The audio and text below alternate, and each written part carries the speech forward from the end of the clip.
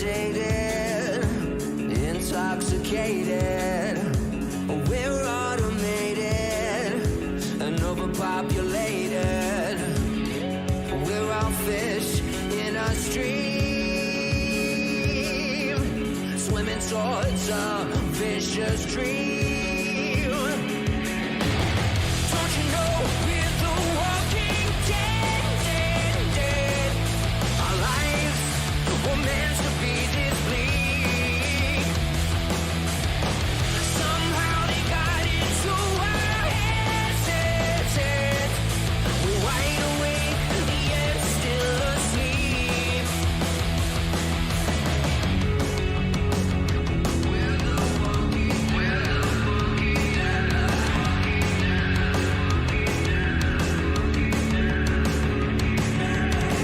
fear and hatred, dull and jaded. It's all been debated and manipulated. Nothing's ever as it seems. We're bound to believe everything they scream. Don't you know we're the walking dead, dead, dead? Our lives were meant to be this bleak. Somehow they got into our heads, heads, heads. We're wide awake, yet still asleep. We're the walking dead. We're the walking dead, dead. Oh, oh, oh, oh. We're the walking dead. We're the walking dead, dead. Oh, oh, oh, oh. Highly sedated, intoxicated. We're automated and overpopulated. Don't you know we're the walking dead, dead, dead? Our lives were meant to be this bleak. Somehow they got into our heads, heads, in our heads. We're wide awake, yet still asleep. We're the walking dead. We're the walking dead, dead. Oh, oh, oh, oh. We're the walking dead. We're the walking dead, dead. Oh, oh, oh, oh.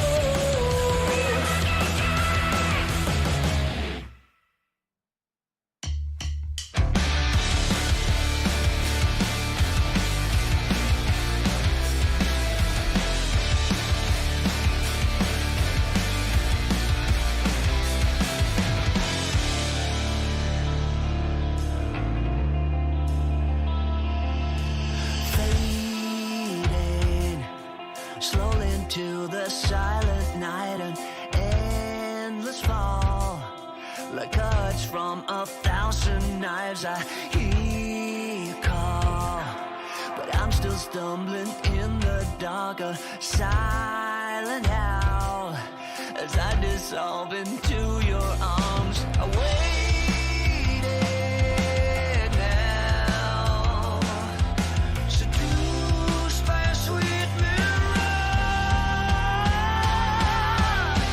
We could live or we could stay, sedated, stayed wide awake. I can't do this anymore, it's hurting like it never has before. We could live or we could stay, sedated, stayed wide awake. I can't do this anymore, it's hurting like it never has before. Jaded, the scar you left is like an open wound. I'm down and low, don't wake me up, it's still too soon. I hear you call, but I'm still falling deep in love. I'm washed away and carried to your sweet embrace. I waited now, seduced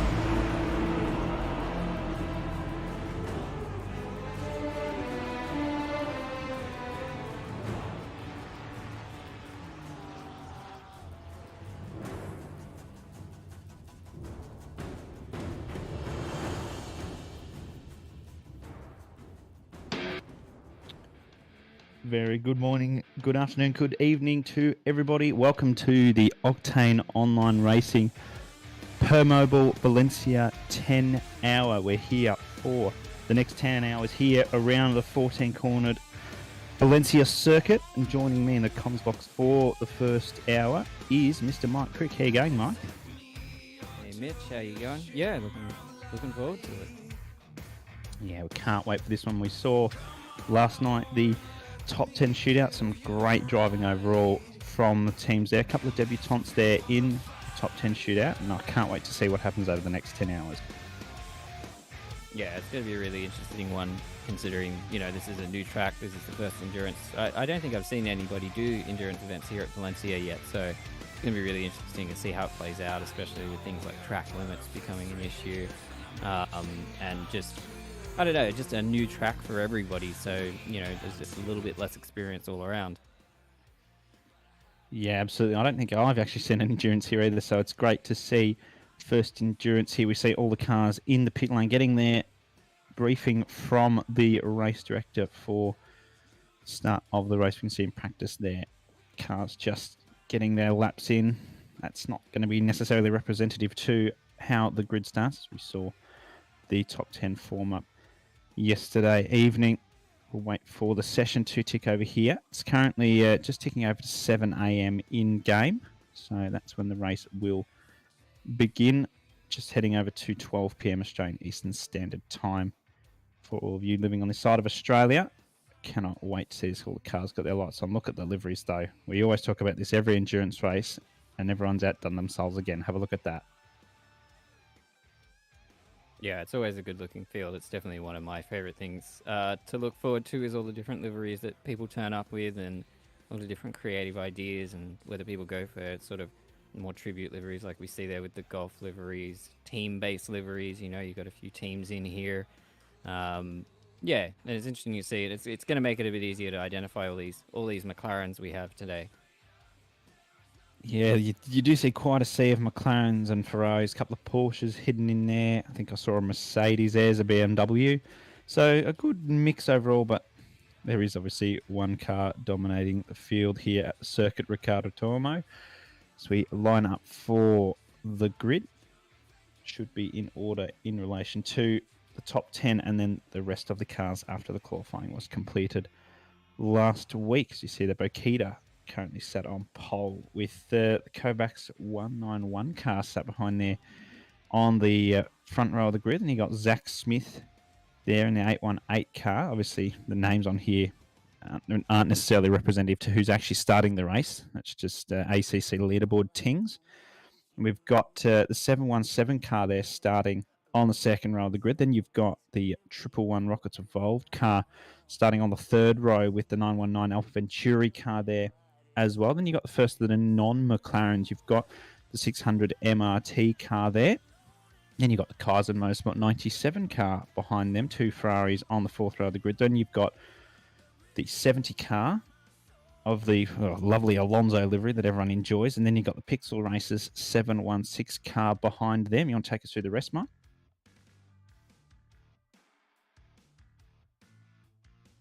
Nah, Mike doesn't like me. Doesn't want to talk to me. Many apologies. Sorry, I am actually racing in this event, so I was just quick chat there with the team. Take us through the rest of the not top 10. We'll get there. All right, let's go. Okay, so who we've got.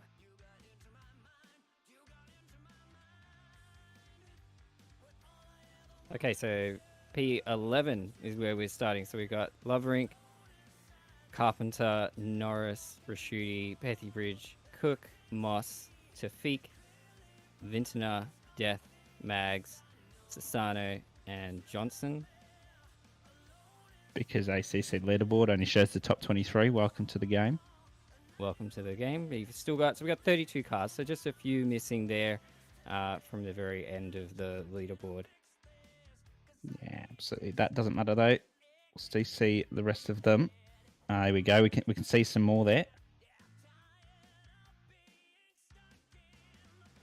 So there is Johnson, Rushford, Says I'm there, but I'm definitely not there. You're definitely not there. Denko in our car there in kind of 800. Then we got Taylor in 900, Macaulay, Wenzel, Cook, Lewis, Carlson, and then Kranich rounding out the field. One BMW and the Mercedes there. Completely balanced P here today.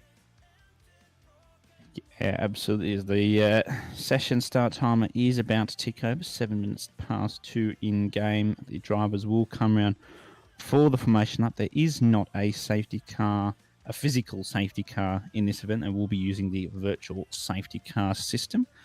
So we'll have to keep an eye on the first few laps to make sure there's no real incidents that could potentially cause a safety car. I don't think we've had a safety car in an endurance event for quite some time now, so hopefully we can keep that streak going. Yeah, I mean, everyone kind of usually puts their cool head hats on for endurance events. You know, it's a long race. Even the shortest ones we do are about 8 hours. So, you know, there's not much sense in really sending it or doing too many bold moves, I think, on lap one of a very long race like this. And most of our drivers here are very good at maintaining some cool composure on the first lap. But we always see an incident or two, but yeah, never anything serious enough to cause a big safety car. Yeah, absolutely. So all the cars getting their tyres warm. It will be a bit cooler. I think the track conditions are around 16 track and ambient degrees Celsius. So they'll need to get their tyres up to warm pretty quickly because they will cool off, when they come around to the start-finish straight. And any sort of strategy that your team's got that you can tell us, Mike, that might change things up a bit? I mean, if you're looking for strategy calls from, you know, the rear of the grid, I mean, it's a pretty standard affair in terms of strategy. There's not anything particularly bold. You're looking at roughly 9 stops overall to get to that 10-hour mark, sort of, you know, roughly 65 minutes, 75 minutes, 70 minutes, which is your endurance timer. And yeah, I mean, strategy-wise, you're mainly concerned with keeping the tyres, especially in the midway through the race when it gets a bit warmer. I think that's going to be the biggest thing that most people are worried about. But I think we should just focus on the cars as they get ready to go racing. Would you like to take it, Mitch, or would you like me to do it? Oh, I can take this one up. We've got Bokita and their team. O'Hara's taken the start. They've got the 5 red lights there. They're going to go green in just a moment as we get ready to start the 10 hours of Valencia for Permobil. And we're away here now. Good start from all drivers. We're going about 5 wide at the back there. I don't like the way that that's going to end up. So O'Hara pushes Sonicus to the outside. Gets through nicely. Let's see the run through there. The car's going too wide. Wouldn't go any more than that. Down to turn 2. Through Doohan now. Nice run, all the tyres. Oh. Well. I was going to say, that was a really good start from the front of the field there, but it looks like we've had some incidents at the back end. Yeah. I can tell you my car was involved in that. I don't know in what capacity, but I did see our car turned around on my other screen, so that's not looking good for us. But yeah, there's some incident towards the rear of the field there, unfortunately. Yeah, that's Interesting to see a replay of that to find out exactly what happened at the back of the grid there. See if you've got damage, what's exactly occurred. Yeah, I'm sure we'll get our eye in on that fairly soon. But yeah, how do I jinx something before a race start? How did I do that? I don't know, Mitch, but I mean, you've been commentating for a while, so obviously still sharp. Must be, but no, the cars will look to go racing once again. Not sure when they're going to start, but it should be reasonably soon, I would reckon. Once they get onto the front straight, they will resume racing. So just see that safety car indication. We are still under yellow flag conditions. So we got a hole 1 corner in and there's a safety car. So not ideal. Hopefully we can get something maybe a bit cleaner on this restart. As we come into the final corner, cars are getting ready to launch into action once again. Wait for O'Hara to signal the start. And he's away. He caught Seneca napping there. I thought that he might have seen that Seneca had hit the brakes. He used that opportunity perfectly. What a good start from O'Hara. All the hands onto it. Oliver's behind there too. Ties in on these pinatas there too. Coming down turn 1 once again. Let's see if we can keep those yellow flags to a minimum. Nice and wide. -1 corner, it seems. So we didn't even get to turn 1 before there was an incident. That is not something that we want to know. Triple 1 car going a bit wide there at turn 2. Coming through now. They've got the Ferrari of the MRT car on the inside of them. Houlihan's getting on the back of this. There's a flurry of ABR cars here. P3, 4, and 6. 5 now. I thought Pinata had gotten through, but just ACC leaderboard hadn't updated, so that's okay. Had a much better start now. No safety cars. Cars need to just settle in. Try and keep up with the pack that they're in. This is Hignett now, trying to keep on the back of Ty. They've got Floyd for Kaiser Motorsport just behind in the 97 car. Hills not too far behind either, and that's 70 McLaren. So there's a few gaps already. You can see a little bit further back in the field, but that might clear up in these next couple of laps, getting back to that closer racing. Now through the fast right-hander. This is a bumpy part of the track, definitely the bumpiest overall, as the MRT car goes really wide, so Floyd needs to take full advantage of that, and does. Round the outside, is he going to get this done? Hignett's going to have to stick it down the inside if he wants any chance here. And what a move that was from Floyd. Saw that one coming and just perfectly executed that. What a good start. Yeah, much better start there after the restart. I think, as you pointed out at the very beginning of the race, we saw a lot of cars at the rear going about 4 or 5 wide, and that's probably what caused that incident. That did cause a safety car, but now that we're all single file, it looks like everybody's gotten off to a good run. Sanika's keeping with O'Hara, but still about half a tenth off, so not quite managing the pace just yet, but it's very early days as of now. Everyone's going to be in a sort of a bit of a conservative stage, I think, on these opening laps while still trying to push and gain some position. So a couple of losers there, a few cars a bit further down the order, but everybody getting together pretty nicely through this section. We have a yellow flag, we have a car stopped. That's 777 who's dropped well back there. So looks like, and one lap down already. So yeah, they returned to pits. I saw that. Or either return to pits or there was a disconnection. Sanikas, though, is currently sat in the leaderboard. This still says second, but bottom right says fourth, so that's just lying to us. That's Houlihan behind. He's got Oliver behind as well, so a good start for Oliver, managing to hold the position that he received from his teammate Jake Baldwin last night in the top 10 shootout. Now down to the final corner, turn number 14 around Valencia. A nice exit overall. We'll have to probably keep an eye out, I dare say, for warnings for track limits and drive-throughs overall. As you can see there on the lovely building there, that is a graffiti, a memorial to Ricardo Tormo. You see Brad Cook for MRT 400 car, Cowabunga, currently sat P16, coming down to turn and has another MRT car ahead. Very recognisable, the MRT cars. You can't really miss them. Yeah, that's, I mean, I'm biased. I'm on the team, and I also did all the deliveries. So, yeah, I'm going to... so there's a big bias in the comms box here. I had a suspicion it was you. Yeah. But, yeah, lots of the... I really like it when the teams do have those matching liveries. I mean, you're looking at the ABR cars before it. I think they do amazing liveries there as well. And, yeah, it's really cool to see those teams. There's a few teams here where they've got multiple cars running and all the cars have sort of matching themes, which is really good. It's really nice to see as we see Cook here still chasing down McNeil. Both pretty fast customers, and give you the inside scoop on that. So they're going to be racing hard, and there's not going to be any love lost there. Tafiq not far behind in the Ferrari, repping the Ferraris. The Ferrari's still doing okay. We see, Floyd, Hignett, then we've got Mitchell and Tafiq there as sort of the top Ferraris at the moment.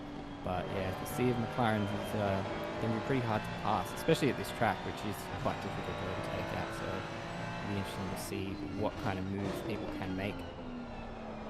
Yeah, absolutely. As said in chat, John Sneak is saying it is a hard track to pass on. It is really, I think, there's only a select few opportunities that you've got. If you can get the slipstream on the straight, you can dare go down the inside. Here's Stephen Tyler trying to get down the inside of Pat Oliver, who's lost out to Pinata now. So the AVR car's just swapping positions a little bit there.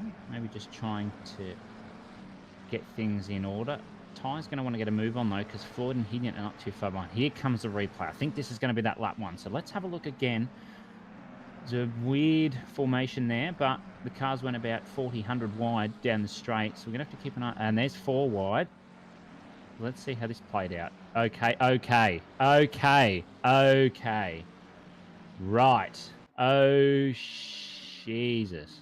Oh, right. I don't think I can quite analyse that as I was hoping to.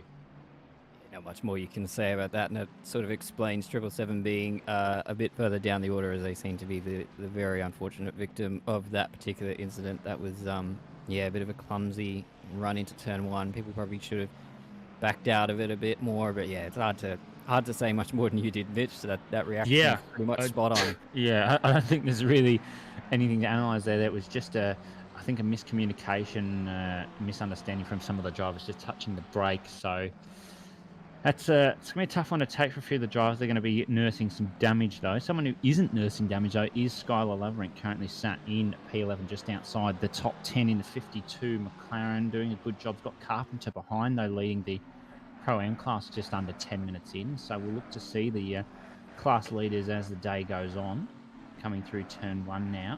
It's a fast corner. It's actually quite deceiving how fast it is, and there is a real contender there for some track limit warning going wide on the exit curb of 2-1. You can use all of the AstroTurf, but if you ever so slightly astray off that line, that's going to be a warning your way. So drivers will definitely need to keep a solid eye on the limits over the next 10 hours.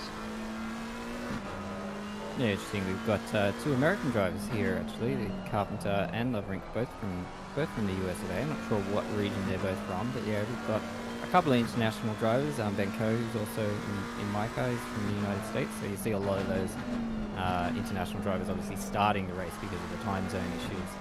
But it's really good to see that sort of international representation here. As you see Laverink really sort of almost struggling a bit with the McLaren, but the McLaren's a bit of an odd car. We saw that in the shootout, that it's sort of it's really a car you have to wrestle with a lot more, say, than the Ferrari.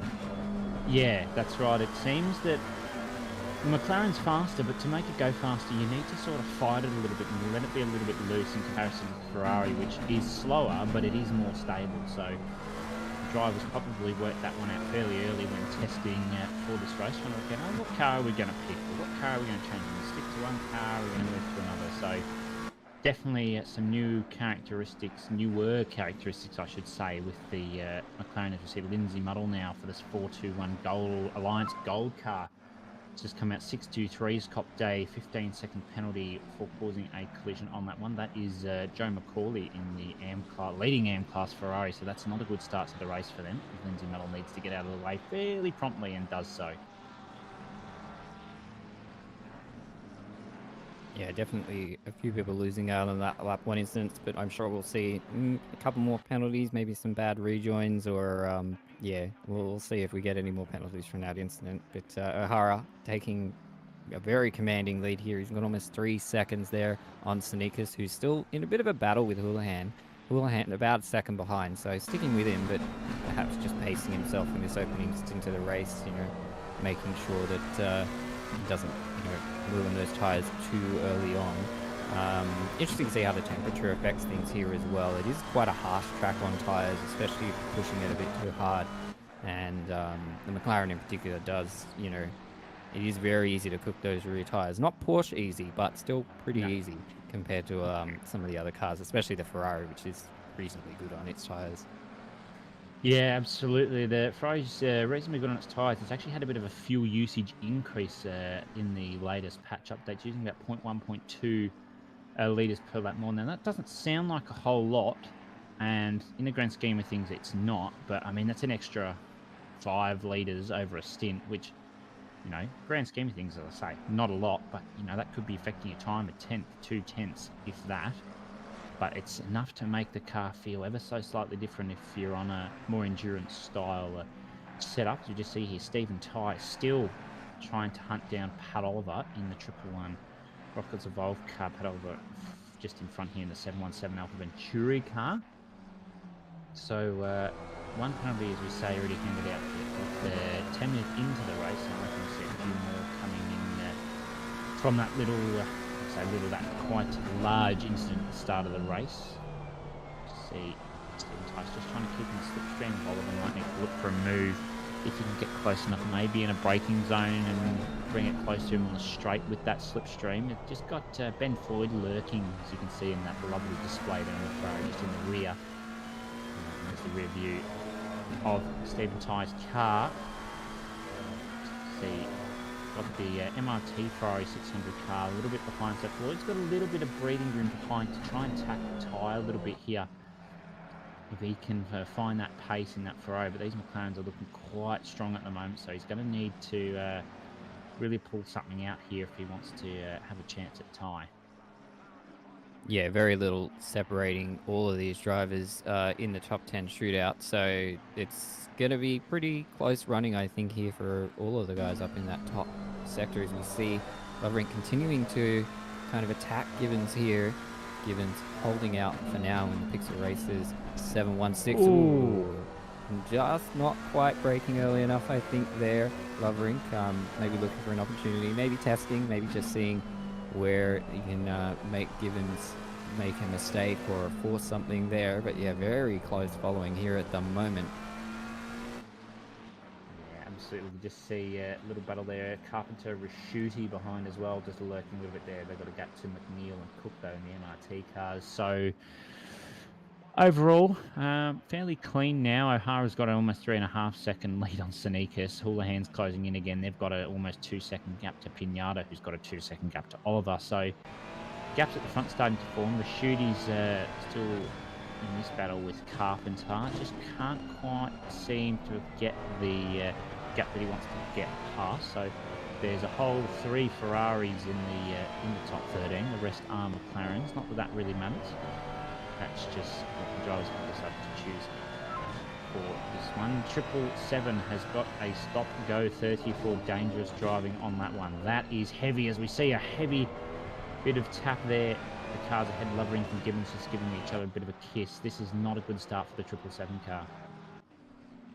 Yeah, unusual. Wow. It looked like they were the big loser out of there, but maybe there was something we didn't see after the incidents, maybe a bad rejoin there or something like that. But yeah, if they didn't hold their brakes or something like that, would be all of the above. It is. Yeah, it could be a beam. Yeah, not a great start to the race there for the 777 car. Getting definitely going to have a bit of a fight on their hands, but it's one of the things about endurance races. Even if you have a bit of a bad stumble, and there we go, confirmation that they have failed to hold their brakes. So let's have a look from at this Firelord. again. I think yeah. So this is the 777 car. Didn't hold brakes. Right, Didn't yeah, hold no brakes. brakes. Yeah, no. Wow. Number 1 rule: if you get hit, people, use the brakes. Hold the brakes so you don't do that and go across the other side of the track. Number 1 rule there. Megan D would be severely disappointed right now if she was watching. Yeah, she'd be fuming about that one. Maybe something she's in the steward's box. Yeah, she may be in the steward's box handing out that penalty. Yeah, so does seem a bit harsh, but I think that's the way it goes sometimes, and that's what the stewards have decided. And I think we can't question the stewards' decisions. They've got a hard job, and I think definitely we should give them the benefit of the doubt, as they've got all the angles that we don't have. Yeah, that's right. I think it was warranted lap 1, turn 1 of an endurance race, or even before turn 1. So, I mean, it's pretty much more you can ask for. So we're on board with now McNeil trying to attack Raschuti after this little battle that they've been having the past few laps. Just getting his eye into Doohan here. I should say Doohan corner, because just into Doohan doesn't sound right. Oh, another replay. Let's have a look at this. Gibbons is lost in position as well. Let's have a look. So this is the lap 1 incident from the view of one of these cars. Don't know which number it is, but it's one of them. So that's better. Oh, that's big. Yeah, big hit. Big hit. Ooh. Yeah, a lot of argy-bargy there. Just going a bit too wide. Someone hitting the brakes, then causing incidents. So this is not the ideal start for some. McNeil back on board with his fluoro yellow McLaren. Proudly brought to you from Mike Crick himself. Banana yellow. Banana yellow. Good enough. Is it the same yellow as the Ferrari badge? It's close. Yeah. Oh, Houlihan just having a bit of an incident there. Just couldn't quite get the car turned in, and then the rear stepped out, so he's had to catch it a bit, which is going to give Sneakers the chance he needs. It's almost 5-second gap to O'Hara though, and it's been just under 20 minutes. That's insane. What's this gap going to be the end of the hour? Predictions, anybody? My goodness. Yeah, it's looking like a strong one, but it just depends. I mean, again, it depends on what Sneakers is playing for here. Maybe just conserving the tires, maybe pushing for. I've noticed that the car generally performs really well, sort of mid-stint as far as the McLaren goes around here. The opening stint not as strong, although Andy is absolutely smashing it at the moment. But I found, the mid-stint is where you definitely get the most pace out of the car, and then it kind of drops off again as the fuel empties out and the tires start to wear. So it'll be interesting to see how all the different drivers cope with that, especially with the McLaren being a really obvious choice at this track being so strong. A lot of people have chosen it, but it'll be interesting to see how some of the sort of lower down the order drivers, some of the Pro-Am drivers and Am drivers who've chosen the McLaren do fare, because it is a tricky car to drive. It is, absolutely. It's no doubt about that. And just in the chat there, if you want to make your predictions of how many laps there'd be, I'm guessing it's about, I'm going to say about 378 laps. That's just an educated guess from a crap calculation I did last night. But another prediction, will there be rain? It's not looking too likely at the moment. We haven't got much wind. It's nice clear skies for the moment. It looks a bit dreary, but that is just because it's it's 9 o'clock in it's 7 o'clock in game time, but it is actually quite dark here until roughly about 9 o'clock in the morning, just because of where it is positioned and where the sunrise comes up. And that'll be an interesting thing that might catch a few drivers out if they haven't practiced during the sunrise, because it can be pretty glaring. Oh, absolutely, especially with the position of this track. So here is Ty once again. Hasn't been able to do anything with that position of Oliver. Just sitting on board here with Stevie Ty. Currently wants to try and hunt this 717 car down. Hasn't had a lot of luck as of yet, and I think I can see with the way that car is driving that it's really a touch all over the place. Whether that's because tyres have been worn too early or the setup of the car, I don't really know. So this will be one to keep an eye out for, I think, over the whole race, in fact. And that's saying that only 20 minutes in, so I think this will be a good battle to witness as long as there's no argy-bargy between these two drivers. They're both very clean drivers, so I can't imagine there's going to be too much between these two other than a bit of hard racing. Coming through the bumpy section of the track, that is a real tough corner. I can't say that I enjoy that at all. Yeah, it's definitely one of my favourite corners on this track. It's difficult because you want to load up as much speed as you can to get a good exit through there, but a little bit too much and you go into that curve. It's probably the only curve on the track that really can throw the car around a lot that you're going to encounter.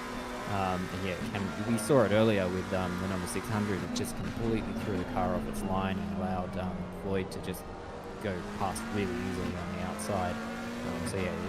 It's probably the corner that's going to catch the most people out here. I'd say it's sort of the Rouge of Valencia, I guess. Yeah, absolutely. It's a tough one if you don't have the suspension sorted out on your car. Still involved in this battle. We've got a couple of battles you can see on the track map there over on the right.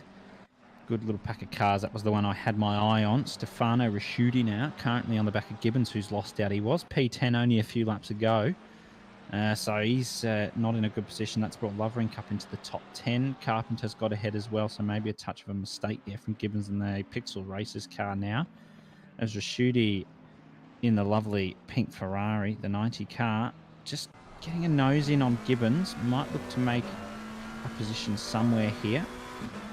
We'll just put a bit more pressure on and have Gibbons make the mistake, getting nice and close there with the Ferrari's brakes. It's very good in the entry speed, this car, and good in mid-corner, but it's rubbish on exit. It's had a bit of a turbo lag decrease in the patch, so now it's a little bit better on exit. Still, you can't really match any other car in the Ferrari, and the same with the Aston. It's not great with the exits due to the turbo lags. We just see Jan Tully there cheering on her grandson.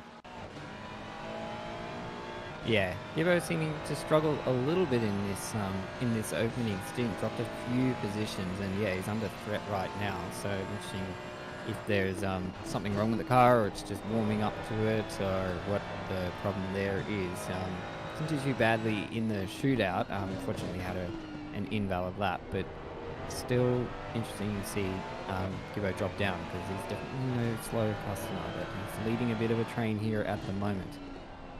Yeah, absolutely. Yeah. And Johnson is just letting you know in chat, a drive-through for track limits for car 41, so not a great start. I have a sneaking suspicion that might be the Alliance Gold car, if my memory serves me correct. Yeah, you're correct there. And is that a record for the earliest track limits drive-through? I in don't Endurance know, race? and I don't have It's the not even time to half have a an hour. look, but we could say that and just pretend that it is. Whoa, as we see him dive down the inside. Or was that the camera angle messing with me? That was the camera angle. That was having definitely us- the camera angle having us. This is actually a very good chance because I haven't seen it in full use of the different TV cameras around Valencia, and I must say some of them are brilliant. Yeah, some of them are very nice. Yeah, those particularly close-up angles there. But yeah, that one really caught me by surprise. It looked like it was coming in the inside, but definitely not. Yeah, there's a turn 2 camera that I really like. I saw it earlier. It hasn't appeared since, which is just, I mean, all the cameras here over there's that Alonso livery there. Just up, that's the car 70 there with their wide Alonso sneaky livery, or a bit wide there for a shoot in the 90 car. That might be a warning. They've got the MRT car right up their back bottom now, so they're going to need to get a bit of a move on. But the MRT car has another MRT car behind them, and they've also got Taufik behind them. So there's a very large gaggle of cars here as Rashidi makes a touch mistake. Car getting a little bit unsettled on exit there, but can recover nicely. Just needs to hold the pressure from McNeil and try and put it all on Gibbons as quickly as possible. Yeah, Rastudi's really going to want to try and get past Gibbons as quickly as possible because I think it's going to be very difficult to, as you were saying, with that turbo lag and with the way the Ferrari handles around this track, it is going to be much harder for him to defend, I think, from the cars behind than it will be to make an attack here. But yeah, he's in a very tough position, stuck between those two McLarens at the moment because he's kind of at a disadvantage, as you were saying, you know, having that problems with exit speeds and all that sort of stuff. Yeah, absolutely. Now coming through one of the tough corners, getting a decent bounce. You can see all the rear ends of those cars just having a bit of a rave and going on a bounce. Let's see what Rashidi can do. Sneaks down the inside and has tapped Gibbons. Yep. That was coming, unfortunately. I didn't really want to say anything. But, yeah, that's not good. So McNeil's rubbing his hands together going, oh, yes, my lovely plan has come together. The MRT Porsche, though, there. Brad Cook's not in a good position. He would have wanted to have got past Rashidi a bit quicker than that. So Gibbons will be probably head in his hands at the moment after that one, but needs to just hold off the Ferrari behind. It's Taufik, so he really needs to do something here. Brad Cook, though, needs to get past Rashidi. Pretty quick start if he wants to keep up with his fellow MRT car. Yeah, won't be much damage there for Gibbons, but yeah, he's lost out a lot there. A bit of a clumsy move there, I think, from Rashidi, getting a bit desperate, really needing to get past, as I was saying, and yeah, I think he's sent it a bit too early, and yeah, that's I wouldn't be surprised if we see a penalty coming his way in the near future for that little tap there on Gibbons. Yeah, absolutely. Stay on board, though, with Brad Cook in the 400 MRT Cowabunga car. And there is the sun. Look at that beauty. That's not what the drivers are thinking, but that's what I'm thinking. Yeah, it's great for us here in the commentary box. Not so good when you're driving directly into it, especially that position there on that corner, because it's a reasonably hard braking zone you're coming into there, and you want to get your braking just right as you come into that right-hander there, and yeah, it's, can catch you out of it. A bit like, not quite as bad as the sunset at Suzuka when you're coming into Degner's, but it's not an ideal position for that sun to be in. No, Can we move it? Can we absolutely. petition to move the sun? Yeah, can we sign a change.org or whatever it is, petition.org? Can we sign one of those? Yeah, Is that Austin allowed? Neal. he's the winner here out of that incident. Just stay calm and has managed. And he does seem to be pulling away from Rashidi too, so they sort of unlocked that Austin now, and he's pulling a little bit away from Rashidi. Rashidi keeping with him, but yeah, it definitely looks like he had a little bit more pace than Gibbons did. Yeah, absolutely. So Gibbons now has actually lost out to Taufik as well. So this is not the greatest first stint for that Pixel Racers car. Here's Houlihan, though, who's been fighting with Sneakers for the whole half an hour of this race. Car 90's got a 15-second penalty. That is the car of Rashidi for that tap with Gibbons. So that was a fairly quick response from our stewards box, which is awesome. Thank you to our volunteer stewards for putting their time and dedicating their spare time to steward this race for us. So we go back to the action of Houlihan Sneakers. I'm wondering if there could be a strategy call here from one of the cars if they're still going to be in this battle for the rest of this first stint. Maybe one might come in slightly early, one might try and stay out longer than the other. I can't wait to see how this one unfolds. Unless Houlihan can get past Sneakers, then maybe they're just going to have to stick it like this for as long as possible. They've got a good gap, though, too. The other AV car behind Pinata there, so I guess they've got a bit of time to battle if this is going to carry on. Not too much time, though, so they need to get somewhere quick stat. Yeah, you got to imagine that Houlihan's going to want to try and get past Snickers so they can, maybe catch up to O'Hara there, who is just speeding away 7.1 seconds at the moment. He does look like he's got a little bit of the pace on Snickers at the moment. Snickers may be holding him up a little bit, but he's looking for those opportunities, looking for any gaps. But as we sort of said at the start, it's such a hard track to really get an overtake on. You're really waiting for the driver ahead to make a mistake, and I don't want to curse him, but Peach doesn't make a whole lot of mistakes. No, If he makes a mistake in the next 5 laps, that's on me. And that is on you, Mike. That is that's how it works. Within the next 5 to 10 minutes of commentator saying something, if they do that, then that's a curse. That's the rules here. You learn that one the hard way. I'm sorry, John. Yeah, I was going to say, you've cocked this up. My life flashed before my eyes seeing Houlihan do that after what you just said. Yeah, it's all intense here. He's really pushing and doing a really good job of following though, it's a hard thing to do, especially in the McLaren, very aero-dependent car.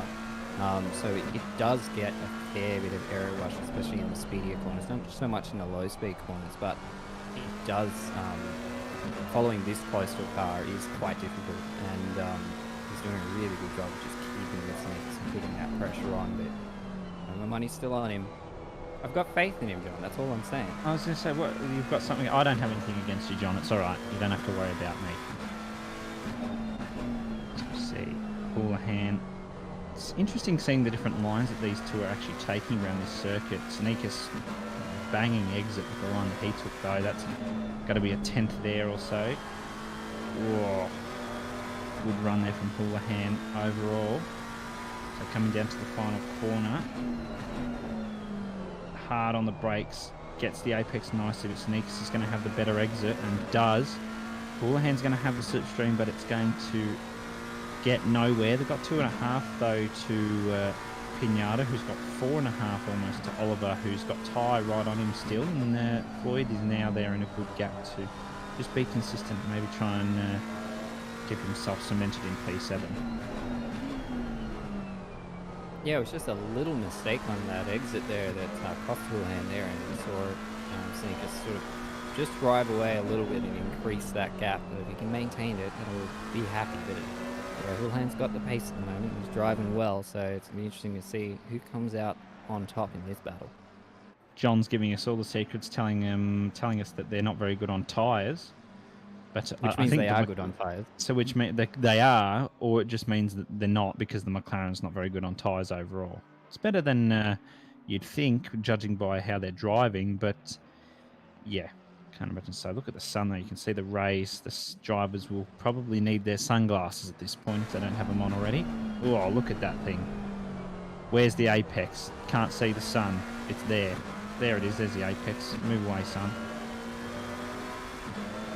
You see again there, Houlihan having just a little bit of a slip there on the exit of that corner. So struggling a little bit. Maybe that is just the dirty air from Sneakers trying to follow too closely through that corner isn't working for him. But that has cost him on the last couple of laps. But he's definitely That's wide.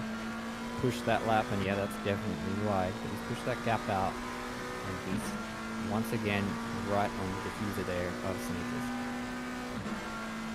Yeah, absolutely. I can't speak for any of these guys because I'm not as fast as some of these people, but I mean the pace from Houlihan is good, but I just think that Sneakers is more consistent at the moment. Not to say that Houlihan can't become consistent, because he just can't quite get that car into a rhythm by the looks of it. I mean, good defending so far from Sneakers as well, so it's just a bunch of positives and negatives and double-edged swords just fighting each other here. A bit of a stalemate between these two in terms of getting anywhere. 8.2 second gap though to O'Hara. I mean, you can't stop him at the moment, can you? No, definitely not. And yeah, I think you're right there with Sneakers. It is all about consistency, and he's definitely got the easier job here than Houlihan. It is much easier to sort of drive with no cars ahead of you. You can set your own pace. You know, Sneakers can really set the overall pace here of the race. And it looks like maybe what's catching Houlihan out there on that corner is just that he's just that little bit quicker than Sneakers there, and he's struggling to adapt his driving to Sneakers' maybe maybe tenth or half a tenth slower entry onto that corner, and he's not able to compensate for it. But it's very much part of racing and very much part of following, and it's good to watch two drivers like this who are both driving very consistently, both driving at pretty much the absolute limit that they can at this stage of the race, and seeing who can actually come out on top here. Absolutely. To see the only BMW in the grid just up ahead, they're going to probably need to get out of the way sooner rather than later with this battle going on. So still wheel to wheel, or should I say rear end to front end action here between these two McLarens. Look at the different lines they're taking through there even. That was really good camera to demonstrate two different approaches these drivers are taking. Whether that's just because they're in the battle, I don't know, but even so, it still gives you a good insight into how the drivers are handling this. As we see, here we go. Where's Mike's bias? Where is it? No, I can't comment on my own car. I'll either curse it or I'll be accused of bias. But we do see Penn here doing a good job. He's recovered quite well. They dropped all the way down to the back of the grid, and now it's up to P22. So very good recovery from the start of the race. And getting involved in that incident, one of the unfortunate victims of that, right on the back of the one Lamborghini we have here today of Bushell, who's no slouch himself. So interesting to see how Ben does as he really chases down Bushell here, and he's similar sort of thing, similar sort of battle to what we're seeing at the front here, a bit further down. Yeah, absolutely. Ben's got a little bit to worry about. He's just got Benatina behind. Maybe is that going to be a threat as of yet? I don't think so, but at least he's just sort of lurking behind. They've got Steve Lewis up ahead as well, and McClaws and Viney there as well. And that's a big dive, huge dive. How did he pull that off? I'll have to ask him when I get back in, but yeah, that's please. That was I'm not really sure how he did that opportunistic. either, but I was sorry, I got a bit of lump in my throat there. That was I was going to say, that was a move. Code Brown? Is that what you had in your mind? Yeah, that was a bit of a code brown for me, but he's pulled it off there. I think Bushell there maybe just going a little bit wide and just opened up the opportunity for him there, and Ben took it. Very brave move, but did it nicely, did it cleanly. So yeah, good move there from Ben. Yeah, absolutely. A bit of a consequence there for Bushell. Not quite. He did look like he pulled out a little bit. He was looking to cut him off, and then I think he just didn't quite react fast enough, and Kia just jumped in and said, "No, I'll have that, thank you," and pulled it through nicely. He's back on board now with Rashidi, who is still behind McNeil. Does have a 15-second penalty though, so that's going to drop him down the order a fair chunk. Just getting past the 4-2-1 Alliance goal with Mercedes there.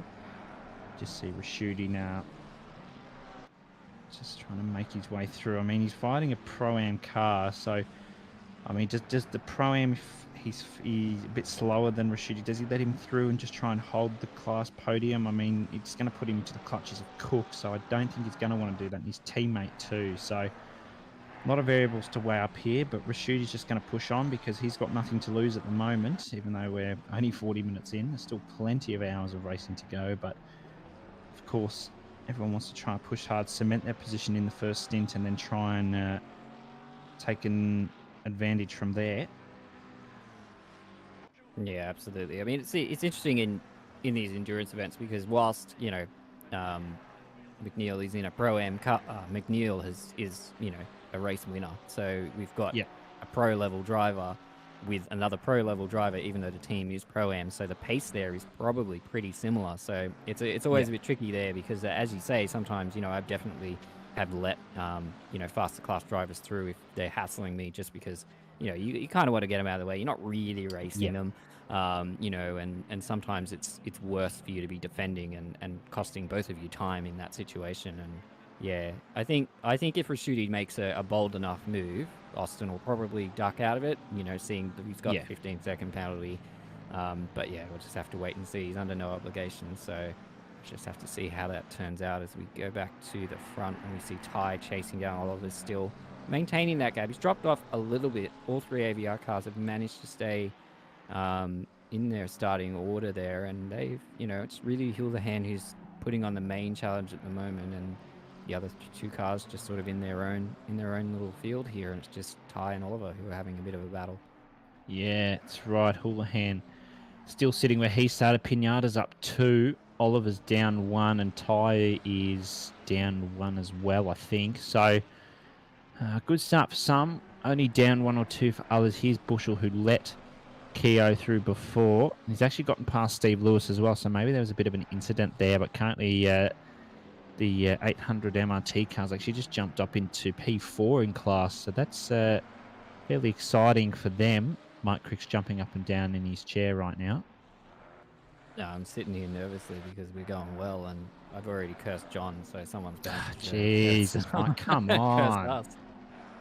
No, it's good. It's good to see Ben doing well. He's definitely the paciest driver we've got, and he's in for a good couple of stints, I think. And yeah, it's good to see when a driver can recover like that after getting a bit unlucky on the start with other incidents. So it's good to see that he's recovering well. Yeah, absolutely. We're on the back of Lewis here with Bushell, just trying to hold off. Bushell, of course, is in the pro class here. Lewis in the pro-am class, so maybe they might jump out of the way here for them if they feel necessary. Got Binatina behind in the 692 Ferrari as well, so maybe there's a case for Bushell to push a little bit and not get caught up with the 692 car. Is 692 meant to be 296 backwards? Yeah, I think you're right. That's smart thinking there. I don't think there's a 296 number on the grid. They could just pick 296, couldn't they? Or maybe they don't want to be special. Maybe they want to be special. Maybe they usually run another car. Who knows? Maybe it's just a complete coincidence. Yeah, chat knows everything. Tell us, chat. Do you know? Yeah, we know nothing. It's no, we don't. Just making it up as we go along. That's right. Definitely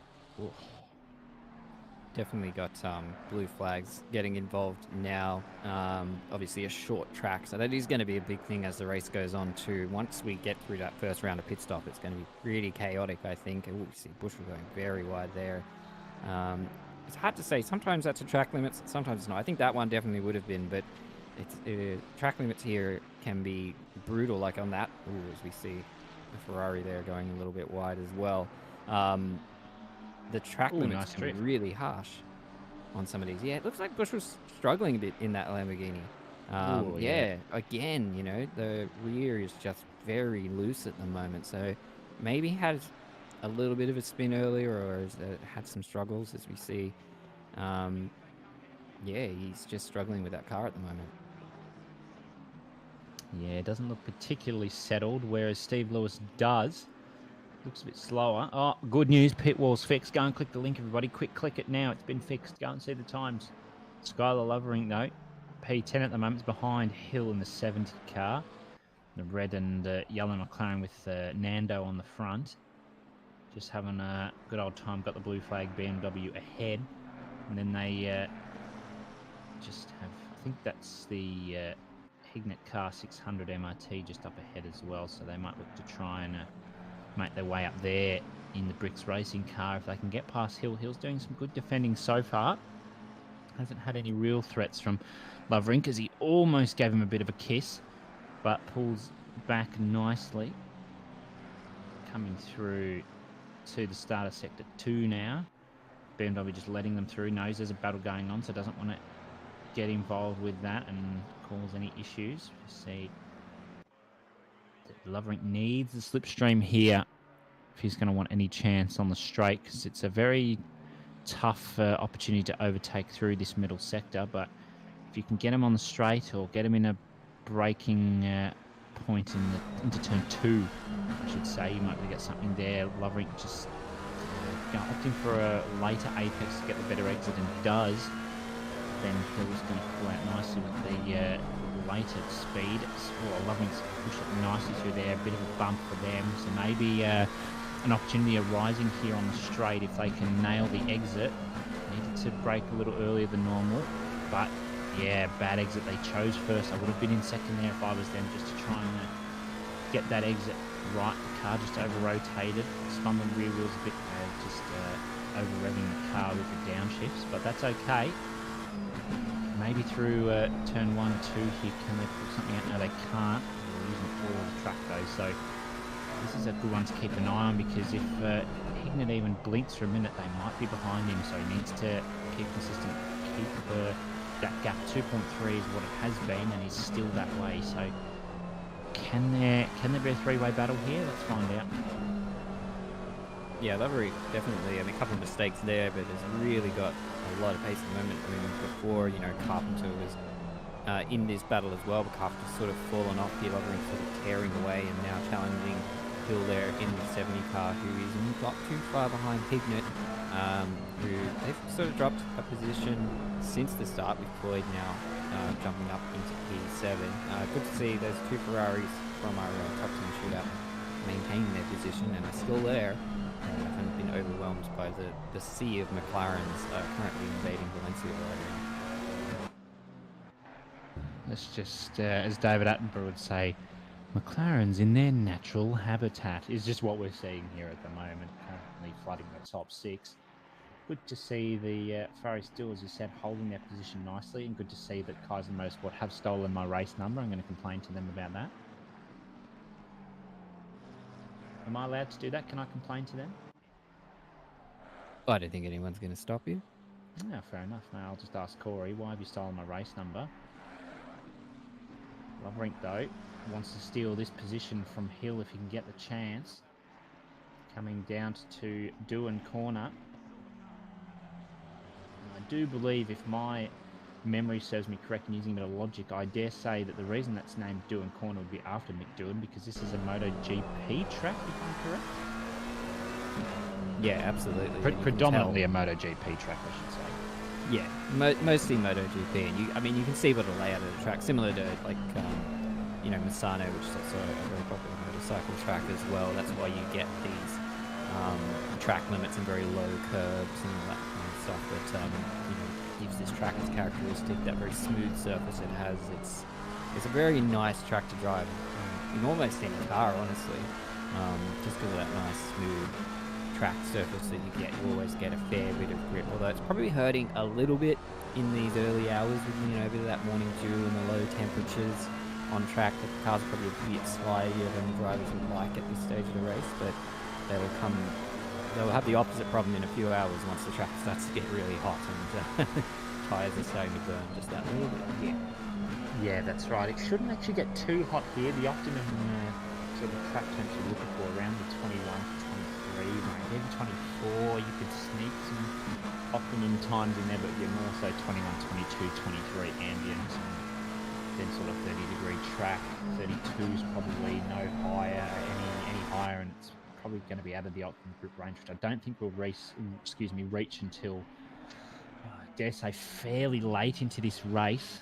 I reckon we'll get to 20 by about I don't know, 11 o'clock, so in game that is, not IRL, because that would be silly. But drivers won't worry about that too much until it comes to pit stops. We're on board now. Cameron Norris for Shakedown Racing Team 666 car. The Devil's number. I don't know if that's going to signify anything for them. Maybe because the Porsche's the Devil or something. Is that what's... I don't know. It's the devil to drive, that's for sure. It is, yeah. I cannot gel with that car at all. I don't know what it is. I just cannot drive with them. It's fun to drive for a lap, but yeah, I wouldn't do an Yeah, endurance. well, yeah. The keyword there, fun to drive for a lap. That means one lap. It's the one.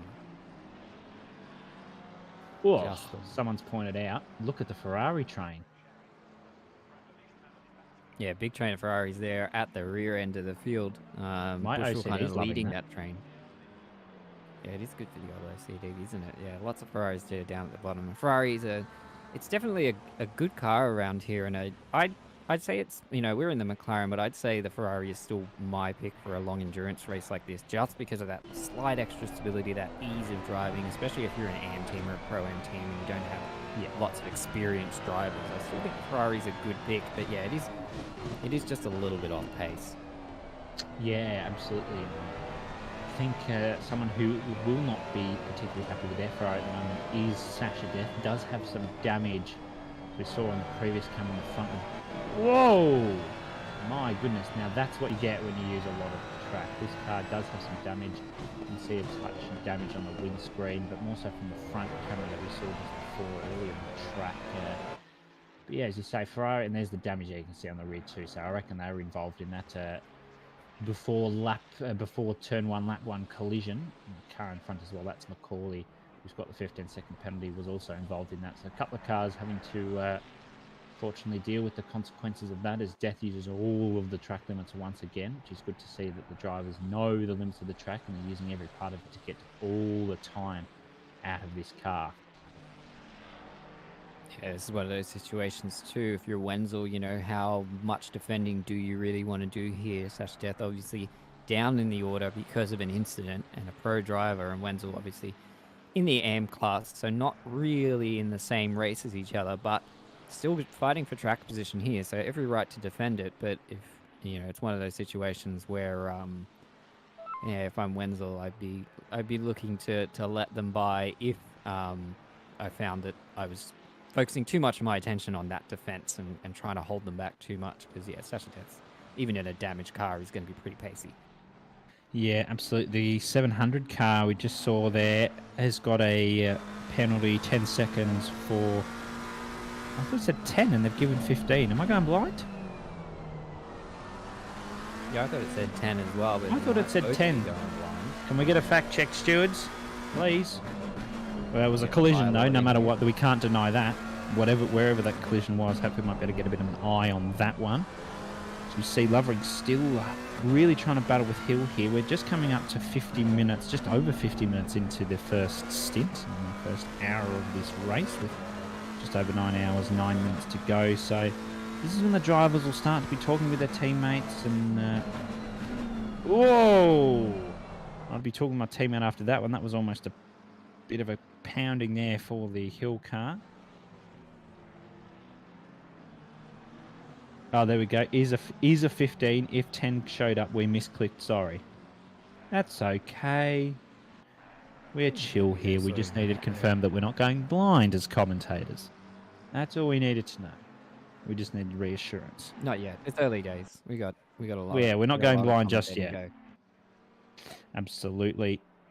So Stephen Ty still, I mean, he's been battling with Pat Oliver for pretty much this whole stint. He's gotten right up behind now, so he's going to need to look for a dive. I don't think he's going to get this one done, but Pat Oliver's doing an absolutely massive job here to keep Ty behind. Ty is a pacey driver.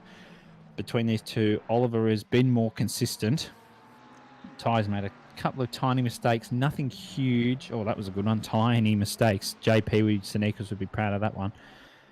Coming through Sector 2 now, just the start of it. So Ty needs to really pull this one in if he wants any chance of getting past Oliver, because he's probably getting held up a bit. He's got a fair gap to Pinata, the 919 car, almost 10 seconds now. probably 10 seconds on his delta, but not on Paddy Oliver's delta. Coming through now, the weird breaking point corner once again. Just needs to get that one right. I believe that's turn 12. So We can rename it to the weird breaking point corner if the you weird want. breaking point corner. Let me find out what agree the with that. actual name is. The weird breaking point find out corner the is weird what I'm breaking calling point it from corner, now yeah. on. I'm going to find out what it's actually called. Yeah, Ty really been chasing Pat Oliver here. Has caught up a fair bit after the few laps. Maybe Paddy Oliver struggling a bit with tyres because it does look like that gap is considerably shortened, and Stephen Ty perhaps doing a little bit better and a little bit more confidence in where the car is sitting, right up there, right behind as we go through turn 1. Both drivers going a little bit wide there, probably not enough for a track cut, but it's very hard to call with this track on that particular turn. Sometimes it's forgiving, sometimes it isn't. As they chase each other through here, I think Pat doing a fair bit of defensive driving at the moment. He doesn't look like he's pushing for pace. He just looks like he's trying to hold station and maintain his position. Maybe help out his teammates ahead as well. Stop, any potential damage that Stephen Ty could do to his teammates up ahead of him as well. But yeah, doing a good defensive drive here, and I think Stephen Ty's definitely got a little bit more pace at this current point in time. Yeah, absolutely. I just did a quick fact check. 2 things. This weird breaking point corner is actually turn 11, not 12, because turn 12 is the fast right-hander with the bumpy turns, and then the long curving left into the final corner is 13, even though I wouldn't really call that a corner. It's a curve. But sure. And turn 11, the weird breaking point corner, doesn't have a name, so we can call it whatever we want. It will forever now be called the weird breaking point corner. That's exactly right. Down through the final corner, though, turn 14, we can confirm that is 14. Ty's got a good run. I don't think Oliver's going to be able to do much here. Is Ty going to be able to pull something up into turn 1? I don't think so. He'll give him a good old nose in, though. Backs out, which is good sportsmanship. Just doesn't want to hit Oliver. Cause penalty, sticks the nose out again, tries to put the pressure on. Oliver's absolutely having none of it. Through Doohan corner now. Curve of Doohan, I believe I read.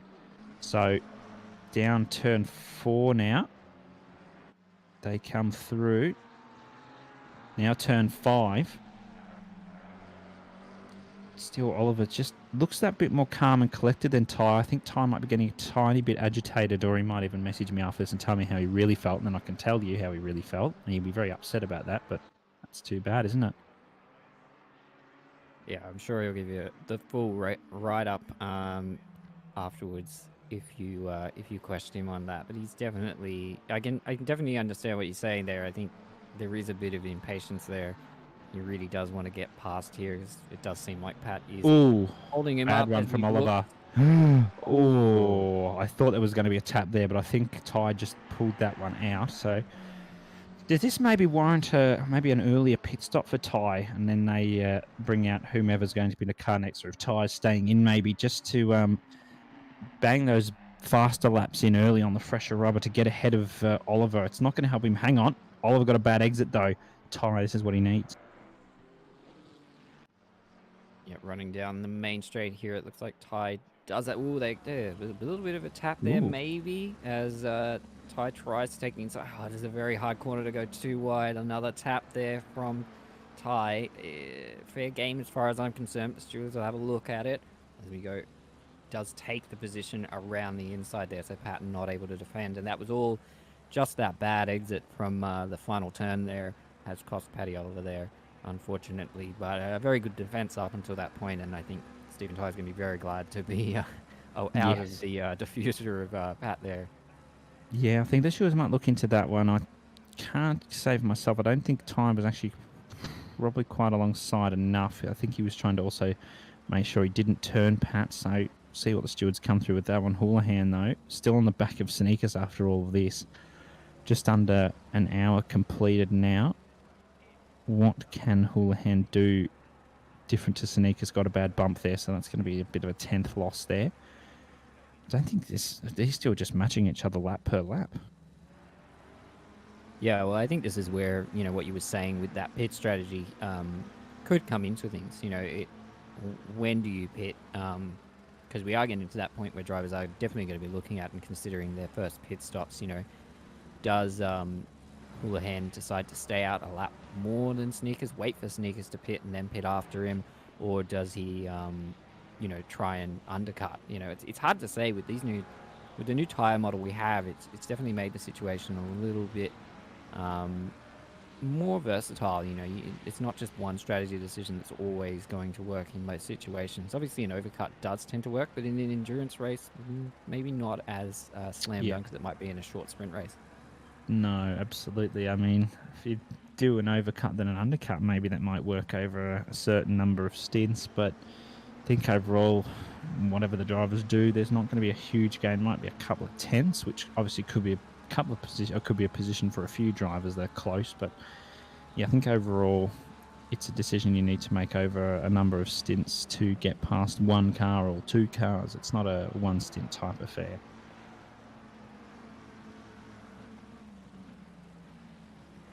And we go back, we can see Gibbons once again. So Gibbons still has fallen back a little bit, down to P16. So definitely struggling a bit in this opening stint. So not the start they would hope for in the Pixel races after managing to get into the top 10 and into the shootout. They've definitely fallen back a bit here, whether it's damage, whether they've put some tyres, had a bit of a spin, what it is. But yeah, it hasn't been the best start here for Gibbons, as Ben now challenging on the back in a Hungry McLaren. It'll be interesting to see, who comes out on top here. Pretty similarly matched drivers on their day. So, but obviously Ben's got McCall's there in his rearview mirror as well that he's got to worry about. So once again, we see, a bit of a train here from Gibbo. Yeah, a couple of cars in this mix, but all he's got to do is defend for maybe a lap or two if they're planning to pit just after the hour mark.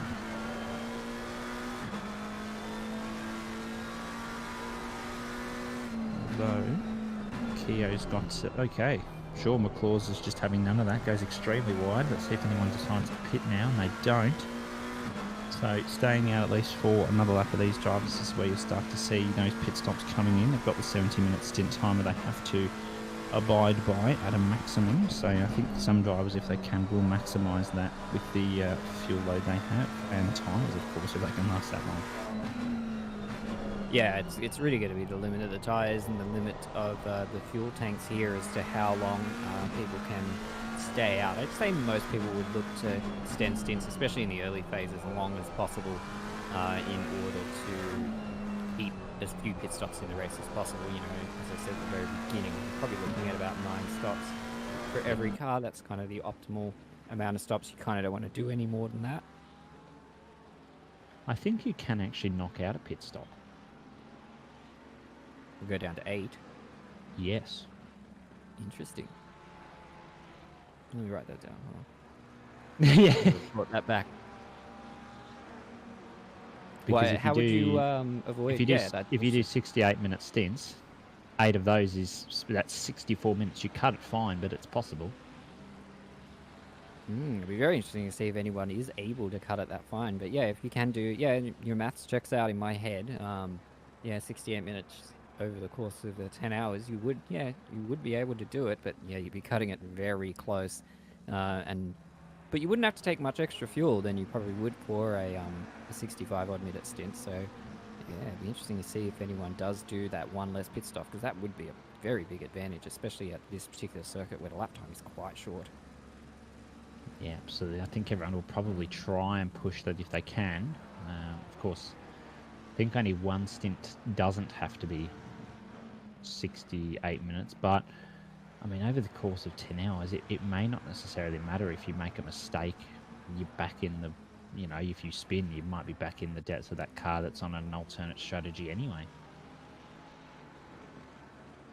919 has made a pit stop.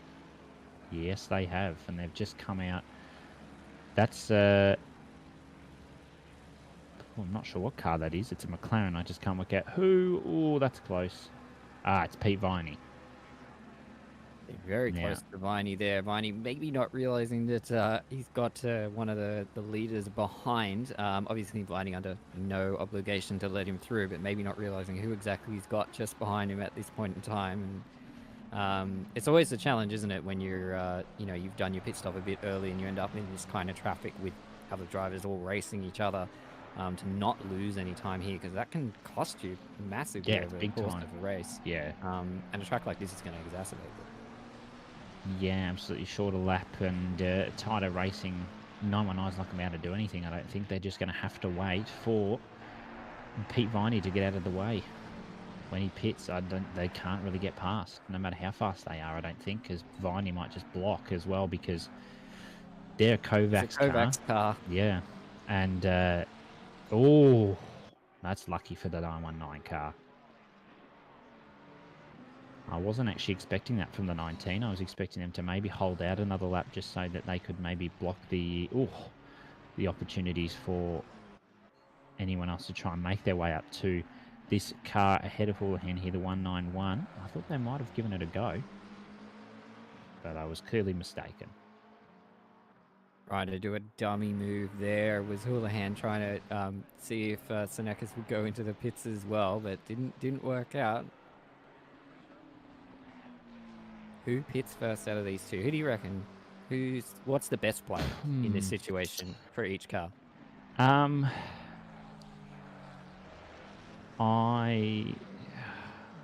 Whoever pits first is going to lose out, I think, because you're most likely going to come out into traffic, I reckon.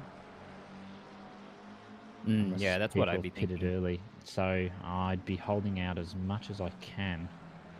I mean, they're matching each other, so I think 191 will try push 818 out as much as possible.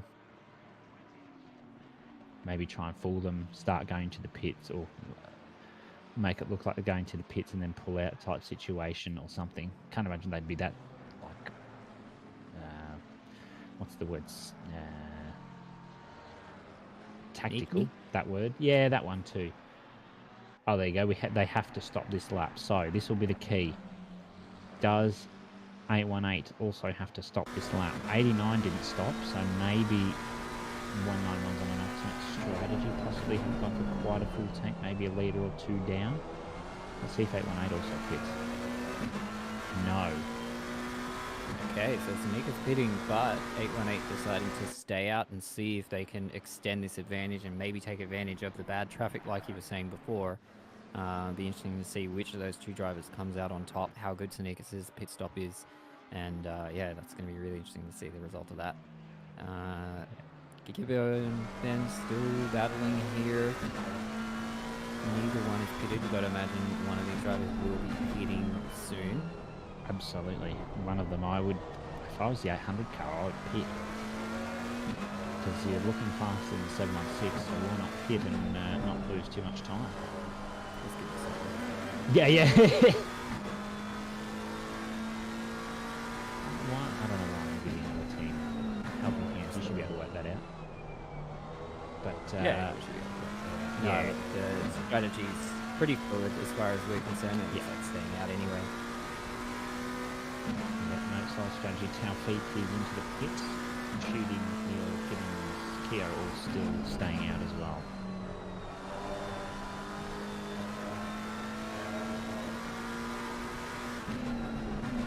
Turn 2. Kia can't quite get the exit. The car's looking a bit but that's wide from Gibbons. That's going to be a warning, I reckon. Yeah, it looks like a warning there for Gibbons. But yeah, I mean, look, even if you're in the situation as car 800 at the moment, you probably you want to push, you want to get past, but at the same time, you know that both of you are pretty close to a pit stop, so you're not going to go for any big dives or any big moves or anything like that, unless the driver ahead is going to make a huge mistake. Pretty much just going to be able to hold station here, and Becker, he's P3 in Pro-Am at the moment, so he's in a pretty good spot. He's not too worried about overtaking Gibbo's, not the same class. Just going to hang with him and pit when the strategy defines it.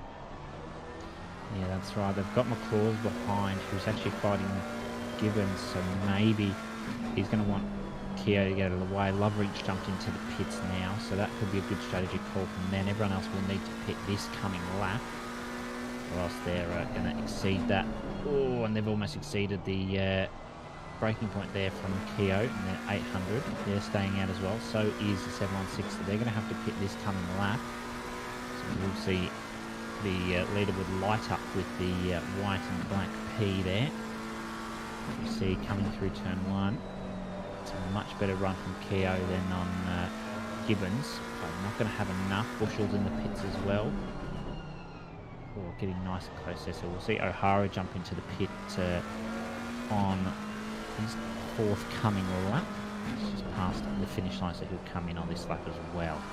So this is where we see how the strategies play out for the first hour.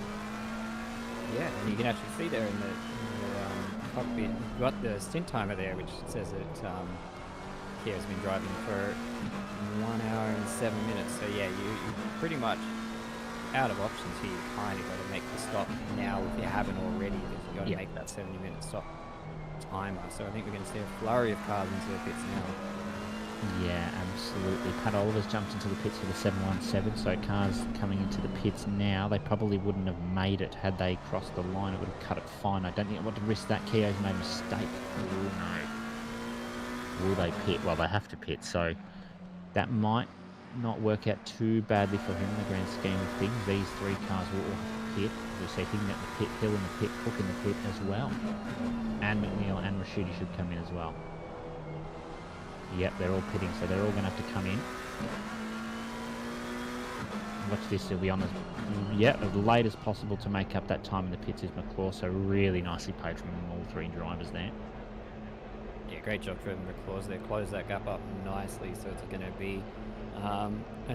you know, Ben's probably got some damage, whether they repair it or not. That's going to be up to the drivers there, and anybody who's got a little bit of damage, you know, that can cost you those extra couple of seconds when you're in a tight battle like this. So it'll be interesting to see how everybody all the way up the field, as we see the entire pit lane is just packed at the moment.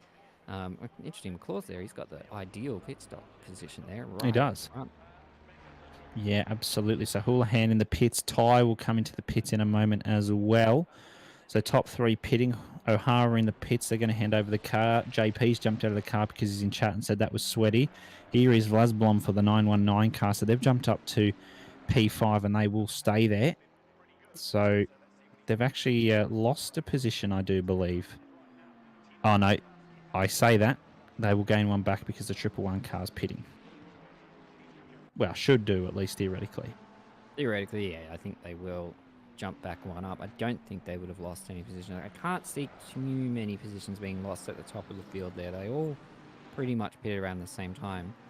But it'll be interesting to see who is going to come out after that first round of pit stops. And this is where the race gets really interesting, because now everybody's all jumbled up. There's more lapped cars in there. It's yes. You know, as we said already, it's a very short track, so there's not a lot of space out there once the cars get pushed together. It's kind of good that we've got a bit of a smaller field today with only 32 cars.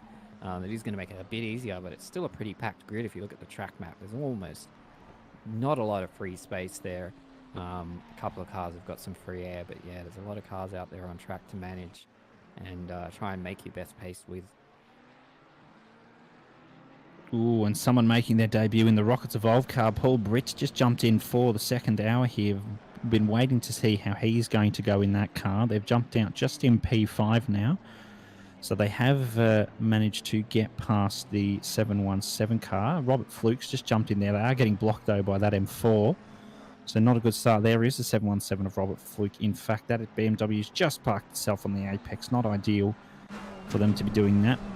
And I think Fluke might get the same treatment here if he's not careful. So he just needs to get up to that BMW, let them know they're there. BMW can't do much, needs to move over, and does only at the last second possible, though. That was close. So Bokita's now in the car for the 89. Shady Samuels jumped in the 191 car. Zachary Smith's jumped into the 818 car. Zachary Vlasblom's jumped into the 919. Paul Britt's in for the 111. 717's got Robert Fluke. Corey Sweets jumped into the 97. Connor Hines jumped in 600. But Hill has stayed in the 70, and Lovering's stayed in the 52, and Carpenter stayed in the 676. So some drivers getting in and some drivers staying in the car. Yeah, it's say Loverink and Carpet are both staying in the car, again, because, you know, they're from the US, so they're going to try and get their stints done nice and early and hand the car over to some of the more local time zone drivers, so they're not driving too late. And BYU got double stints. But yeah, most drivers swapping, but a couple of double stints is here. Yeah, absolutely. There are positives and negatives to double stinting. I seem to find that double stinting, you know, you stay in the car, you're more warm, and you can be, you know, you might be a bit more consistent, but at the same time, you might get tired and you might go slower. So it can be handy to hand it over to another driver, but that's certainly one to keep. Oh, there's the lovely seats of the McLaren. There's Nando. It's just chilling there. He's looking at you from every angle. Loverink there, just trying to stick the nose in on the 70 car. Can't do much as of yet. Good exit from the 70. So good little battle still going on here between these two. Yeah, most of the battles that we were looking at have continued. There hasn't been anybody who's sort of lost out a tremendous amount, at least in this top end, from the pit stop. So everybody kind of following similar strategies and sticking with each other, which is great to see, because it does mean that we get to see the continuation of all these great battles we've had. And it's been very close racing, even, you know, all the way up and down the field so far. So it's going to be interesting if we see this sort of trend continue for the whole 10 hours. It's going to be tough to know where to look. Yes, exactly right. We're just looking at the gap between Hill and Loverink. Loverink much later on the brakes there, just trying to make up that time. They do have a couple of cars up ahead fighting. I do believe they are blue flag cars, though, so when they eventually get up to them, they will need to get out of the way. There's the 600 MRT car that is next on their hit list, Ferrari, and then they've got Swede up ahead in the Cars and Motorsport 97 entry, but they've got a good gap between them and the cars around, so they can just use that clean air with no pressure to try and bang some laps in and be consistent. Just up to 18 ambient and track temp now. We see a drive through from a cause there, most likely a track limit, yeah. Is that just our second one? Have we had any more? I know we had one really early on. I think we already had that'll be only the second one.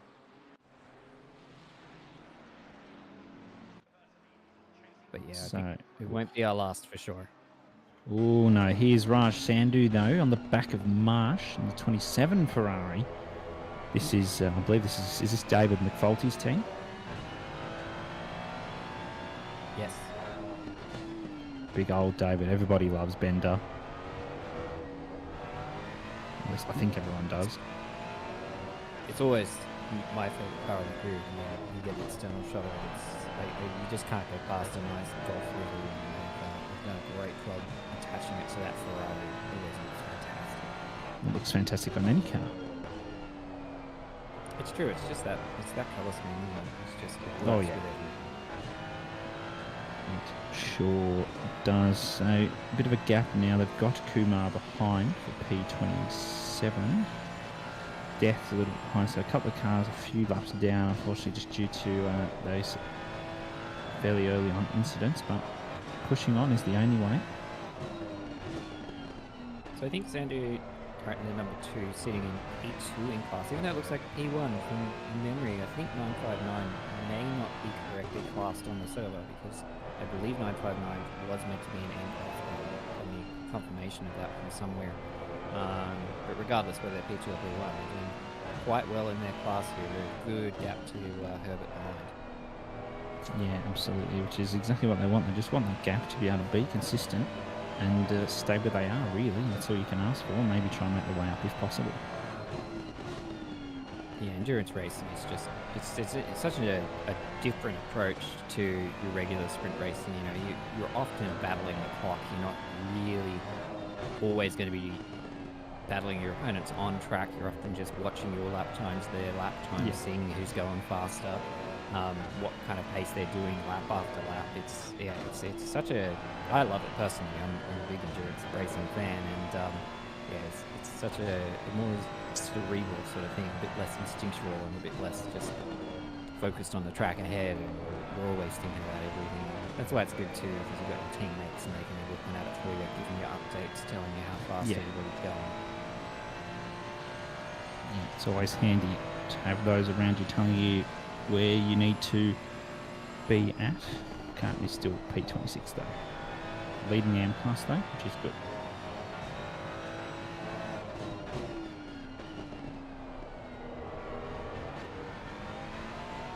So, car 2 still just trying to keep on the back of Marsh now. Still got one car that has a penalty, the 711 car of Taufik, up further ahead in the field. You can see the two MRT cars, P15, 16. That's Stephen Ty. It's not Stephen Ty, it's Paul Britt now. I'll eventually get my head around this. So Robert Fluke there is the car trying to chase down Paul Britt. So 1.3 second gap, that's been held since the pit stop. So maybe there's a case here for Fluke to catch up, or more so, I dare say, a case for Britt to try and close that, increase that gap, since they have no other blue flags to turn around. Here's Keogh. Mike's got something to say, I'm sure. Still doing well. P15 at the moment, chasing down Spinazzi in the shakedown racing Porsche. So looks like they dropped a little bit, the 666 car actually. They were a little bit further ahead before the pit stop, so maybe they got some damage. I definitely know 800 had damage. I don't know if they would get it or not, but still chasing down those lap times and yeah, doing well. I don't want to say Absolutely. rocker something. Maybe No, I think they have repaired it because they were near McDowell and now they're 10 seconds behind. So I think they may have repaired some damage. So that's just put them behind Spinazzi here, but that's okay. Just need to use the little clear air they've got behind to Nicholas and P16 and the other MRT car to catch up to Spinazzi here to get past when possible.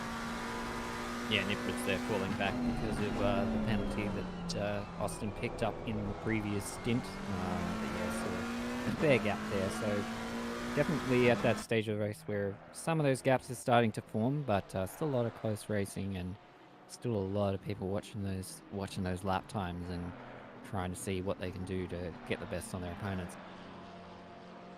Yeah, absolutely. So Keogh just using all the limits at turn 1. You can see a couple of the tyre marks in the dirt there on the outside gravel for turn 1. You can see some other tyre marks here through other parts of the track. So drivers just maybe struggling a little bit with the stability of some cars throughout the stint. Lovering has actually gotten ahead of Hill now for P9.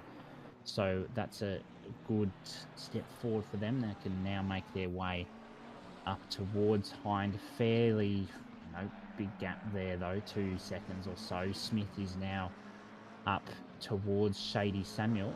As you're not going to believe it, Mike, there's another commentator in the box. It's Sean Muller. Good afternoon, gentlemen. How are we? Good afternoon, viewers. Hope we are having a fantastic Saturday. So yeah, I thought I'd jump in for a couple of hours and have a chat and talk about some car racing. Yeah, but I've got one thing to say first. What's that? Up the Bombers. Yes, up the Mighty Bombers. Big game tonight.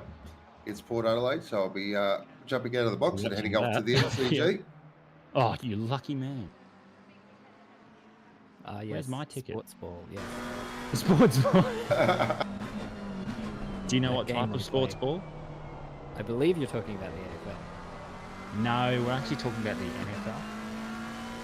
I thought it was kickball. NFL. Ah. It involves a ball though, I'm right there. It involves a ball of sorts. Yeah. Men sweaty kicking balls. No, it's men punching each other. No, that's boxing, that's a real sport. Oh, yeah. Real sports, what are they? Although there might be a real sport here of jousting between these two. What can Shady Samuel do? I mean, all he's got to do is defend, really. Smith's got the hard part of actually finding an opportunity to overtake.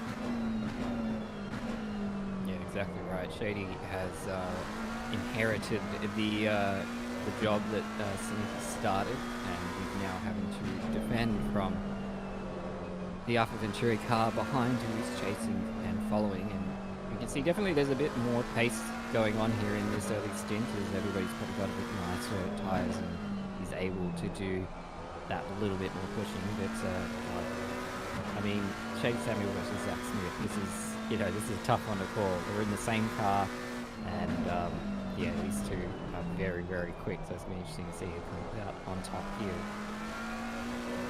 It's anyone's guess, isn't it? These two have pretty much been attached to the start of the race, haven't they? Yep, pretty much. And then the 89 cars just scampered away, and they're still doing that with both Keogh and the car. shock. Absolute shock. Shock horror, I know. Can't believe it myself. So are we changing the title for this race to the McLaren to now? Or? Yeah, well, McLaren Cup to now does have a nice ring to it, but I don't think we're going to do that. There's still 2 Ferraris in the top 10. There is. We'll hold on to that. Hey, there's 2 Porsches in the top 15. I'll take that. Yeah, good enough. There's 3 manufacturers in the top 15.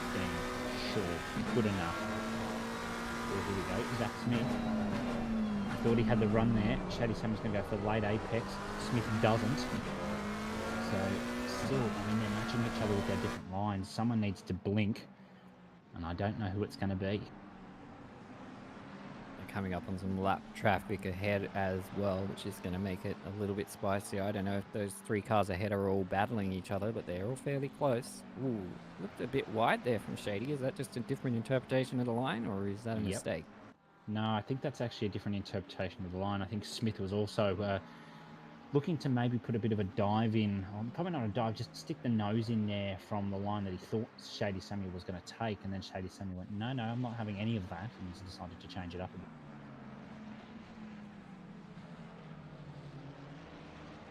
Thoughts on this track, gentlemen? I'm a big fan it of it. flows, but I don't think it's my kind of track. You can very much tell definitely- I was just going to say, you can very much tell it's a bike circuit. Yeah, you can absolutely tell it's designed for motorcycles. As we were saying a bit earlier in the broadcast with those lower things. As you can see at the top there, we actually have renamed this the McLaren 10 Hour. Nice. Great. Awesome stuff. So, yeah, we're here Love for it. McLaren 10 Hour. You see these 2 McLarens, shock horror, going for P2 at the moment. There's a McLaren that has them, wow, 17.5 seconds up the road. That's a disgrace. Here, running away with it, just inheriting the good work of Andy O'Hara there and continuing to command the lead here. But, I mean, it's still 8.5 hours to go. Even a team as good and as quick as that, there's always potential mistakes and drive-throughs that can happen. So they'll just want to keep that gap as big as they possibly can to circumvent any of those issues they might incur. The track limits here are very much talking point. Some of those driver streams I've been watching earlier this morning. Track limits is definitely something that's been spoken about. Yeah, we haven't seen too many penalties just yet. Yeah, just yet. But there's probably a few drivers there sitting on 2 or 3 warnings at the moment who are absolutely. sweating a bit. Yeah, definitely some drivers that say, oh, what a run there from the A18 car. Just got that nasty bump, second bump on the exit there. So that's not what they want. Shady Samuel all needs to do is defend again. Smith can go for the later apex and actually goes for an early apex to try and maximise the exit. And can't get anything done there. Does have the slipstream, which, to be honest, the slipstream's probably helping them stay up here. Not to say that they're slow, but they're just not able to quite get things done yet. Still plenty of time to do that, though, in this stint. Lap times are virtually identical between these 2 as well. So both of them just did a 31.5 then. So absolutely nothing between them. Yeah, you can't really pick between these 2. You think that Samuel can hold off, but we've seen Zachary Smith in previous endurance events that he can pull out some masterous moves. So wouldn't count either driver out here just yet.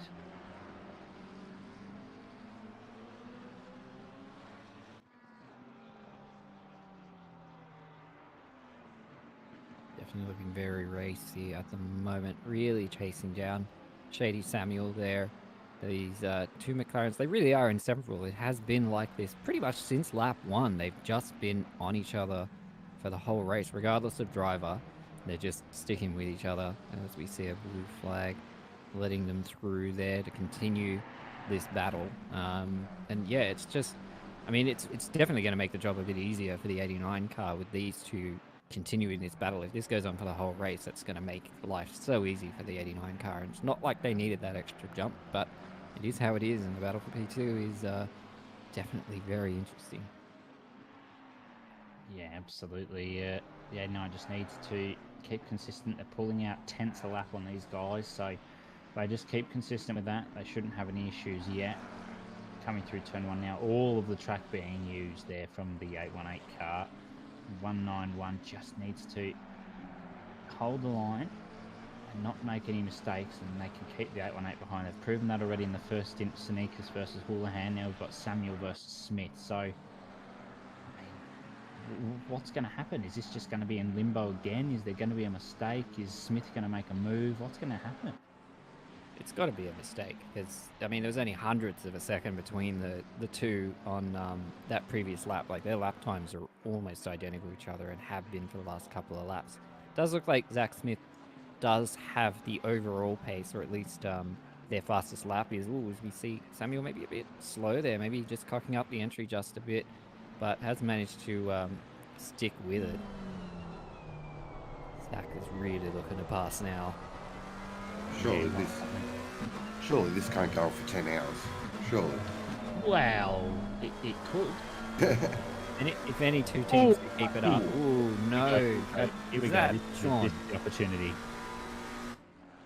Yeah. Sean cursed it. Thank you. Down someone. My job is done. Oh, hang on. This is not Oh, over. hang on. Oh. You still cursed it. We're not getting past that, but this is still on here. Yeah, that one's on Someone's Sean. going to go for this. Yep, right, mark down on the whiteboard. One for Sean Moore. Oh. I reckon Samuel's going to have a go here. I'm smelling a... Ooh. Actually held back there a bit. I was expecting a bit more there from Shady Samuel just to put all that pressure on. But now Smith can unleash what he's got. There's a yellow flag at turn one, though. Someone's round. 91, that's the Kovacs car. That's Murphy who's round. Not ideal. Now to be key here to see if Shady can actually hold on to the back of Smith here. So we'll be watching this over the next couple of laps. Keep an eye on the lap times. Absolutely. I mean, they've got a good gap to the 919 car, so there's not really much you can complain about there. Them Brits 10 seconds behind them, so they've got plenty of time to stretch this one out into this stint.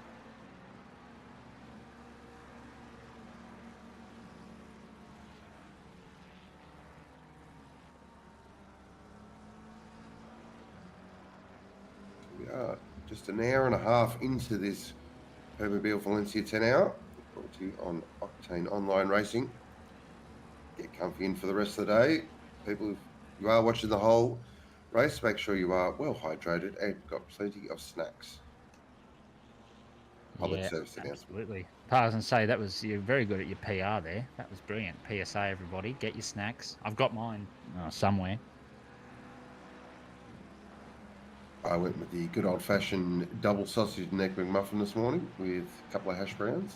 Ready to get ready for a big day of sport. Of course, we've got the Spa 24-hour coming up. Of course, full round of footy. We've got Formula One and the Ashes cricket. So if you're a sports lover, this is one of those weekends you absolutely enjoy and live for.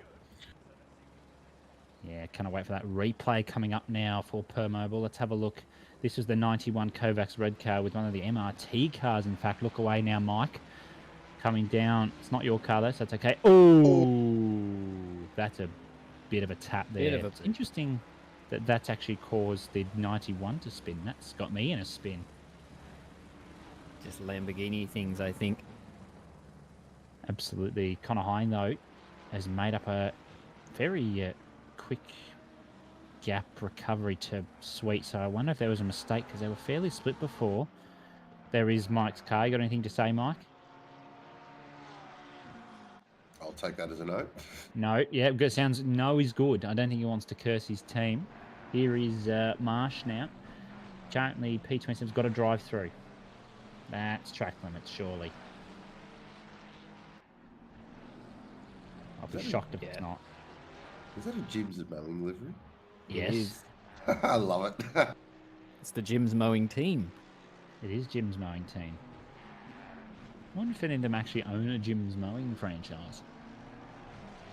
Well, Jim does all sorts of stuff, doesn't he? Oh, he does. He does your plumbing. He does your solar. Does your mowing, importantly. I don't know. I should find out what other gyms are there. Let me have a look. Computer repairs, I'm sure. Let's have a look. Looking at Kumar at the moment. New entry. They've got 2 cars. They've got 86 and I can't remember the number of the other car, but they've got 2 cars, and this is their first endurance race with us here at OOR. So welcome. Jim's Online Racing. Yes, very good. Race control. Yes, Jim's Online Racing. I've just seen an image of Jim. I didn't realise that's what Jim looked like. What, he doesn't look like what he looks like on the logo? No. What, false advertising? I There we go. know. 63 is the other entry from this team here. So yeah, welcome to the new drivers, both doing pretty well. The 63 is just a bit lower there in the AM class, but P2 at the moment. Robin Herbert in the 623 at the moment. Solid sit. Couple of Great little looking livery. fantastic livery. Few battle scars there though, but I'm sure that will buff out in the pit stops. There is something about black, red, and white that just works on a race car. Now, how long do we have? Because I've got a list of Jims. How long do we need?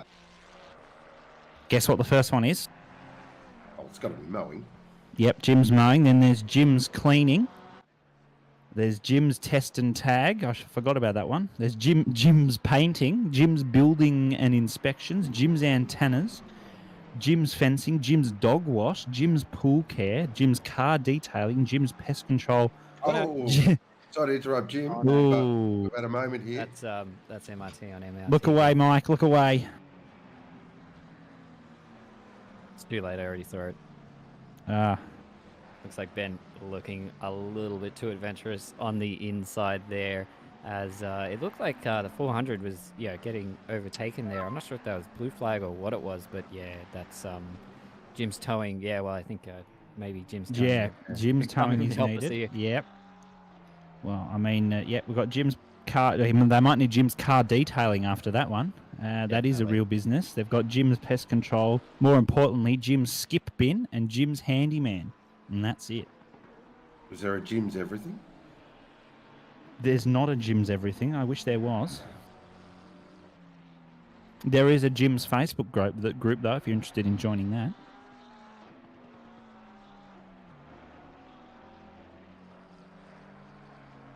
Looking here at our leader, he's been leading since the beginning of the race, qualified P1, and are now Replay. taking over as we get a replay of.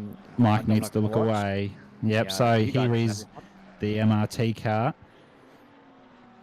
That's the shakedown racing car, and bang. Just the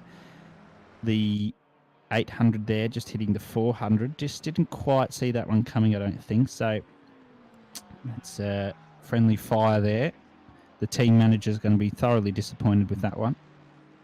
I don't know if you have a team manager, but we'll just say that you do. There's going to be some sour milk shots done this evening for that one. Just broke the first rule of racing there, but we move on. Wait, there's rules in racing? Apparently so, I've heard. Right. I use them more as guidelines, but anyway. Yeah, yes, sure. But here is our current race leader, Philippa Bokita, currently sat P1 for BS Plus competition XHL. They've actually swapped their machinery out for this race for a McLaren instead of the usual M4. Maybe we'll see them switch back to the M4 for the next race.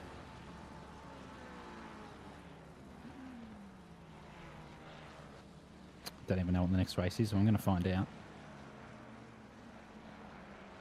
I did know, but then we changed it. It was Zandvoort. It's but, the something of the something. It's the Silverstone 6 hour. There you go. That's right. It's Silverstone next. Yeah, look, I don't know about anybody else, but I'm pretty disappointed that we're not going to Zandvoort. I'm not. Some battling here. No, I'll take here for an endurance race over Zandvoort. Also known as Sandvoort, the tyre killer. Yes. I love Zandvoort. But Silverstone 6 hour, very much looking forward to that. Absolutely love Silverstone. It's a fantastic track for an enduro. Have you got a fan in chat, Sean? Jan Tully's a big fan. Yeah, hello Jan, hope you are well. I have met the lovely Jan. She is one of the most nicest people you will ever meet in the world. Absolute lovely lady. Hope you are having a wonderful Saturday. Jim's demonic possession. That's a good one. I'll give you that. Whilst terrifying, I'll give you that. Oh dear. Well, we've got Jim's timing services there on the left telling us that Charles Clark at the moment is sat P18. They've got Zanchin just behind in P19. One of the many Kovacs entries in this race. This is Kovacs McBlue. I see what That's pretty funny. It's very good. Are they taking the piss out of Scottish people? Was that the idea? We'll go with that. Because, well, if you've seen any of the Grand Tour episodes, anytime they go to Scotland, it's McScotland because they put Muck in everything. So I hope that's what it is, and if it's not, I'm thoroughly disappointed.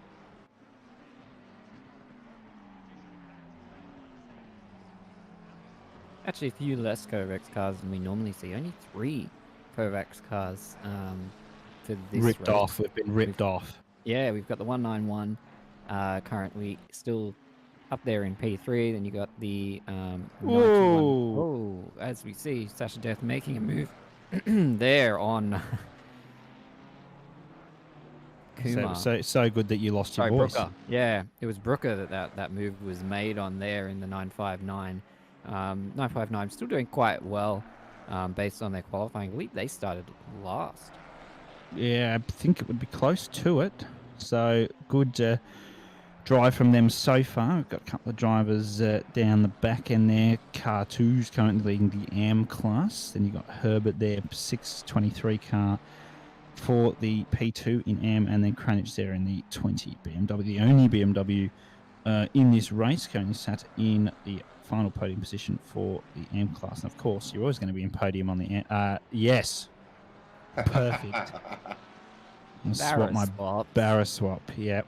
Everyone knows you swap LS into everything. It's not bad. No, you don't. It hasn't got enough cylinders. SR20 In the wrong configuration. So does that mean we've got a Holden fan in here? Well, Nissan fan. It's got to be the VQ engine, baby. I mean, he's both said flat 6 wrong, but anyway, we move on. Barra the world. Yes, let's barra the world. Let's put a barra in one of these GT3 cars and see how they go.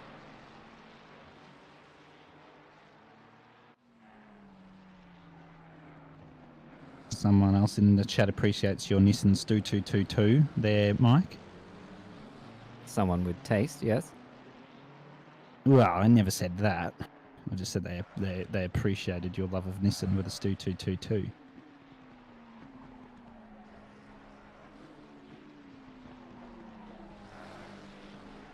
If you don't have a Nissan IRL, Mike, I'm going to be thoroughly disappointed in you. I do. I have a Nissan Stagia. Oh, so you can be best friends with Mullock. Yeah, he's got the hotter Stagia though. He's got the 90s one. I've got a 2000s, which is a bit more of a dad wagon. And it's got it doesn't have. Old? Yeah, it's because I'm old. Yeah. It's mine's the VQ35DE, which is the V6 that's in the 350Z. Whereas he's just got the straight 6 from the RB motor. So And you're he's jealous. turbo. No, I like my naturally aspirated V6s. Thank you very much. I think that's the peak engine. Well, and that's peak bounciness there through there. For Connor Hine trying to catch up to Corey Sweet in the 97 Ferrari.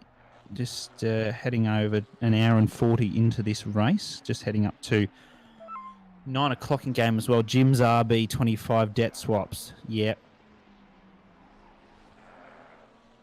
This is just going to be the rolling joke today. It's just Jim's company's being put into development. Yeah, we're giving him free franchise ideas. No, we can't do that. Surely we get some sort of royalties out of this. Yeah. I'll write a letter to Jim. An email to Jim say, hey, Jim, we demand royalties. We took the piss out of this on the stream. As Calf 800 gets a 15-second penalty for causing a collision, Mike has got his head in his hands. It's more than fair. Unfortunately, that was a clumsy move there from Ben, and I Yeah. don't think we'll be arguing too much from that. Yeah, 400. Still managing to hold the position, but they have dropped behind too. So yeah, no, that's a fair penalty there. It's unfortunate, but that's racing. Jim's cussed. Oh, no.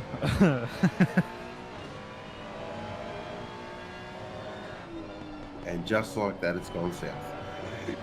Jim's Jim. I feel like this is a dark hole if we continue to go down. We need a Jim's Chippy shop.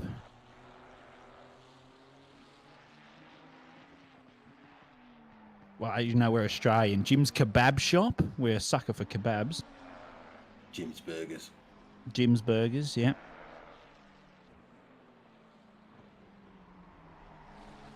I mean, but, it'd be you Jim know- midnight kebabs. That would be. Yeah, the most midnight important. kebab. That's exactly right. Specifically Right, midnight. but- You can't have a kebab before midnight. But otherwise- it would no, it wouldn't be Jim's Midnight Kebabs. It would be Jim's Midnight Kebabs Cuz. That's what it would be.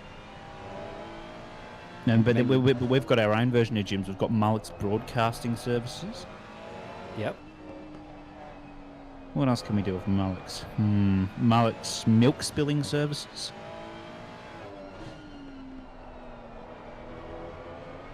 Mullick's Drone Flying School. Yep, that one too.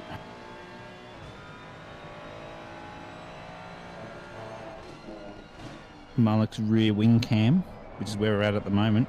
Connor Hines looking for something here though. Yeah, two leading Ferraris here have been battling for a fair while. Corey Sweet, they were a fair bit ahead after the pit stop, but Connor Hines definitely shown that extra pace he potentially has and is really catching up and hassling the back of Corey. But he struggled a bit through this turn and he's hit the curb there a bit too often and it has cost him. But Corey Sweet definitely no slow customer and is holding onto that position as best as he can for the current moment. But yeah, Connor Hines not giving him any breathing room. What about Mullick's Pineapple Pizzas? Oh, that'll go down well. Yeah. I think it would be Mullick's pineapple. What do we say? Like Garbage Yeah. disposal. Mullick's pineapple Gestapo squad.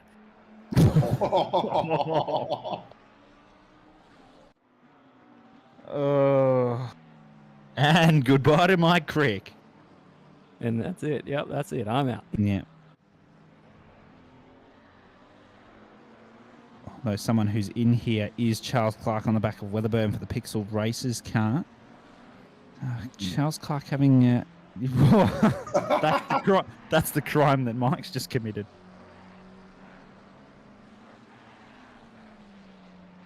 This is... Jesus. What have we done? We're bad people. I told you it was a dark hole. I told you it was a dark hole. We're if we bad kept going. people.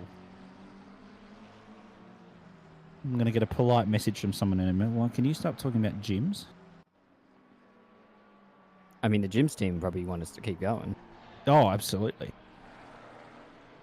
I know someone who doesn't want someone to keep going. Weatherburn wants Clark to stop being on his backside at the moment. I mean, he's gone wide. He's got a lot of pressure on him. These cars, I actually for a minute were the same car based off the front. But then I opened my eyes a bit and I saw that they were different cars. Yeah, People similar needed to colours. stop making blue Different liveries. enough. But to be fair, the 716 is purple and blue at the same time. Yeah, but I was looking at the blue. I didn't take notice of the purple. I mean, it sounds like a you issue, but You're right, it is. Oh, in the background, I just saw that. What was that? A Ferrari going very sideways. Ooh, that's Zanchin. Yep. In the pink Ferrari.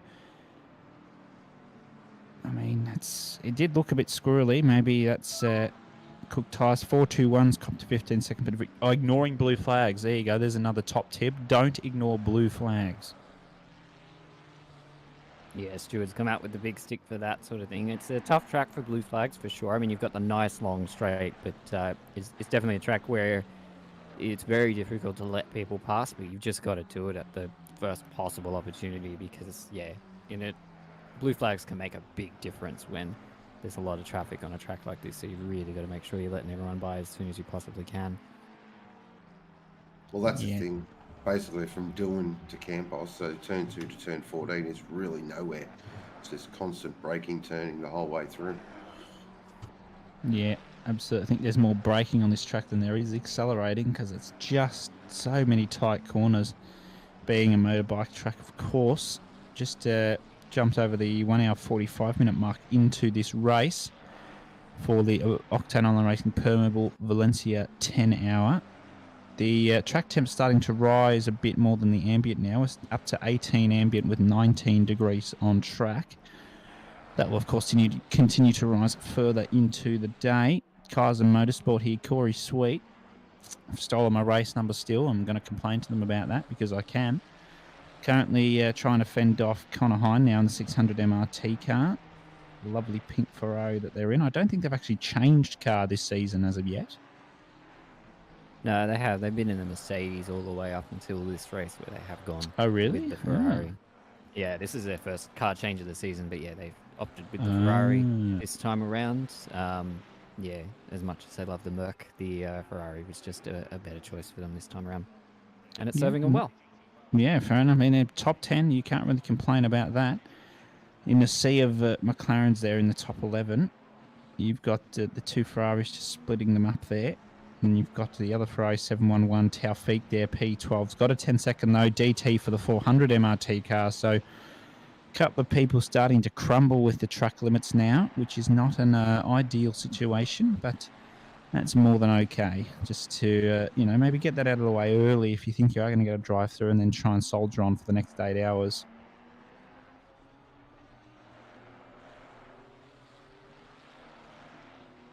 Thing with every endurance race, it's all about managing those penalties and track limits and just trying to minimise damage, minimise risk. So we are aboard here with Connor Hine with his iPhone rear view camera. Look, they had budgets, okay? Just looks like such an afterthought, doesn't it? It's very Ferrari. It's like, oh, what? We need to put something digital in the car. Oh, yeah, just put that there. It'll be fine. That's all right.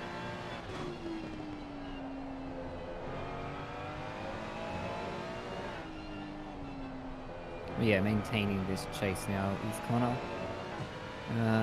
With these two Ferraris battling, as we see, the gaps are sort of further ahead have definitely sort of widened by a fair bit here. Zach Smith's still quite a way off Paquita, and Samuel has fallen away a fair bit from Smith, so just not quite matching the pace, and Smith has just been unleashed now after that move. So Samuel will probably be kicking himself for that one mistake, because that's all it came down to. It was just one tiny little mistake, and it gave Zach Smith that opportunity, and he's now running away with it. And he's 5 seconds ahead. His hind looks very deep around the what do we call that? The terrible braking corner. I can't remember what we named that corner. There's something, some bad braking, the bad braking point corner. Yeah, bad braking point corner. I think that was it. Something like that. Somewhere along those lines, something about a crap braking point is essentially what we're trying to get across to the viewers here.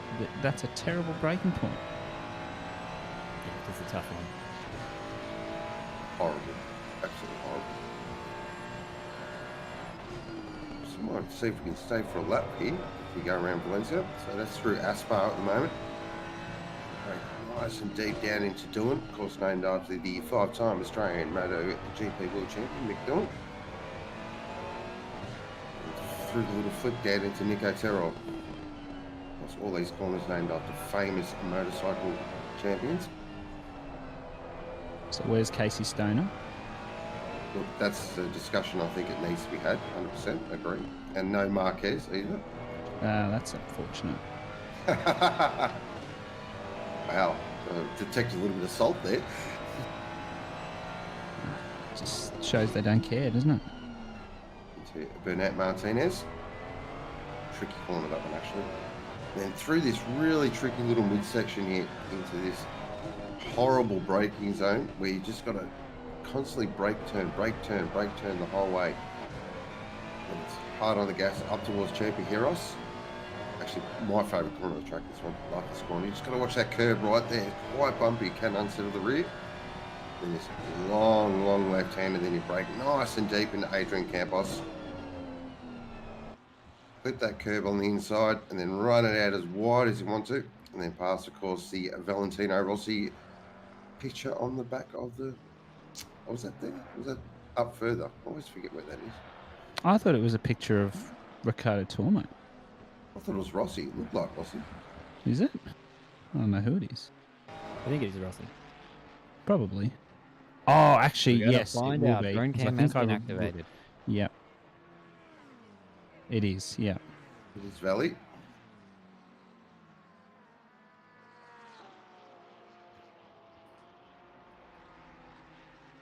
Very artistic, isn't it? It is. And a random stone Yeah, wall. sure. There's a drainway. Go for it. Sit yourself Venture in into there. the wetlands here. Yep, and stop. Ah, but we can magic through walls, so that's okay. Slash no clip. Oh, love that command. So have just look at how the cars handle through there. So this is the crappy curb bouncy corner, as we like to call it. Not a lot of drivers using a whole lot of the inside curb there originally. They're more trying to aim for the second half, which is an interesting one. Maybe just trying to maximise the speed through there. And then the final corner down the long straight. As we see Mullock's drone flying school is out again. And yep, it's avoided there. That's great. That's good avoidance. A+ for avoidance there.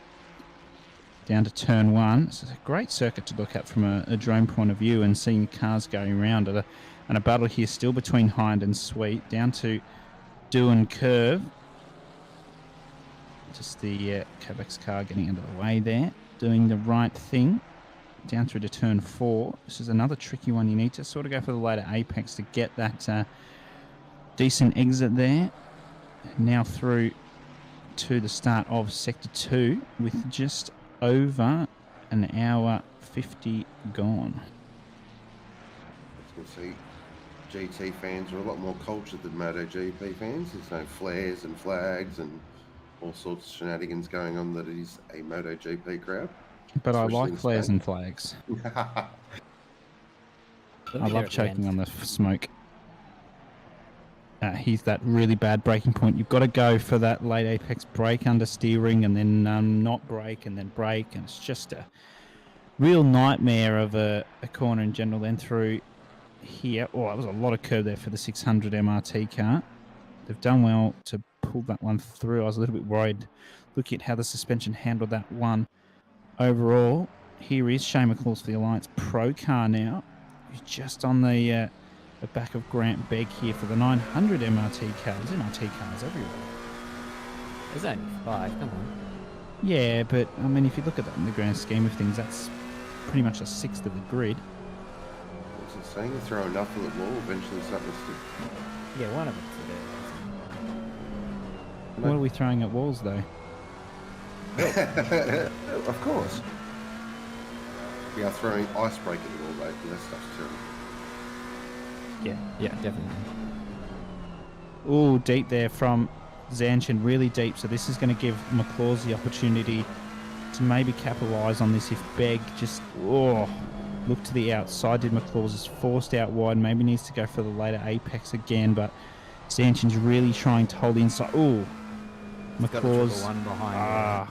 Yep, needs to Having let to them let them through. through. That was a good sportsmanship decision there. Paul Bridge just getting through there nicely.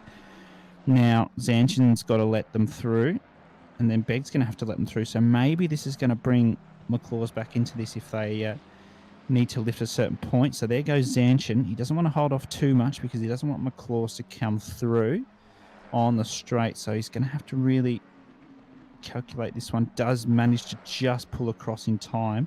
McClaws looks to the inside though, and does get through though. That was unfortunate for Zanchin, just not getting the blue flag, or getting the blue flag in a not so good position.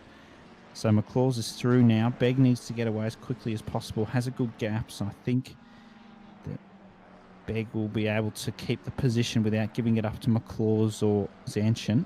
Well, at least that's the aim, as we just tick over 9 a.m. in game. It's nice and sunny, no rain on the radar, and not very windy at all. Some of the beautiful Spanish sunshine. Lovely part of the world.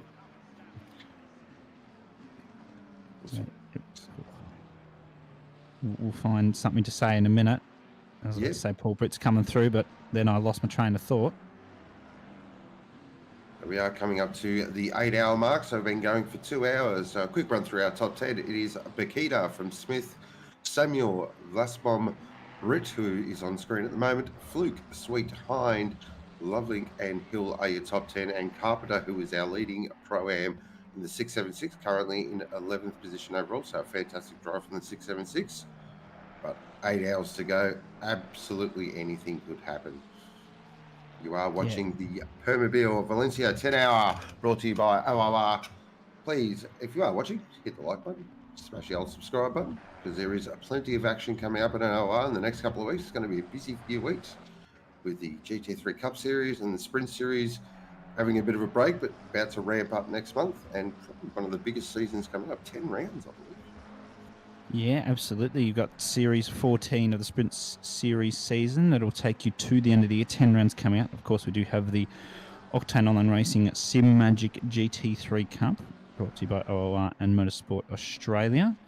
If you want to sign up for that, sign up's over at octaneonlineracing.com.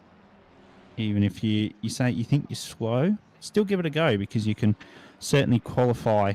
You can get all the information on how the splits and all that will work, in knockout rounds and qualifying and then the finals rounds. So do keep an eye out for that one, of course. And if you are new to sim racing, you can also sign up for the Octane Online Racing Rookies Series as well, which starts around the same time, follows the same tracks as the Sprint Series and the GT3 Cup. So plenty of series to get involved in the coming weeks. So I believe Rookies starts in just under 2 weeks. So if you want to get involved, jump in there. Same as Sprint Series, sign up, pick when you're available, and jump in and have some fun, because it is great fun. As we just do tick over to the 8 hours left mark, we do welcome Stefan Bachtold into the comms booth. How you going, Stefan? Good. How are you guys? Oh, we're enjoying the fun. Yeah, doing I great. see. I mean, I was sitting in the Steward inbox earlier, and it was actually pretty calm so far. I mean, this is just my mandatory curse for the Stewards team. Yeah, now you've screwed it. Yeah, that's game over. Now you've really made that. Now there's going to be incident after incident. Yeah, but I mean, it wasn't just the tradition of cursing the Stewards box as soon as you get into the commentaries box. I mean, besides from the start, there wasn't too much, I have to say. So I actually meant that when I said it was rather quiet. Well, it's going to be even quieter in a minute in the comms boxes. I'm going to bid you a farewell, and I will be back reasonably soon to continue the commentary of this race. Hope you enjoy the next part of the race. Yeah, I'm going to be taking a short break as well, so we'll leave you with Sean and Stefan, and enjoy the race, and we'll be back later. Sure do. Thank you, guys. Thank you, Mitch. Thank you, Mike. Sean, given that you have been in here longer, what did I miss? Not a lot there at the moment. So currently the BS competition, McLaren up there in front, has really just had a bit of a dominating performance. Currently you've got a very good gap there over Smith. So Smith and Samuel were fighting, but Smith did get past Samuel there. So he's just started to pull away there from Samuel. But really, it's just been a bit of a holding pattern at the moment with a lot of these drivers. Just had a couple of small incidents, but nothing really to write home about. So it's just maintaining now good pace, trying to avoid those track limits, trying to avoid those drive-throughs, and probably are coming up close to another round of pit stops very soon. So I'm sure we'll see quite a few of these cars pop into the pit lane and do some driver changes and tyre swaps. I mean, I think you're right to mention the track limits. We just see a DT for car 676 popping up. I would assume that is for track limits. I think this is probably the one thing that is gonna make or break your race here. That you just have to manage how often you put your tires off track and how quickly you're doing that. So I think it might become a factor, especially later in the race when people are getting a bit more tired, a bit more struggling with concentration. That it just happens quickly. I mean, it seems to be a track that seems prone to it. Yeah, certainly. There's quite a few spots where you could just run that a little bit wide, bang, track on it straight away. That actual drive through there for Carpenter is actually a bit of a. That's actually quite important. Currently, they are leading the Pro-Am class, so that might put them back in the pack with Nippers and Kia out there. So we'll keep it on when they do come through and serve their drive through. I mean, it would be nice if ACC actually would show us the delta there, but for some, yeah, you're right. That's actually pretty close. So they're going to be a fair bit behind them, I think, once they're coming out from the pit lane after serving the drive-through.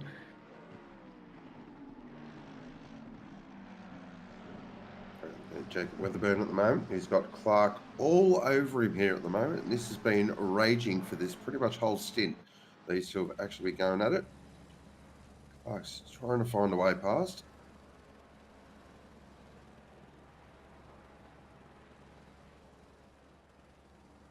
Pixel Races versus Kovacs here. You just see there, Clark's does look like he's got a little bit of a pace advantage over Weatherburn. He's just placed the car. Oh, he tries to go around the outside there. That's bold. Oh, he pulls it up though just in time, but he did try to send that around the outside, but it does tighten on that corner, so it's probably not really there. Oh, he's gone way too deep, but he's actually gone off the track. So maybe just struggling, trying a little too hard there. Maybe the front's just said, I don't want any part of that. I think he also had to let the car behind through for blue flag, so that was a split-second decision probably. But let's see if he can actually make use of that blue flag, because the car in front obviously is also going to be blue flag. When you get those blue flags, it's so important around here. You definitely don't want them on the straight. It just kills your momentum. It's quite close. Looks like another blue flag there. Mercedes going very slow. Oh, that was tight. That's big drama. That did look tight there, and it looks like there has been contact between Clark and that green Mercedes. Of course, we will get a replay, I am sure. Yeah, I think it was just he was pulling over to the left a little bit too aggressively, maybe, or the Mercedes just didn't get out of the way and slow down enough. But I'm happy that the stewards can look at that, and it's not me right now. But yeah, that obviously changes the whole dynamic of that battle. I mean, it's for the moment, it's just over. We will see whether the pace advantage that you mentioned earlier will be big enough for that car to actually catch up now with what I imagine are tires that are very, very shot and unhappy. But if the pace advantage is actually there, then we probably will see a continuation of that battle within the next half hour or so. Oh, I have no doubt. Tarfik here at the moment, currently in 11th position, as Carpenter does serve his drive-through. So we'll keep an eye on that Pro-Am battle between Carpenter, Nipperness and Ko. Connor Hyde currently in 7th position for the 600 MRT Ferrari. I mean, shout out to them for actually not driving a McLaren. I think that's always commendable if somebody does something for the manufacturer diversity in the field. Agreed, definitely. Big shout out to the 666 as well, driving a Porsche. I know got two absolute big time Porsche fans in the box, so sorry to those that don't like Porsche, but oh well, you'll just have to handle it for the next hour or so. Well, I mean, I don't think that any of us would consider here we go. anybody who is not liking the Porsche anyway. Oh, There we go. Yeah, probably the Mercedes was just a bit too inconsistent with getting out of the way. But I mean, then there's always a lot more angles to look at the inputs and see who actually is to blame for that incident. And I mean, that's the job that our live stewarding here at OOR does. I think they're pretty stacked at the box right now. I think they have like 3 or 4 people, so they're going to be all over their replays. of course, big shout out to our stewards who do a magnificent job. It is definitely one of the, well, it is the toughest job in sim racing being a steward, and that's why I don't do it. But big thank you to all our stewards giving up their time so we can go racing. I mean, it actually can be pretty rewarding. The problem is just that you will always be at fault because drivers who are involved in incidents, they always have a different opinion from yours. But then in the end, I have to say it has happened to me quite a bit that I found myself causing an incident, and then when in the car I was like, well, it's completely the other guy's fault. Obviously, how could it be mine? And then when you actually go back and look at the replay, that you go like, oh, yeah, right, maybe I was at fault there. So I think it's good practice to have a look at these replays and see what you can do better in the for the next one, because I mean, this is in the end how you grow your racecraft and how you improve over time. I completely agree. But name me any sportsman in any sport that agrees with the umpire's decision. I mean, I think this is what referees are for, right? I mean,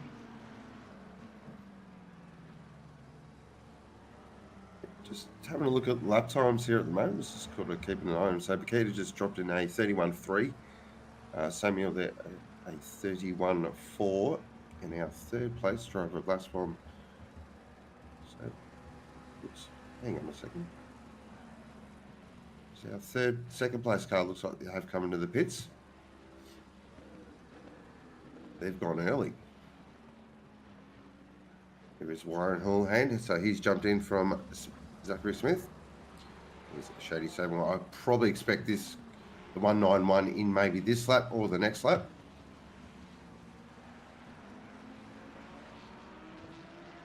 yeah, I haven't looked at the timing for the pit stops. How many pit stops is the winning strategy here? So from what I'm hearing, 9 is going to be the go. You're looking at also a 28-second pit transit time from entry to exit.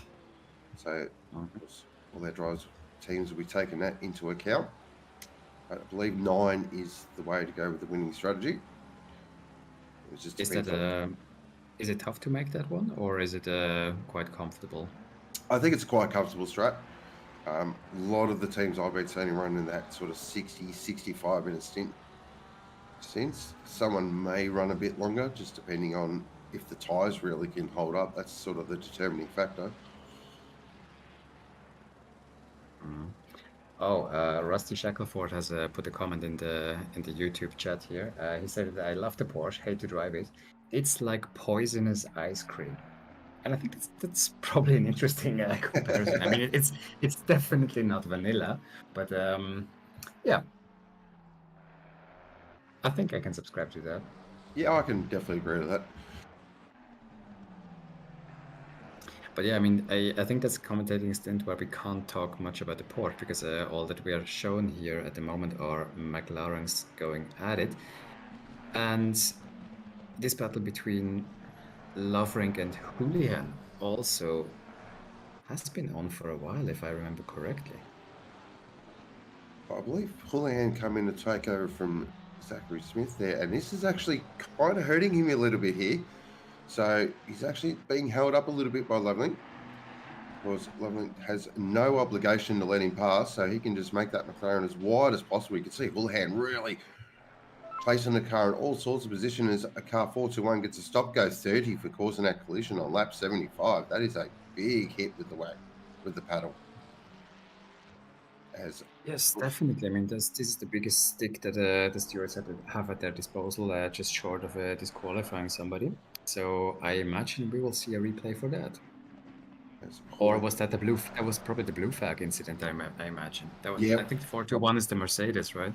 Yep, that's right. So we did see it on stream. We did see a replay of it. So the stewards have made their determination. So they'll have to come in and serve that stop go 30 as soon as possible, as we just see on screen as well. Houlihan does get past Loveling, so he'll be able to get the foot down and getting some really fast laps as we are awaiting a pit stop from our top 2, as our second place car Shady Samuel does come into the pit lane. So it'll be really interesting now.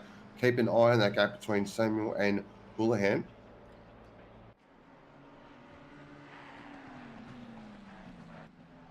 I do believe that when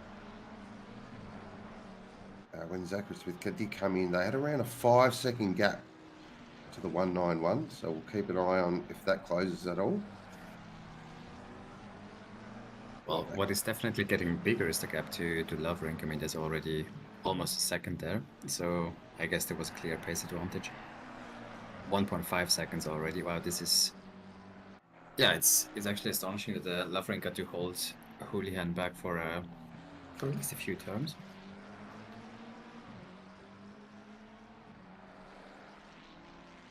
And now heads down the main straight. Hey, we are rolling, so the 191 is rolling, and looks like Houlihan will do gap that pretty easily. So not as close as I thought. I thought that couple of laps there behind Lovely might have just held him up, but it looks like he's done that quite well. But again, a very long way to go. Still 7 hours and 47 minutes. Anything can happen. As so John Sneakers has jumped into the 191 now.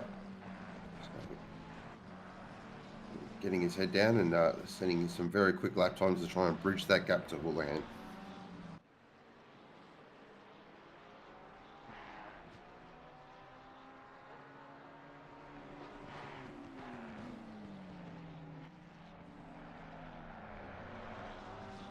Are you driving? So overall, this one? No, I'm not.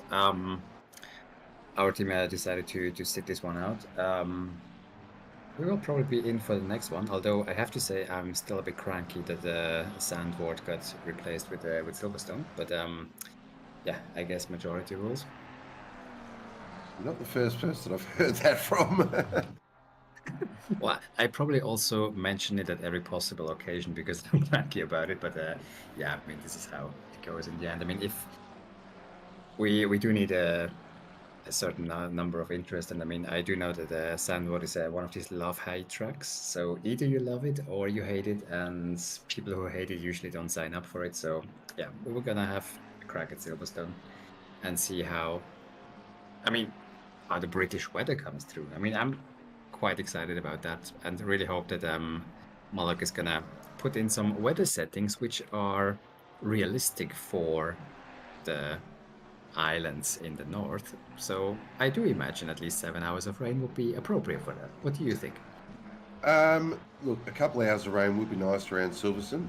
I'm a massive Silverstone fan, so I think it's probably the best enduro track in ACC, in my opinion. Look, that has nothing to do with the fact that my best ever enduro drive was at Silverstone, but I just think it's a fantastic track for an enduro race, and I'm really looking forward to the 6 hour. I actually like the 6 hour length. It's one of my favourite lengths as well. It's really can go absolutely hard as you can, especially if you've got 3 drivers, or even 2 drivers. So fatigue isn't as big a factor as these longer 10 hour and 12 hour races. So as Carnegie one picks up a 10-second penalty there, will cause the collision on the lap 80. Yeah, I mean, I do agree on the 6 hours. I mean, I know, of course, this is like a choice of ice cream, whether people like longer races or shorter races. But honestly, I think the 6 to 8 hour mark is probably my favorite, because I do think that the 10 or 12 hour has this bit of a dip of attention and gets a bit draggy around the 10 hour mark probably. So yeah, I'm looking forward to having a shorter one. But then the other extreme, of course, will be the 24 hour, and there is plans in the making to have the last enduro of the season a 20 hour, if that is possible to do logistically, and if there's also enough interest from the drivers to actually sign up, because I think it's just a very different game in terms of logistics when you have to organize your stints for 24 hours and not just in inverted commas 12 hours. Well, that's right. I completely agree. I mean, 24 hour race, you pretty much, that's your whole weekend. It's the key to the end, a little squirrely on the exit, but nothing she can't control. Yeah, back to 24 hours it's a huge commitment from everyone involved, from stewards to the broadcast team to commentators to the drivers to even the viewers. You know, you got to get comfy for 24 hours. But would it be amazing to actually participate in the 24-hour race, considering I love 24-hour races. Of course, Spa 24 this weekend, and Le Mans and Daytona, and all the great races in the world do go for 24 hours. think it would be a fantastic event if it could proceed forward. Yeah, I mean, what do you reckon would be a track for that? I mean, you named already a few of the candidates. Well, Spa would definitely be up there. Silverstone, I think, would be a good 24-hour track. Paul Ricard, I think, would be quite good. Maybe Misano, but yeah, I mean, if you really want to go for the memes, Bathurst 24-hour would be quite funny. Oh wow, keeping it out of the wall for 24 hours? I'm pretty sure we would need a emotional standby team after that for treating all the PTSD. I mean, I'm a sadist. I'd like a Brands Hatch 24-hour, but that's me personally. Oh, I'd be down for that. I mean, wasn't there talk of a Brands Hatch 96 hours? I did hear talk. Zach Renee gets really close. So at the back of the 900 there, Grant Beck. Actually, this is getting a little bit spicy here. Has a bit of a look on the inside, now goes through this really tricky curve in that bump right there. Absolutely, completely unsettles the rear of the Ferrari. So we're just going to refocus and try and get on the back of the 900 again and have another shot. As they both come They together. both go into the pit lane, yeah, exactly. So let's see who actually manages to stop at the exact right centimeter for the pit stop to work perfectly, or who is getting moved around by the pit crew and will lose 1 or 2 seconds due to that. Let's hope at least they're not stopping at the exact same point. I know they're a bit apart, because this is one of the interesting ones when your pit box is right in front of the other car that is coming in, and you just can't see where you actually are supposed to stop. As we are now riding on board with Moyin Taufik, our Malaysian team in the entry. In 18th position at the moment, and just behind... Oh, I'm sure I'm gonna butcher that last name. Is it Seri? Is it Sherry? Is it... How would you pronounce that? I'm going to go with Zeri. Yeah, Zeri. We'll go with Zeri. Yeah, I mean, to the drivers in that team, I mean, you can always put a phonetic version of your name in the YouTube chat to correct us. We are more than happy to learn new ways. This is the Shakedown Racing Team Porsche. So Taufik for GSR Esports chasing at the moment. So nice Ferrari versus Porsche battle. Also, Taufik is gonna have his own PTSD here, because he spent the whole of the Zandvoort sprint race exactly looking at the back of the Porsche. He was another driver, but yeah, I wonder how he's managing that, and whether he can actually keep the patience to make this one clean, because it does look like he has a bit of a pace advantage, but he also has a blue flag, so there is a driver behind him who was just close enough, is now a bit further away. Let's see how that one evolves.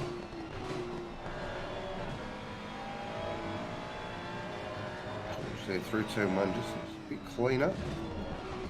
Deep now into doing really tricky corner, really tight as well. Cambered a bit, so you can use a little bit of the camber of the road. Coming up towards the traffic ahead as well, so this always sort of makes things a little bit spicy, especially when you are racing another car. As Ferrari there just pops out of the way, beautifully done. Yeah, but Taufik also gets the blue flag from behind, so that's gonna be interesting, because it is a bit of a crowded area of the track. I mean, after a few hours, of course, cars are spread out all over the track, but with blue flags and the different speeds, you always will meet somebody on track at some point. Oh, that's earnest. Oh, as the Porsche runs quite wide, just manages to gather it back up.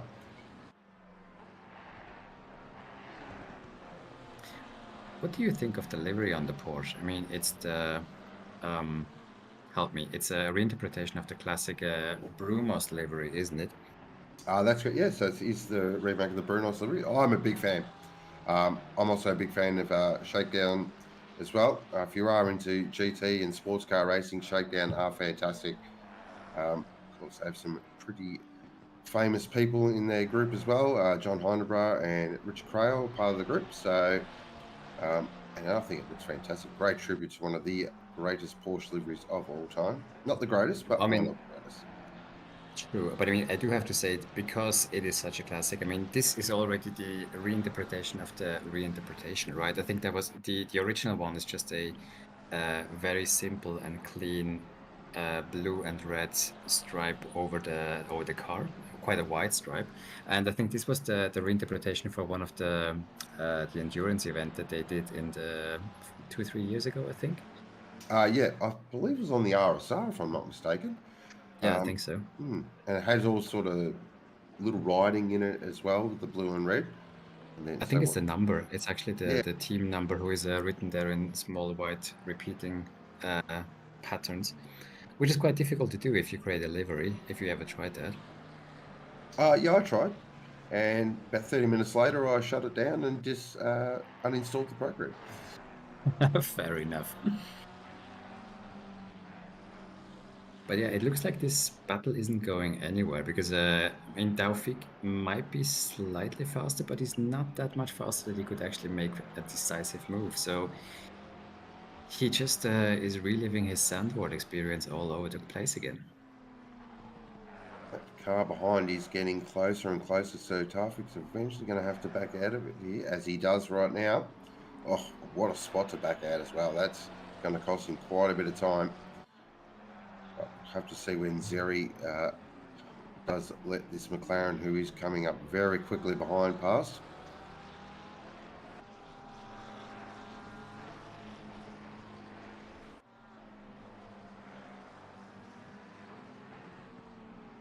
And that actually also brought Austin McNeil back into the mix.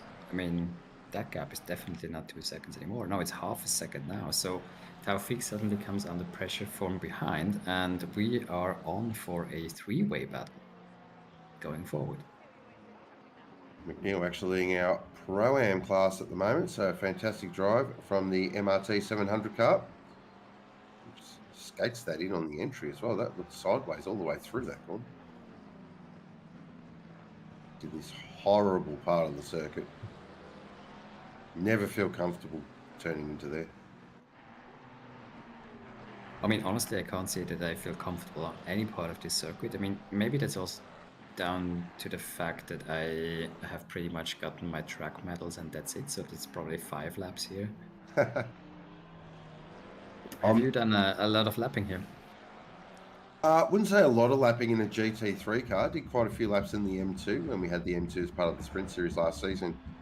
But in terms of actually jumping in the GT3 car and lapping around here, have probably done 15 tops. Yeah.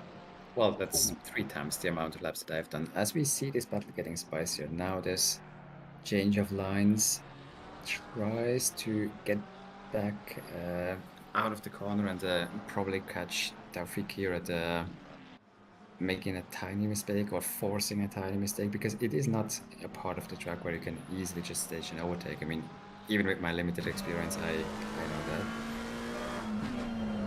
I don't know about you, Stephen. I'm just excited to see 3 cars, 3 different manufacturers on track having a battle. This is actually turning to be a really good watch.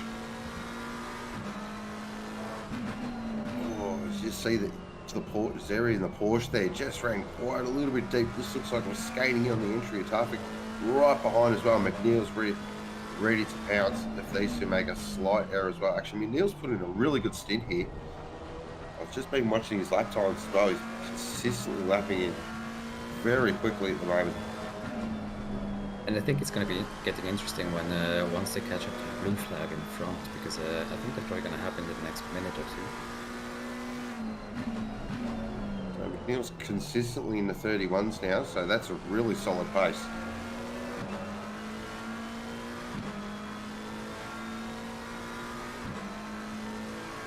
Got a nice gap over Bartlett as well, who's second in our category, so he can really go after these two. See if he can try and sneak himself up towards the top 10. As they're passing one blue flag, but there's still another one in front who is slightly quicker.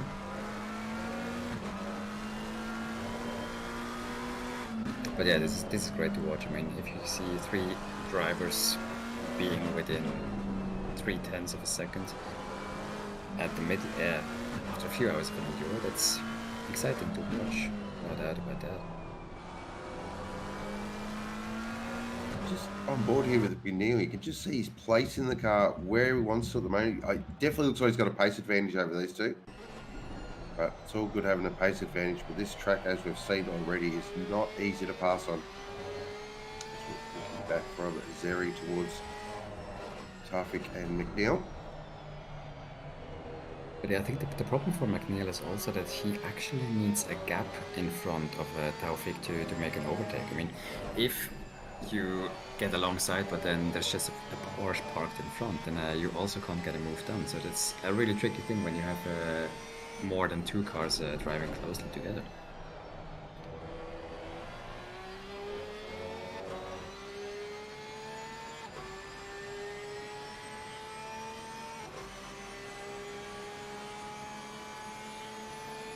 But yeah, it doesn't look like much is happening. Up into turn 1 we go again. So 247 there. Is that off track? I did see a yellow flag. Yeah, the final corner. Looks like he's rolling again. Oh, this is fantastic battle now. This is really spicing up. Look at McNeil. He's going left. He's going right. He's trying to find a pass way past Tafik here, but Tafik is keeping that Ferrari on the racing line and making it oh so hard for McNeil. The more you battle, the more it does wear your tyres. It wears you out mentally, wears you out physically. So you've just got to keep a little bit of a patience game here and just wait for your opportunity to present itself. Exactly. I mean, I think it's also kind of a strategic decision that you have to make in an enduro, right? I mean, as you said, it wears out the tires. It's probably going to cost you also a lot of time just because you're, well, not be able to go the pace that you're usually doing. And as we now see some almost side by side of the two front cars, so far it looked mostly like McNeil is making pressure, but Taufik has still kept the pressure on to Zeri. So how do you think, is this going to end nicely, or are we seeing drivers getting impatient and it will all end in tears? What is your take? Well, the glass half full in this say this will end nicely. It'll all be, all sorted out on track very cleanly. But then the other side of me is like, this has got drama written all over it. Yeah, I think, it has played out nicely for quite a few laps now, but I think the longer this takes on, the more is there just a probability of somebody making the tiniest of mistakes, and then, as we know, a little touch at the wrong corner can already spell doom. So I think we can basically forget about the rest of the field for the next few minutes and just enjoy this one. What do you think? I completely agree. I think this is where we need to stick for a little while. And we just saw there, the 992 has a little thing called straight line power now, which is, if that was the old Porsche, that Ferrari would have absolutely sailed by on the straight. True. I mean, it's still not the quickest on the straight line, but I mean, who needs that? But yeah, it's less egregious on the straight line as compared to the old one. On the other hand, it doesn't have the same, well, levels of grip around the corners. So yeah, I think it's a bit more of a balanced car probably. Doesn't mean that most people like it more than the old one. Yeah, and I feel also, I don't know if you agree, the braking just isn't as good as the old model as well. The old model had the best brakes in the business by far. Yeah, for this one it's still good, but it's not that kind of stopping power where you just know that you can outbrake any car. But yeah, as we see one... No, never mind. It's interesting to see the different lines through T1, how far out they extend the track on every time. I mean, I think all three of them are actually driving a slightly different line, which also makes it difficult to probably stage a move. Yeah, I've been noticing that as well. It looks like, so Zeri definitely taking a bit more of a wider approach in the entry of the corner. Tafik's very much a little narrower, as you can see right there. And then McNeil is sort of putting the car where he wants at the moment. He's just seems to have a little bit of advantage, but he just can't use that pace advantage to get past. He actually seems to be backing off in a few spots as well. just maybe saving a little bit of, getting in a little bit of clean air. Of course, aero wash is a thing. And some cars get affected by aero wash a lot more than others, and I do believe the McLaren is one of those. I mean, it would make sense because it's such a aero-dependent car. I mean, I wonder if that thing has any mechanical grip at all. I mean, it basically just relies on aero pure, and you probably would see that when it comes to driving closely behind somebody. But then I can't say that I have driven a McLaren much. Well, I haven't driven the new Evo too much, but I've driven the old McLaren quite a bit, and yeah, it's very aero sensitive and hates any type of damages. Again, Tafik just is having a look left and right here. Zeri looks like strong. He's actually gone a little bit wide here, and McNeil's going to have a go up at Doohan. He's going to try and fire it up the inside. Oh, that's very tight, but Tafik shuts the door. So this is just kicking off now. That's given Zeri just a little bit of a breathing room here. Can he take a little bit of an advantage and open up just a bit of a gap? This lap will be crucial here for Zeri. If he can absolutely nail it and just maybe eke out a second, that could be crucial coming into a pit stop time. We know Tafik's going to absolutely throw everything to get back on the back of that Porsche. I think when you mentioned breathing room, I mean, we're speaking about 2-3 tenths, so that gap is probably closed already by now. But it's it shows that I really think that Taufik probably has a bit of a pace advantage over Jerry, and McNeil in turn has a bit of a pace advantage over Taufik, and this makes in the end that this battle has been going on for such a long time, because every time the car in front pulls away a little bit, they're able to reel them back in, and we just go back to square one.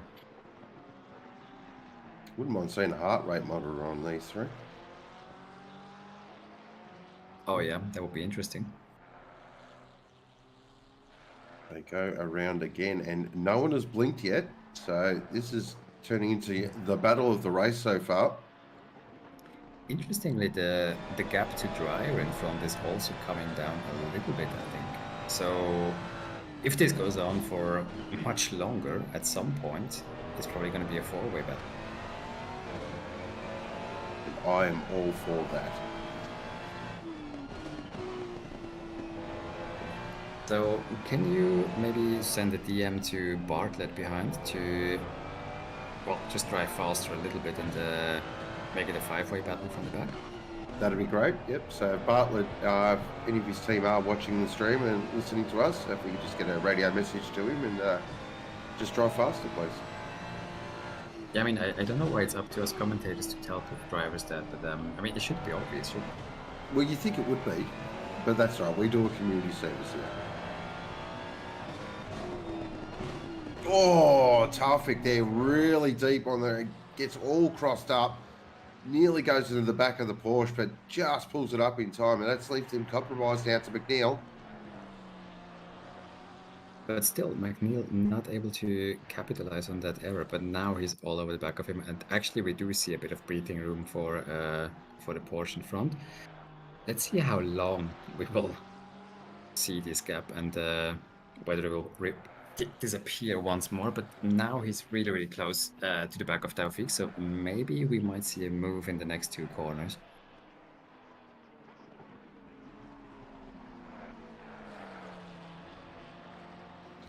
Geez, he can run so wide there at turn one. You always forget how wide he can actually run. All four wheels off the track, no problem. Oh, is Taufik there has a little mistake. McNeil's going to go for a move up the inside. Oh, he's going to be compromised here on the next turn. He's going to be on the outside. Does he try the switchback? Can't get it done. This McNeil now really looking like he wants to get past.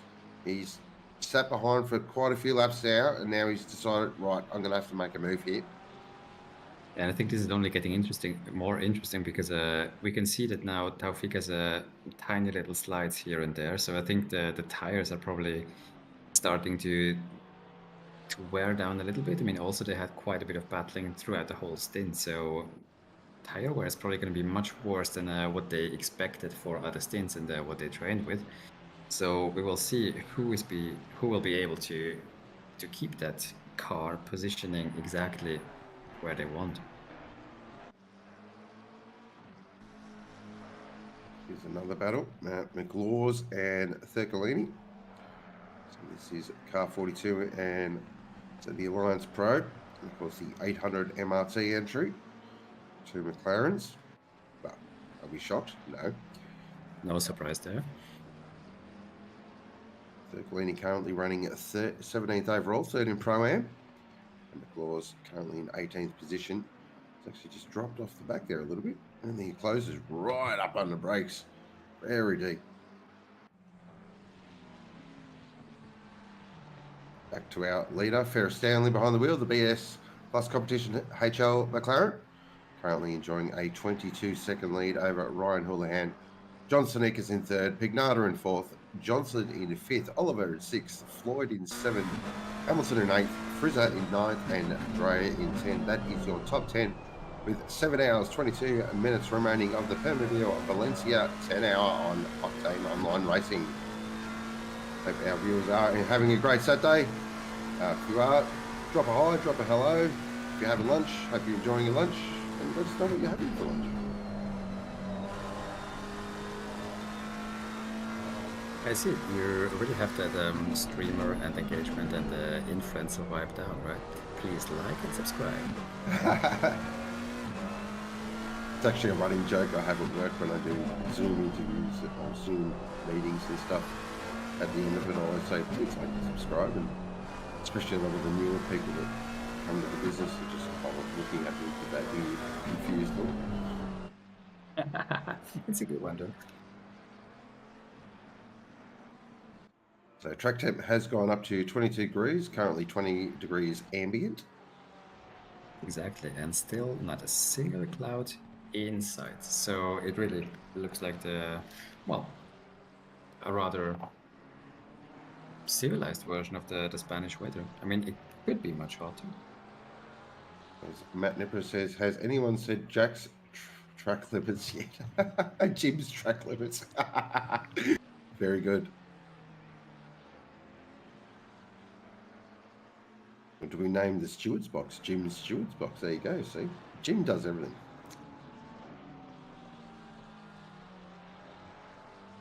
So Ryan Houlihan currently in 2nd position for Alpha Venturi, the 818.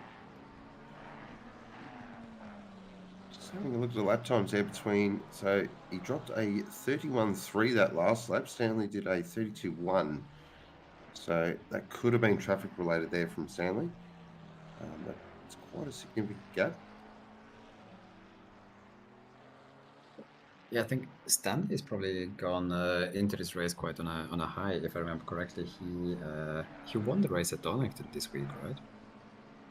I believe he did. Yes, I think so.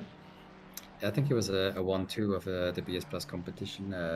Ferris in front of Philippa. That's correct. And it looks like they pick up right where they left off, because now it's a 1-1, both of them in the same car. And their third driver's Andy O'Hara, just saying. Well, to be fair, it's not a BMW this time, so it looks slightly different. I guess they are changing up things a little bit at least.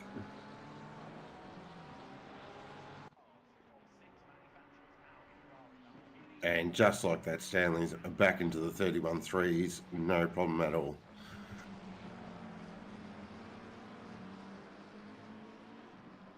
John Sonekas currently in 3rd for Kovacs McPurple. Of course, this team consists of John Sonekas, JP Sonekas, and of course Shady Samuel. He's nice. It's hard to get my head around not seeing Shady in anything but a Lamborghini, though. Just one of our... True, but I mean also that there's quite a few people who are in cars that you wouldn't expect them. I mean, all of them are McLarens, obviously, but I was wondering at this point, how do you know that it's John in the car and not JP? Down on the bottom right-hand side. Oh. Yeah. Oh, right. And this is why I usually spend more time in the Steward's box than commentating. I mean, we could just go with Jason Sonekas, and that'll be... we'll be right either way. Well, I mean, I know I mentioned this many times, but I do commend their parents for calling one kid John and the other one John in French. So yeah. That is true. Back with this battle, because it is still going on between McNeil, Tafik, and Zeri. Been a great battle all right for this team, definitely. This is turning into, I think this is going to be the battle of the races. Tafik goes very wide there, and McNeil goes, thank you very much, I'll have some of that, and goes straight past. So we'll see what McNeil's got now for Zeri. But look at Tafik, he wants to get back past. But that was a nice opportunistic move there from McNeil. Saw the mistake and went straight up inside with no hesitation. Yeah, I think he probably had enough laps to actually size up Taufik, and by now he would know exactly on which corners Taufik has his weaknesses and where he can actually attack for a move. He probably also would know every little scratch and piece of dirt on the back of that Ferrari. So let's see whether he will study the Porsche to the same levels, or whether he's going to make a rather quick one out of this. Well, yeah, we saw Tafik really struggle to get past the Porsche here. Zeri's actually drove really well this stint. I just love the way he's placed the car. Just keeping it on the perfect racing line, not giving any opportunity for a passing move. McNeil's got a nice run now down the main straight, heading towards turn one. Turn one, probably not a real passing opportunity, but if you get it nice through T1, you can maybe have a bit of a braking maneuver down into doing. It's right behind you. He's having a look. Zeri's going to go sort of defensive. McNeil thinks better of it. Tucks back behind again.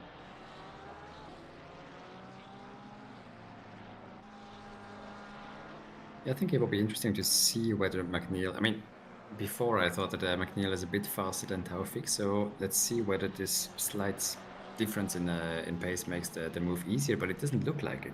I mean, still, they seem quite evenly matched, even though the car behind is a little bit faster.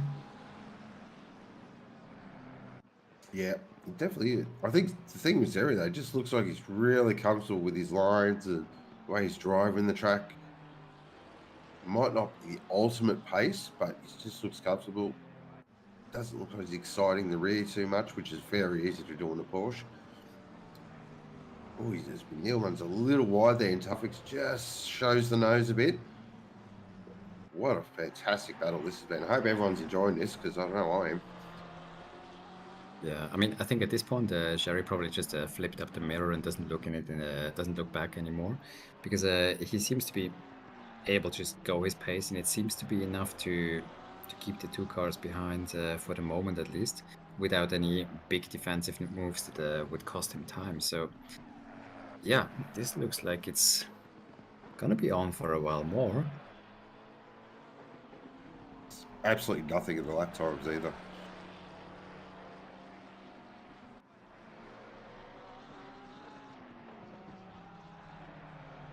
Well, yeah, at some point it will just become a patience game and see whether McNeil is able to, yeah, to have that emotional strength to actually stay behind, stay concentrated, and just wait for that tiny little mistake that as he did with Wayne Taufik. And this is the thing, I mean, you can get caught up in these battles, but then you just look up at that timer up the top and you see 7 hours and 14 minutes to go, and that's when you just got to think, oh, hang on, let's just take it easy. You don't want to get any unnecessary damage or penalties or off tracks at this very early stage of the race. True. But then it might also have the opposite psychological effect, that you see that timer and you go like, oh my god, I'm going to be stuck behind this back of a Porsche for 7 more hours. I'm out of here. Well, that's right. At the end of the day, race car drivers. Exactly. And this isn't different because it's pixelated race cars. I mean, the emotion, the feeling is probably very, very similar. Well, McNeil's having a look. He pulls out of the slipstream now down the main straight. 230, 240 kilometers an hour. Who's going to be later on the brakes into turn one? Zeri. Oh, McNeil just gets a little squirrely, a little crossed up there, runs it right out. That will be maybe not a track limit, but he'll definitely get a bit of a warning from the race stewards about that. not the race, the in-game race stewards I'm talking about. Gets a little squirrely on the exit there, a little bit of oversteer. Yeah, I Definitely think had this is getting really interesting because now I think the tires are really starting to wear. I mean, as we said before, they have been in battle for pretty much the whole stint. I think this is actually advantage Zeri here. He hasn't really had to be aggressive with his car movements. Just make sure to keep on that nice tight line that he has been driving, where McNeil and Tarvik have gone left, right, left. True. And I mean, given that he's driving the Porsche, where you always have to be mindful about your rear tires anyway, he probably has just taken care of them a little bit more than the other two, who, as we said, had to do a lot of moves and had little slides here and there, while Jerry was just slowly pulling away a little bit. Or maybe that's just my imagination. No, he's right there. Never mind. Except here, though, it just seems the Porsche struggles here. Again, McNeil's going to try and go in the outside and set it up. We tuck back in the slipstream. Was there a slight overlap there? This is very close. Down the turn one. Porsche pulls back across. Who gets a better run through one? Very clean from both of them. As car 52 picks up a 10-second penalty for annoying blue flags on lap 103.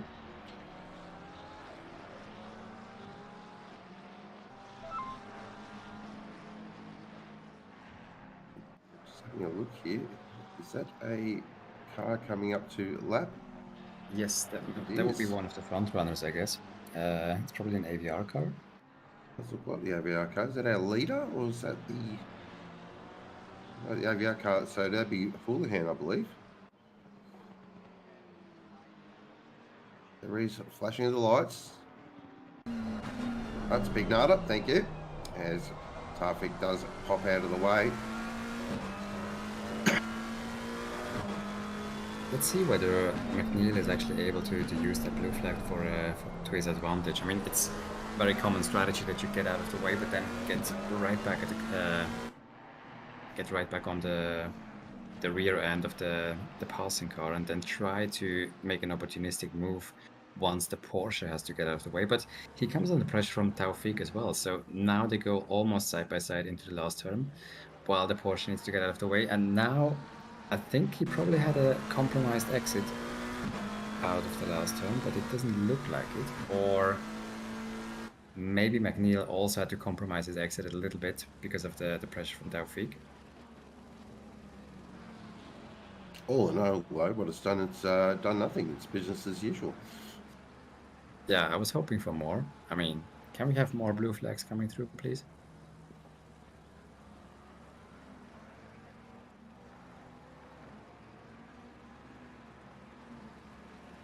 So coming up to the 7-hour mark. So a lot of these teams now be starting to think about their next stop. Some drivers might be thinking about doing a double. I'm not a fan of the double stint myself. I just find that I do struggle in that second part of the double stint. But I've seen some drivers do triple stints, so I don't know how they do that. I mean, I think it depends a lot on the track. I mean, how comfortable and how used to the track you are, and how comfortable and used you are to the car. I mean, basically, if it's a combination that takes a lot of concentration for me to keep the car on track and everything, then I think double stints are much more difficult. But if it's a track where you just get into that groove and you just pound out your lap after lap after lap, I think then a double stint is actually quite comfortable, because it just, well, giving it more of the same. It's not really kind of a mental game where you just hope to make it to the end of the stint without an incident. Yeah, I think a track like something like Paul Ricard, I think double stinting's no problem. It's not a track that really can bite you too hard. But where somewhere like Bathurst, for example, where every lap feels like you're absolutely on the ragged edge, double stinting there is quite difficult. True. As we welcome back the one and only Mike Crick back into the box. Good afternoon. Hey guys, how's it been going in the last hour or so? Really good, actually. We've been watching this battle here with Zeri, McNeil, and Tafik, which has absolutely been on for feels like the last 20, 30 minutes. It's been a fantastic battle. And it's great to see all very clean as well. So, and 3 different manufacturers, so, and 3 different teams. It's been really good to watch. Yeah, great. And it's interesting seeing some of the changes in the driver lineup now that we're sort of in the mid-stints. This is typically where people maybe put their drivers who are more consistent, but maybe not quite on the same pace together. But there's still a few really, really quick drivers out there as well. So it kind of changes that dynamic a bit once you get to this stint, once you get those different sort of levels of driving. Obviously, the top teams are fast no matter what. Oh, as we see McNeil looking at the outside, yeah, not enough room there. He couldn't stick with it, but Ziri has maintained that position. But yeah, McNeil's putting on definitely a bit of a challenge. How long's this been going on for? What would you say, 20, 30 minutes, something like that? Yeah, basically it feels like it started right when I got into the box and it hasn't ended since. But now we finally look like we're seeing a move around the outside here that we haven't seen so far. They're still side by side, a little touch, and now Oh, I think McNeil's it's got that. pretty much done. That's a great move from McNeil. Fantastic move. Set that up beautifully.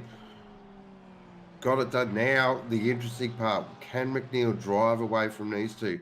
He's been wanting to get past these two. It has taken quite a while. But now we'll see how much of a pace advantage he does have over Zeri and Tafik. Well, he probably will need to pit soon. That probably is Oh, gonna. yeah.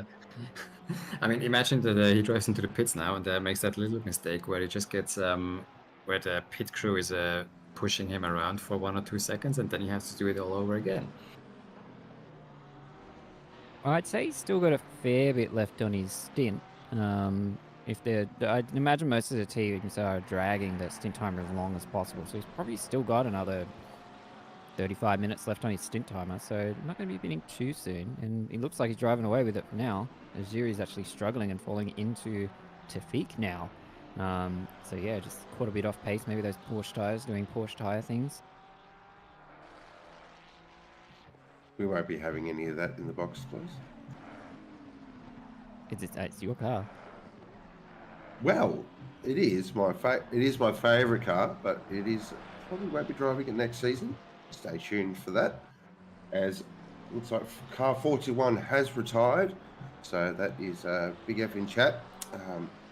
Always never good to see retirements in a long race like this. As we got the mouse pointer, so that normally means Mo wants us to look at something. Looking at car 600. Liam Hamilton on board. And the beautiful car 600 pink Ferrari for MRT. How's your car going along there, Mike? How's things travelling? Yeah, so far so good. Terrible at the start. We got pushed all the way to the back thanks to the lap 1 incident. But Ben did a great job, has made a good recovery. Put us back up about P15. Fallen a few positions behind now. It's actually down there in P18 with Damiano in the car doing his stint. But then Ben's going to jump back in. And yeah, no, doing pretty well. P3 at the moment in Pro-Am. So can't complain. So definitely feel the podium's on for Pro-Am today? Yeah, it's definitely there. The pace is absolutely there if we can stick it together. I mean, obviously Ben is our fastest competitor, and he's not able to do the second half of the race because he's based in the US. But I think between myself, Adrian, and Damiano, we can keep it going, and yeah, hopefully get a podium. That would be a good result for us, I think. I'm just keen to get in the car. I don't get to drive for another couple hours. Do you have a preference on when you like to drive? Do you like to drive sort of start of the race, mid-race, or towards the end? I'm not particularly picky about it. I like to finish the race. There's something about doing that last final leg. I'm a big fan of that. Yeah, I like to finish. I do like like to get in an early stint, like to get in like second, third, first. It doesn't really matter, just to get myself comfortable with the track and the car and the conditions at the time and who we're racing and all that sort of stuff. But then from then on, it's sort of like I'm the kind of guy I'm there for the whole race and put me wherever you need me. True team player there, ladies and gentlemen. Yeah, speaking of team players, I'm gonna quit the team and leave you guys up to it. I think my stint is over and I'm gonna head back to the Steward's box. So I guess I'll be in later on in the day. Not sure with who's gonna be in the box then, but enjoy your time until then, gentlemen. Think it's fun. Hope it's a nice, quiet Steward box stint for you. Oh, I'm sure it will. Now that you said it, absolutely. So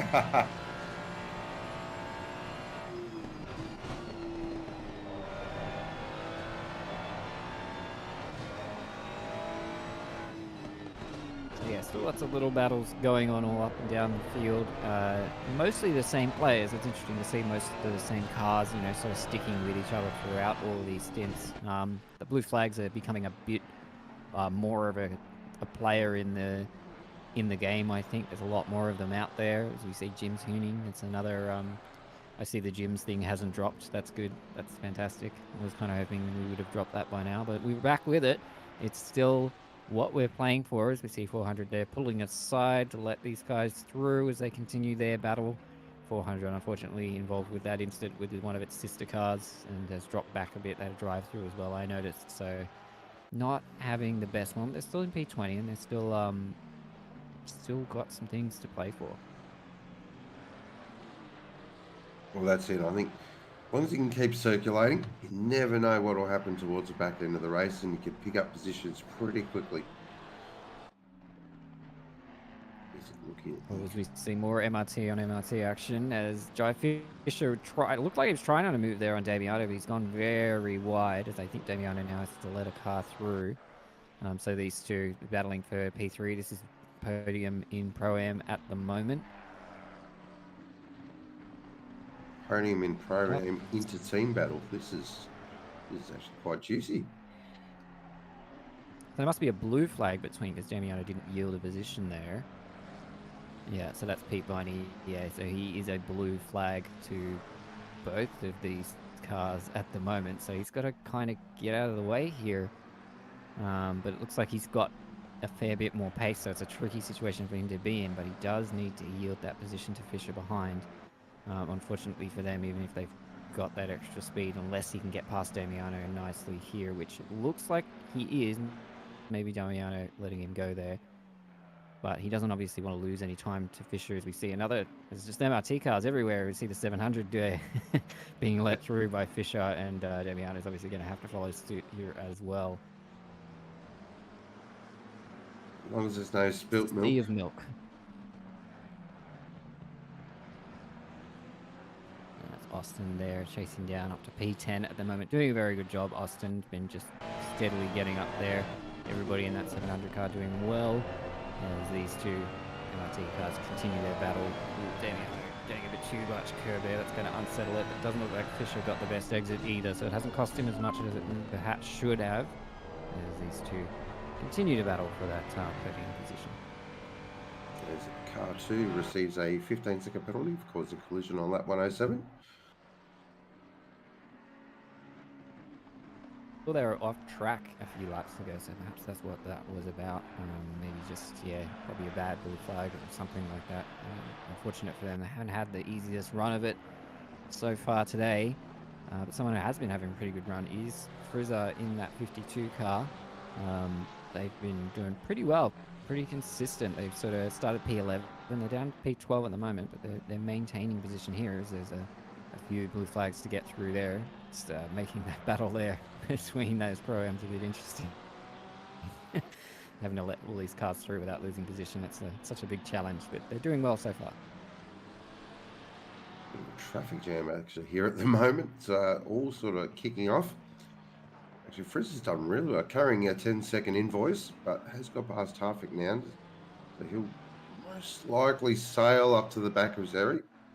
But McNeil, for mine, since I've been in the box, has definitely been my stint of this part of the race. He's drove a fantastic stint as Frizzler goes really wide and allows Tarfik to just go past again.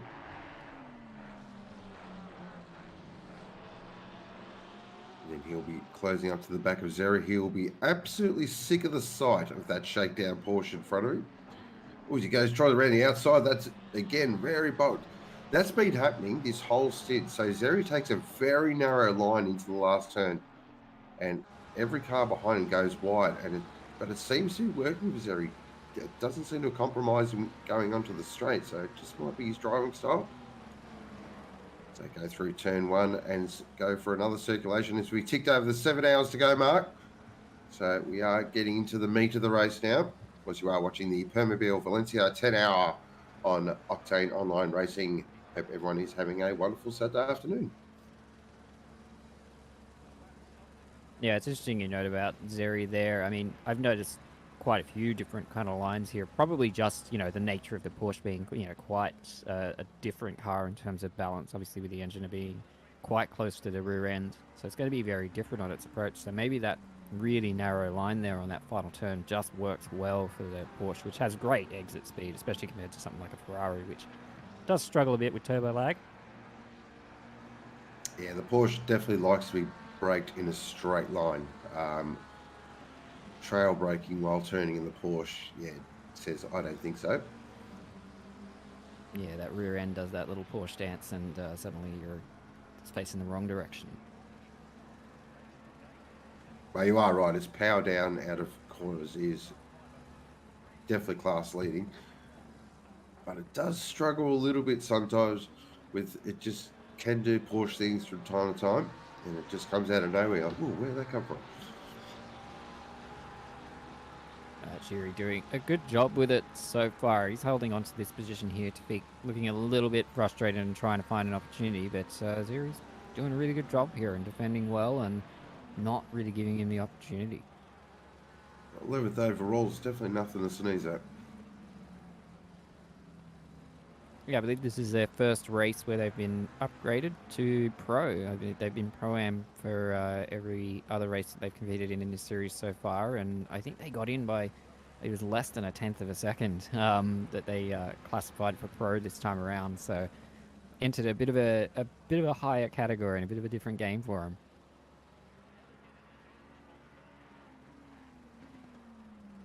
Happens a lot, actually. You see it and sort of, they just put that lap together in qualifying and everything just clicks, and next thing you know, you've got that white badge next to you, and it's a bit of a badge of honor. If you make the Pro category, it means you're a pretty quick operator. Yeah, absolutely. I mean, everyone wants to sort of, it can be, it can be a double-edged sword when you're sort of on the cusp of being, you're just too fast for the category below you, but that obviously makes it really difficult to place well in your chosen class then, because you're basically at the back field instead of being at the front field of whatever class you're in. So can make it a bit of a challenge, but I mean, you've got to take those challenges when they come, and that's good inspiration and good motivation to push yourself harder and see what more you can achieve with that badge of honor, as you say.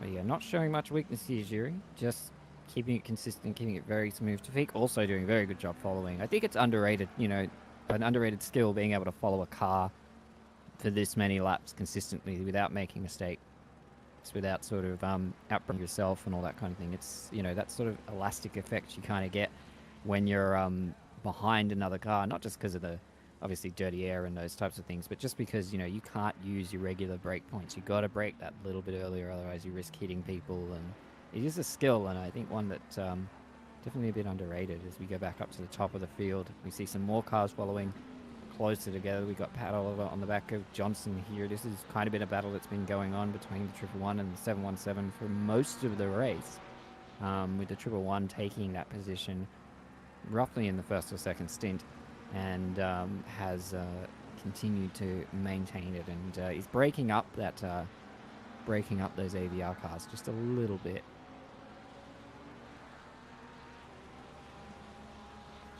It's actually, this has been raging another one. It's one of those battles that sort of you find someone on the track and it just feels like you're consistently behind them the whole race, and it's just waiting for that small chance to do a bit of a leapfrog. It's Pat Oliver driving for Alpha Venturi Racing in the 717. As we tick along now. Of course, Floyd and Hamilton, the two Ferraris, still up there in the top 10, which is a great effort. And Drea's just snuck up there into 9th position, just quietly going about his business as well. So the driver's putting in some really good stints in his phase of the race.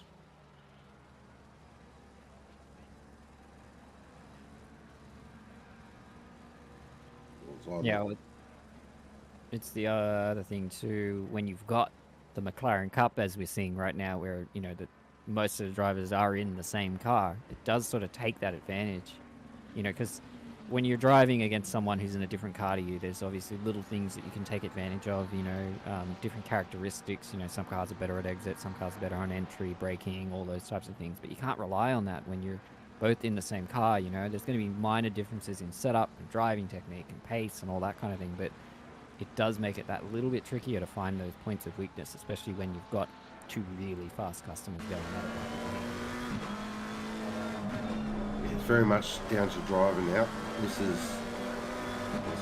mano a mano, but this also is why one-make racing in a lot of categories around the world is so popular as well. Porsche Cup being a really great example. The setup on these GT3 cars is very personal as well.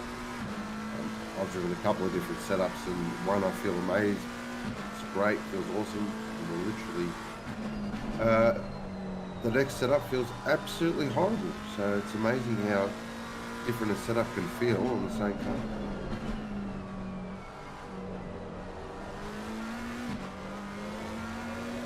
Yeah, I mean, that's the thing with endurance as well.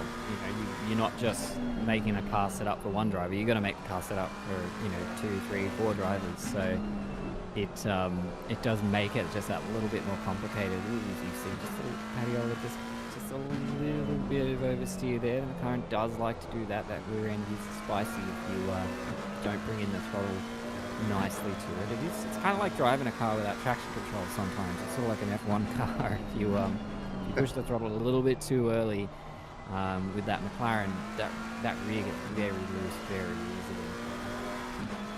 Yeah, I actually took that last for a spin, and the difference between that, the normal McLaren and the new Evo, there actually is quite a big difference. Of course, the original McLaren very planted the 720, probably the most planted, safest car I've ever driven on ACC, but yeah, the Evo's quite a bit livelier, especially in the rear end, so we'll tweak that a little bit. It's still very quick though. Oh, absolutely, a really, really fast car, especially in the right hands, and I think that's what makes the difference here, and I think you maybe see a couple of drivers get caught out by that, the same thing we saw at Bathurst with the Mercedes, everybody picking the Mercedes at Bathurst, but it catching people out because the car's quick around the track doesn't mean it's easy to drive around there for 10 or 12 hours or however long you've got to do it, and especially when you've got drivers of all different skill levels and you've got fatigue and you've got all those other factors coming into it. It's sometimes, hey, maybe the Ferrari is a better choice. And I mean, we've got Floyd and Hamilton both flying that Ferrari flag pretty strongly at the moment in P7 and P8, and they've been there pretty much all race. Just saw there on screen, Johnson had a bit of a moment there, which has allowed Oliver just to close that gap slightly. Just saw there two totally different lines. Johnson goes deep again, and Paddy Oliver's just starting to get a bit racy here. This can smell maybe an opportunity to get past. So this, I think, is about to kick off. Yeah, Paddy Oliver's looking racy. He's definitely looking for an opportunity here, and it might come as we see a whole bunch of blue flags. This could work to his advantage, or it could be a big disadvantage as we see. There we go. That's the Kovacs car getting out of the way. Ooh, Johnson getting very close to the Bricks racing car there, who almost didn't leave Pat enough space. It does look like Paddy was lost out a little bit thanks to those blue flags, but not a great deal. Not the worst result he could have had. Well, that all worked out in the end. It did look a little bit spicy there for one moment, but everyone got out of the way and these two can resume their battle. Yeah. So we just mentioned it before, terms of stints as well. So 9 stops seems to be the hot play. We've seen nothing really outlandish or crazy strategy-wise. Everyone's sort of running close to their full stint. That seems to be the play at the moment. Tyre wear, probably the determining factor, you would say there, Mike? Yeah, I'd say so, but I'd also say that most of these drivers are going to be trying to stick with it, even if they're losing a bit of pace on dirtier tyres, just because the advantage you can get if you go really long, if you push that stint time as far to the end as you possibly can, we were talking about it earlier, you can almost save an entire pit stop there, which is a really big advantage on a short track like this. So I'd say most teams, regardless of a bit of loss of pace with both drivers there, almost copying each other and going too far on the curbs. Yeah, I think most drivers and teams will be looking to push that stint time as far as possible, even if it does mean slowing down a bit on the final leg of the tyres.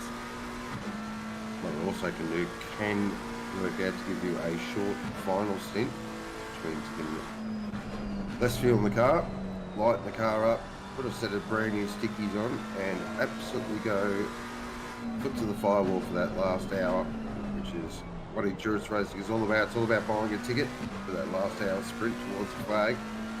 If you are in a battle position and you have got a lighter car with better tyres, Paddy Oliver really deep there, just pulls it up.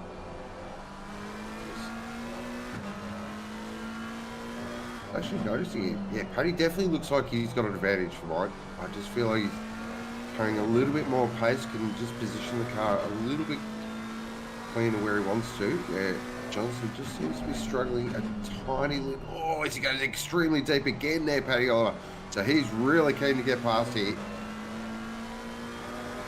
Applying the pressure there on Johnson, but Johnson's not giving it up. Johnson's doing a really good job of defending here. He doesn't look like Paddy's, bothering him too much. He doesn't seem to be making any, sort of major mistakes. He's keeping the car nice and straight, not taking too much curb there, just focusing on the track ahead and not looking too much into his mirrors, even though he has got a big attack coming up. I'd say, personally, I think the pace between the two isn't that great of a difference. I'd say they're really, really evenly close, and that's what's giving Oliver so much trouble here, because he's fast, but he's just not that much faster, and he needs a mistake. He needs to pressure Johnson a bit more just to find that little gap so he can just push through it. But even then, this track is really difficult to get an overtake on, especially someone who's only a tenth or so.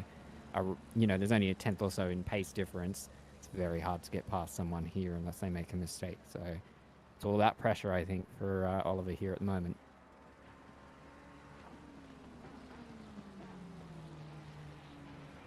Meanwhile, our leader is just pumping in low 31s like for fun, as Oliver again really close to the back of Johnson. So it is Stanley from Sneakers, Pignata, Madison, Johnson, Oliver, who are on screen at the moment. Floyd, Hamilton, Dreyer, and McNeil are your 10. McNeil is leading Pro-Am from Bartlett and Van Dam. They're in the 400 MRT car. That's your top 3 in Pro-Am.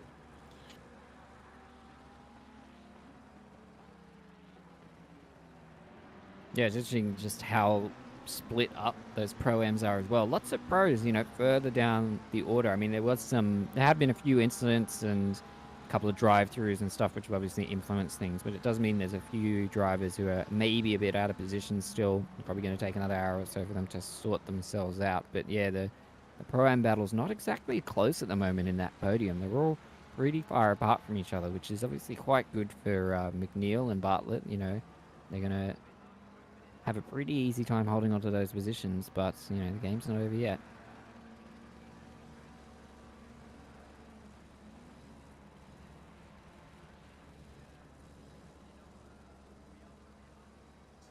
So for those who are big motorsport fans, I have mentioned a couple of times, but I'm a big fan. We've got Spa 24 coming up this evening. Go Porsche, go Grello.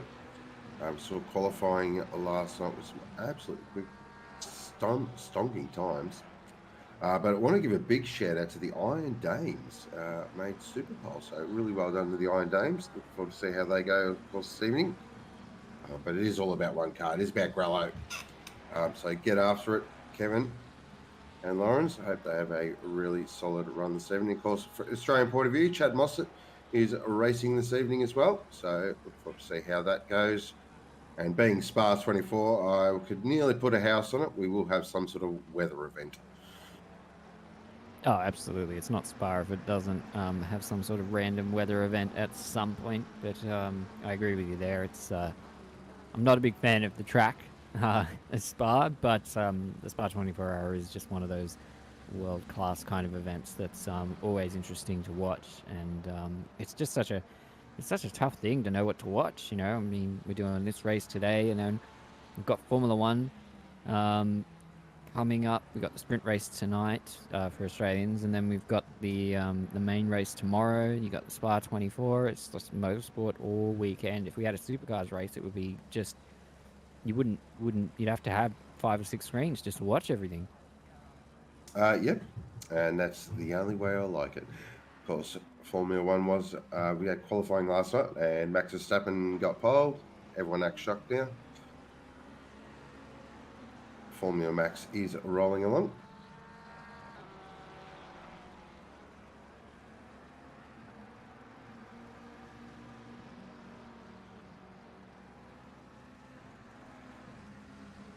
Yeah, look, my takeaway from the Formula One qualifying was that there's Williams in P10, which makes me happy because that's my team. It has been since the 90s, and I'm not giving up on them yet. Ooh, as we see there, for Oliver making the move there, Johnson had a little mistake. He's holding on to the inside, but I don't know if it's going to be enough. No, I think Oliver maybe just backing out there, maybe not confident enough with that move around the outside. I think if he just stuck with it, he might have done it, but cooler heads may be prevailing there for Oliver, as he seems to have got a better run down the straight now. Will he make a move into turn 1? I don't think he's got the overall pace. Oh, there's a touch there. Another touch. A bit of a clumsy move there from Oliver. Maybe just the closing speed caught him by surprise there. I mean, that's that, you know, sort of Oliver's been driving the car for a fair bit here, but we did see Oliver at Suzuka do the whole race by himself, so he's a person who can do a long stint, that's for sure. But yeah, just a little clumsy there from Oliver, and probably a bit of a missed opportunity, unfortunately. It says there in chat, been a bad decade to be a Williams fan. Been a bad 30 years to be a Williams fan. Yeah, look, it hasn't been the best time.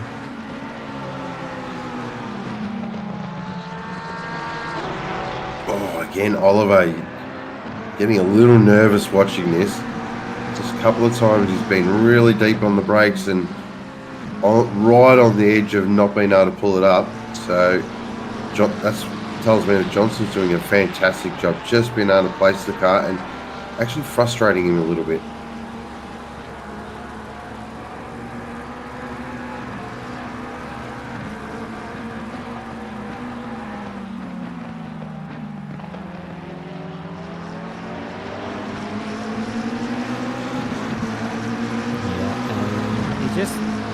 You just can't separate these two, can you? You're just chasing and chasing. I think maybe your intuition from earlier was right. I am starting to see, maybe it's just the condition of the tyres or just confidence in the drivers, but it does look like Oliver has got a bit more speed than Johnson at this current point in time. We've seen sort of taking on the inside there, really looking for the opportunities. Johnson maybe just feeling the pressure a little bit more, not able to push as hard. We are sort of getting close to the end of the stint for these drivers. They've got a little bit left to go before they do a pit stop. But I think Johnson's going to hold on to this long catching up. Because it's pretty important for them, I think, at this stage. I mean, what does Oliver do here? Does he come, when he comes towards the end of this stint, does he come in maybe that lap early, try a bit of an undercut to see if he can jump Johnson in the next round of pit stops? I mean, these will be all these calculations will be going through his head at the moment while keeping the car on track, while trying to get past. There's a lot to do. Yeah, so it's a good thing you've got teammates in your ear, and I'm sure the AVR boys are all in his ear, giving him the support he needs and keeping him up to date, keeping an eye on what Johnson's pace is like and how he's structuring through it. Well, it does depend on who your teammates are. I know back in the old $1.50 days, we really didn't talk much about racing. It was more just basically taking the piss out of each other.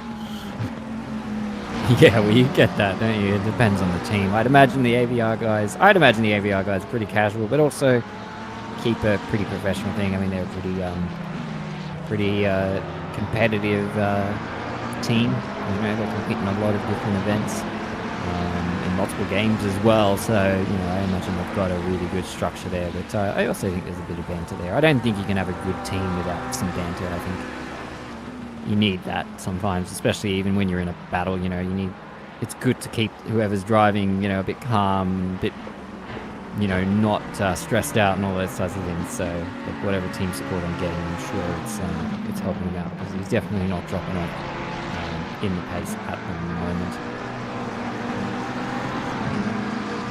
Well, that's what makes these Enduros such a fun event to be part of, is that real team sort of camaraderie and banter, and you know, that inter-team banter as well. You know, with some teams having 3 or 4 cars, or an MRT's case 150 cars in the race. That's sort of, so there's a inter-battle as well. You know, who can finish on top of who? Can the 900 beat the 800? Is the 400 better than all of them? Is the 700 better than all of them? 600's best time. There we go. And as you see, Paddy Oliver coming in. Ooh, very interesting. I think maybe he braked a little late there and tried to shave off some speed. That was a bit of a rough entry to pit lane. I hope he didn't speed or pick up any damage from that, but that's not the entry he wanted. Yeah, but starting to come into pits, and I think we'll see a few more drivers now coming into pits as those stint timers start to wear down. Most drivers probably have done just over an hour now, probably an hour and 3 minutes or so on the individual timers. So we are going to see a few more people starting to come in, which will once again sort of shake up the order and bring more traffic into it. And it's everyone's got to reassemble themselves and get back into their rhythms. And you know, that's just such a challenge here when it comes to endurance racing, especially when you've got you know, like my situation is going to be tricky. You know, I won't be driving for the first 5 or 6 hours of the race, and then I got to jump straight into a new situation. So it's all very interesting when you come to these. There's so many little factors that can influence the results, and yeah, it's moments. Why I'm here for it. It's why we're all here for it, right? Exactly. So there, the track temp has gone up to 24 degrees. So it has gone up a couple of degrees since I've been in the box. As we do welcome in the one and only Mitch Hobbs and Charles Phillips. Good afternoon to you both. Oh, Sean, how are you going? We are well. How are you? I'm excited for more racing. You have a good break, Mitch? Yeah, it's lovely. It's just what I needed. Did you have lunch? I had lunch before I started my first stint. Oh, very good. Well, on that note, I'm going to bid you all a fond farewell as I go and don the red and black and off to the mighty MCG to hopefully watch the Bombers beat Port. I'll be Yes, present please. anyway. But hope everyone enjoys the rest of the race. I'll be tuning in on the train. It's been an absolute pleasure to bring you all the action from the Permobil Valencia 10 hour. Other than that, enjoy the rest of your evening. Go Bombers, and look forward to Spa 24 tonight. Thank you. Thanks, Sean. Sean, of course, yes, go the Bombers. So, Go that sports ball team. go the sports ball team, that's right. So, we've got, Ferris Stanley in the 89 car. and Sean Madison in the 818 car. But firstly, Mike, Charles hasn't commentated an endurance race before. He's new to endurance commentary. All right, Charles. So here's how it works. You've got to first Yeah. at least one driver on Yeah. your stint. Yeah. Discussions about things entirely unrelated to the race are Yep. mandatory at some Yes. stage. At the moment, the theme seems to be what gyms is their new business venture. That still Yes, seems to be running. but there's a mandatory off-topic we've got to talk about is Subway. We've got to talk about that later. Of course. Yep. Yeah, alright. Sounds good. Just about what we do in Europe. Yeah, I'm sure. Well, I wish I could confirm that, but there's something called sleep. I don't know if you've heard of that. That we need as Australians. Oh, really? Aware of that one. Yeah, I know. It's an odd one, but yeah, sleep. Yeah, we gotta look that up. Something new. Yeah. Well, I mean, the 89 cars. What's the lead of the 89 car has now? How many minutes is the lead? Significant. I think that's the word we can use. Significant? Oh, yeah, that's definitely one way to describe it. Yeah, definitely over a second. Oh, let's see what Pitwall says. So, Charles, have you been watching the race at all so far, or are you fresh to it? Have you been seeing the proceedings that have been going on? I've been watching it and driving in it, but retired. So, yeah. Been fun. was that- Been fun while it lasted. Was you car 421? Yeah. Ah, that's not ideal. Oh, Pitwall's broken. I can't see what the gap is. Let's just go with significant. As Yes, take the some seconds. Yeah. I'd say many seconds. I'd say it's at least 30 seconds. Well, we might get a bit more of an idea here when Ferris Stanley's just jumped into the pit, so I dare say that 818 will jump into the pit, so they're almost, if they've just jumped into the pits, they're almost a minute ahead, I reckon. Probably 50 seconds ahead. Yeah, about that. Basically 80% of a lap, so yeah. As 818 isn't even in the final sector, I think. No, they're just midway, just coming towards the end of the second sector, so I reckon that 89 almost will probably come out of the pit stop and onto the track before 818 pits. It's a possibility, but we'll have to wait and see. Because, yeah, this is racing and anything can happen. And you see Stanley coming out now onto the main straight. Looks like he's got a decent gap here, and yeah, coming out ahead of 717 there on track, and 818, yeah, just coming up to the pit line now. So yeah, that's a very nice gap. that they've managed to 75 build out seconds, there. yeah. So is 818 pitted already, or do they still need to pit? I don't believe they have just yet. Oh, that's very wide. Yeah, you see a bit wide there for Madison. Yeah, a bit wide. I mean, track limits are very strict on this track. If anybody hasn't talked about that before, I'm sure they have. But we've seen a couple of drive-throughs in this race. So yeah, hopefully nobody here gets one. I'm being grilled in chat. Murph's telling me that it's 20 seconds. Well, I'm sorry, Murph. I'm sorry that I've ruined your day.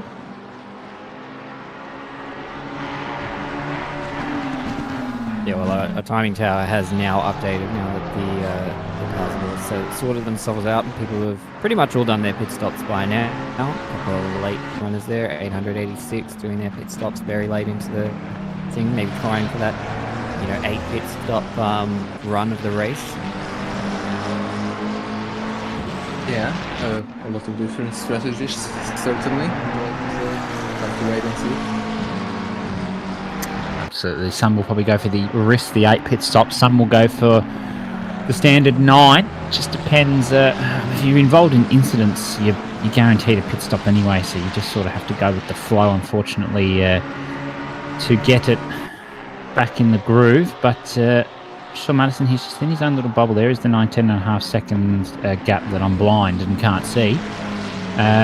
Sonikas is a fair chunk behind too in the 191 car. As yet, and that just needs to avoid that Ferrari. Here is Sonikas, in fact, now for Kovac's McPurple.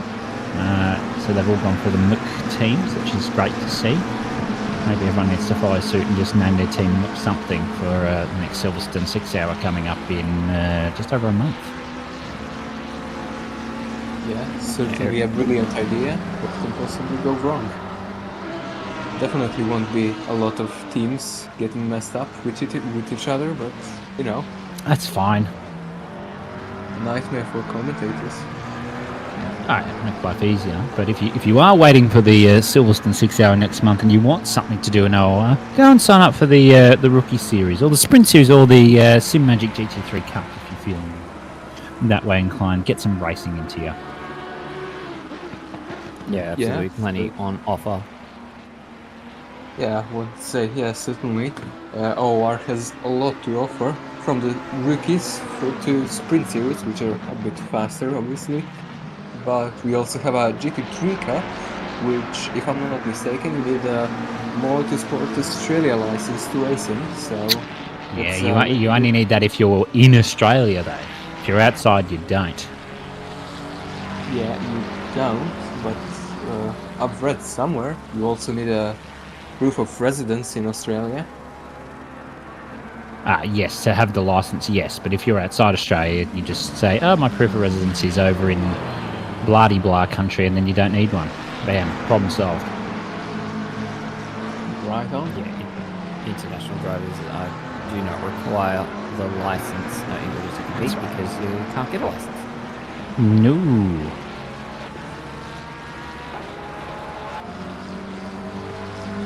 So what do we got going on here? Go Petty back, Bridge here. yeah. This is the Pro-Am leader at the moment, 700 MRT car. In Lost Our Way. Geez, these puns are... Did JP Sonikas come up with these? No, these are all internal to MRT. But I can understand why. I don't know. I think Peach's pun game is pretty epic. It is, and this is the sort of stuff I'd expect from him.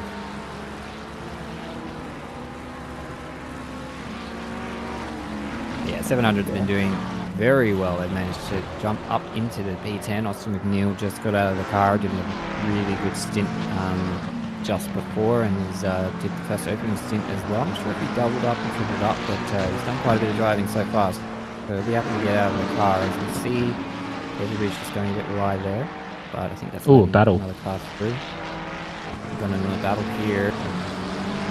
A good battle. This is Zuhaili and Weatherburn now. Pixel Racers against Alliance Pro in the 42 car McLaren. McLaren's here. Nice run through the bumpy right-hander.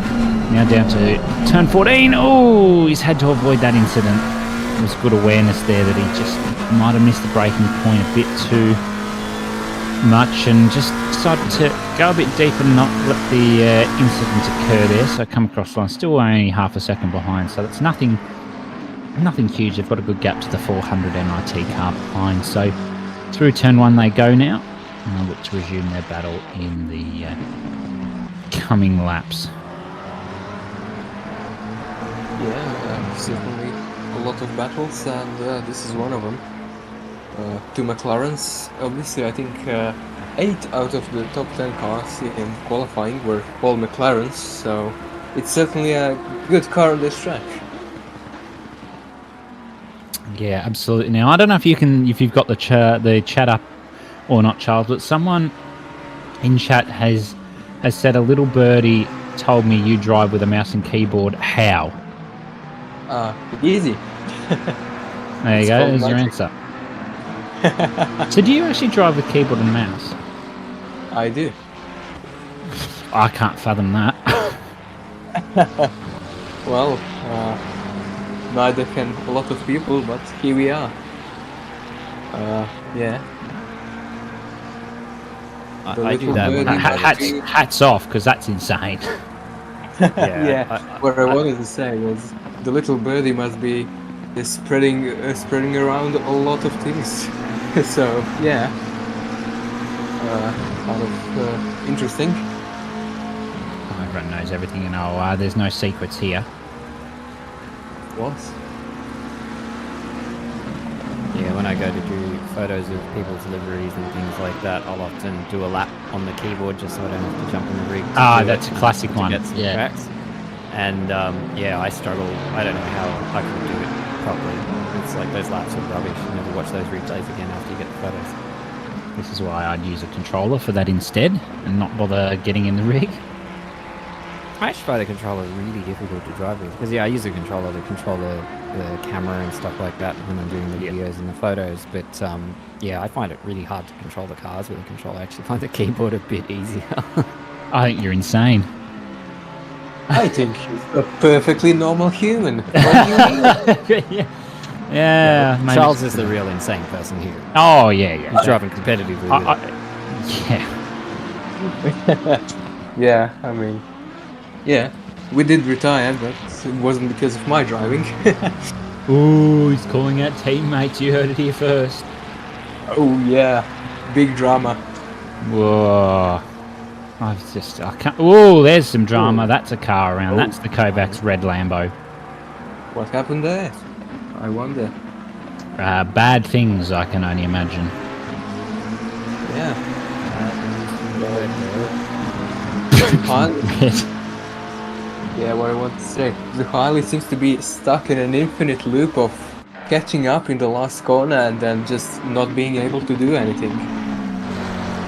He seems to be getting a little bit closer this lap, so maybe something is going to happen, but Oh dear. car at 52 gets a drive-through for what I imagine is track limits. Track limits, yeah. And Zuhaili closer than ever to the 716. But your teammate Cody Carlson's called you out for talking shit. Oh, yeah. I mean, he's just jealous he isn't faster than me. Ooh. There's some rivalry in the team. Oh, yeah. Definitely. Yes, Jan, still in the chat. Let's go, Jan. Cheering on the team.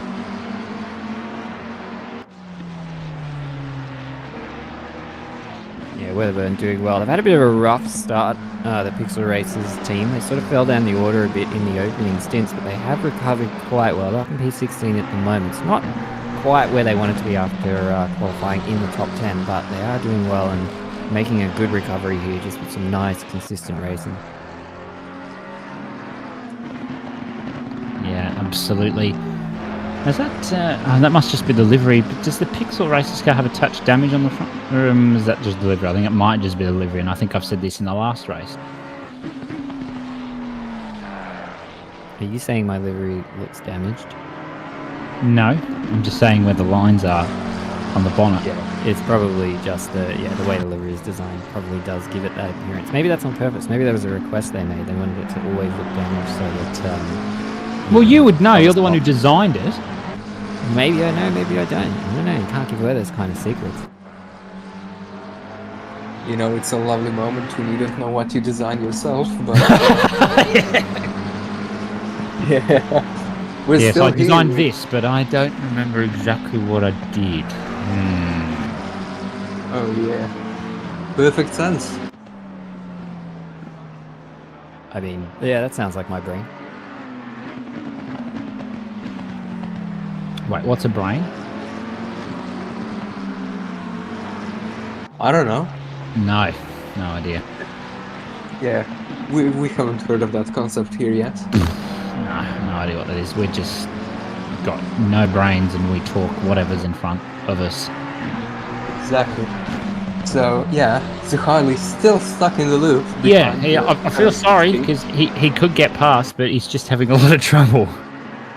Yeah, he keeps getting he keeps getting closer in the final corner, but he just can't get past. What else to say? Here is Corey Sweet. Currently sat in P7, the 97 car. He pulled out a nice gap on the 600 car once again. We saw Connor Hind was in there earlier and was right on the backside of Sweet, and then all of a sudden I come back and I've ruined everything, and now they're 10 seconds behind. Okay, that must be what it is. Yeah, might be, but I'll have to say that livery looks pretty sweet. It does. Oh, Jesus. I actually, I thought that was a legitimate comment, and then I realised what you meant there, and I was, yeah. Taking lessons from Peach.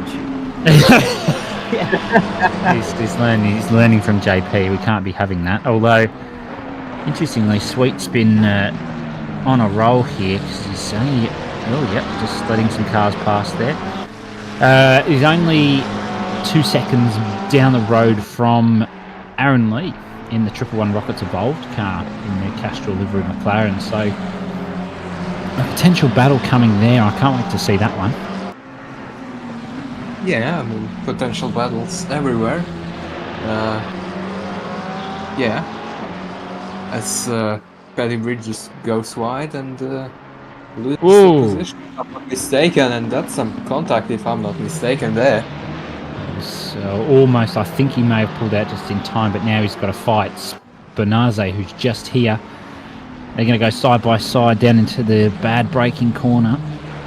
It's still going to be called that. We're not going to call it anything else. Now on exit, Bernaze has the better exit. They do have Aaron Lee coming up on them though, so they're probably going to have to back out at some point here with the blue flags, if they're not too careful. Yeah, the blue flags on this circuit are pretty strict. As always, by the rules, if the car behind is lapping you, within a second is behind you, you have to let him go. So if you don't do that, you'll get a penalty. Simple as that. Asterisk, if you don't within a reasonable time frame, then you get a penalty. You don't get a penalty straight away. Yeah, true, yeah. And then it's a question of what a reasonable time frame is, which is mostly just whenever it's safe to let the lapping car pass.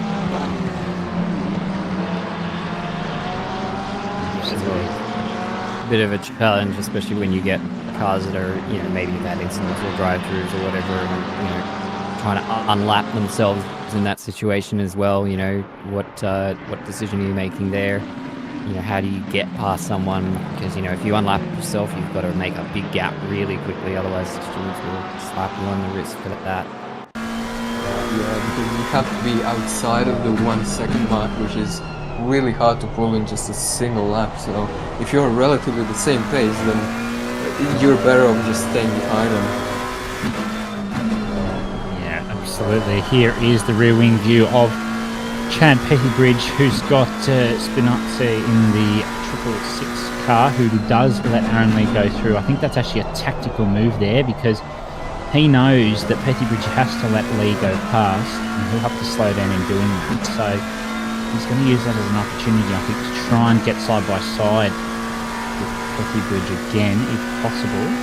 But I think Pettybridge will try and delay this as much as possible, even though Spinazzi's just going to follow Lee all the way through here. So this is disadvantage for Pettybridge. Yep, lets him through, but Pettybridge needs to get back on this really quick, or else this is going to happen. Spinazzi is right there.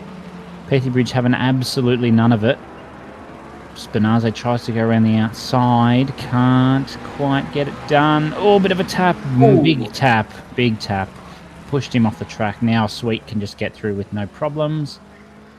Almost no problems. My goodness me. That was close. Oh, my. This is Spinazzi, very close. This is bad, because Pettybridge... Okay, Sweet's in a really bad position here. Oh, my. Yeah, Pettybridge off the track. Pettybridge is off. Yep, he tried to defend too hard there. Oh, Jesus, I think Corey Sweet's heart was in his mouth there. I think some stewarding will be involved with that, because, yeah, some interesting blue flag moments, but I'm not entirely sure if anybody was actually impeded, so we'll see as time gets on. Don't think there was any sort of impeding happening there. It was just Zuhaili, who's been trying to catch Weatherburn, has pushed too hard and got a drive through. Oh dear. Oh no, it's not Weatherburn, it's Zuhaili. Yeah. Zuhaili has a drive-through as he was trying to get past Weatherburn. So he is about to get out of the loop that I was talking about earlier, and he'll drop some positions, unfortunately. That's good for Loverink though, because there's been an incident, hasn't there? Because Loverink's just come straight. Ooh, those tyres looking hot. I think there's been a spin there for Zuhaili, which is not good at all. So now he'll probably come into the pits to serve that drive through. I'm waiting for this McLaren to pull off to the right, and does. So they're going to come and serve their drive through for the Alliance Pro Cup pretty quickly.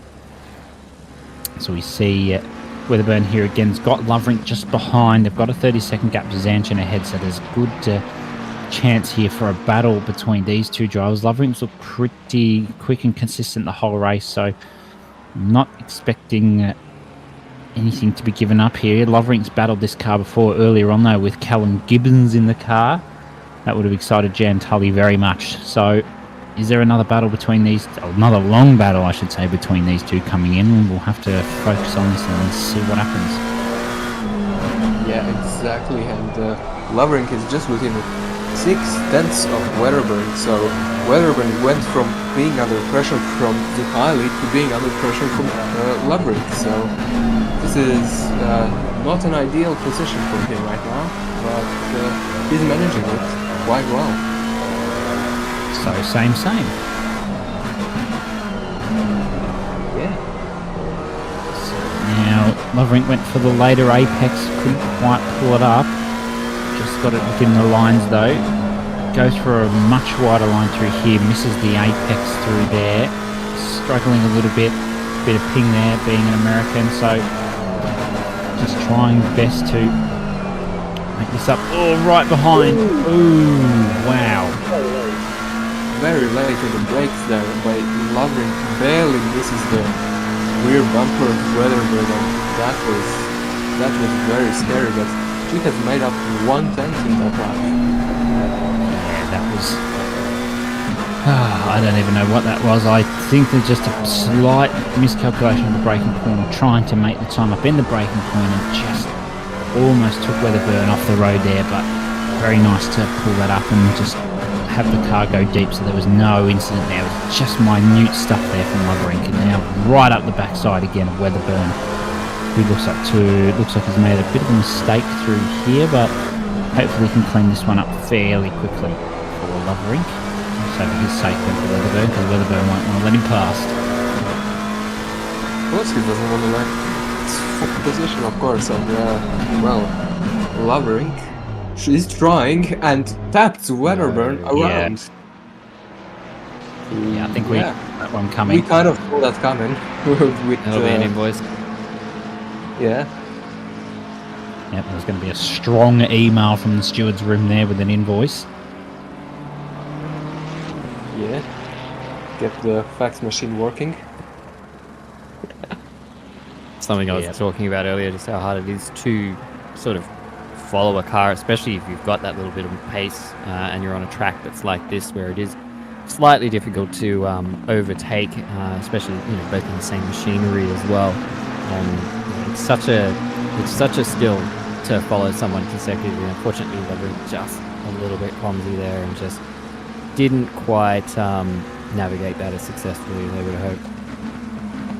Yeah, not an ideal situation for Loverink. Now it's just going to sit in the slipstream of Lasbom in the 919 Alpha Venturi. So now what Weatherburn needs to do is just try and run away from Weatherburn now, because there's a penalty coming his way, but just, I don't know, is it going to be a 10? Is it going to be a 15? Is it going to be more? Who knows? Nobody knows, except the stewards, of course, but we're going to keep on with him, and we will update you all on the situation when it, of course, gets dealt with the stewards. So, yeah, just over 6 hours to go in the race. Plenty of action so far. What's your highlight of the race, Mitch? highlight. I think it's got to be that starting battle. I say starting battle, the whole first sort of hour battle between Houlihan and Sneakers. You couldn't tear those two apart. That was just so tight, close racing. You can't get much better than that, especially in an endurance race when you're meant to be consistent and, you know, trying to weigh up the pros and cons of strategy in comparison to another car. I mean, you just, yeah, there's the 15. Got to be that battle earlier. Yeah. For me, it's going to be more of a driver's point of view. The lap 1 safety car, of course. It was absolutely insane to manage to avoid all of that, luckily. Yes. And the restart was also a bit chaotic. So, yeah, it was very fun to avoid it all, but it was nerve-wracking, certainly. Yeah, absolutely. So Loverink's got the 15-second now, so that's half the gap gone to Weatherburn that he's got back after that. So maybe there's going to need to be a bit more from Loverink here if he wants to pull out that gap. I mean, 7.8, that's 6/10 there that's come back, but I mean, there's still, what, 45 minutes in the stint, so still plenty of time for that gap to be made up. So hopefully Loverink can do something out here. Yeah, I mean, these drivers are fairly quick and they know what they're doing, of course, so most of the time, of course, but he'll pull something. Yeah, We'll just have to absolutely. wait and see what. Yeah, no, that's exactly right. Hopefully something can be pulled out of the bag for these two. As we see the gaps over the field are fairly spread out now. You can see the casual close battle here.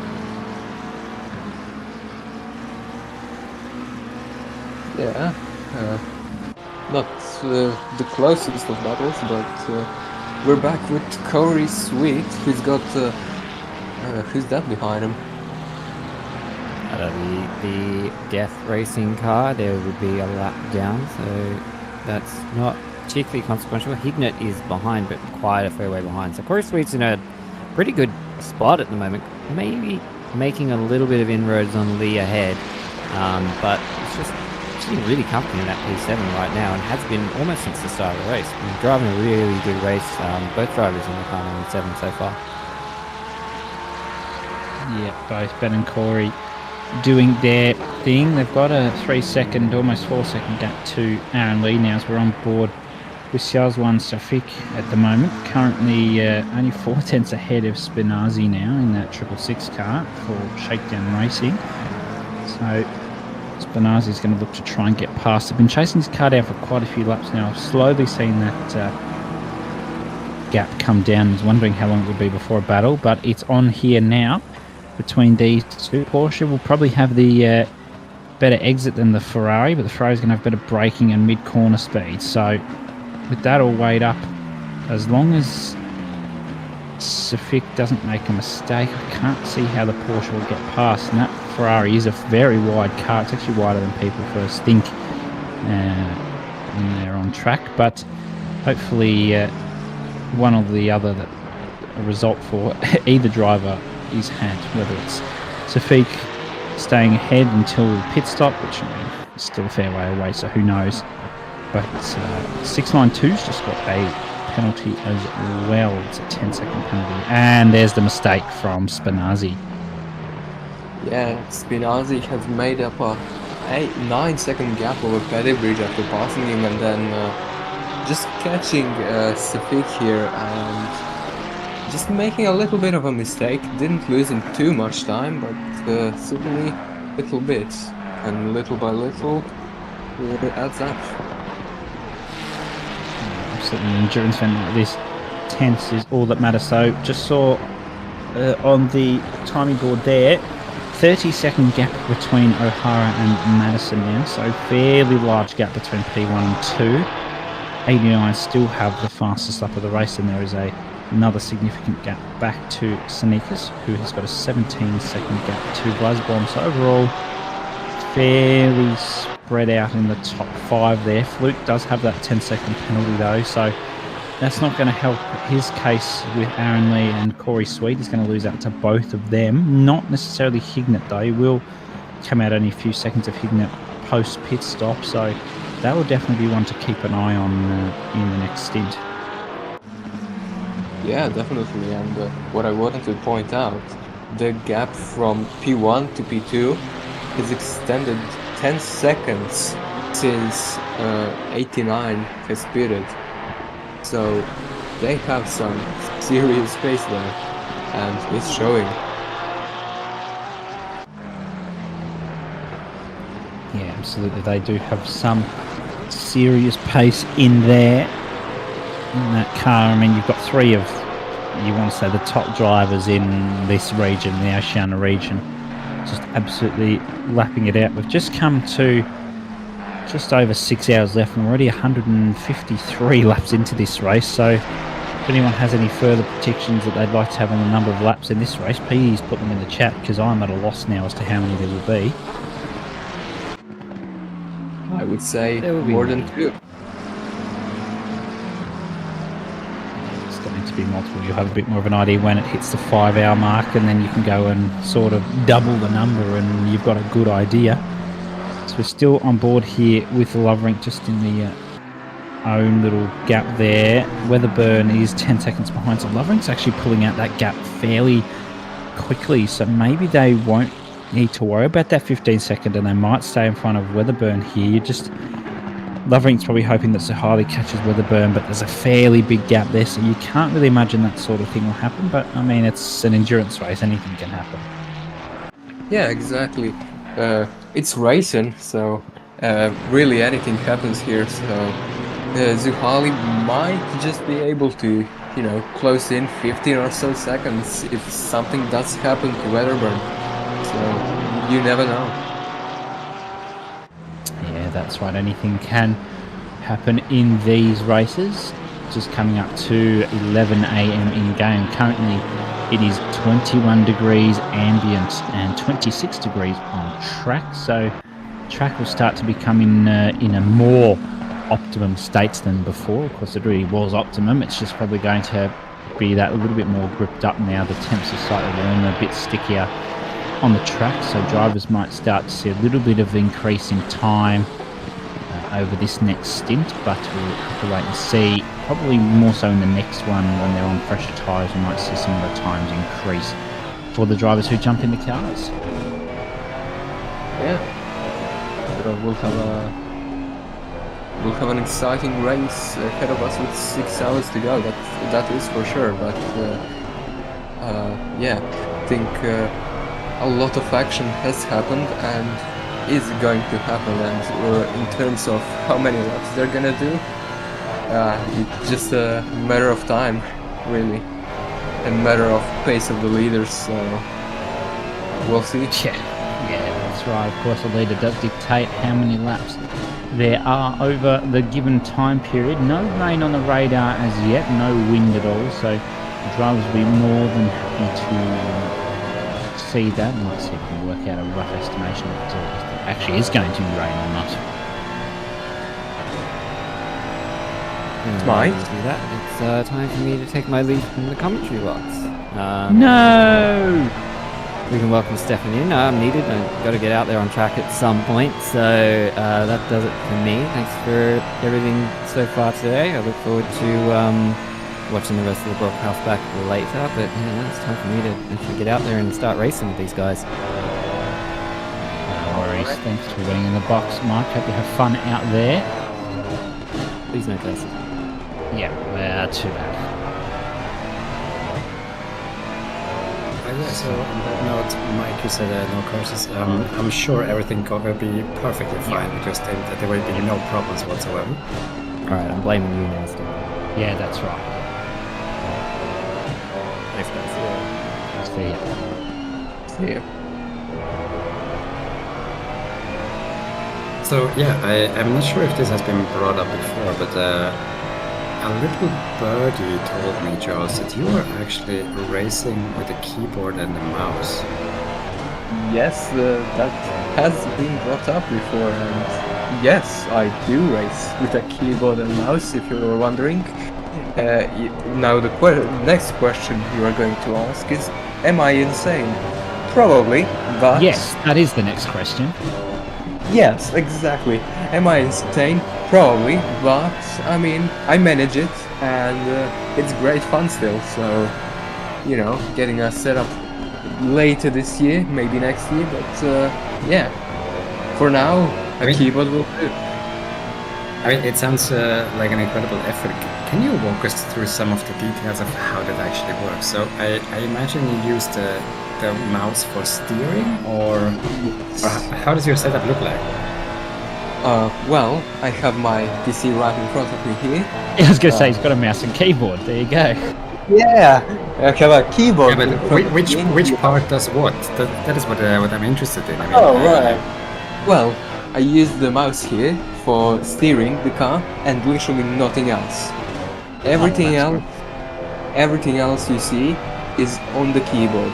So basically, I'll use my W and S key for throttle and brake, and left shift and left control for my upshifts and downshifts. And then I have a bunch of other keys to control my ABS, TC, engine maps, lights, wipers, and that other stuff, you know? The majority I imagine that the one thing that you do have enough of is keys when you're driving with a keyboard. Yeah. I get that. But that means that basically, I mean, I'm trying to put my fingers on the keyboard to reproduce that. That basically means that you are either 100% on throttle or 0, correct? Yeah, in a way, that is correct. But ACC has this neat feature where it takes a certain amount of time for the throttle to go up and for the throttle to go back to 0, you know, on a keyboard. So you can kind of modulate it by like spamming the button, you know, in a certain way. And it's also does that for the brake. So what might sound really absurd to some people, I can actually trail brake. Yeah, I mean, So- it actually means if depending on how you set that parameter, it would mean that you can basically program in a perfect trail braking trace, right? Well, not exactly, because it depends on the corner, but it's kind of like that. It will require, I would think, an outside program to do that. But yeah, you could theoretically do it, yes. Okay. Yeah. Mind blown. Yeah, but my question here is now, correct me if I'm wrong, you're Dutch by the sounds of it, yes? No. No? Okay, well, I'm terrible with my country then. What makes you I sound would- that? Because I have a Dutch friend who sounds fairly similar. Yeah, that's funny. I live in Croatia for about 6 years now. I'm 16, by the way. I moved here when I was 10. Previously, I lived in Australia. So, Right. yeah. So basically, people So tell we've me, finally found someone younger than me. Nice. how old are you? 19.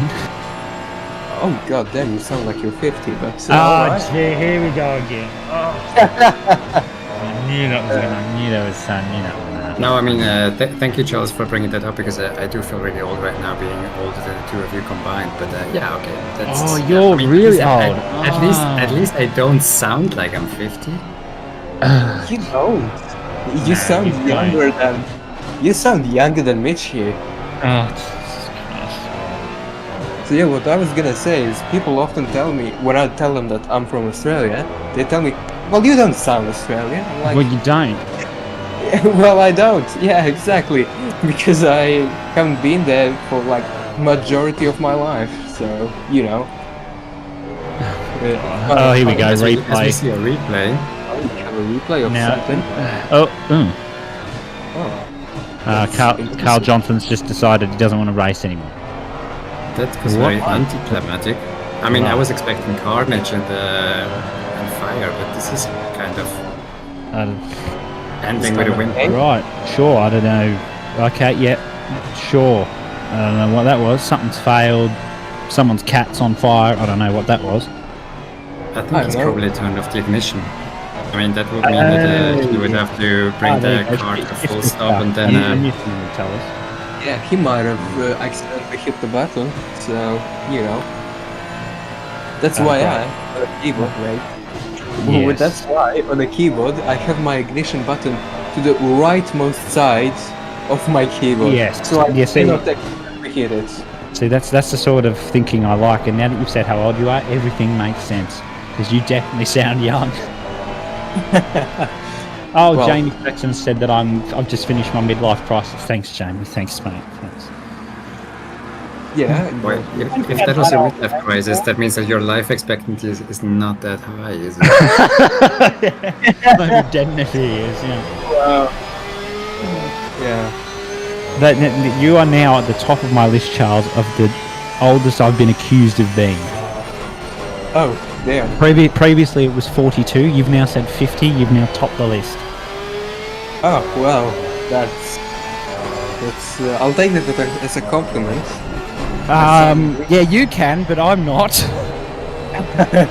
Well, just take it as a compliment and everything is gonna be fine. Yeah, that I sound old. Yeah, brilliant. Yeah. I mean, you know, Mitch, one of the strategies would be to just throw in a lot of slang in there, like the really Gen Z kind of thing that nobody else. Yeah, but I who is don't know any of them. above 20. Oh, maybe that's a reason why people say that you're sounding so old. Then. But shall we talk about the race? I mean, I don't know. If we No, that would be too easy. Although, I mean, this battle's still been going on for a while. There's a 700 car's got a 10-second penalty. Not quite sure what that's for. That's probably for the mess we saw earlier on with Spinazzi and another, and yeah, it was Sweet who had who was lapping them both, and yeah, they were creating a bit of a mess there. But yeah, everything has been sorted with the stewards, and Petty Bridge has a 10-second penalty for that. Now Jan's calling us. Jan Tully's calling us out, saying that we're all babies because she's 76. No, you're a fine wine, Jan. That's different. That's different. Just because Charles and I are young doesn't mean anything. Yeah. So you're what? Hang on, 2000 and hang on, maths. That's 7. Yeah. Jesus Christ. What are you? 2004? Yeah. Yeah, I mean, alright. Close enough. But it's a I'm not disgusting gonna thought. say anything. Yeah, but Stefan's not going to say anything because he starts with 19 something. That's why. Yeah. Or is it 18 something, Stefan? Is it? Yeah, It's almost probably in exactly. the 1600s, come on. He's back around with Sir Francis Drake. I mean, the thing is, when you said 2007, I was like, wow, that's mind blowing. That's when I graduated. Oh, Jesus. Damn. Oh, and we see Spinazzi making a move on Safik into turn 1, brakes a little bit later to the apex, very close there. Ferrari just goes off and has a better exit. But Spinazzi brakes later and makes the move stick. Amazing stuff. Oh, that McLaren of whoever that was behind, I think it's a blue flag, that had me clenched very hard. Oh, It's yeah. not Bartlett, but these two are fighting as well, Bartlett and Pettybridge. Pettybridge does have a 10-second penalty though, so yeah, I'm calm now. I'm calm. I was worried there. Damn. Anyway, back to the race. No. Nah, let's do a bit of the race, you know. Yeah. Pettybridge is here being chased by Bartlett in the 676 machine as we turn away from that and turn back to that. Alright. 5/10. The gap is staying about the same, to be honest, but you know, anything can happen. That's right. Endurance racing, anything can happen. Just ticked over 11:15. In game now, the track temp has gone up 1 degree. The ambient doesn't want to do anything. And I had a look at the weather before. There is a just over 50% chance of rain in the session. 50% chance, and we have not seen a single drop of rain yet, Yep. which means we're gonna have a very fun second half. Wow. I don't know if that's how the drivers want to look at it, but sure. I We'll mean, go with that. yeah, sure is fun. And another thing that is really fun right now is Bartlett being 2 tenths away from Pettibridge, maybe looking for a move, but just has to back out of it into turn 2. But Pettibridge just forgets the racing line and allows him to come back. So Car 19's just copped a 10-second penalty for causing a collision, which is not ideal. So hopefully they can try and recover from that. This is a battle with Pettibridge and Bartlett still. They've got a Ferrari coming up on them though. I'm not quite sure who that is, but hopefully they might be able to get out of the way. 86, that's Mags, that's right.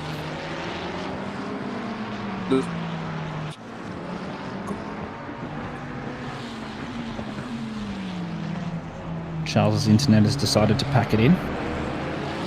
Hello? There you go. Yeah, I wanted to say that might be a blue flag car. Correct me if I'm wrong. The Ferrari. It is a blue. Yes, it is to these guys. It is a blue flag car, but they are going faster. Interesting.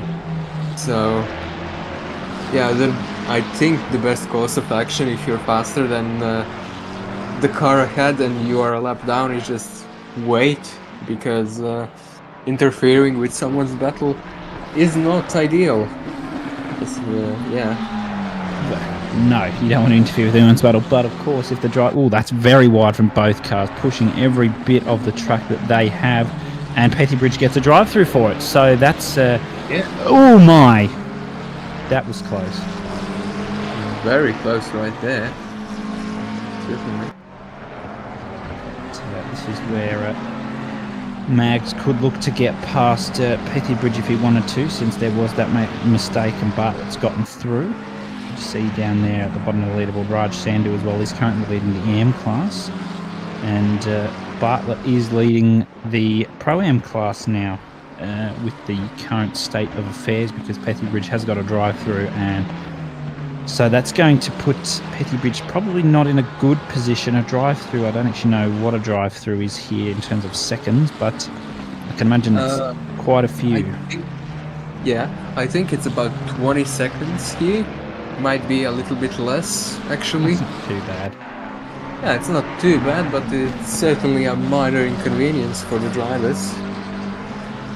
But yeah, Pettibridge will have to serve that within 3 laps, or he will get disqualified, which, well, is a bit of a more of an inconvenience for him. Yeah, but no, most of the drivers usually try to serve them as soon as they get the penalty. Slams on the brakes, is going to hit the pit limiter and then roll on through. So, see a couple of drivers out there, in fact, do have penalties. Flip's got a penalty, Loverink's got that 15-second, Hammond's got a 10-second, Sasha Dett's got a 10-second, McCauley's got a 10-second, everyone's got a 10-second penalty, apparently. Yeah. Well, what we were talking about, somebody's probably gonna remind me in the chat about it, but if you don't save the drive-through within 3 laps, you will be disqualified, as I was in Imola, as far as I know. That was a bit silly of you, wasn't it? Yeah, I completely forgot that I had a drive-through, and I thought I can do another lap, but the game said no. So that was quite funny. So that was probably a stern talking to from your teammates. Not exactly. They just went on to eat their lunch. Very cool. Turn down some good lunch. Yeah, grabs a grab. Anyway, Juhali has another drive-through. Oh, Jesus. This is not a good day for the 42 car. 2 drive-throughs in, what, 20 minutes? Yeah, seems like it. Oh, dear. Yeah, not ideal for who are obviously my teammates, but oh well. Unfortunate. Yeah, not ideal. And we've just had it confirmed that you are Australian because you just used the word grub, and I've never heard anyone outside of Australia use that. Oh, really? Yep. Oh, Yeah, damn. All right. citizenship confirmed. Yep, citizenship confirmed. Yeah, all right. I'm glad. Zuhaili having the not the best day here at Valencia. 2 drive-throughs in what seems to be less than half an hour. That Yep, honestly that's seems not good. that honestly seems like what my team has done. We had 2 drive-throughs within half an hour, and then an hour later we retired because of a hardware failure. So let's hope nothing you bad can't happens. help a hardware failure. Oh, he's really sent that into the pit lane. Oh, My wow. goodness. Phew. That was Because on the edge. at this point in time, he has some practice in pit entry, I would say. Yeah. Oh yeah. But actually, I was wondering, is there any corners on this track where you potentially can get 2 track limit warnings in one go, similar to, Yeah. to Suzuka, for example? Is there such a point here on this circuit? Yeah, I'm not sure, but I don't on the think last so. corner, on the last corner, if you actually like just send it completely and ignore track limits on the exit, it can give you 2. It can. It's rare, but I've seen it Yeah, happen.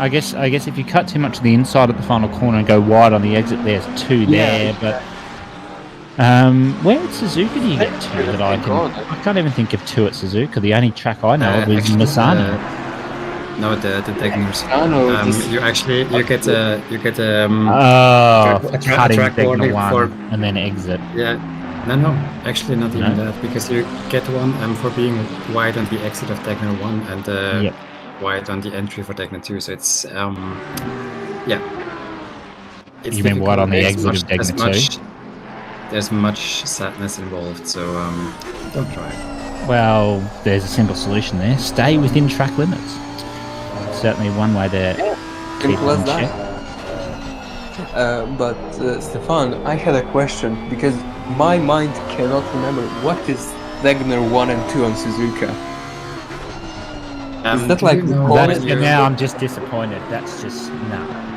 Is that like before the hairpin? It's Yes. before you pass onto the bridge. Oh right. Yeah. Yeah. Okay, I know what it is. Yeah, that's really bombarded with track limits. Anyway, I expect everyone to know all the turns at Suzuka. Speaking of that, have you looked at the turn names here at Valencia? Yes, I have, and they're all named after famous motorcyclists, MotoGP riders. Except for turn 7, which is beautiful. I It's didn't the see the curva. 7 one. It's the Curva de la Afición, which is just that's what. I much don't more speak neat Spanish, sounding than so- anything else. I have no it's idea a what good that thing that means. it's But Spanish, actually. I mean, I imagine that Charles would know what this means in Slavic languages, but in Spanish it's turn.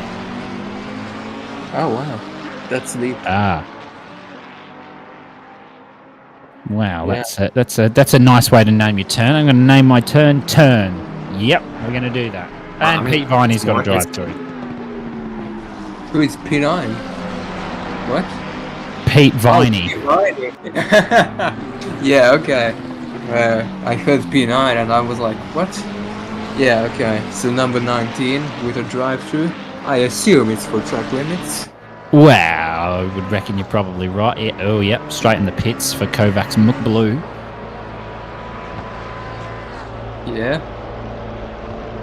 Straight in the pit lane. A long, well, I would say walk of shame, but it's a drive of shame, rather. So, yeah. Not very convenient for your race timing. No, absolutely not. And here is the man, in fact, that will be joining us in the commentary box in the next 25 minutes. Chris Taylor, currently in the 900 MRT car. He's coming down to the bad breaking point corner, and that's what we're calling it because it doesn't actually have a name. It doesn't. No, it doesn't. I had a look, so that's what we've named it. Alright. But even something better that I was going to ask before, and then my mind went blank. What's your favourite track on ACC? Gotta be Bathurst. That's an Australian bias that I'm hearing? Oh, definitely not. Dad, remember you had your citizenship confirmed before that. You can say other stuff than Bathurst now. No, I'll stick with Bathurst. It's just the best track in the game. Come on, it's a fact. It's just not though, is it? It's the second best track. No, it's clearly the best track. Come on, there is nothing better. What is better than Bathurst? Kyalami. Kyalami, good hell. Oh wow, that hurt. That one. That really hurt. What did you say, Stefan? Well, I was just enjoying your word rather there. Ah. But, I was actually thinking, I mean, There is a wrong answer answer here. Yeah, obviously I'm going to give a wrong answer because I like tracks that nobody else does. So, for Oh, example, no. my absolute favorite track on ACC Can I bet? one Wait. that would have been the one that actually was supposed to be the next Enduro. Oh, Zandvoort. Oh, get out. Yes. Oh, get out. Sorry. Oh. Sandboard is a beauty of a track. You have to love it, absolutely. But I get Well, that, I don't. It's not. It's Yeah. not the kind of vanilla that everybody wants, so that's why it gets kicked out of the calendar from time to time. But I mean, yeah. Okay, we wait. move on, and yes. I have a funny confession to make in terms of Zandvoort. Uh-oh. I absolutely hate the track, but I am unironically good at it. Which fucking sorry for the language. Which absolutely sucks. Yeah, So- well, I don't like Zandvoort and I'm not good there, so there you go, problem solved. And I don't like Zolder either. Who likes No, that? Solver's not bad. Oh no. Get out. There we go. I mean, basically, it seems a very simple pattern here. I like twisty, tiny, tight tracks that are So actually. does that mean you like Snetterton? Actually, it's not bad. I've Ah, seen those tracks. Oh my god. Does that mean you like Alton Park? Yeah, one of my favorites. Oh my god. I mean, now that we've established a pattern, you can just name any tight and curvy track, and I'm gonna say yes, and you're gonna go. Barcelona? It's alright. Barcelona's I good. can respect the it's alright. Barcelona's good. Nah. Yeah, it is. Nah. Simply nah. Well, I'm going to fight with you in DMs after this. That's what I'm going to do. I'm going to fight with you in DMs after Do it. this. Yeah, I will. I challenge you to a fist fight after the race. Okay, so this might be a novelty for a broadcast in OR, but can we have a camera on two commentators when they actually get into a fist fight? No, let's not do that. And That I am would pretty be- sure it would be good for the engagement. I mean, you know. Can we have Mullet and Glenn commentate that? That would be kind of Love cool. that. I mean, if you want to see that, guys, please hit the chat No. box. No. I can't fight a child, Stefan. That's not how it works. I can fight you. Yeah, I know you can, but I can't. Yeah, so I'll win.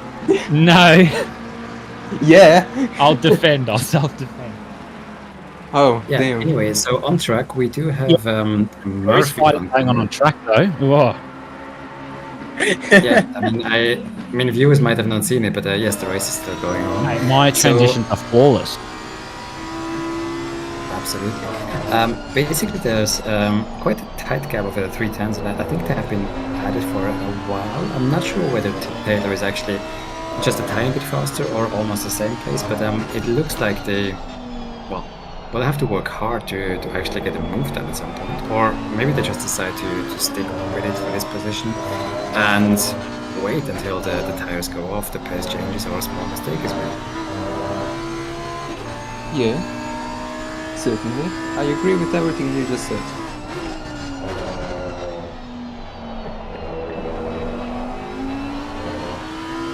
Mitch? Yeah, I don't know what else to say at this point. I'm too busy being infuriated at the tracks that Stefan likes and the fact that you want to fight me. So, just trying to process I mean, you know, are you scared? that. No. This is getting All better right. and better. Somebody in chat said that we are Ah. making sponsors cringe. Oh no, I would- Malik's going to come in here and he's going to give me the old slap in a minute. I would respectfully disagree. I mean, this is the best commentary that anyone has ever seen. Yeah, I see someone in chat said Snetterton can go in the bin, and that's enough said. Yeah, exactly. Either way, we have a race here, if you haven't noticed. No. Although, is this... Oh, it's a three-car battle now. Hold on. I'm getting excited. Yeah, I was about to mention that. And, Well, there you go. I beat you to it. Yeah, but there's a car in front and there is contact there with the Ferrari and the Lamborghini. And almost more contact as they go into the very hard braking corner, which doesn't have a name, but yeah. No, that's the bad braking corner. Don't you remember that? Oh, right. Yeah. Sorry, bad braking point corner. Got to get it right. Yeah, sure. Anyway, everything seems to have calmed down right now, but the Ferrari is within a tenth, and And Lamborghini is the aside. Lambo pits. That's a good decision, actually. That's a really good decision. Because And now the they pit can just board- come in and get on the nice tyres. Yeah, and somebody knocked over the pit board. I don't know Oh, if it that's was- not so good. I don't know if it was intentional or not, but Wow, if it was, I'd get the somebody stewards on that. gets slapped. On the wrist, of course. Oh, I reckon it was you that knocked it over. Yeah, what? I reckon you knocked the pit board over. I'm actually famous for that in another league. There you go. That's just proving my point, though. Although, Yeah. I think Van Dam's trying to prove a point here in the 400 car by not letting the 900 car come near them at the moment. Just trying to use the slipstream. Oh, that's Weatherburn just up ahead. So I think is that Weatherburn? And have they been lapped? It is. So these Where? cars have actually been lapped. That's Weatherburn just ahead of this Porsche. They've been lapped. That's interesting. Right. So where is Duhaili then? Don't know. Let's have a look for 42 on track. Ish. There, Right on just what- come into sector 2. Ah, damn. So it's That's, a fairly long way behind.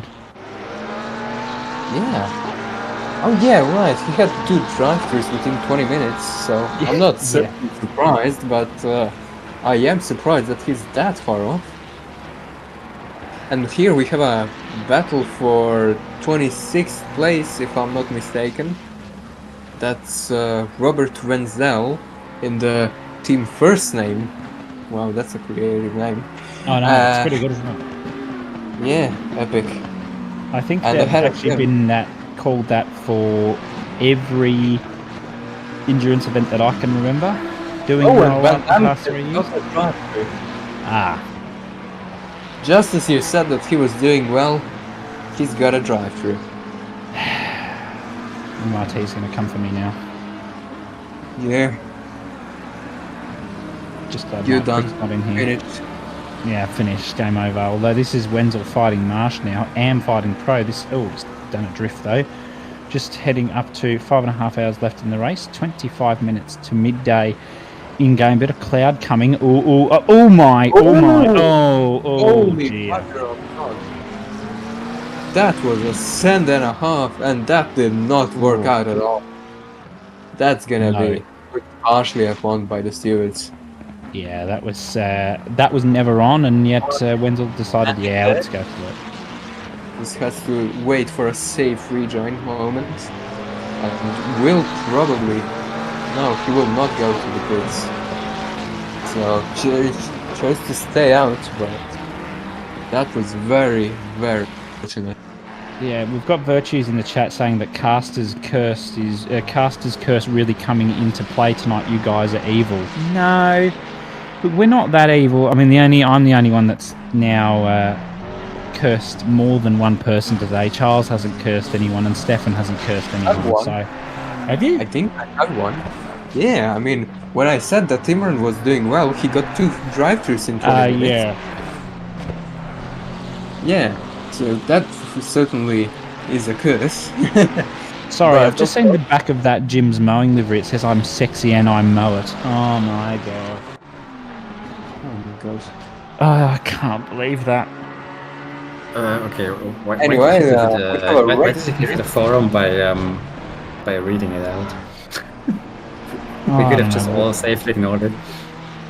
Well, I didn't really want to give it much attention, but it was really just... I saw it and I couldn't unsee it. Even worse though is that I now have this track stuck in my head. Why? I'm sexy and I'm mow it. Oh, God. There's yeah. a song. There's a song that goes with it. Yes, LMFAO. Yeah, I'm sexy, I know it. Yeah. No, I can't relate to that. Yeah. Anyway. See, you're being good and getting us back on track. That's not what I'm here to do. Yeah, well, we're kind of commentating a race. So No, that doesn't mean anything. Someone who is back on track, though, is Jake Baldwin for his first stint of this race, almost 5 hours in. Yeah. You know, a funny thing we do in OR Europe with commentating is we do not embrace the Kansas curse. We just say it's a metal band and that we never heard of it. So, you know. Well, might you're be embracing it right now. Yeah, I mean, you know. I mean, I do have to admit that Castus Curse would be a good name for a metal Oh, band. and there's the hit again. Oh. Oh, that's tragic. Absolutely tragic. Just too late on the brakes, and yeah, there was nothing that Marsh could have done. Yeah, just tragic.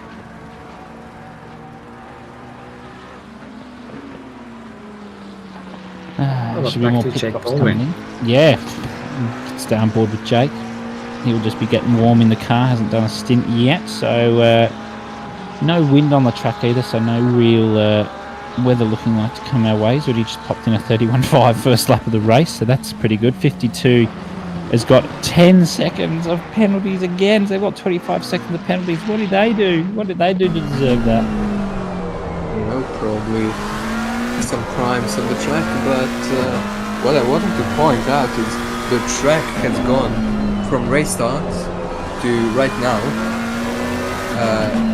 15 degrees higher, which is a lot. 15? Are you sure? Yeah. No, it's 12. Yeah. Yeah. Mathematics is not the point, but you know, it's a number above 10 and below Is that 12. you so, can't you know. you can't count higher than 10? I didn't say that. But I am. I didn't. Those are just false accusations. Oh, these two are fighting again, but I think Pethy hasn't pit yet with that 10-second penalty because Yeah. Taoufiq's in the car now. It was Taoufiq in And before. Lovering is going in the pits. And Lovering's going to be coming out a long way behind where they came in. Yeah, 25 seconds is, more than 20. But yeah, I think this is really one of the buttons that we have seen all day. I mean, I remember the last stint I did in the commentary booth, which was quite some time ago. The car number 711 and 700 were already battling back there. So Yeah. they swap out the drivers, they put in the new tires, full tank, and they go at it again. And they do it again and again and again. So I wonder how long they're actually going to be within seconds from each other for the rest of the race. I mean, there's still 5.5 hours to go. Yeah, absolutely. Still plenty of time to go for this battling. So Pethy has got that 10 second to serve. Some of the drivers will pit now and leave for the 111 Rockets Evolve car does come into the pit. The leaders haven't pit just yet, so they will look to pit soon enough. Loverink is just on the way out of the pits in a moment to serve the penalties, and now they're going to serve their pit stop, get on their merry way. Chris Taylor's just jumped into the pits as well on the 900 MRT car, so he'll soon join us in the commentary box and replace little old me. Yeah. And Grant Beggs jumped in instead, so they've got a fastest lap of 31.7. It's pretty good pace actually overall in the grand scheme of things. They've just come out in front of, this is Kovacs and McRed. Are they battling for position? Yes, they are. So Beggs come out straight with cold tyres, and that's Bushel, and he's going to have the warmer tyres, so they're going to have to get a bit of a move on unless that Kovacs red car hasn't pit yet. In that case, Begg won't have anything to worry about.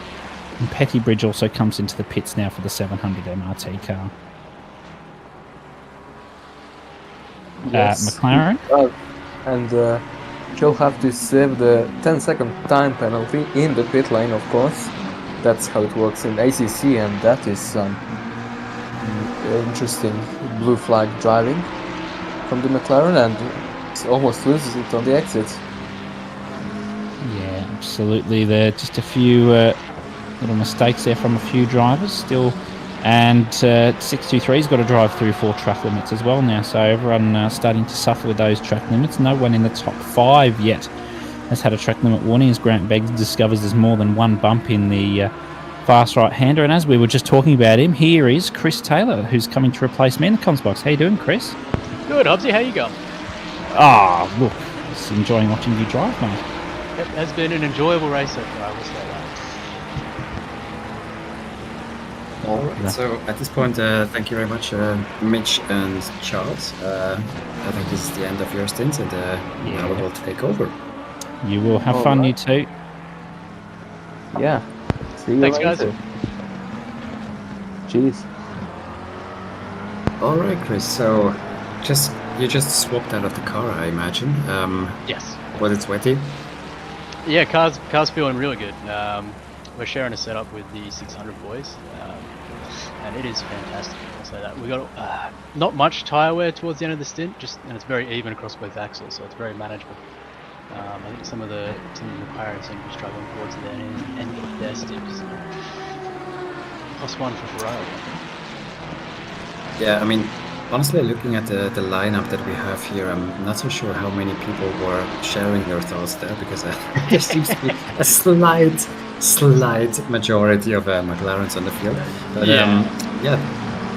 Look, your outright pace in the McLaren is definitely a little bit higher than certainly we've been able to achieve with Ferrari. But it's not so far away that you can't compete with it. So. Yeah, that's good to hear. But I mean, it sounds like you invested quite a bit of thinking and tinkering with your setup then. Yeah, no, it's the MRT boys have all been really good. We've all worked together throughout the last couple of weeks, tinkering with the setup a little bit and helping each other with the lines and stuff. So as we see a replay of the McLaren going off track, and probably doing exactly what you said earlier, that just the tires are giving out towards the end of the stint. But I mean, yeah, when you mention things like well, it's evenly balanced between the axles, that to me tells me that you spent more than 5 minutes on your setup. yeah, absolutely. Even this morning we were still tinkering just a little bit. So yeah, it seems the McLarens, they seem to hurt their rears, especially in the slower speed corners. Where we just saw that spin. I've seen a couple myself, cars ahead of me. So we'll see how that plays out over the rest of the race. Actually, out of interest, I'm an absolute McLaren idiot, never driven it. So what kind of TC are you running there? I'm asking because, I mean, like in 1.8 at one of the last races in SRO, I think Tortellini won in the McLaren, and they're running a 0 TC. Is that I have seen that, yeah. So the new McLaren loves a low TC, even no TC. But I think with that comes all that extra risk, right? Because in the Ferrari, we were running 7. So that's probably half the reason we're looking after the tyres so much. Yeah, absolutely. The Ferrari's got very good TC, so you can get away with running very high.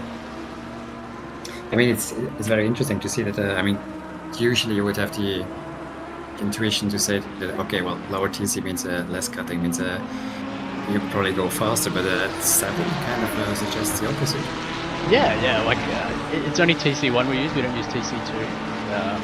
It seems to cut in a bit too much when you do that. But TC1 it cuts in nice and early, and then it just grips and goes. You see, Grant having a look here.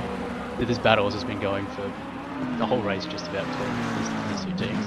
Myself, Jai, Grant, Vintner, and Bushel. It's been a lot of fun.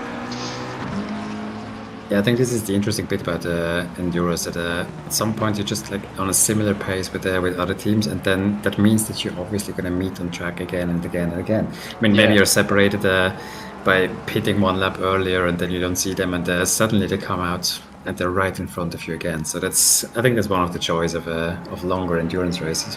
Yeah, absolutely. We see Grant's just moving out of the way for lap traffic now. That's half the battle in these midfield sort of engagements, is trying to judge where you can let the other cars through and lose the least amount of time. Lost from that, we're not getting a penalty, of course. So it should be interesting to see if we can sneak up a little bit here. Exactly, and I mean then the second part of this strategy game is how to make use of blue flags when you let them pass. I mean, the car in front of you also has to let them pass at some point, and you do hope that you maybe can get a sneaky nose in when the car in front does that. Yep. Yeah, if they just get a little bit upset, take maybe the wrong line, then your nose is in and off you go. Bushel might let him go on the straight here, let's see. It's a bit of a gap, so he might not need to necessarily. Might get up to the back straight for us to let it through.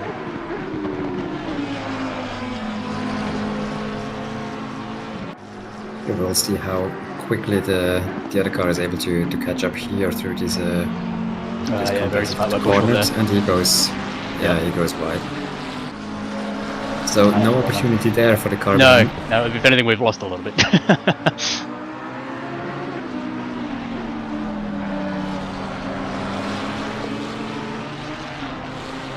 Yeah, so how many stints have you done so far? That was my second, so I'm not jumping in again until the last stint. So Jai and Grant will take care of the rest of the time. A bit sideways there, Grant. Yeah, what did you say about tyre wear and things like yeah, that? look, I might have put my foot in my mouth now and cursed the car. God. I mean, Anyway. I think this is kind of the art of the casters or commentaries curse, right? I mean, you try to not curse your own car. Yeah, I should have been talking him down. My own mistake. We have got Jai on our team. It's his first Enduro. He hasn't even done a sprint race yet. He's done a mega job so far. So, bit of a development team, but a lot of fun. Well, I mean, that's a tall order to jump into a long Enduro for the first race. Yeah, when he came out, we had P3 right down to P10, trying to play like the same, just after he came out. So it's certainly a stressful way to start the driving stint, but you gotta learn somehow.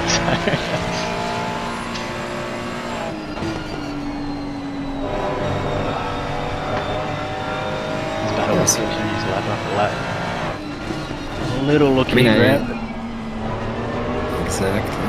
I think it's also kind of challenging when commentating on these battles, because they kind of evolve over many laps, right? So it's oftentimes a repetition of the lap before that there's almost a move into this corner, but it's just not there. And then the same thing happens again in the next lap. And at some point, it's I guess it's also for the drivers to kind of find something that you can actually surprise the driver in front, because they would have seen your move over the last 5 laps and they know where they have to defend or to close off a corner. Yeah, so I think that kind of adds to the challenge. And with two different car makes as well, we see like different sectors, say the Lamborghini and the Ferrari. Like the Lamborghini seems to be just a little bit quicker in sector 3, and we seem to make it a little bit more of the time back in sector 2. So trying to juggle the strengths of the cars, the strengths of the drivers, and where you are in your pit strategy in terms of tyre wear. It's very interesting. Half the battle at this stage is trying to make a mistake, trying to make the other person make a mistake. I mean, I think in the end, for Enduros, it's much more about not making big mistakes rather than outright pace. Although, looking at the lead car, and they are rather commanding gap that they have behind them, maybe it's also a bit about pace. Yeah, I mean, pace certainly has a little bit to do with it. A couple tenths a lap over 10 hours is certainly going to be quite a big gap by the end of the race, isn't it? So, consistency, I guess. The further up you get, the more important pace is. The further down, I guess, the more important consistency is. So, it's about finding that balance. Sure. And I mean, honestly, this is what I really struggle to get my head around with the very top drivers. I mean, of course, we all say consistency. I mean, but I mean, for a kind of mid-pack driver, that means you're within a few tenths each lap. But I mean, for them, it's literally being within 1 or 2 tenths on a very fast pace. So that's I think it's something that the skill needed to actually uphold that for hours and hours is quite mind-boggling to me. Absolutely, yeah. The talent at the top of this field is just immense. Pleasure to share the field with them and just follow them when they're coming through to lap you.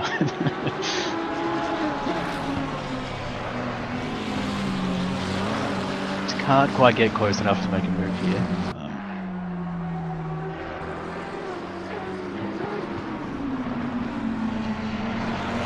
Who is faster in a straight line between the Ferrari and the Lambo? So it's almost like the battle with Porsche. The Ferrari will have the top end on the Lambo, but the Lambo has the acceleration straight out of that corner, so it sort of equals out towards the end of the straight.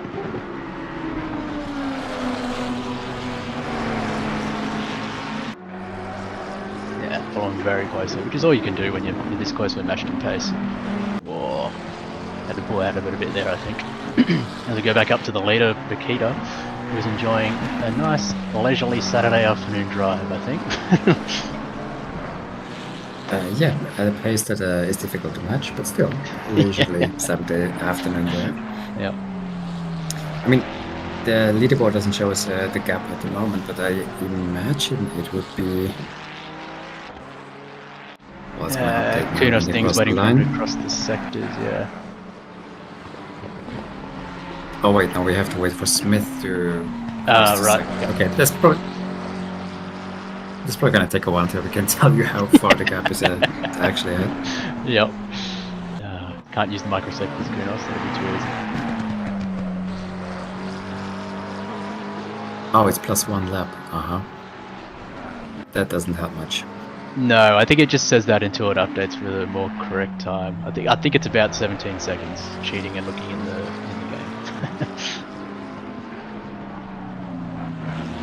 I saw on the stream briefly while I was driving before, Zach and Shady had a great battle for P2. Looks like Zach's pulled away a little bit here. About 8 seconds sort of lead over Shady. So the battle for the podium is certainly still raging. As we approach the halfway mark of the race. Yeah, it also would be interesting to see how close the rest of the top 10 is actually together. I mean, I think the only small gap that I see there is a Stevie tie, which seems to be right on the back of Floyd. Yep, battle for P5.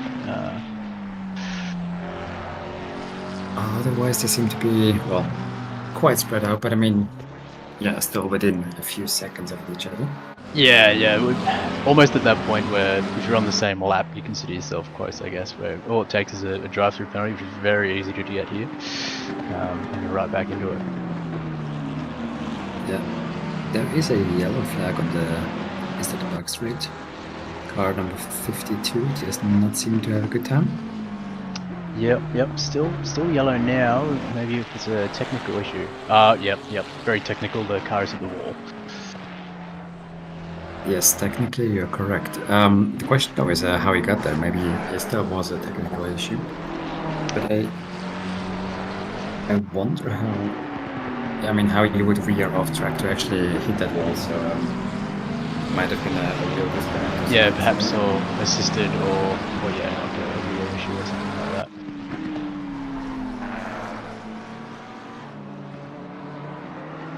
So Floyd's in the orange, the orange Ferrari, chasing Castrol McLaren, which is a fantastic record, I will say.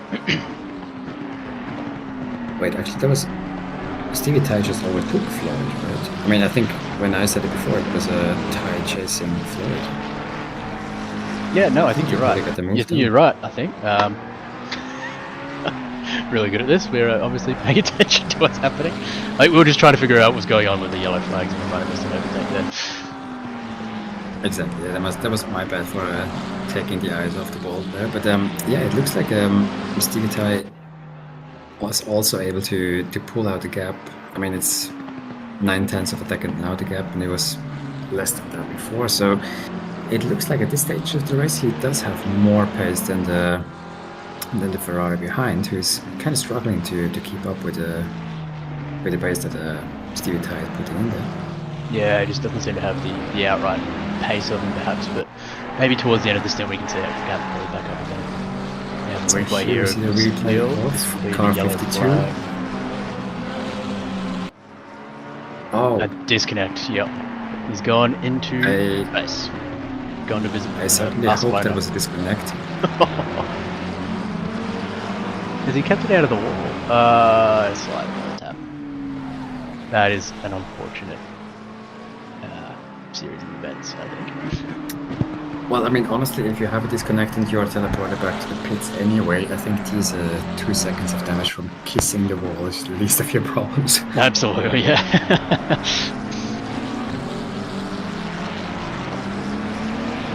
Actually, do you remember how much is the time penalty when you're disconnected and put back into the pits? Is it 2 minutes?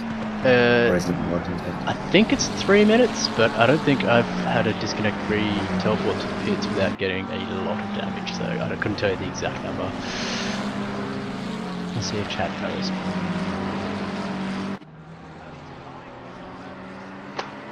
Are you racing today, Stefan, or are you just doing the Steward's box?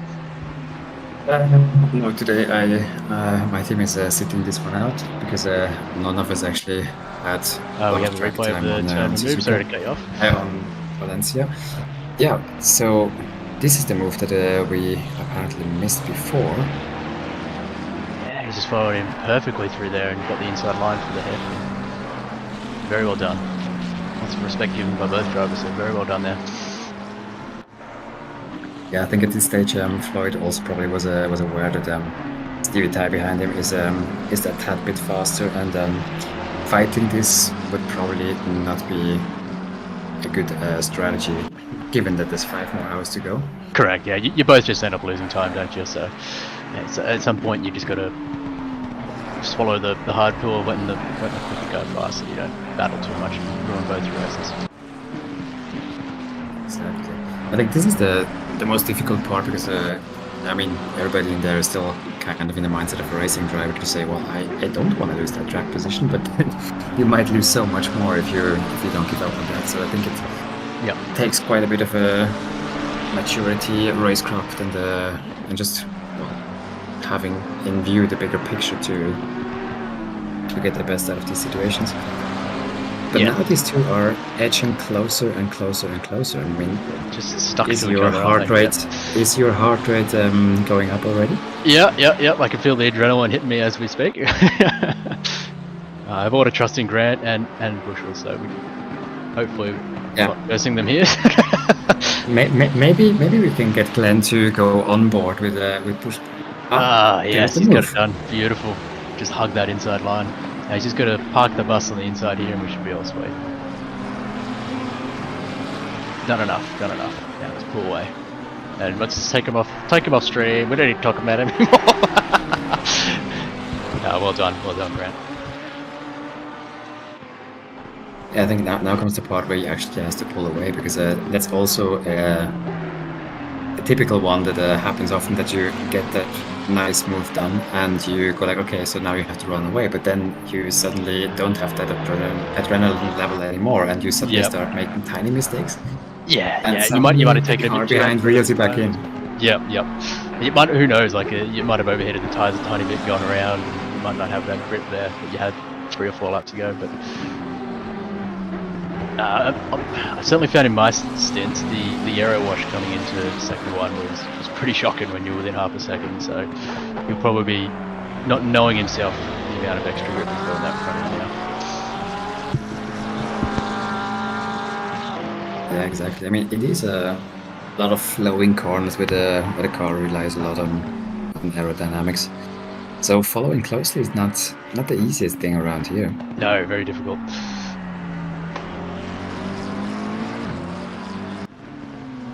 Especially Pinata 919 car. I mean, these guys haven't been on screen much. I mean, I think mostly because they are, well, putting in their laps and their laps and their laps. And the more exciting battles that we cover on stream are happening more downstream. But I think this is kind of what you need when you get close to the podium, that you want a very, very boring and uneventful Absolutely. race. Yep. Yeah, it might not be good for the sponsors, but it's good for your soul. Just nice, boring, cruise to a podium. What is the gap between? Exactly. And I mean, I noticed that, I mean, the best results that I had in OOR were usually very, very uneventful races that I didn't even bother to watch it back because nothing happened. Yeah.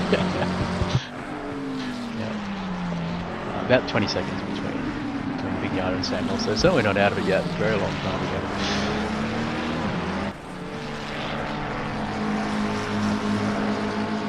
So who do you think could be some movers and shakers that are now a bit out of order? Do we have any of those who would actually, that we expect that they would make big gains in position? Yeah, personally, I think the 400 car and the 800 car have shown a lot of pace. Not to be, MRT biased at all, but I know the Porsche, the 400s, had a bit of issues with boy flags and with drive-through, so I think they might sort of move up towards that top 10 sort of position by the end of the race. Yeah, we got 86 Kumar and P20. I haven't really been following their race. I'm not too sure what's been happening with them, but I'm sure they'd like to move up a bit further as well. As I see him in a nice little battle with the 800 car. Best lap of 31.7, so plenty of pace in them. Just got to find the space to use it, I guess.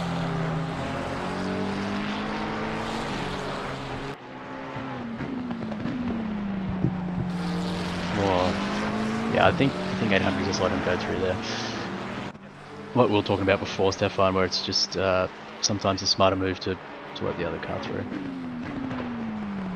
Yeah, probably. I mean, I just noticed that it's interesting how different the lineup of cars looks when you go to the second half of the field.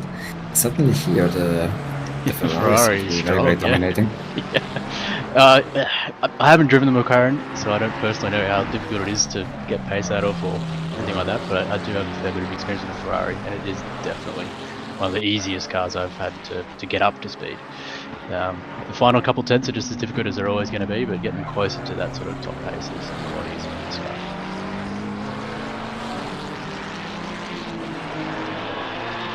Yeah, so what about the other classes?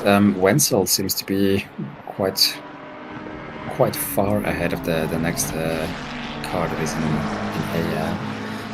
A, which is a 623, which is... Wait, I'm trying to find them on the track map. Yep. Yeah, with 15 seconds is going to hurt him, but he has more than that over the P23, so it's not even going to drop him in position at this stage. So, having a great race for a couple of AMs. I have raced with Wenzel in the past. I know he can be a pretty quick guy. So. And speaking of people who are having a great race, Johnson just had a DT. He is also probably a bit out of place. I mean, they had a what was it, a wheel disconnect or something? Oh, really? Okay. A few laps earlier. So I think they're still reeling from that, and now that drive-through on top of it is not going to help with getting back to. It does sort of snowball sometimes. When you're having a bad day, doesn't it? Just sort of snowballs out of control. I feel bad for those guys. Just got to keep their chin up and hope it gets better for the rest of the race. Exactly, and I mean these things, they really pile on top of each other, right? I mean, if you have an incident like that, then you also are suddenly blue flagged to other cars, which might not even be faster than you, but still it will cost you a lot of time, and you just can't go the pace that you usually have, and then it just adds seconds and seconds and seconds, and at some points that's it's difficult to come back from. So Wenzel winning a few of the top 10 through. race. Among them, the I'm sexy and I mow it car. Spent a bit of time behind them at the start of the race, so it's made me chuckle, that's for sure.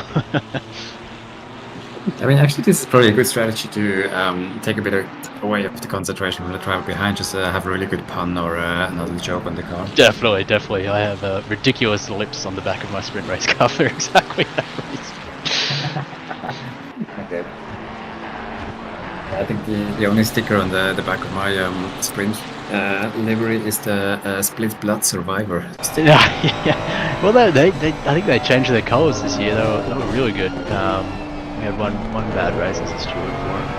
The rest of the time, there was a couple rounds there. We had 5 or 6 penalties all up. You know, it was crazy. I mean, the funny thing is that the Split Red, I think, that was traditionally called Split Blood, was actually probably the cleanest split this season. Definitely. I mean, the last 2 or 3 races, there were like 1 or 2 penalties per round, and it was like minor ones. So it really has changed. I think we have to baptize a new split as Split Blood at some point. Yeah, I mean, from what I saw, Split Purple maybe. I don't know. Yeah, I mean, I'm reluctant to say Split Purple because then it would actually mean that it's probably a new thing, because it seems to be that all the splits that I'm race directing are turning into Split Blood, and I don't want to establish that kind of correlation or causality. You don't need that reputation, do you? No. Yeah, exactly. So I mean, I'm trying to stay away from that as far as possible. So probably, I don't know, Split Blue maybe. Yeah, that could be good in the blue. Yeah, sure. Yeah, I'll put nothing to the blue. That'll do. Are you joining us with the GT3 Cup coming up, Mr. Stefan?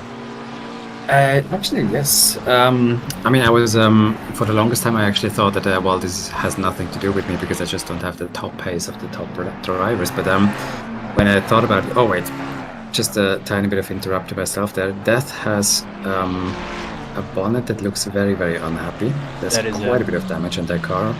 It's a sad looking Ferrari. Yeah, I mean, this is one of the teams that is definitely out of place. They should be much quicker, but they had a few incidents. They're caught up in that turn 1 melee, I guess you could call it, and then I think it just sort of had, like we were talking about before, that sort of snowbally type effect of the race afterwards. It seems like it's continuing to snowball for him now. So hearts to him. Yeah, it's just like that sometimes. You just got to roll with the punches. Yeah, basically go to the pit lane, get that bonnet fixed, and then try again. Yep. But yeah, we were talking about the Cinemagic GT3 Cup that is coming up later in the year, or actually, well, qualification is live already. It is. And I mean, yeah, for the longest time I was kind of ignoring this. I mean, even though I knew it's a great opportunity, it's co-sponsored by Motorsport Australia, and I just felt I'm not the top end of the field, and I probably wouldn't have a go at being in the top there anyway. But then thinking about it, I decided to, well, I mean, if I ever want to get faster, then this is the place to do it. So I did sign up, and yeah, I'm looking forward to it. How about you? Yeah, absolutely. I signed up straight away. I was super keen. The only way to get better is to race against the best. You got to challenge yourself, and what better way to do it than to race against the best in the Asia Pacific region? So yeah, very excited. Exactly. So have you done qualification laps on Barcelona already? Not on the Oh, that is a nasty spin. Yep. So self harm there. Of course, that is illegal in Australia, so please don't get in touch with them. But yeah, I've done a couple exploratory laps on the practice server. Nothing too crazy yet, just because I'm waiting until we finish this endurance and then I can fully commit to it. Yeah, that makes sense. I mean, it actually was one of these moments where I looked back at my statistics of the fastest lap because I couldn't remember what kind of lap times I did at Barcelona. Yep. And I think I got really screwed over by the different paces that ACC was allowing when you had different patches. So Yes. I mean, my PB on Barcelona was 43.2, and I was like, hey, that's pretty Rocket rapid. ship, like, yeah. Exactly, but that must have been in under 1.7 or something like that, where everybody's Yep. pace was just 1.5 seconds faster. So, Yeah, no, yeah. I've noticed a similar thing here. I don't know if everyone else is feeling the same, but for me, it's the hardest track I've had so far to catch my 1.8 PBs in the Honda. But Yeah, it's quite technical. And I think Yes. it has it makes a lot of use of how the cars rotate now on throttle. That is so it's probably one of the tracks that has changed the most from how you drive it compared to 1.8. Certainly believe that.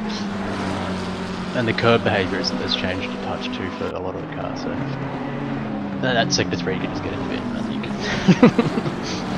Fair. Beautiful But I mean, track I think, for that.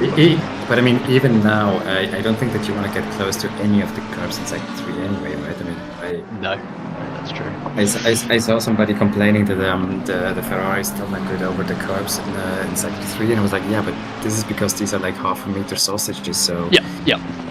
yeah, that's just not what race cars should go over. It's not a monster truck, right? You shouldn't be driving over those things anyway. My experience with the Ferrari has been pretty good over most curbs. But yeah, it's sausage curbs, so no car's going to be hit of it. So.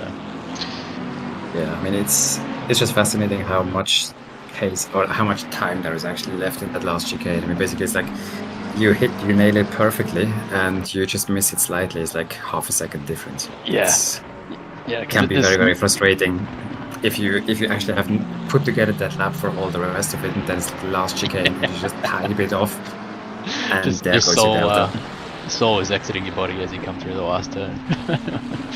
Yeah, the soul is actually is exiting when you just see the delta coming down. And it's going to be right at 0 when you hit the line. yeah, exactly. But I do really enjoy this track. I'd never seen it before. We got that patch out 1.9, so yeah, big fan of it. Thought it would be a lot worse to race on, but you can actually get some pretty good side-by-side battles going through, especially in Sector 1. So yeah, big fan.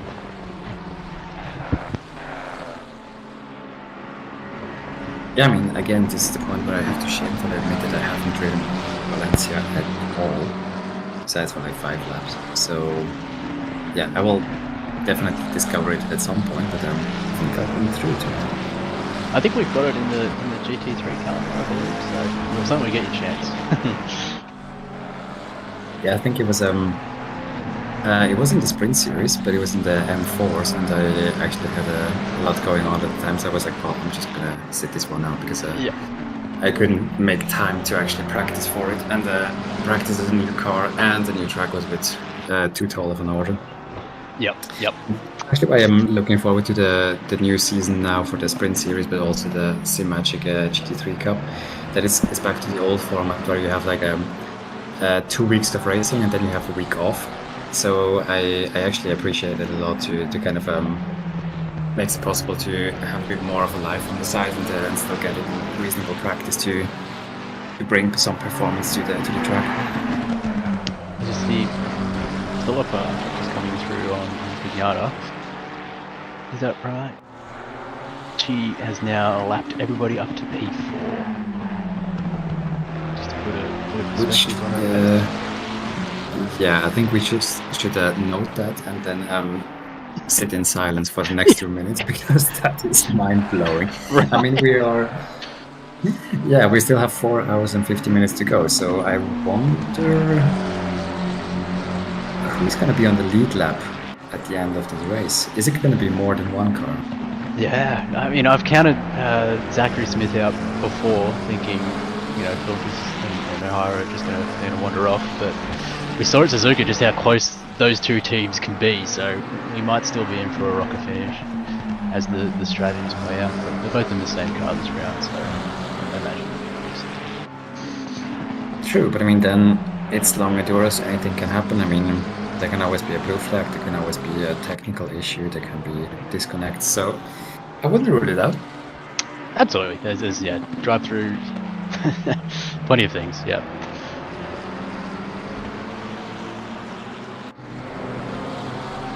Through. Looks like there's some close battles for P6 still, Baldwin and Flora. Otherwise, nice and squad track.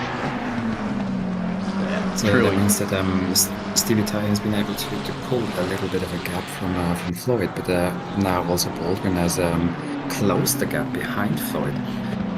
Seems that Floyd is just a tiny bit slower than the cars around him. Yeah, he might just be going through a grading phase. He might have maybe ventured off track a little bit to let someone through, or who knows. But certainly at this stage, Baldwin does seem to have the pace over him, and yeah, Ty's pulled out 6.87 times. I mean, then also I think I'm not sure how much time Floyd has actually spent in Ferrari. I mean, he has been driving the Porsche this season, I think, in sprints. Right. Okay. Yeah. Might also be that yeah, it's just that you're not used to the car that perfectly as you are with the main car, and might be small little mistakes here and there. Yeah, and I think that gets really exposed in sort of endurance type settings where you don't really know what the car's going to do, what the tyres wear, and all that sort of stuff. But I'd certainly rather go from the Porsche to the Ferrari than the other way around. Well, you totally should go the other way around because the Porsche is the best car in the truck on the everybody should go. Yeah, not biased at all. Totally unbiased opinion, of course. Pure fact. I did enjoy the last Porsche. This car, the new one, I haven't found. Yeah, let's just say that. I mean, honestly, it's, sadly, it's the same for me. I mean, basically, I've made the Porsche for years now, and I absolutely loved my 911, 991.2 death machine. But the new one, I'm still struggling to extract pace out of it. I think I'm actually quite a bit slower in comparison to other drivers with the latest patch, and I think most of it is probably down to the new car, which is not being as nice around the corners as the last one. Yep. I mean, actually, that's the funny thing. It's friendlier, but that doesn't make it faster. I mean, the old one was quite straightforward. That you knew if you mistreated it, it will kill you, and the new one does sometimes, and sometimes it doesn't. So it's a bit of a weird. I'm still trying to get used to it. And I mean, now saying that after having done a full sprint series. Yep. No, I certainly understand what you mean. It might not kill you, but it's very hard to get paced out of. Corey in the chat let us know that the Floyd car gets quicker towards the end of the stint, which is sort of what we were saying earlier about the difference between the Ferrari and the McLaren. The first 45 minutes is very difficult to keep up with. So now it would be interesting to know when exactly that window is gonna happen, and see whether Floyd is then able to actually close the gap again back to Ty in front of him. Yeah, we'll have to keep an eye on it. It hasn't spiraled crazy out of control yet. It's still only 7.7 seconds. Start finish line, so certainly not outside the range of point back in towards the distance.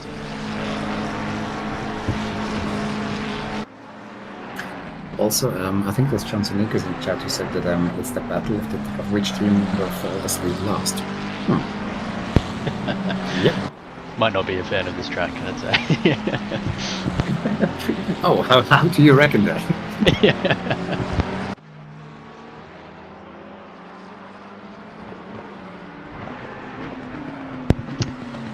To be honest, if I was driving McLaren around here and had to listen to that engine note for 10 hours, I'd probably fall asleep myself, despite how far up the field we might be.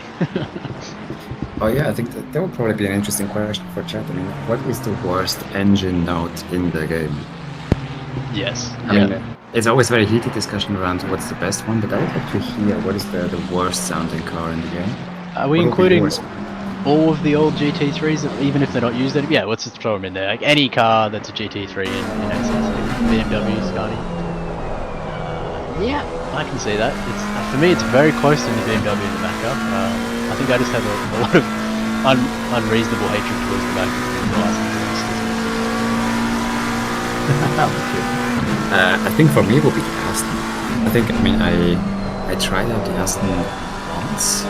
Yep. Because somebody wanted to drive it in an enduro, and for days after I still had a rash from it. But I think part of it was what made me hate so much for driving it what made me hate myself so much for driving it was the sound. I mean, I just couldn't get my head around it. Yep. Scarny saying the M6 is amazing. Absolutely. The turbo noises in that thing is fantastic. fantastic. How did we go from that to the M4? I don't know. But here we are. Yeah, the Aston, I like the internal noise of the Aston, but when you listen to it externally, horrid, fucking fun. Yeah, exactly. Chase cam for 12 hours in this one? Oh my god. We still need to have the chase cam going for I think. Get server-side restrictions on these going. Oh, there you go. Thank you, Glenn. I've got I mean, I know the there's down, so I'm a- alright. Yeah, there's a lot of discussion usually around whether bonnet cam and so on is legitimate or not. I mean, obviously it's not a discussion because we all know that bonnet cam itself is cheating. But yeah, we should go for a chase cam competition. I mean, I would think that. Yeah. It's an interesting bonnet cam on the McLaren, isn't it? Just looking straight down that vent.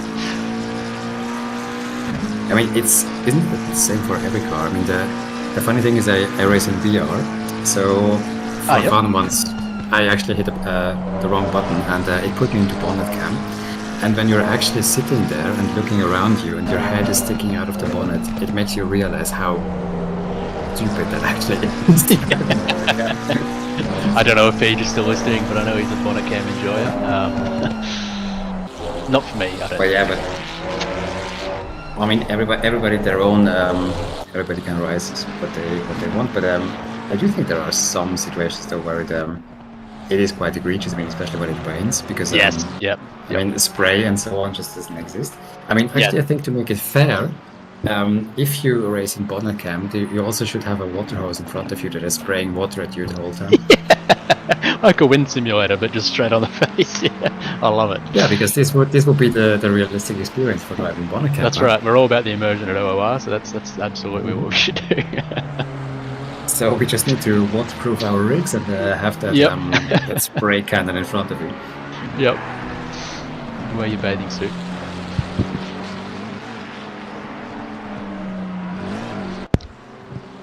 You see, Baldwin hasn't really made much of an impression on Floyd the last couple of laps, so maybe what Corey was talking about is starting to come into fruition, starting to equalise that sort of difference in pace between the two cars, and maybe he might start pulling away. Yeah, I mean, I was just about to say, before it really looked like Baldwin was able to put pressure on Floyd here, but that seems to have dissipated now. It's more like that Baldwin seems to try to keep up the pace. Yeah, I mean, McLaren's always going to be a bit stronger in Sector 1, but throughout the rest of the lap, it seems like Floyd might have him covered a little bit. So now I've said that, of course, I'm sorry, Corey, I don't mean to curse anyone, but hopefully it stays true. As we see a 10-second penalty for car 800. 10 seconds generally blue flags. Of course, I'm not in the steward's box, so I can't say with any certainty what it is. I am in the steward's box, but I can't say because there's no description to the penalty. Ah, very sneaky. Oh wait, it was a rejoin. There you go. Rejoin. Okay. Yeah. I think that's enough said. I mean, usually there's a longer description of what exactly transpired, but there I think rejoin said it all. Yeah. And if it's only a 10-second penalty for a bad rejoin, it means that it couldn't have been that egregious. Yeah, usually no contact, I imagine, but you just got to make sure you're not impeding anybody else when you come back onto that track. Yeah, I think it's probably one of the most difficult things to do when you are having an incident and then you feel that urge, that itching to get back racing and spin the car around as soon as possible. But sometimes you just have to wait and find a gap to rejoin, and it really is. The seconds there feel like hours when you see the half floor just passing by. Soul crushing. But of course, Floyd Baldwin battle has made me a liar. Very difficult to go side by side through there, unless you're on the inside. It's the car behind, but they navigate it pretty well. Just got to focus on those exits.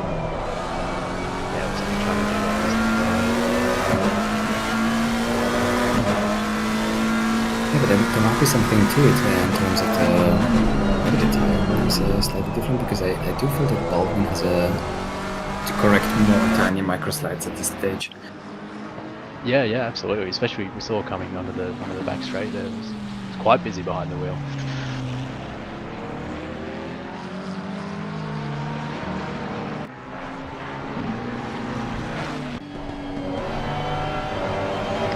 Last lap of 32.4, so he's sort of been about that pace the last couple of laps and hasn't had to defend too aggressively. So.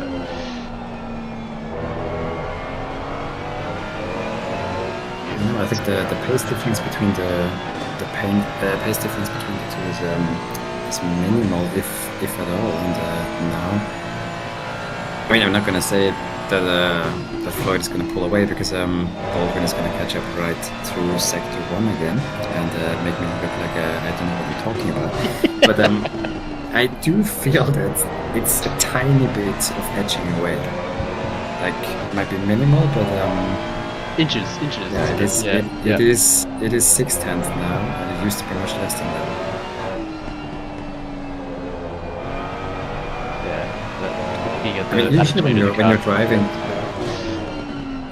usually when you're driving, and you have somebody who is following you closely, how much do you look at that delta? Yeah, it's very difficult not to drive in your mirrors, isn't it? But I think that's probably something that a lot of the newer people could learn the most from is to only really look sort of in the braking moments, right?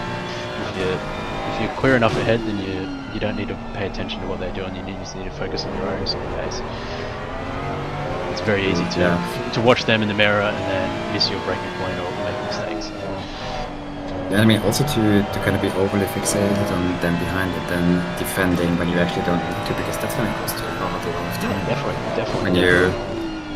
When you go defensive and or even slightly defensive and not use the whole of the track for one turn, then it's going to add up. And suddenly the car that was close-ish is right up your the rear end of your car. Yeah, absolutely. 32.1 there from Floyd. Gap is pulled just a little bit out. Might just be an ebb and flowing battle, or he might be hitting that critical point where he's going to pull away from McLaren. Is that Death who joined the track behind them coming out of the pits? Yeah, it did look like it. The lime green sort of Ferrari. Yes. That probably might be another driver here, but well, that car at least, yeah.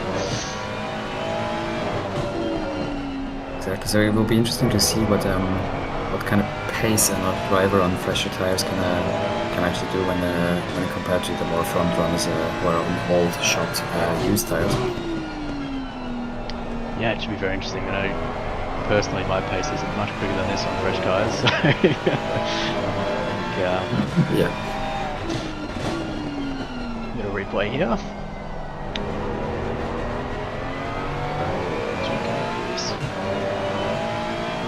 Just looking at the back of that Ferrari, it just looks much more settled than the McLaren through those exits.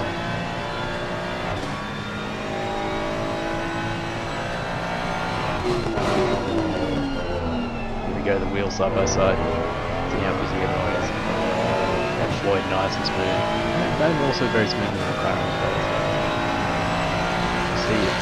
Did they adjust the wheel location of the Ferrari? Because I think it used to be very bus driver like. They did, yeah. So I think it was 1,000, and then they changed it by 250, I think. So it's closer to what are the other cars did. Yeah. Generally, I've been running a much lower steering ratio on the Ferrari than any other car. It's also compensated.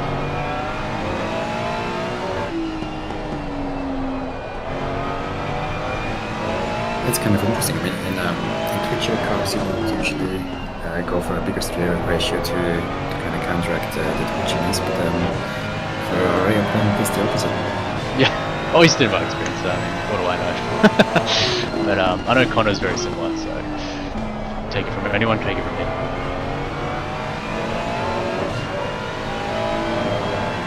Yeah, that gap is just slowly starting to eke out now, so might have hit that grid.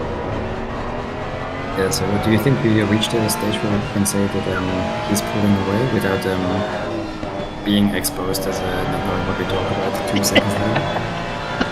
You know what? I'm going to say it. I'm going to put my heart on the line and just say absolutely. We hit that point. I mean, we can also express it in numbers. The gap is at 8 tenths per second now. And we go back to one of my favorite battles of all day. This three-way battle pack between 711, 90, and 700. 700 seems to be a bit out of right. No, wait, this is the 666 and the 711 car. Yeah, Exactly. yeah. I mean, I think this is a Chuck new Norris, combination yeah. of exactly, yeah. Yep.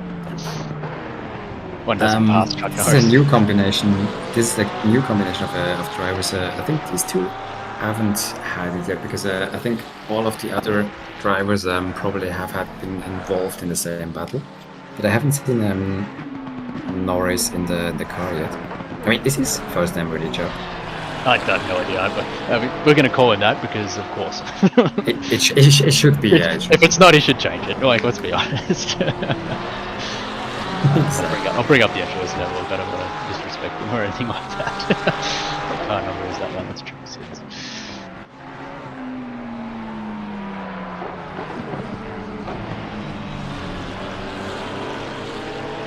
But yeah, I mean, we mentioned it earlier that it's fascinating when you have these long battles who really play out over the whole race. And I mean, these cars, they have been very close together for the longest of time with different drivers involved. But yeah, they are still hours and hours in, half a second apart. You love to see that when you've got like so many different drivers and between the two cars, and still it's very close. They're obviously very closely matched teams in terms of average lap time between drivers as well. So that's fantastic. I suppose we shouldn't be surprised they're both pro-rated teams, though I believe Taufik car 711 is pro-am in disguise. Wouldn't be so sure. I mean, Taufik last sprint season, he personally is definitely a Pro-Am. pro driver, absolutely. he had the Pro-Am badge because he didn't feel like getting along well with the 1.9 patch, but yeah, he's quick. I mean, he's definitely a pro badge there. But Shafiq is the other driver. Who's the third one? That is Fahad is the third driver in the 711 car. Oh, okay. Yeah, I mean, also a driver that is kind of on the brink between Pro-Am and Pro, if I remember correctly, depending on the daily form. They are definitely listed as Pro-Am in the entry list, so I think there was two cars at the starting grid.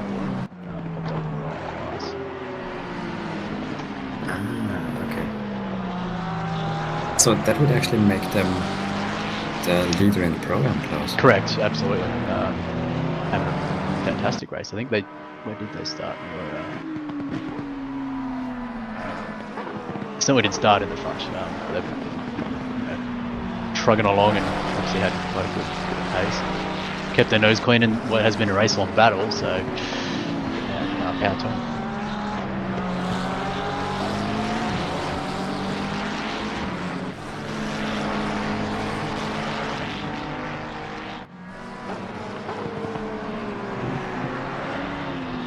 Yep, as we were saying, Stefan, we're a bunch of idiots, we don't know what we're talking about, as the gap is now closed right back up between Floyd and Floyd. We should just keep our mouth shut. Yeah, I mean, no. I think we actually have to shift some of the responsibility to the drivers here. I mean, are they doing that on purpose? Where Baldwin is just like leaving a slight gap, and then he's gonna catch up again. He's got the stream on in his ear. Yeah, that's right. So he's like, I'll get him, and he has. He's gotten us. It's the children who are wrong. That's right. I see. Yeah, but I mean, I started wondering now when how much time they have left in their stints. Do you have any grasp on what time most teams will be pitting next? I believe in about 10 minutes for the people that are going towards the end of their stints. 10 to 12 minutes. Let's see.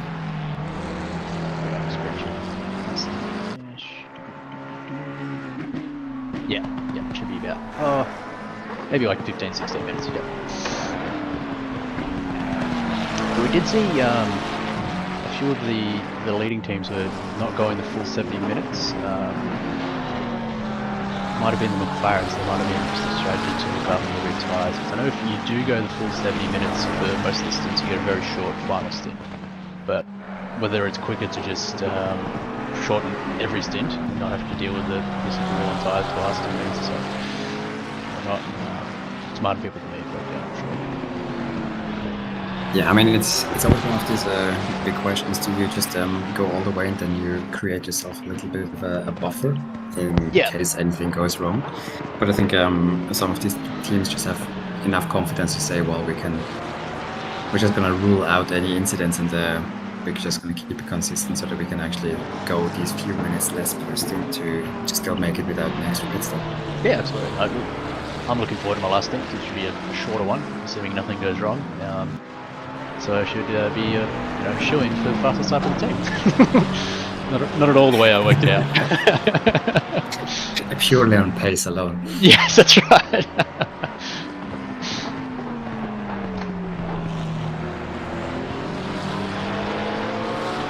Just glued together, but Baldwin must be close enough in pace to Floyd that he just doesn't have the delta that you sort of need to get around here. So I think it is quite a high delta compared to a lot of tracks, but it's certainly not impossible like a Donington track to get. Or a where was that sprint race at Zandvoort? I mean, I don't see any problem with overtaking at Zandvoort. Didn't have any issues. I mean, the thing is that before I joined the commentators box, they were asking about favorite tracks, and I told the truth that I really, really love Zandvoort, and I copped a lot of flack for it. But I personally think it's an amazing track, and overtaking is also very well possible if you don't rely on getting somebody in the slipstream as your only option. Yeah, okay, that's probably fair. Yeah, I do enjoy the track. It's for me, it's the same situation as like a Snetterton, where it's quite a fun track to lap around. But I think there's better racetracks out there. Yeah, with Snetterton, I agree. Yeah. I mean, it's not as bad as everybody makes it, but it's also not much better than that. Yeah. It's not that much better than what everyone says it is. But it is a very fun track to lap. Sort of like Alton Park in that regard. Except I don't think Alton Park is quite a bad race route. Maybe that's because it's so bumpy in the States. That's probably what it is.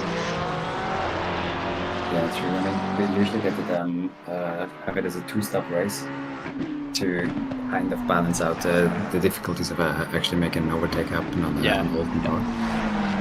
Yeah, we see the 400 Porsche just snuck into the pits there, so some cars maybe a bit out of sequence will probably start pitting now. I think there's probably still a good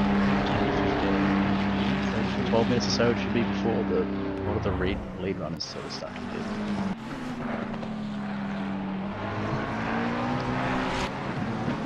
And as we inevitably go back to this battle, because it just has been on for quite some time.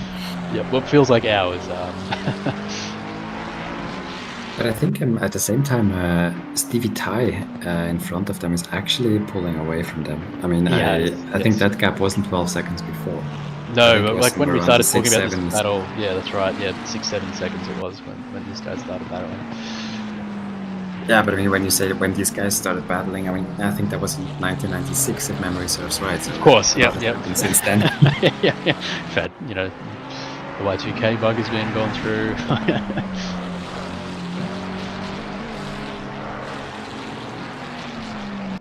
Looking at the track map right now, and trying to figure out if there's actually any other close battle that are going on. But at this point, I think they're very, very evenly spread out. Yeah. Which would make it a bit easier for the blue flags instead of getting like a big slump of like the top 10 all coming through at once, which just destroys your lap. You get a bit of a breather between them. So. Exactly, but then on the other hand, I mean, there's also something to be said to. I mean, if you have like a big bunch of cars coming through in one go, you just lose time once. Otherwise, if one blue flag hits you every 3 corners, that also can add up. Just reading the chat, is had some power issues in the 191 car. Looks like 2 people in the team have had power disconnects. Fortunately, it doesn't look like while they were in the car, so wow. I hope that's sorted. That nothing ruins your day like a disconnect whilst you're driving.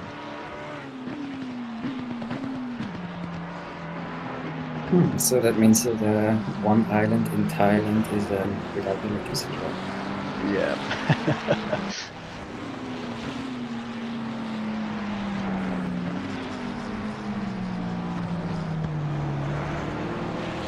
But yeah, I mean, that's obviously great if you can make that happen right at the moment where you're actually getting out of the car. I mean, half a minute before that, it would have been quite disastrous. Definitely. If it's going to happen, that's exactly when you want it to happen. We're presently doing 31 fours. Yep. Making me feel horrible. Wait, have you seen their best lap? Yeah, I didn't want to mention it. It's Yeah, I mean, quicker than my happy qualifying time. to help them, right? Pointing it out, rubbing it in. Yep.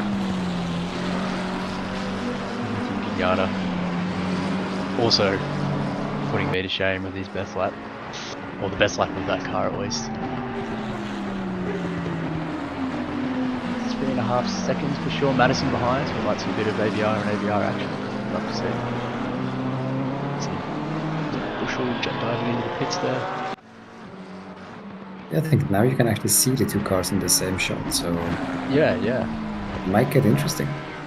Sure, Madison, Honda aficionado, way back. Traded to the cause driving the car. So.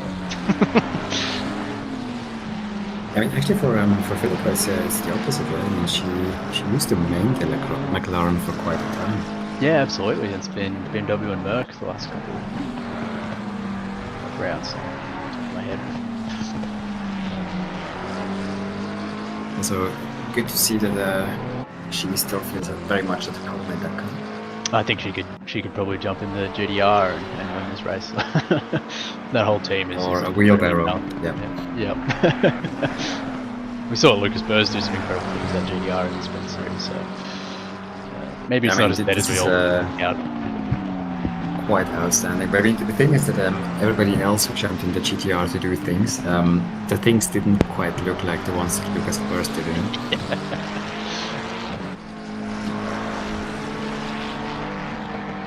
Stephen Ty, is he closing the gap there on Shady a little bit, it looks like? Had an absolutely amazing race so far. Of course, these boys used to drive the Audi. The Audi was their car of choice last year, wasn't it?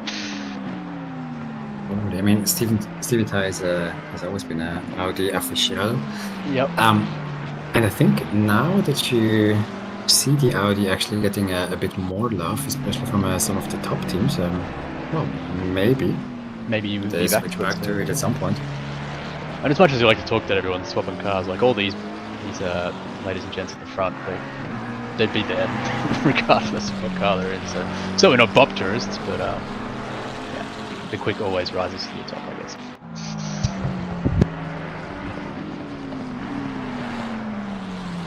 Yeah, I think the Audi is also one of these cars where in this patch suddenly people started turning off the TC completely.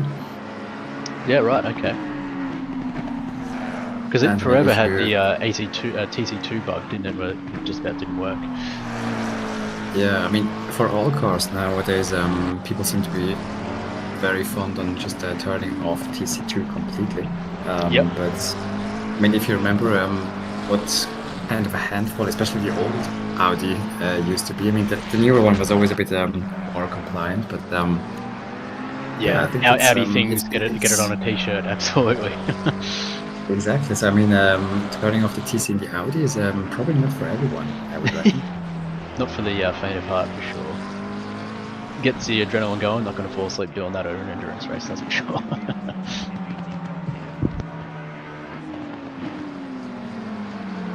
But yeah, I mean, as you mentioned before, Stevie Ty and team are doing a fantastic job here, just putting in their laps. Nothing spectacular or extraordinary, but this is what in the end gets you to a good result, I would reckon. Oh, definitely. I mean, they're not slow by any means. Their quickest time is still scintillating. But yeah, just putting in that consistent pace really surged them sort of up. I think they were all down a little bit early on, so really good job. Matthew Pignata making a we pit stop. So now we are hitting that time when probably a lot of teams are coming to the pits. Yeah, look at that pace. Warm tyres, 31.7, so it's crazy, isn't it? Well done, Sean.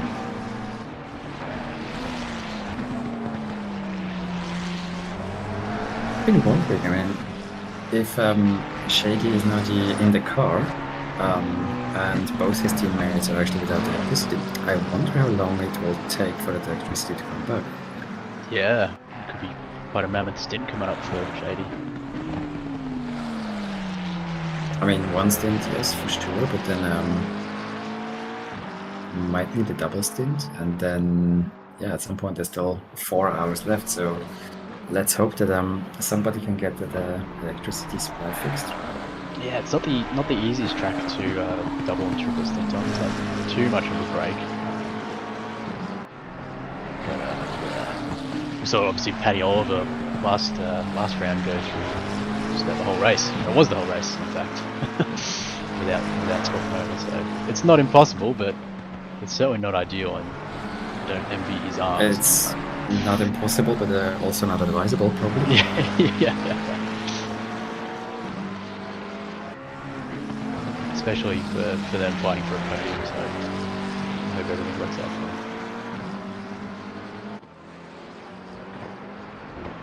Yeah, so Flasblom is back in the car as we get a replay of Madison.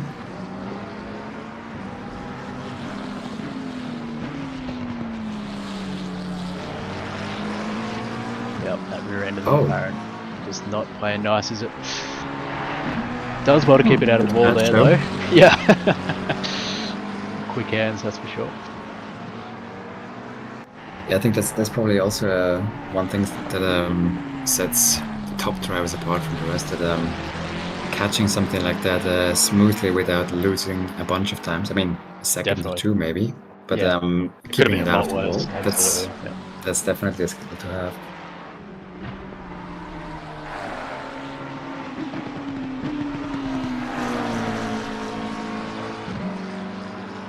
See him continue round, he must be getting close to becoming a pit stop. Especially after that slide, I'm sure his tyres are none too happy with it. But he was just catching up on that blue my car, the 500 car, so he might have just decided to do another lap to avoid running in the back of him. So we can certainly be a bit slower entering the pits than a lot of the pro guys. Yeah, very much possible.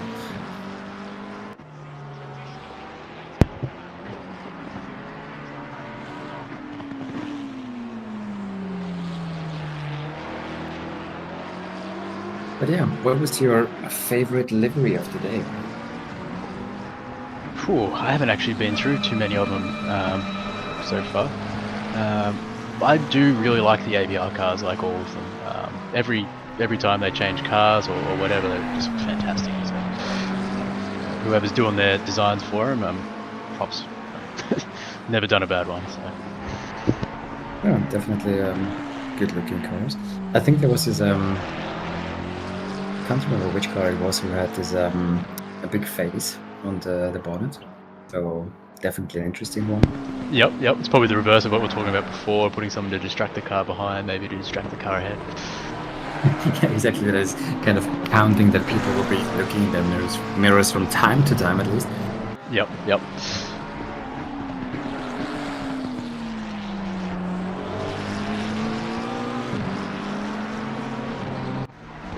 20 Yeah, question, otherwise, T-Mac, we're just waiting for the there we go. double There we way go. out, mate. Yeah.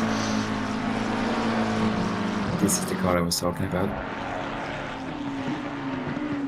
Oh, yep. That's fantastic. You can't see it in body cam, thank God. So I was cutting you off. No, that's alright. That's all good. T-Mac was just asking about the gap at the front.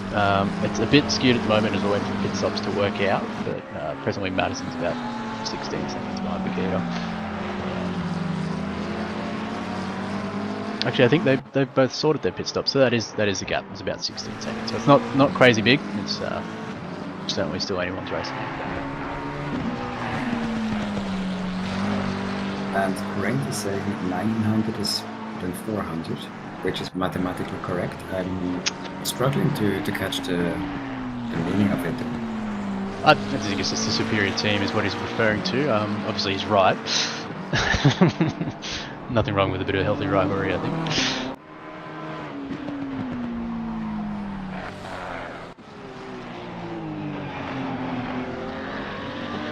Oh, there we go. So this is car 400, and I reckon that car 900 is my racing multi. Yep. Look, let's not look at the positions. The positions they're not really important. It's all about the quality of the people behind the wheel. I can't even say that with a straight face. The boys in 400 are fantastic. So.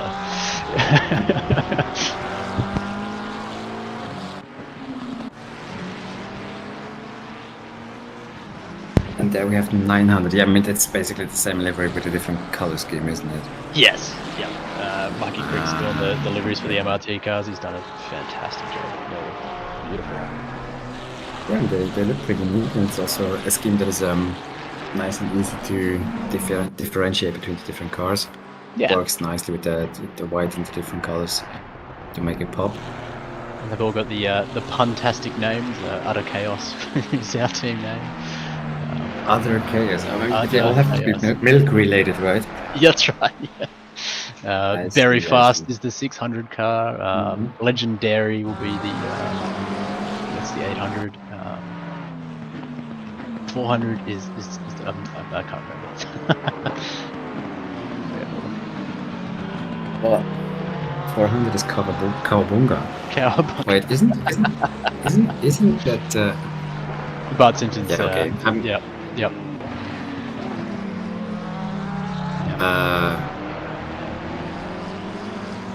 No, I mean, I was just about to age out myself, but and Lost Our Way, of course, the protein team behind the wheel. Yeah. So, how much time did you guys spend brainstorming for these names? Just asking for a friend. They were all decided before I joined MRT, so I had nothing to do with it, I promise. I see. Alex Bowen in the pit. No, yes, that is Alex Bowen in the pit. And Bukida exited in the pits. So they haven't had their pit stop yet. Right, okay, So now we can actually... I mean, if Madison hasn't... Wait, he did pit, right? He must have, yeah, he must have pitted, yeah, because they are still... Is Bukida on the truck? Oh yeah, that's a fair bit of difference. Thanks, Glenn, for pointing us lazy commentators to where we actually should direct our gaze to. We're not paying attention, Glenn's there to look after us.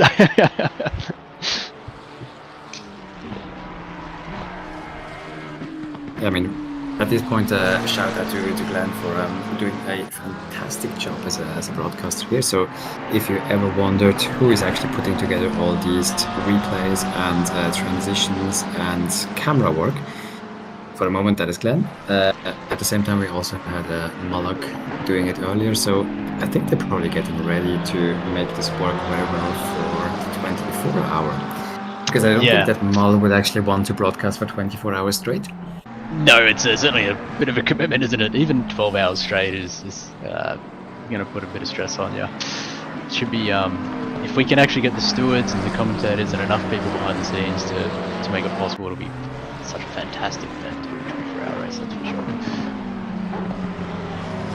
Yeah, I mean, I think now that we are at a point where DDoS attacks and so on have been pretty much sorted out with the additional security measures, It would be good to run a race like that, and also having the trust in the systems that they actually can cope with the stress of a 24-hour. Yeah, yep. Probably sort of the length of race you might want more than 4 people, I think, because 4 people is the same as on a 2-person 12-hour. Having done that, you can do it, but it's not fun the next day. So. True, but if it's with a 24-hour race, it will take up most of the next day anyway. So Yeah, you're not wrong. Yep, you're going to be exhausted. Yep, put in the lever work, get it done.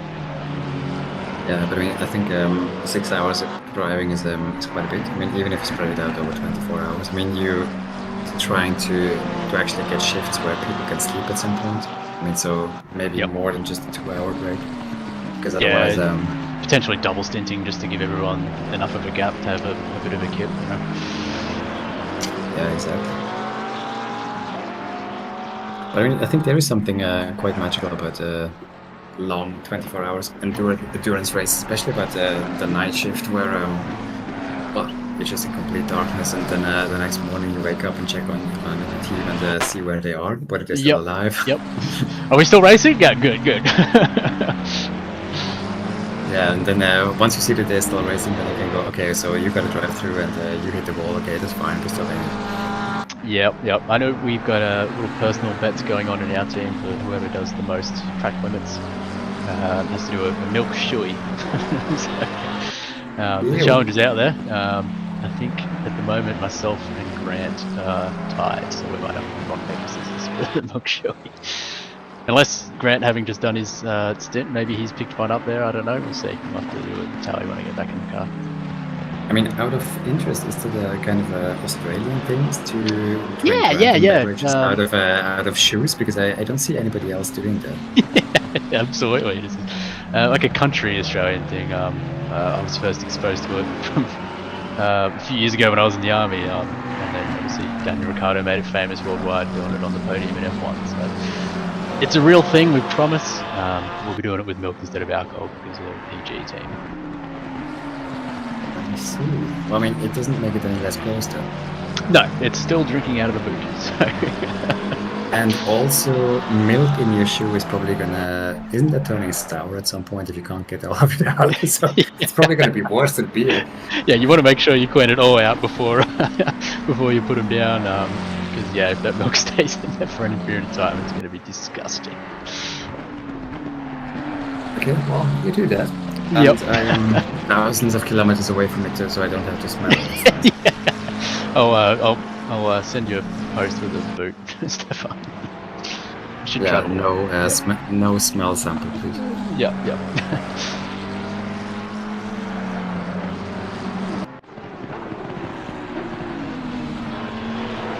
As we are switching to Wintener, I don't think we had the camera on him at all so far, but this is looking like it's turning into a bit of a battle with Rochford, who is just very closely behind in that Lamborghini with the shark teeth. Yeah, the angry BMW. That's the car he shares with Bushel. Fantastic looking livery, I think. But I'm also a big fan of that Ferrari livery. The asymmetrical one, Rockford yes. Yes, yeah. I love asymmetry. Anything weird like that, I'm all about that. I think it looks great. I mean, definitely we'll get the hate from a lot of people with a bit of OCD, but I think it's they made it work. Yep, definitely. But I think it's one of these things that we have seen more and more with Blender becoming more popular for livery creations, where people are just not that worried anymore about having lines that cross many different panels, because in Blender it's easy to slap that onto a 3D model. I don't know if you've seen the 3D map for the Ferrari, but I don't have Blender. I just need to paint it. To be honest, it's a mess. Oh yeah, I think that one of the guys actually did a map to kind of put different colors onto the different parts of the car, and it was all stuck up. It looked like a very psychedelic drawing. Something from the 60s, let's just say that. Yeah, and Glenn is telling us that Mal is having a relax. Interesting. relax. Mulhaven. Yep. Oh, a well-earned relax. I see. It's time to get wild. Yeah, I was just about to say that testifies to the quality of our broadcasts. They can throw up memes like that. And welcome to the commentary booth for Arthur and Ryan Green, who are going to take over while I will say goodbye and go back to the steward's box. Thank you very much. It has been fun. And Alex, come on now. Of course, Alex, the lead. Sorry. Jesus. We're off to a good start. I know Hello, I'm everybody. invisible. We're off to a good start. High quality broadcast here, guys. Top This is tier. it. This is what you come. This is what we tune in for. Wait, so just for a second, if Alex is here and I am here, who is handing out the penalties then? We've left it in the One hands lap of the to let juniors. Oh, so we're going to see plenty of random stop growth and stuff. Okay, well, I'm hope just so. going back. I will be going back to Stewart's box to see that somebody at least hands out these penalties. See you guys. All right, guys. It's been a pleasure. I'll leave you and get back into my team. Have a good night, guys. Thanks, guys. All right. Hello, everybody. I have no idea what's going on. I did just wake up. So, welcome to the last 4 hours of this. From what I can tell, a bit underwhelming affair, I guess would be the appropriate way to describe it so far. Really? I got the TLDR from the team, and it truly was a TLDR of just, yeah, lap 1 was exciting, and not much has happened since. Oh wow, okay. Well then it's on us to make this exciting now. There has been a bit Yeah. of excitement in the steward's office, so that's something at least. Yeah, that is. Yeah, tell us about that excitement, then we'll have something at least. Well, for the most part, certainly recently it's been a little bit better. The opening few hours, there were some interesting incidents, that's for sure. Particularly the very start of the race, before even turn 1. Quite the chaotic start. I think called the first safety car we've had in an endurance for quite some time, so all fun and games, unpacking all of that stuff. Because you'd think there would be more incidents since this is a relatively new track to ACC, right? Yeah, you would think so. I think part of it's also we've got a lower field. I mean, we've got, I think, 30 cars left. Started with just 32. Normally we're up in the sort of 40s for these events. So I think that has helped in keeping the incidents down, but probably not so much for the racing side of things. Right, yeah, so it's only 2 cars retired for this race. Yeah, which is really good to see. Great Yes, to see a so lot of it's- people sticking it out. Yeah, very good. Yeah, I can also see the field is pretty spread out at the moment, nothing much happening. If I'm reading the track map correctly.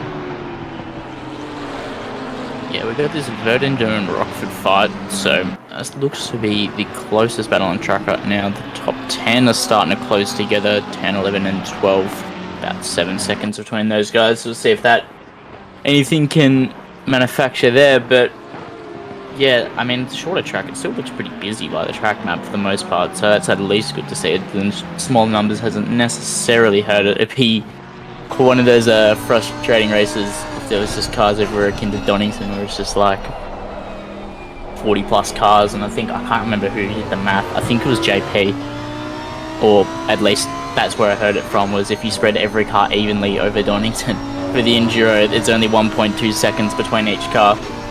Oh, yeah. Or something along those lines. So, bit of a bigger track. I guess segues us into nicely, just like tracks that are pretty hard to overtake. This being one of them, the only overtaking zone being a fast corner, so it's just one of those. It's just one of those tracks, I guess.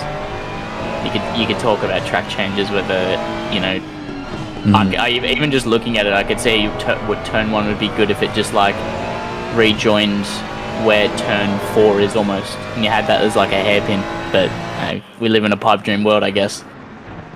Yeah, we do. I mean, I have to embarrassingly admit that I have not raced this track yet. I've been sort of off sim racing for a while due to some work stuff. So I just, downloaded it and had a few laps, but not much experience in actual racing scenarios. So yeah, maybe not ideal for commentating it, but it is. Yeah, it's a bit of a learner thing. So the track limits look very generous in some places. From what I've been seeing, is that just me, or is that the case? Go on. Yeah, I mean, I've not done any lap. I didn't have the game installed, so you're probably better to talk about this than me, Alex. Yeah, particularly turn 1. So turn 1, you can actually go all the way out onto the green. You don't actually have to have any part of the car on the curb. And then there will be other sections of the track where I think it's actually the white line that's the track limits. So it can be a little bit confusing for the drivers, which is why we've seen a number of drive-throughs for track limits. Yeah. But certainly turn 1 is very generous. See, this view we're having now is also quite interesting because the car behind, to me, looks like it's doing track limits all the time. If you consider the white line being the actual track limit. Yeah, it's definitely one of those tracks where it's like the red.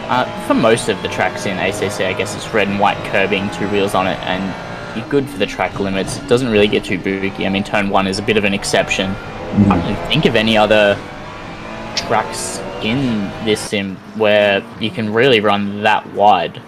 At least I'm struggling to think of it. It's definitely an exception, and it always looks weird when they do it. It always looks like you see track extending like no tomorrow, and you're going to get your off tracks, and you're going to rack up your drive-throughs that way. But yeah, I guess that's also another one of the things. Maybe it'd be more of a, if you couldn't run so wide, it'd be a little bit better of an overtaking spot, I guess, because you can't take as much speed. But even then, just such a fast corner, it's always going to be one of those spots that unless you've already got the nose up alongside, then good luck. Don't know if you boys follow F1, but track limits seems to be the word of the weekend over at Rebel, where everybody seems to have gotten penalties for that and gotten their laps deleted and whatnot. So maybe it's the spirit of the day. Yes, it did seem with qualifying yesterday that as long as you set a valid lap, you're probably going to get through to Q3. Yes, poor Checo. And as well, hello to everybody in chat. I forgot to say that before. You guys hanging around, just want to chime in, tell us how your race is going. Got any thoughts? Feel free, of course. Remember to subscribe, like the video, and everything else that the YouTube algorithm loves. That would be great. Help support the community. Help us help you. That was cringe, but we're rocking with it. No, you did good. I mean, someone has to help the YouTube algo. Well done. It's one of the great phenomenons of the world. The one we live and die by. It truly is. But maybe we'll do a thing at OR and have an AI commentator for like an entire 12-hour stint at some point. That would be a novelty. Did you guys see that proof of concept of the AI commentator? No, over where? It was really, really in depth. It actually hit the scene about I want to say like 4 or 5 months ago. I saw it. I can't remember the creator that did it, but you can find it on YouTube, and it's a completely in-depth, like real life commentary, like it was honestly like a Fox broadcast. Of it, and a main commentator and a color commentator going talking about everything going on track. Sounded like completely professional. Was throwing out all the stat times. God, I can't remember the name. Nothing going on right now, so I might as well look it up. But it was really, really impressive. It was just a proof of concept, so there's obviously nothing that you can, nothing that's really is ready to be implemented, and wouldn't be for a while. But I mean, with the rate AI is progressing and all that, it honestly isn't that far out of the realm of possibility. Yeah, I mean, you know, what's the difference between a deep fake and something that actually works? His name is Austin Ogonoski. Is his YouTube, and I highly recommend anybody who's. I was just have a look at a replay. Did I just completely look off screen when that happened? I think I did. Thanks, Glenn. There's a nice move done there. On the pixel cars, I'm not entirely sure if you looked where the other car is.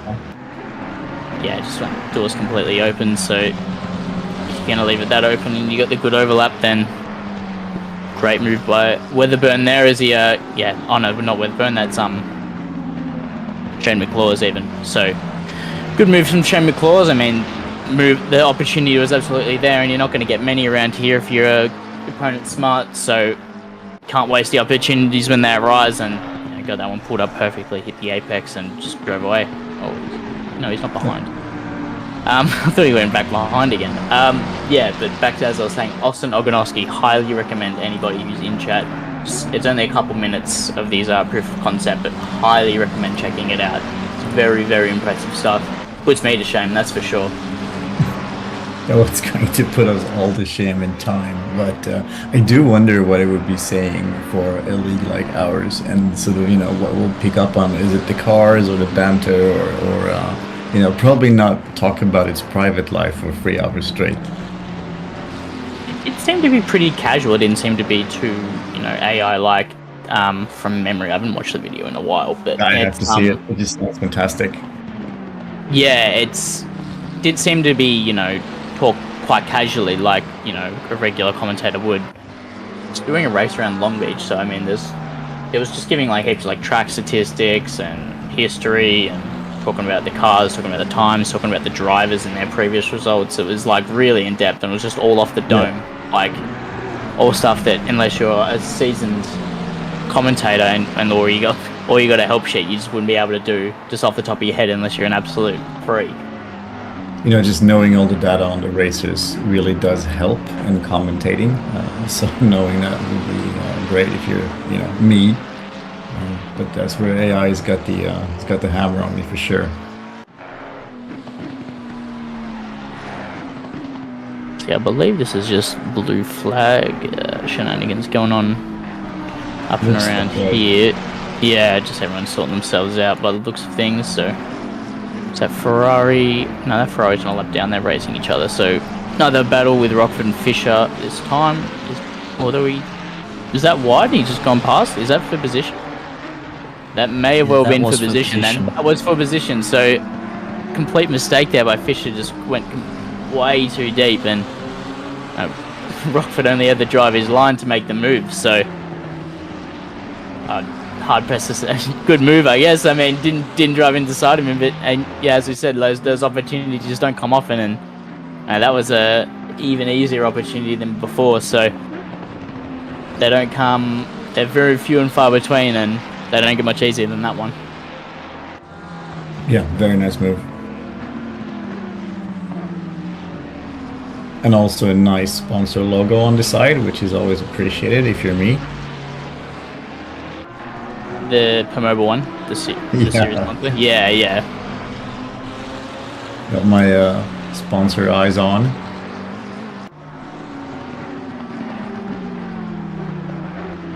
That is a good looking car though, with the shark teeth. I have to say, I do appreciate that. Yeah, certainly are a number of good liveries out there. Absolutely. I didn't have time to look at all the liveries for this race, but yeah, oh, there we go. See, that's nice. And it's got eyes as well. Cool. What was that? What was the plane called that's inspired by? I can't recall. Is it the Spitfire? It's Spitfire inspired livery? I believe it's surely the Spitfire. Yeah, that's some sweet looking livery. 100 tabs. Yeah, it is the Spitfire. So Spitfire inspired Lambo livery, plane of World War II, I believe. So yes. Yeah, it's yeah, it works so well on the Lamborghini. I don't know if it worked particularly well on the other cars. I can imagine it looked pretty strange on the Ferrari. I guess it depends on the size of the front. Yeah, the other car the intake. Yeah, look good on is the Porsche. I think there was one at Le Mans this year. Oh yeah. The was it? Is that the Grello car? I think it's Grello. Yeah, I think so. It's not the Protons anyway. Grello Porsche. No, it's not Grello. can't I know remember I know the- it's Dinosaur. It's one of the drivers. One of their AO Racing. That's who it is. So one of their kids actually designed it, and that's how it ended up on the car. And Oh, really? yeah. So that's a cute little story behind that.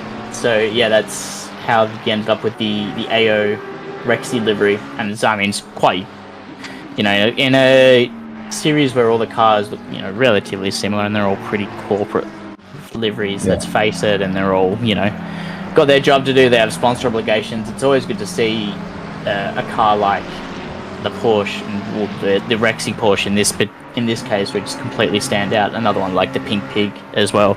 It's another one of those cars that's so synonymous with just fans, because it's different. It's fans just love seeing something different and something unique. I love the Sun Energy 1 cars because it's so unapologetically them. Just the blue Mercedes with the flames up the front. It just looks so funny. I don't know anybody who doesn't love Sun Energy, the Sun Energy car. Yeah, was that it? Was that what the drive-through we were seeing here? It was, right? Yes, there was a drive-through for track limits, so 7-Eleven have not been having a good time the last 15 minutes or so. I think that's their second drive-through for track limits, and they've just received a stop go 30 for speeding in the pits. That'll be cleared and converted to a 10-second time penalty, but for the car that was first or second in Pro-Am, despite what the badge says, this has been certainly a poor 15 or so minutes for them. Well, still got some time to recover that. So, sorry, Ryan, you were saying about the liveries. What was the other favorite that you had? Real life or on the grid? No, not real life. I was just talking about the Sun Energy 1 car. Sun Really, Energy, but yes, I mean it's not a good livery, but it's like so bad it's good. Yes, exactly. Ugly cute. Is it? Another livery I'm quite a fan of is this one, the BS competition livery. Feels illegal though to see it on the just to see it on a McLaren. I must admit, BS competition being the production team for BMW, so we've seen it on the Mercedes, and we've seen it now on the McLaren as well. Is missing its famous. Has it got the zebra on there? I can't even see the zebra, but is missing its famous blue and the zebra on there. But it's got the zebra stripes at least. As Ferris makes his way past some more blue flags. Let's have for position behind. If it is, it's out of sequence. That's for sure. I know Sean is. They were not that close. If Ferris has just come out of the pits, then that's unfortunately, I'm sure Sean would have liked to come out ahead. And if he is going to pit, even going to just slow up the 89 car, just have been running away from distance to start. Ferris, Pip, and Andy just, what a pretty dangerous three-headed monster there, and unless something goes wrong, you're going to struggle to knock them off their perch, and especially around a track where it's so hard to overtake it. It's, you can't really even push them. Well, I guess you can push them, but really challenge the position. If they break away, it's kind of curtains unless something really goes wrong. And considering you've got P3 just behind, they've just been lapped. So for P1 to be lapping P3 shows just how quickly they're moving, and that's not a slow car in P3 there either. No, that car's been performing really well. Correct me if I'm wrong, it's Shady Samuel on both the Sonicus's. It is, yes. That Sonicus, I can't do it. Sonica. We'll go with the Sonica and so sisters. I double S's at the end. So yeah, they've been doing. That's got to be I mean, we know how quick these guys are, but this is a real standout performance so far for the Kovacs team. Had their kind of rotten string of bad luck all endurance series, so it's good to see the finally start to fall their way a little bit, and they hold on to this P3 position like they have with the pace they have for such a long time, whether it be incidents they got caught up in Bathurst or disconnects or whatever else in past events. So it's good to see just now that hopefully they could be on for a top 3 finish and get a little bit of a slight redemption arc. Looks like the field has collected a bit. We see packs of cars here and there. Not so much spread out as a while ago.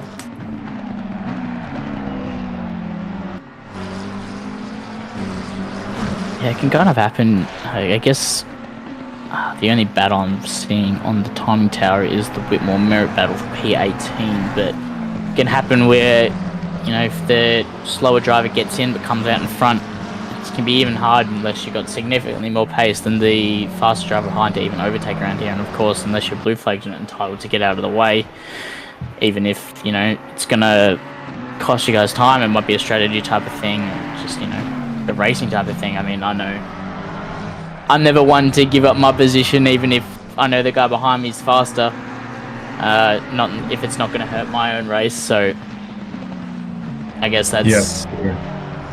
How have we been doing on blue flags in these past few races? Is because that's usually a behavior that's let's say hard to police and hard to live by.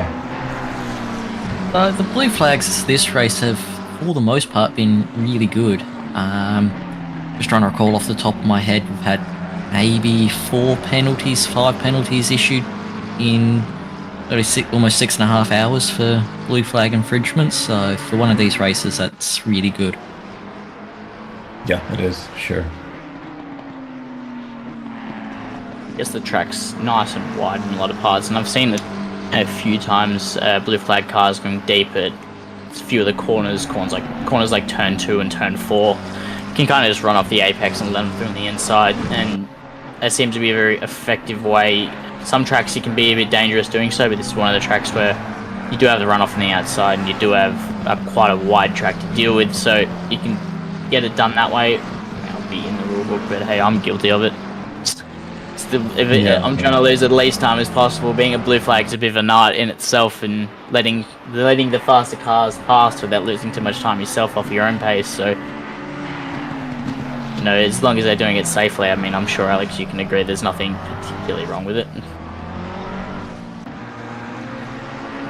Yeah, so long as it's being done safely and predictably, that's the big thing. Sometimes you get people that let you through on an apex or something, and you're going, well, that was a bit confusing. Yeah, that's the that comes back to being the main thing, is just always making sure you're predictable. You're always going to be, it's kind of the old story, and I know it's a story, but like someone who goes out into a roundabout, pulls out in front of you at a roundabout, but once they've realised they've made the mistake, stops halfway and then doubles down on the mistake. Like, if you're going to do something, do it once and do it decisively, even if it's the wrong decision. Just always be predictable. If you stop halfway, it's so hard to know what's going on. And that's where the majority of the accidents happen, is if someone half gets out of the way, or they go to get out of the way and don't really know, oh shit, shouldn't have gone here, and then have to jump back. Then they try to jump back on the line, and that's where a lot of the incidents can happen. So definitely, if you're gonna, first and foremost, be predictable. But honestly, if you're gonna make the wrong decision, make it decisively. Yeah, absolutely. Commit to your mistakes as well. It's if you're gonna run wide here at turn 1, run it all the way wide. Then just make sure it's worth it. See, this is what I meant, that it just looks like you're just running so wide at that turn, and everybody's doing it. Yeah, I'm a bit of a... See, I race in VR, Rusty, so I don't be waving to my monitor. I'd be waving at my wall for the most part. So, gotta give it the courtesy wave though. I'm sure the wall appreciates it. My rig is right up against the wall. I gotta move it over really, to be honest with you. It freaks out. There was one endurance race I was in recently, in iRacing, and I just spent half the lap hanging out the window because the tracking just bugs out because it's so close to the wall. What were you racing on iRacing, Ryan? I do pretty much every endurance there is. So the latest one was the Watkins 6 hour. Did pretty shockingly, I'm going to say, because the damage model is absolutely brutal, as I'm sure you guys probably know. Racing. Yes, I raced the LMDH LMP2s, and it as much as a fly touches your car and it's back to the pits. Please, I can't do the LMDHs. I just, especially the BMW. I heard it's a lot better since the patch, but old BMW is just the worst. It's the worst. Yeah, it is. It's an unfun experience. No, well, if you're a sucker for punishment like I am, then you sort of, you enjoyed it. I guess the masochistic aspect of how many times will I be pitting this race. But yeah, it's you can get rating just for surviving in that car. Yeah, look, the downforce is incredible, and it's one of those cars. I guess that was one of the main things when I switched over from ACC to iRacing is experience these cars with. I mean, GT3 obviously has downforce, but I remember the first experience I had was with downforce, like proper downforce, is the Radical SR8 when it was free. Yes. And we had it at the Nordschleife, and I was doing that, and it's just one of those. That's a great car to truly feel aero grip and downforce. And agreed. And the fact that it's free as well. But unfortunately, they don't run the SR8. They run the SR10 now, which I don't really like to drive. But oh really? I did the SR10 around Nürburgring just the other day, and was just shockingly slow compared to everyone else. Even though I imagine I sort of know that track, but it was just people were just flying past me left and right in that car. It was shocking. I just find the SR10 is just a bit weird. It just, I don't know, it just doesn't sound as good either. It just, the SR8 feel more raw and more, I don't know, I guess the right word would be personal. Just felt like you were really more with the car. It just, I love the way it sounded as well. The SR10, I think the master cylinders are a bit bugged. Sorry chat, this is a bit of going a bit in depth. The ACC stream, but I'll try to wrap it up. But the master cylinders in the SR10 are a bit bugged, and they kind of make the car, especially the under brakes and the rear locking, just feel so strange, and you can really struggle to get your head around and fix it. You can't actually change it, so it's why it kind of put a lot of people off at the start. Yeah, gotcha. Sorry, it was me leading you astray there, Ryan. With it was, but it's all right, so it's hard for me not to talk about it. Yeah, it's tempting. But yeah. So how are we doing here on track? See another couple of wide turns here. You see car 52 with another track limits drive through. They're another car that's had a bit of a rough day. I think this is certainly not track limits drive through number one for them, and they've had a few other incidents throughout the race as well. So probably one to forget for them. I'd love just to reading the chat here. Did someone have an accident? Nearly cut his finger off a couple of hours ago, Rusty says. That sounds horrible. What? We get the story behind that one.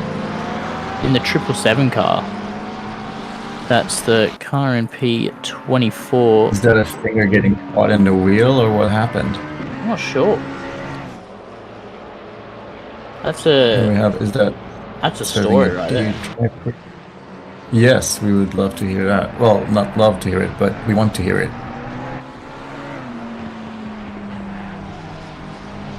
So yeah, we saw Steel come in to serve their drive-through. I'm not sure how far behind Crick is. might pop out in front. Trying to see on the track map, car 800. I can't make it out on the track map right now. I think, no, you can, where is it? Yeah, 800 are just approaching sector 3 now, so that's not affected position there.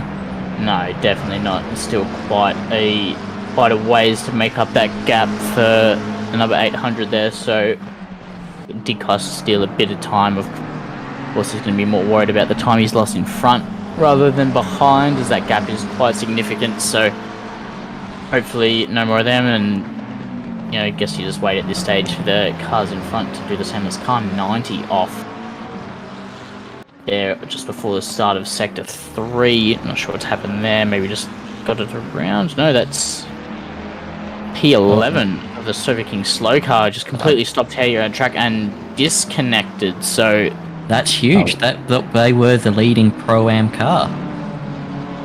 Right. Drama. So something's absolutely happened there, and yeah, we saw that car didn't have any damage on it, but just completely slowed up at the start of almost at the start of sector 3 there, and yeah, as you said, just the leading Pro-Am car now completely gone, so that promotes Matt Nipris in the 700 up to the P1 in Pro-Am, and it's currently, correct me if I'm wrong, that's a MRT 123 for Pro-Am. Certainly does appear that way. I'm not sure if any of the other cars behind have had their classes messed up a little bit, but certainly it is 700 now leading Pro-Am, and I believe 400 in P2. I'm not sure about 91, whether they're meant to be Pro-Am or Pro. We'll just have a look what's happened with the car 90 here, so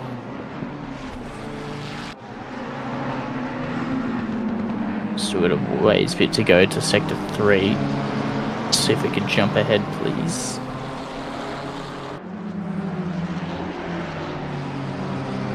I wonder if it's a sudden stop or just maybe hardware failure or something's going on. Oh no, that's most certainly a disconnect. That's yeah, that's as clear as day.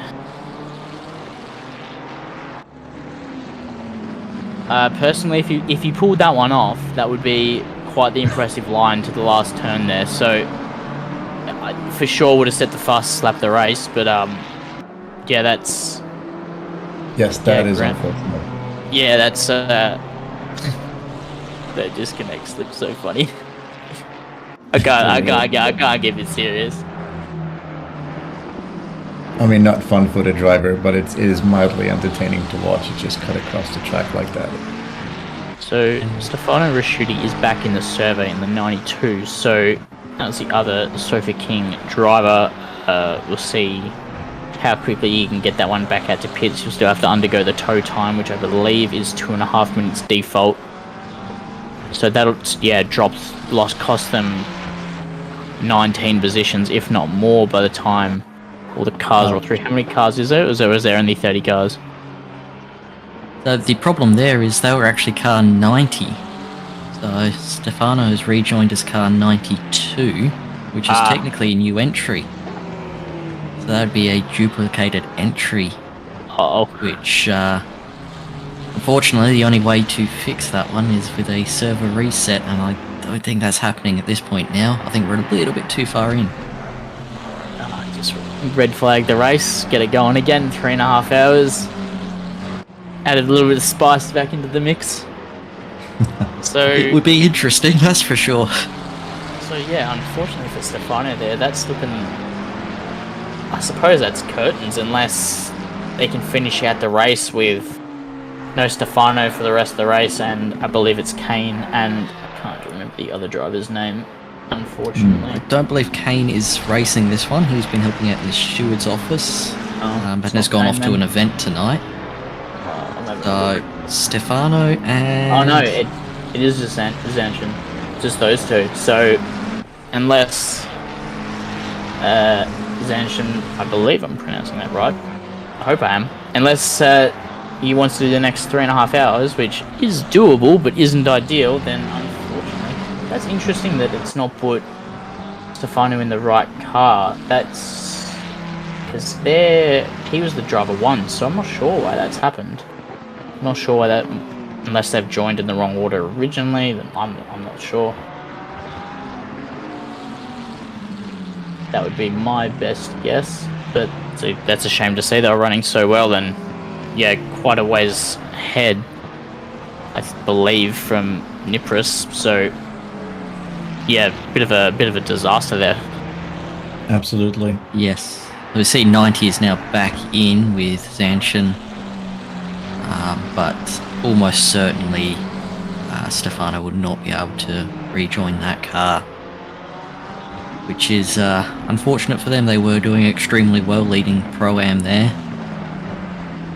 That must feel utterly disastrous and infuriating being behind the wheel of that car. Yeah, we'll see if Zanshin can just Iron Man the rest of the race then and finish it out. Were they Pro-Am when they left? No, theirs was one of the entries that had been a little bit bugged. Okay, I see. I was going to say, if they left as Pro-Am, they've rejoined as Pro, then something weird's going on.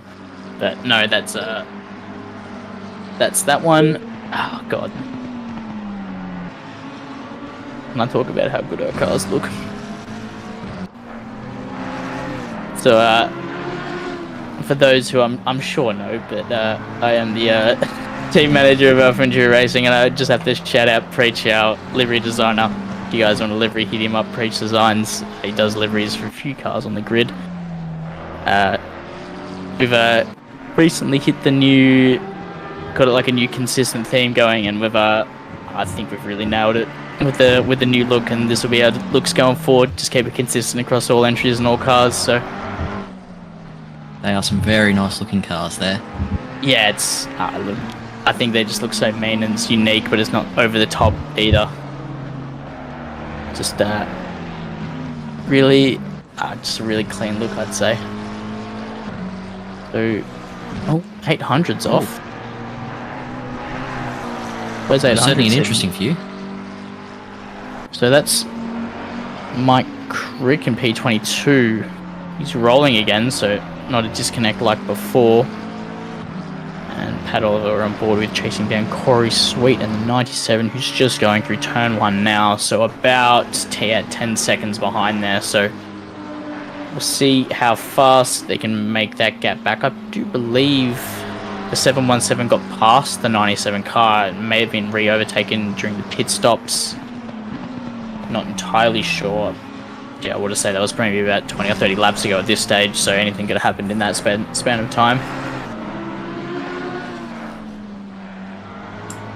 But we'll see. We can close that gap. Just 70's jumped into the pits. That looks to be a scheduled stop. No penalties really outstanding either, so no real too much to figure out, and everyone's kind of spread out. It's that stage of the race where it's, you know, kind of mellowed out, I suppose, and everyone's in their own little grooves and their own little rhythm. I know the team was playing word games when I left over voice calls, so anything to keep the mind active, I suppose. Following up on the cut finger story, seems to be a cutting a roast with knife accident type thing. Just reading the chat. It's adding a bit of extra flavour. I was going to ask if it was a cooking related injury. I myself am a chef by trade, so I got cuts and burns and whatever else all over my hands and arms all the time. I don't even realize I do them anymore. Oh really? I thought you guys were pros at not cutting yourself. When you're handling a knife and handling hot stuff that much, you just pick them up. The worst, not I wouldn't say the worst cut, but one of the most frustrating ones, and like it just stung so bad, was this almost like a paper cut, but it was on the lid of like a dip container, like a beetroot dip, and I was like running my fingers along the edge trying to like lift the lid up. It was a new container, and I've just sliced from the top, all three of my big fingers, and it just so annoying. It's one of the worst ones I've ever had. You don't realize how much you use the tips of your fingers until they're cut and stinging, I suppose. So glad to. I hope his hand's all right. Anyway, Rusty, I'm not sure what car did he say it was? It's up to 777.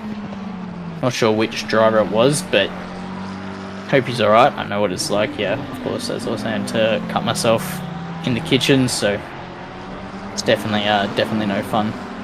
Rusty in the chat is giving you a run for your money, Ryan. He says, former butcher here, hand looks like Picasso. That is a terrifying thought. Oh, yeah, no, butchers and their butcher knives are so sharp, and they just fling around like no tomorrow. I hope you still have your fingers there, Rusty. Whatever that Picasso painting looks like. Massive respect for butchers. That's a fine trade. It's one of the dying trades as well. Need more butchers out there. Need more good butchers out there.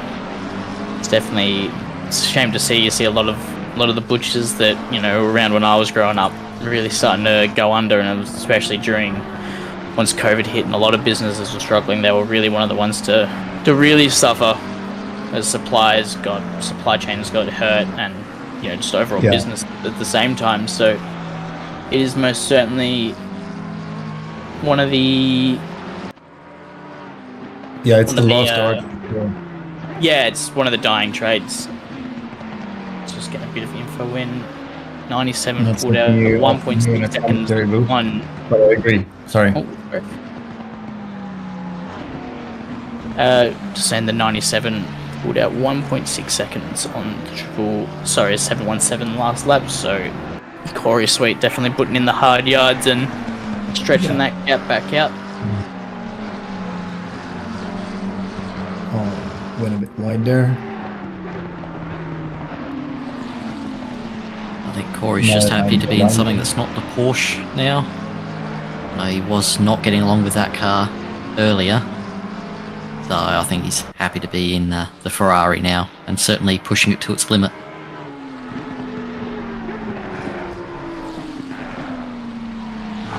Porsche though. I can't talk bad about it, and I won't. It's just such a good car.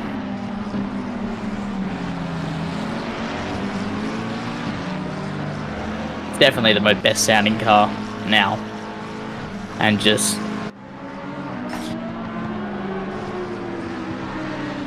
it's just the metallic sound of the exhaust. And sorry if you can hear in the background, by the way, I'm about to text my housemate to shut up. I hope you guys can't hear that. Oh, I've not heard anything, so that's good. I did adjust my mic. I did adjust my mic sensitivity to try to block it out. He is just on the other side of the wall, so that's good. He gets a bit excited sometimes, but actually action at hand. Yeah, Sweet pulling out another second by the looks of things, up to 12 seconds the gap now. So gap heading in the wrong direction for Polivar. Hines behind. Gap was 23 at the last split time, so we'll look to see what that's looking like come the next sector. But quite a decent gap all around. Shady Samuel, 4 seconds off the back of Sean Madison. So that gap has come down a bit, I believe. I don't remember seeing that small. Wow, that's a lot of traffic for Sean Madison. I'm sure he's reeling then, and that you see Shady Samuel just in the back there in the orange McLaren. Is that he? No, that's Corey Sweet's car even. So whereabouts is Shady Samuel? Not too far. Yeah, just there. So just behind this pack of blue flag traffic, you're absolutely trying to knife his way through this and get on the back. You can definitely see Sean at this stage, and I know for one, when I can see my opponent, it just makes it so much easier to catch them. And then you race the car you can see instead of racing a Delta, that's for sure. So down to 3.7 now. So Sean, we saw the traffic before through turn 2 and turn 3, and lost quite a bit of time during that. These guys, I'm not sure if that's a battle for position, and they just lost track of what's going on. But all in all, just lost a bit of time there. seen much death during that through that curb that we saw Shady Samuel just bounce through then? There has been a little bit, yes. Certainly people running out a bit too wide onto it and there you go. being sent off to the other side of the track. As we were saying that, Sean Madison into the pits, so see how much time Shady Samuel can pull during the pit stop period. Off the top of my head, dare I say, Zachary Smith's going to jump in the car, I believe. So, see who jumps in. I highly doubt it'll be a double, it might be, but that would be my best guess. I think it's Smithy. We'll see. But these are the critical laps now for Shady Samuel. See how much time he can pull out on low fuel and track temp sitting nice and almost the practice temps, so only 3 seconds the gap. When Sean pitted, it looks like he hit his box pretty well, so he didn't lose any time there. So much time you can make up during and throughout the pit stop, whether it be the entry and exit and hitting your box perfectly. It's such an underrated facet of endurance racing as the actual pit stop phase itself. Agreed. So see if he And they can responds. break the race. Yeah, absolutely. If Shady's got fuel in the tank here, you'd think he's going to see it his stint time the whole way out. Try to get as much time as he can, although he is approaching some blue flag traffic ahead. So see if these guys jump out of the way relatively quickly. I'm sure he's not going to... he's into the pits this lap, so I'd highly doubt over the course of... That was a decent pit entry, but highly doubt over the course of one lap he's made up the 3 seconds needed to jump Zachary Smith, who has jumped into the car in pit lane. So we'll see where the 818 is on track, just coming around 3, 4, 5, 7, 8 now. I don't know my corner numbers. Just almost into sector 2, so 919's in the box for their 30-second stop for the tyres. 818 starting sector 3, so it's going to be... This might be decently close.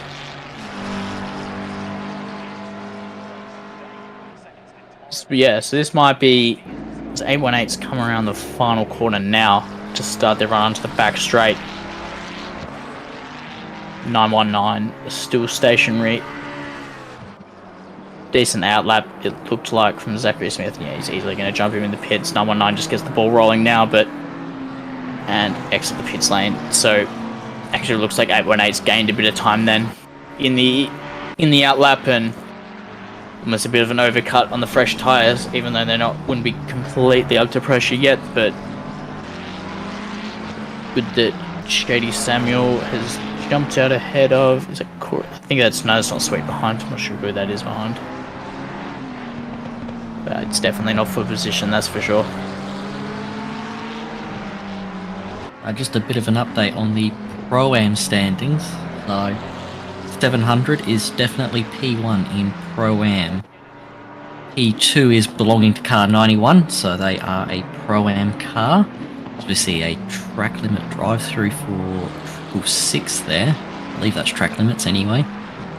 And P3 in Pro-Am is car 400. So MRT holding first and third in Pro-Am at the moment, with Kovacs splitting them nicely there.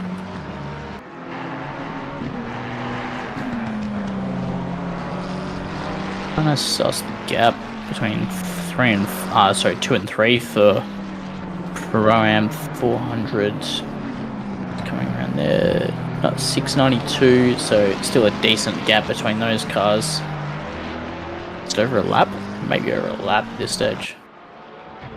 So Ryan, Alex, you guys are the pros. Tell a newbie, the track limits, are they actually on the red and white or the white?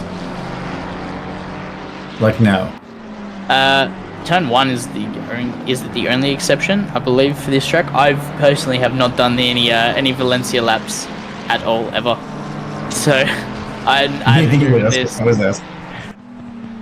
So is it just turn 1 that you can extend? I believe it is just turn 1 that allows you to go all the way out onto the green. I think for most of the others, it is the red and white curbs that are the limit. All right. Yeah, that's pretty standardized across every track in ACC, I believe. And trying to think of an exception like turn 1 where you can truly track extend. As you can see, the 666 is in the pits serving their drive-through penalty, assuming for track limits. But I believe, yeah, turn 1's the only place where you can truly extend. You can see this being another one of those MotoGP courses. I guess the only other, speaking of MotoGP courses, the only other exception I can think of is cutting down to the inside of, I want to say, turn 5 for Mazzano, down on the apron, almost on the complete red curbing. The only other true exception I can think of, I'm trying to scan through the tracks in my mind, but of course there's tracks you can run wide at, like Stowe at Silverstone, for instance, but you're going to pick up your track limit warnings for doing so. If you can think of anything else, chat, feel free to chime in, but that's the limit of what I can think of for there. Watkins T1, you can go wide. Yeah, do you have to still keep your 2 tyres on the red and white curbing though? The red and white curbing, albeit, is absolutely huge.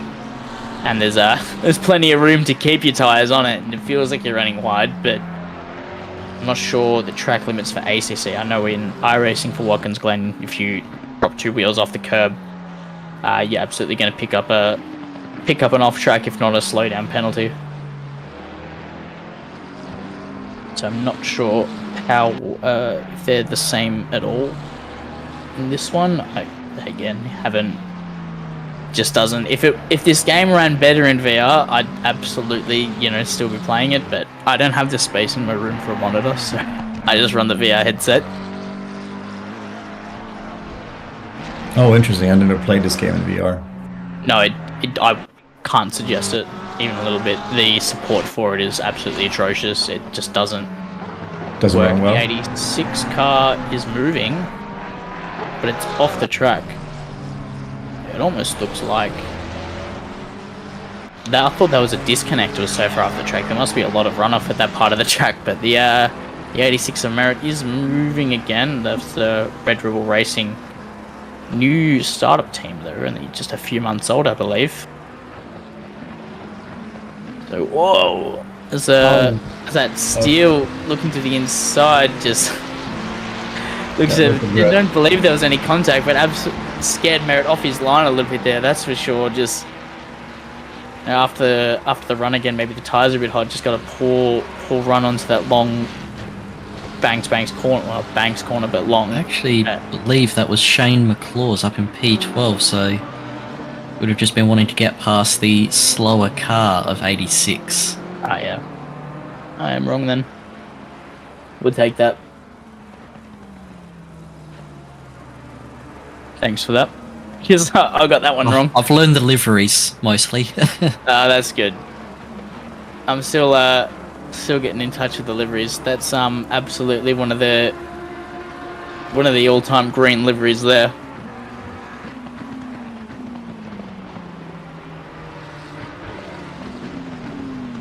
I think they were asked, how much green do you want? And the answer was yes.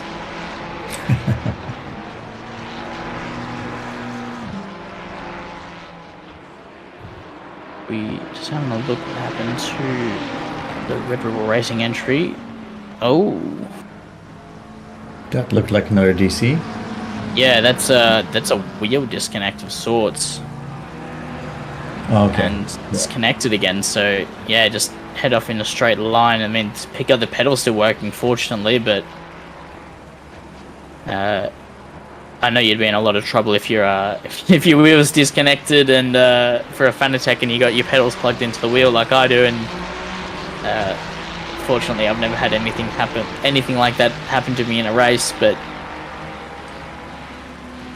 yeah, I've had that happen to me on my Fanatec a couple of times as well, to the point where I was chasing gremlins left and right. Turned out to be an EMP issue in the end. EMP issue. Yeah, right. Yeah, basically it generates a whole, like an electrical field, and it's not, the cabling isn't shielded. So somehow it impedes on the signal to the pedals if you have a lot of other stuff going on. the way it's mounted. And at some times, it seems that that impulse can sort of disrupt the USB out to the pedals, and then it disconnects for a while. Yeah, Fairly I was having similar issues with EMP with my Fanatec base. I got a CSLDE, and that was giving off a field. My computer was too close to it, and it was completely stifling the connection. Yes. It was just, so I was getting terrible and inconsistent Wi-Fi. Simple fix was wow. Ooh. Okay, so Okay. as Big we hit jump there. back to the action, that was gee, was that for position? Those two Ferraris, but that's whoever that was on the inside is in for naughty time by the looks of things. So we'll have another look. That's 247 behind and car 90, who have actually managed to rejoin properly on the server with both drivers, which is good. Yeah, so that's a massive lunge for the green car there, and we'll leave that one to the guys up in the booth, but dare I say that's going to be quite the easy decision for them. I'll certainly be having a very close look at that one. Yeah, bit of a as we were talking earlier about the opportunities coming few and far between. In the same vein of breath, unfortunately, you can't force it, as we saw just then. So, got to stay patient, got to stay vigilant. As we see, great side-by-side battle here between Jacob. This has to be for position. Yeah, It is, not yeah. going to question this. So, gee, great move up on the inside by Weatherburn. Then Laws is going to try to hang it back on the inside, give him the space there, Weatherburn, but he's going to get the good run off the corner, and that's going to be the move done. Shouldn't have finished my sentence and talk about what's going on. That was a great move, just hanging it at the inside of 4 and 5 then. Oh, it's just gone a bit deep, and it's given McLaws another look, but it's not going to have the overlap to get it on the inside. Might be another opportunity here. We did see contact before. Just chooses opposite slot in behind, and it's all about the next 2 corners and the especially run you get through here. Can you get enough so he's going to be too far back, I say, to make a move into the final turn. So good move from McClaws, getting that position, and I think this will be much too far away to get a significant toe and alongside for Weatherburn. So great move down, yeah, at the end of sector 1 there from McClaws, and double move up the inside and good side-by-side battling. You'd love to see that. Lovely cross racing. Weatherburn right to the edge of the track limits there, and he's definitely going to have a bit of dog in him now to get that position back, and we'll stick on board with this for a little bit longer. There's not too much going else on track, so... Yeah, this does not look to be over at all.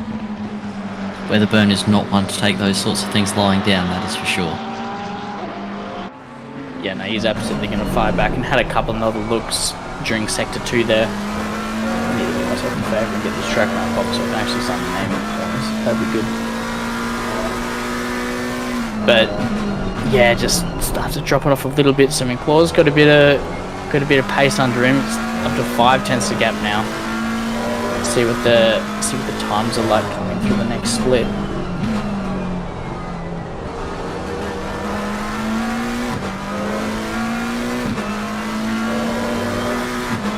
I don't remember where the track map was posted. Apologies. I can't find it. There it is. Oh, good. Got it. Alright, so yeah, up to 7 tenths a gap now, so just about break the toe range. Not that there's really too much of a toe around this track, and 8 tenths a gap now, so officially out of the toe from McClaw, so good. Another lap after the move then to really break the gap and start to walk away a little bit, see how much you can get this out. It's again right to the edge of track limits there for Weatherburn, and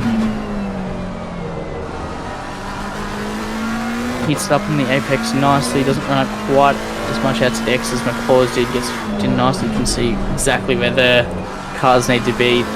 Track completely rubbered in at this point. big track, very easy go. It's almost like a racing line out there at this stage. But because, yeah, doing really good laps at this stage of the race and starting to really stretch it out a bit.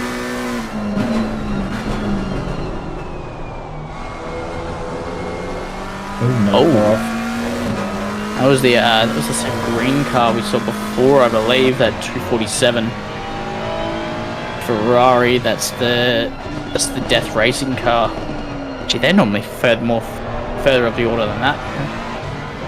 Yes, they've had a number of issues this race. I think they had some hardware or other technical issues early on in the race. I think they also had a disconnect at one point, which has put them well back in the order, fortunately for them.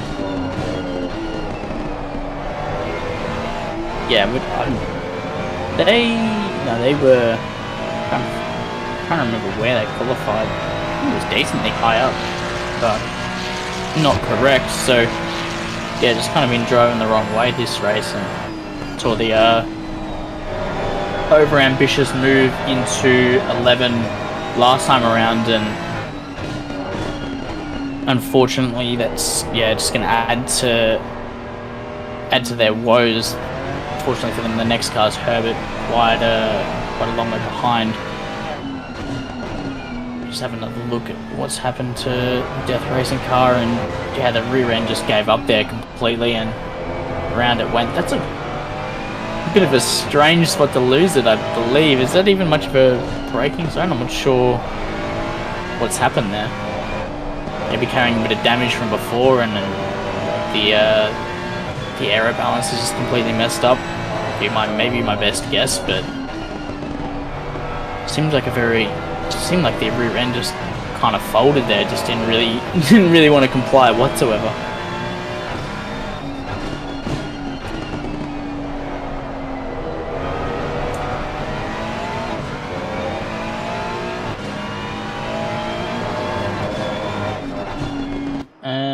As Alienatic copter stop go 20 from us. I don't know if you're referring to yourself or another car we were talking about. And I can't pronounce this. Likely would have been the 247 car that got a stop go 20 for a couple of incidences that may have been caused by technical issues where they've just stopped on apexes. Which is far from ideal. So quite an active pit lane at this stage. The 89 car making another stop as Andrew Hara back into the car. Zachary Smith going past. Are they a lap down at this stage, or is that's technically a overtake, I believe, but off strategy for Smith. Going to be quite a ways back after the pit stop, so the 89 car almost an entire pit stop ahead now. Just a pretty flawless drive out in front. So, it did just update. I was going to say it still said Ferris up there, but no, it was just updated to Andy. I guess relationship while it lasts. Although they have gone through the sectors and it's not updated, so that made the 89 car maybe an entire lap up at this stage. Then I may be wrong. Yeah, so just been informed that the 818 is a lap down, so 89 car even further out in front than we thought before. So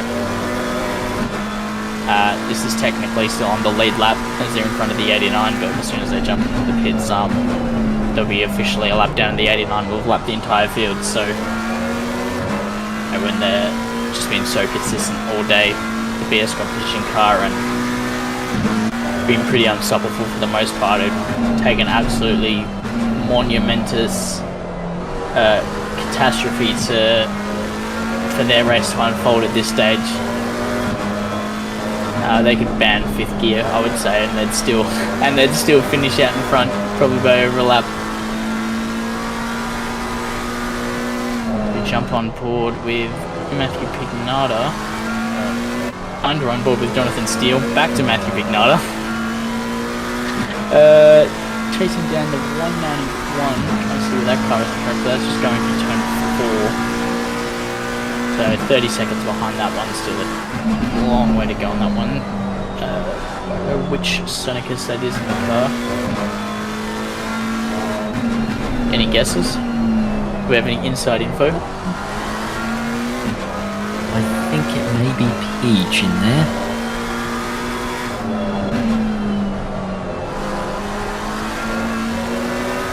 Just based off of TeamSpeak, I don't believe John is currently online on TeamSpeak, so it's probably Peach in the car at the moment.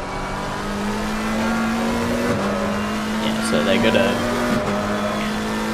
those guys are only 6 seconds the gap between 3 and 2 there, so that gap is closing down a bit. I believe both teams still need to stop though, or did they just stop the Kovacs car? I think they've had a somewhat recent stop.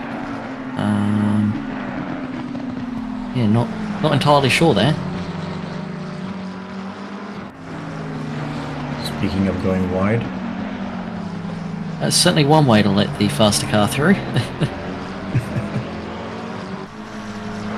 so Ryan and Alex, I was just looking at the list, and there's a lot of McLarens and Ferraris in there. So we're not doing the BMW anymore. Nah, not around here.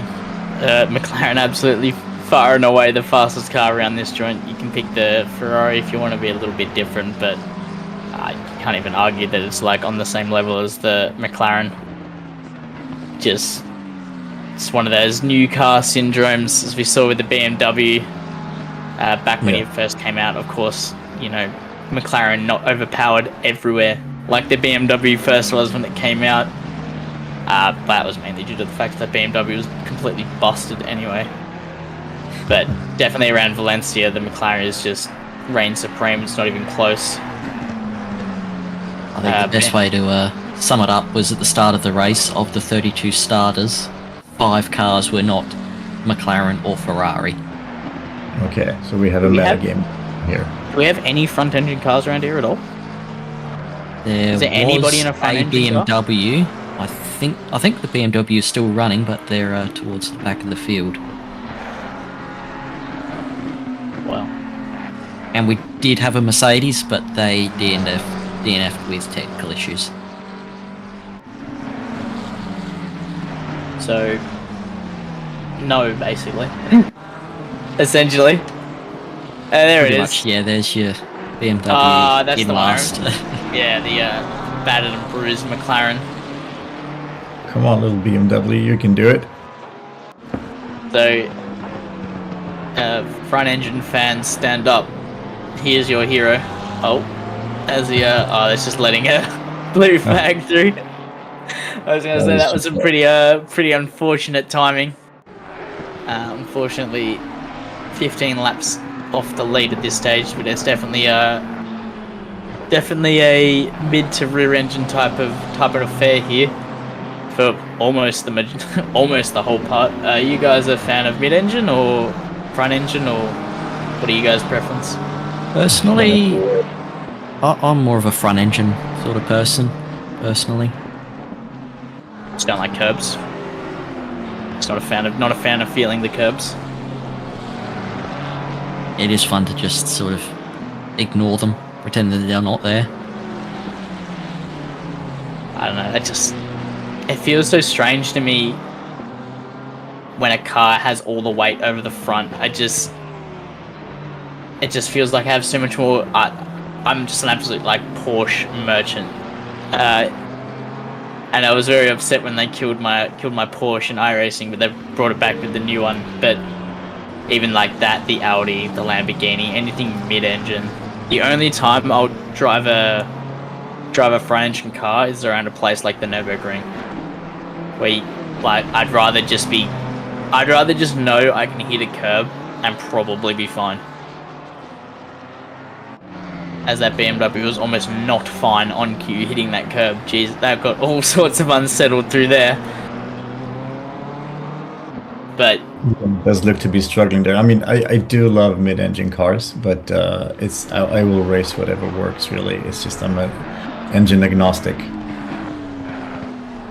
Yeah, I'm completely engine discriminatory. I'm gonna be honest. That's I fine. am. I will discriminate. I'm not a fan of. I don't know. It's just front engine just feels like a road car. I mean, well, it is. They just feel sluggish. Yeah. I don't know what it is. They hurt my feelings a bit. You're taking this personally, Ryan. I know. This is also the sole Lamborghini on the field for the Pervex Red entry. So yeah, it's not a very diverse grid, that's for sure. Do you But guys prefer? I still enjoy looking at this Lambo, just seeing it take curves and sort of, you know, just being on track. Such a classic car. Do you guys prefer the ability to change your cars every round, or would you prefer that you had to pick the one car and stick with it for the entire series?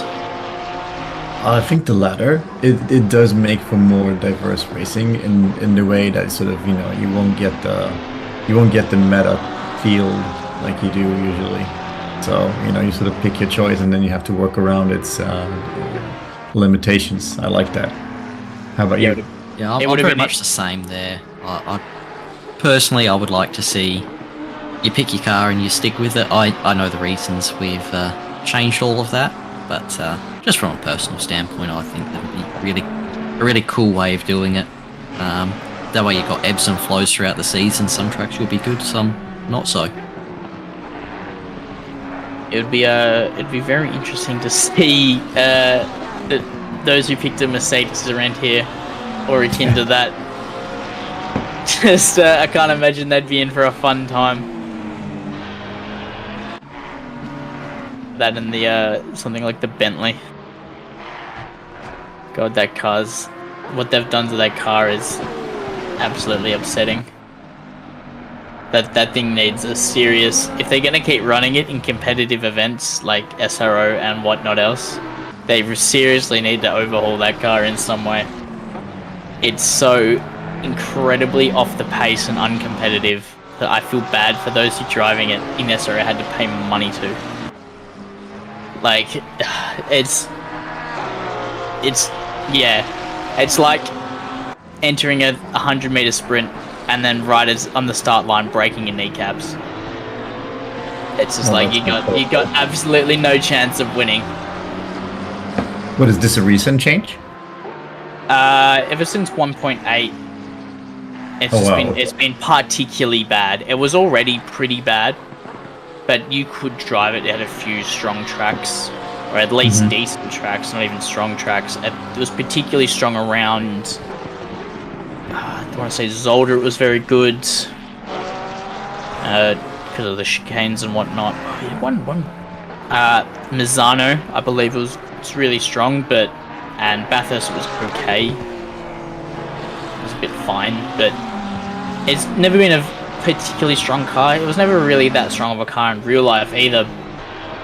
But I guess it's so unsupported at this stage, and they're not being Kunos and 505 are not being supplied with the data anymore, because it's not run in real life anymore.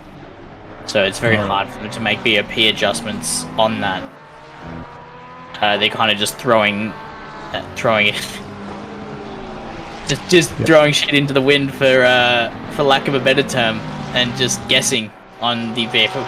That's on contact. Pacific Laws and Gibbons have a bit of a hip and shoulder Barney in the background. It was a 91 that's side by side with them, so that was the Murphy car, and I think Gibbons was just making his way past. Just getting a bit argy-bargy with the blue flags, it would seem, trying to get back onto the back of McLaws, who's absolutely stretched that gap all the way out now. Gee, that's a big gap that McLaws has pulled out, up to almost 12.5 seconds the gap now. So ever since we saw that battle about 20 minutes ago. That's a monumental gap he's managed to pull out in such a short amount of time. Not sure if Gibbons has had a moment or a few, or just got caught up with a bit of traffic, got a bit unlucky, but... So we have a look. Oh. Interesting. Looks a bit enthusiastic. Yeah, into the corner interesting. there. Albeit the Lamborghini of Chris Murphy was a bit deep, but Gibbons was equally as deep, I would say. Rossi in chat saying don't see many Hondas anymore either. Yeah, Honda had a moment in the sun last season with a bit of an update, with the Evo coming out. They kind of just remodeled it, or how the aero package worked and whatever else. And if Sean's around in chat, I don't think he is, but Sean Madison is a HPD factory driver, so he works with the Honda all the time. Got a moment in the sun with an overhaul, but yeah, ever since 1.8 and the new BAP update, it's been particularly poor. Again, back to like it used to. It's not even strong at Bathurst anymore, which was absolutely insane at in the past. So another unfortunate thing to see. So hopefully the BAP gets sorted out in a few of these tracks. Obviously the McLaren around here is going to be in for a bit of a slap, if not a large one, as it's as you can see by the top 5 cars, all McLarens, and then what is that? 13. So 10 of the top 13, all McLarens. Yeah, so that's pretty. Yeah, just Speaks its really own a language. really a one-make race for the most part up there. So did you say you were a Porsche man, Ryan? I am a Porsche man. Love a Porsche. Love the old Porky. Yeah, everything expensive is in the back of the Porsche. Yeah, don't want to get touched. Definitely don't want to get touched there. I miss the old. It's a small thing. It doesn't change the performance, but I just miss the old Porsche's dash. I don't like the big iPad the new Porsche has. There's the 91 cars off there at turn 13, just making it way back onto track and getting back up to speed. That was the red Lambo we saw just earlier of Chris Murphy with the incident with Gibbons. Even I was going to say McLaws, but it was Gibbons earlier. Interestingly, they've now dropped from P2 in Pro-Am to P3, so sometime during the pit stops and everything that's been going on, 400 have jumped them, and it looks like 900 are just 5 seconds behind as well. Yes, it's starting to unravel a bit. Of course, they think it span out earlier from that little hip and shoulder contact on the blue flag pass, but I mean that spin would have cost them a bucket load of time there through turn 13. And Beg is,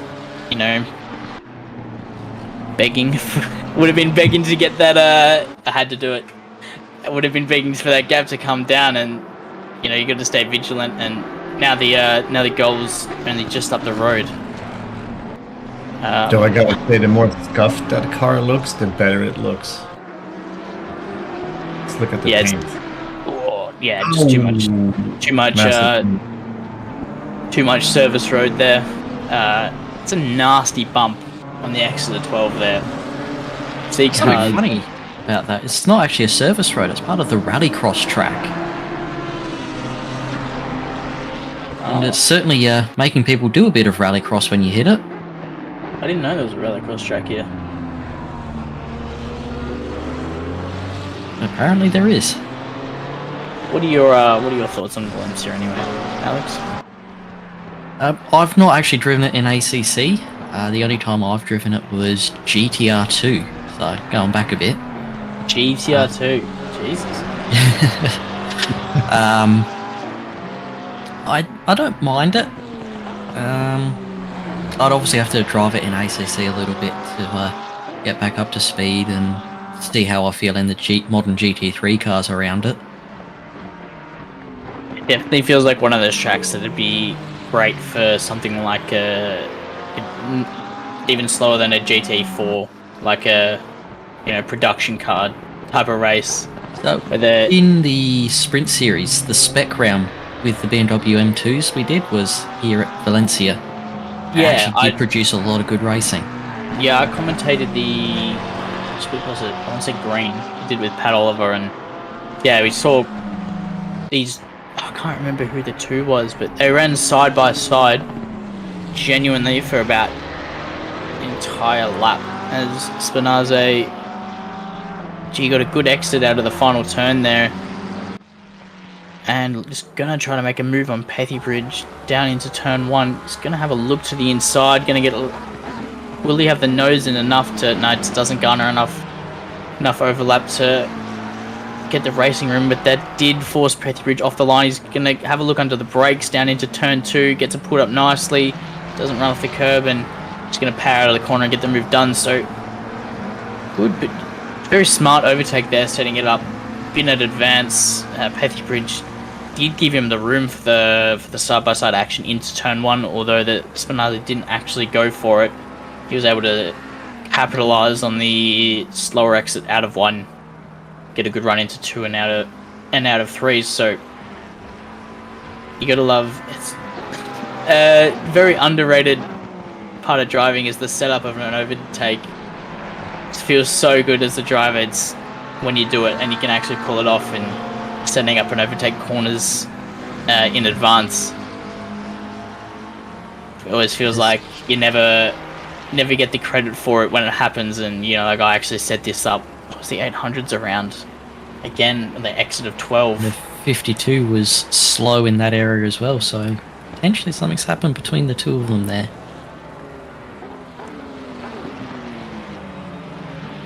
So we see those two, Pethy Bridge and Spinaze, going past the Spain car of 800, so with the 800s off the racing line and wasn't going to impede, but Pethy Bridge has dropped off the back now of the 666, and yeah, absolutely getting away with it now. So good move from 666. Been a few laps since we've seen one, so it's good to see a bit of racing, that's for sure.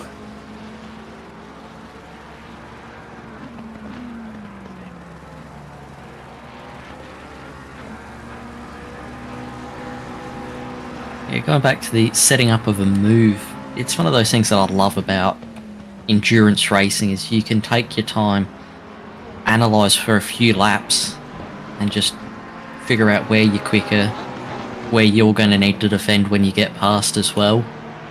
I know last year, I think it was at Imola, that's not ideal. That is absolute murder. So that was Ferguson and Liveryman, who's the blue car. That'd be car 52, which I believe is Steel. Nice and safe rejoin. So glad you know the cars off by heart, because I sure don't. Yeah, so yeah, it was 52 of Steel. Just open the nose up a little bit. I'm sure the stewards would be very interested in having a look at that one. Yeah, it'll be an absolute clear-cut decision for them, I'm sure. Steel knows that as well, so guess you just got to keep going and drive away from that. And hope the hammer doesn't come down too hard, but it's a bit of a be an easy one for the guys in the booth, that's for sure.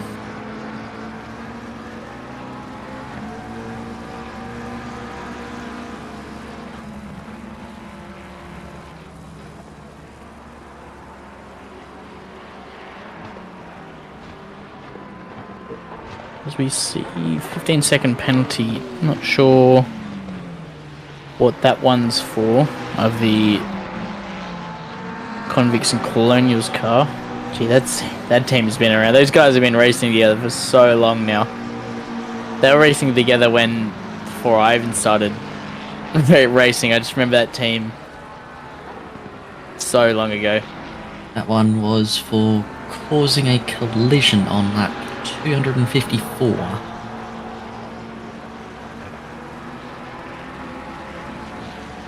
I'm sure we saw that one, but that was quite a bit ago. Poor BMW has earned a DT as well.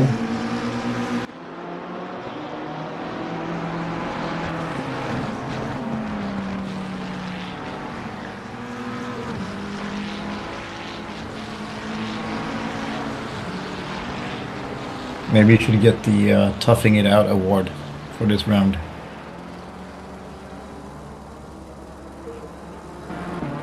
As I certainly think they're worthy of that one, that's for sure.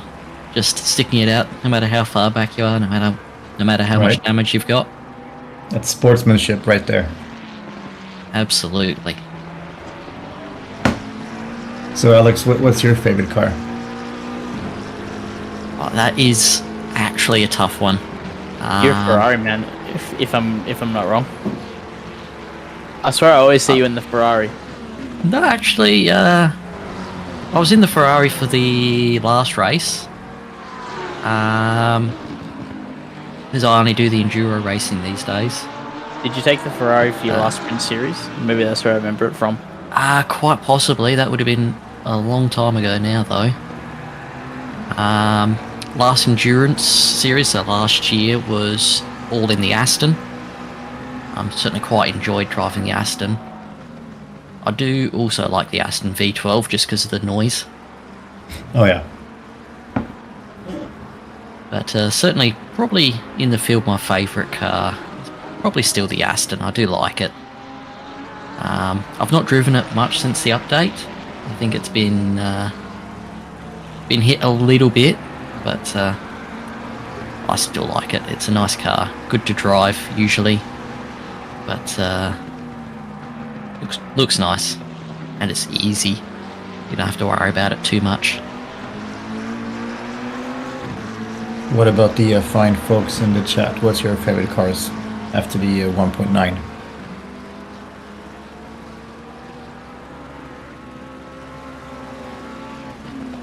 But yeah, I've always been partial to the Lambo, and I liked McLarens way before they were popular. Yeah, that was the first ever. Oh, that's not true. The first ever car I ever drove was the Ferrari, all the way back in Rookie Series. I remember way back. Which? When I did Rookies, I was doing it with like JP and Stevie Ty, and I remember looking at Stevie Ty in Rookie Series, being like, "Damn, that guy's him." Just like, oh, I wish I could, you know. I was thinking, this guy's like an alien. He's going off his head, and then like, then it was got promoted into Sprint Series in the Lambo. That was when the Lambo sucked. It was a miserable experience, and then Porsche ever since, pretty much. First endurance was in the McLaren around Paul Ricard, the 8-hour back in. Gee, when was the last 8-hour of Paul Ricard? Not the last one. 2021 had to have been. So throwing it back quite a bit. Throwing it back quite a bit. Back with JC, Connor Kingston, for those who remember, and Daniel Sandler, so a few old names there. We're quite a bit removed from that now, that's for sure. Rusty in the chat makes a point that his favorite cars are for the way they sound, which I fully respect. It's a perfectly valid standpoint.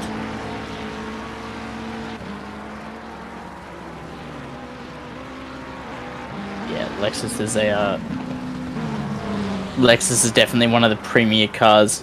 I don't know if anybody remembers it. Ali, she might have done it. Did you do that flooded Spa race in the Lexus as one of the support races for finals? I didn't do it, probably because I was too busy getting myself ready to beat my head against the wall with the finals in the steward's office, but I do remember the event. That was one of the all-time most fun races I've ever done. It was so horrendously wet, and the Lexus is just got all that rear torque. It was just absolute miserable experience, but like, I guess because it didn't matter, it was just a support race. It was so much fun. Love to see some of those support races come back, see if we can get a bit of a turnout. Some of those, yeah, those like gimmicky races, they were so much fun for the driver. 89 is gone, had something happen. It was definitely slow at the exit of the last corner, then I just saw the triangle go.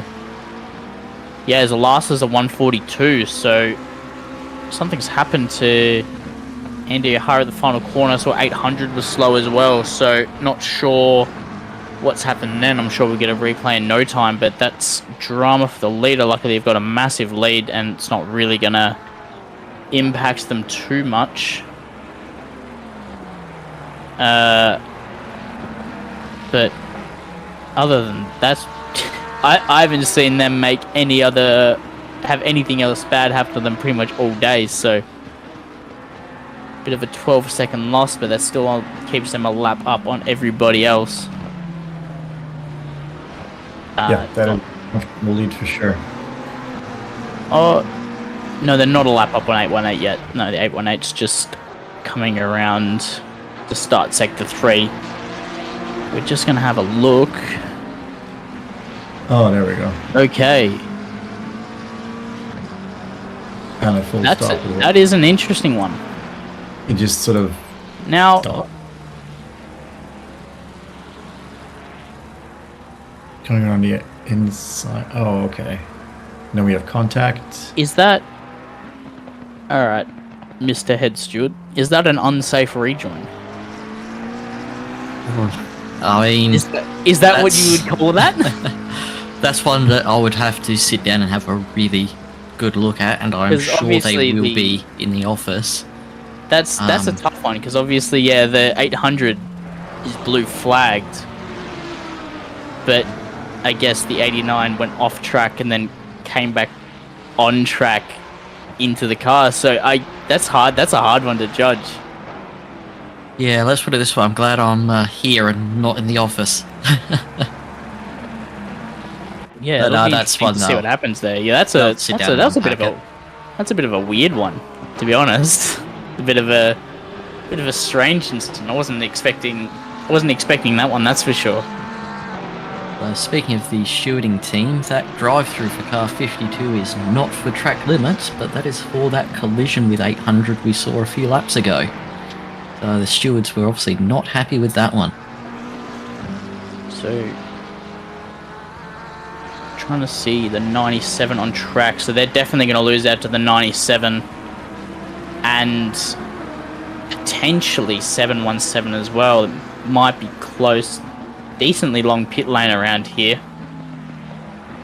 So, now they should clear 717, but they're absolutely at risk from the 97 behind. They come into the pit lane now. The Rockets Evolve 111 car. Nice and quick into the lane.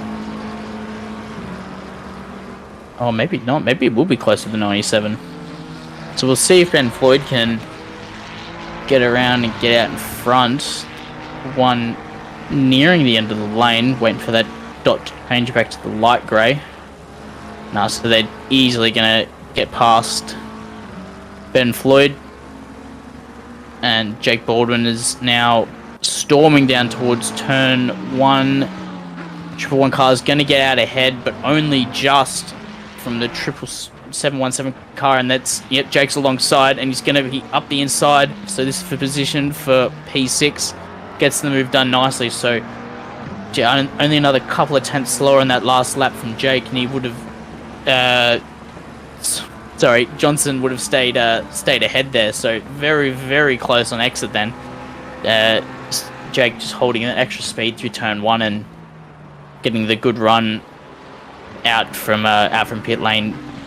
Of course, you have to stay within the lines when there's traffic on the pit lane exit.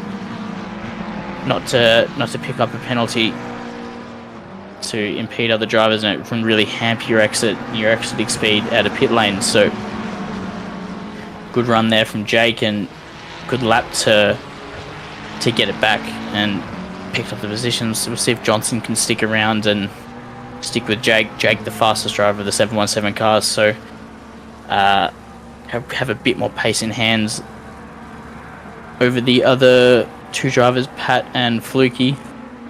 It's the shootout driver for yesterday, so definitely the top driver of the 717 car. Just see, yeah, Jake just carried that extra speed. Can't even get it all the way out to the exit curb for turn one. Would have been the 111 car would have come up very, very quickly.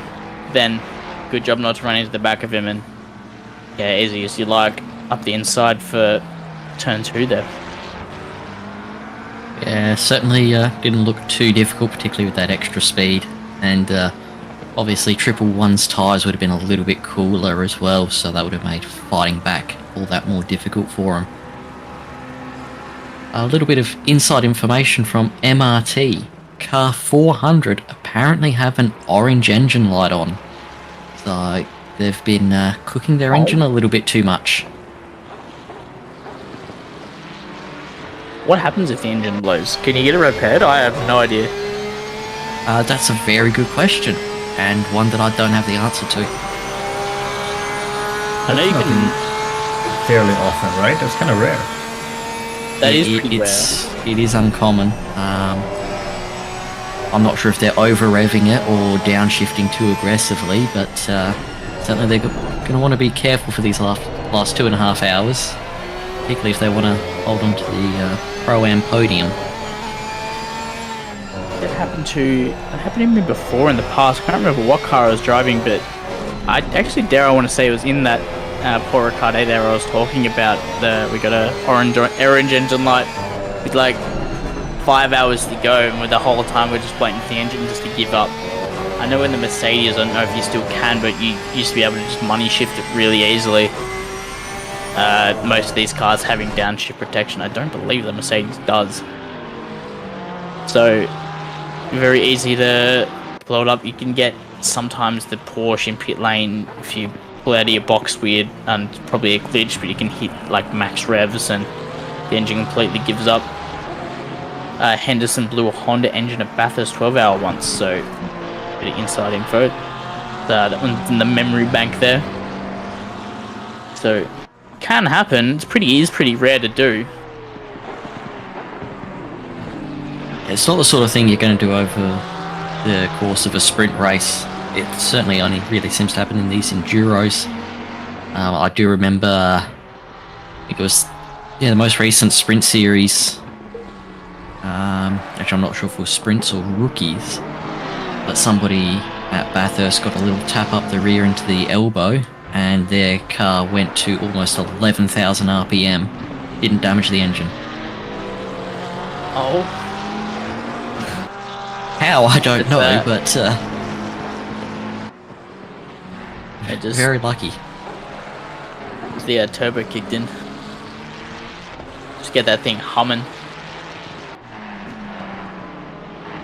Yeah, they just downshifted to second, so the revs were still high when they get the tap on the rear, which accelerates them and just pushes the revs well above red line. Team first name here, currently leading the AM class about 3 laps up on the next AM car, so quite the ways ahead.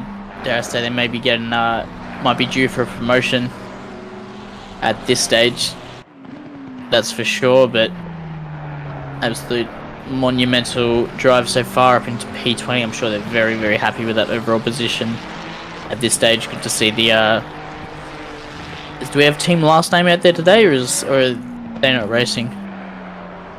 I believe it's just the number 2 car.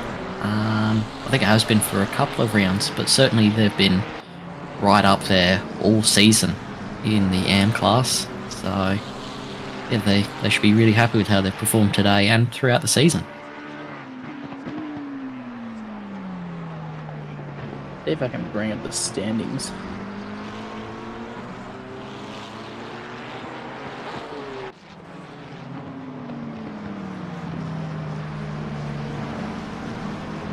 Here we go. See where are they sitting at? Of course they're not class sorted. Damn it. Alright, well never mind. Ignore that then. As we're back on board with the second place car of the Alpha Venturi Racing H18. Last I checked, John was, so that gap's extended out now to 18 seconds, about 12 seconds the last time I glanced at the split times, so Smithy back in the car, trying to stretch it out a bit. Still waiting to see what's happened with the 89 incident, if anything's happened at all. Do we have any word whether that was is still under review or reviewed at all? My information says that they have not reached a decision yet, so still pending. Fair enough. That's fair enough. It's a tough one to judge, that's for sure. So could see a little bit of spice with that. Looks like Smithy has actually stretched the gap out from Andy behind. That the 89 was a lot closer on the track map before, so getting a little bit of time back. Of course, there's still like the majority of the lap to make back for the 818 car, but got to start somewhere, I suppose. Yeah, it's been decent drive. These guys have been sitting P2 for almost the entire race. Got home, talked with the guys for a little bit. They were sitting P2, I believe. Had a sleep for about 2.5 hours, woke back up, and they were still in the same position. So that's pretty much all you can ask for us, I guess, at this stage. I know they're losing their minds a little bit right now, as just kind of driving around, kind of waiting for something to happen. The 89 car just being so far ahead. Not too much you can really do to unsettle them at this point. You can't even strategize and get another car ahead on pit stops to work as a team, or Red Bull style. But yeah, it's really difficult with these longer races when you don't have that target.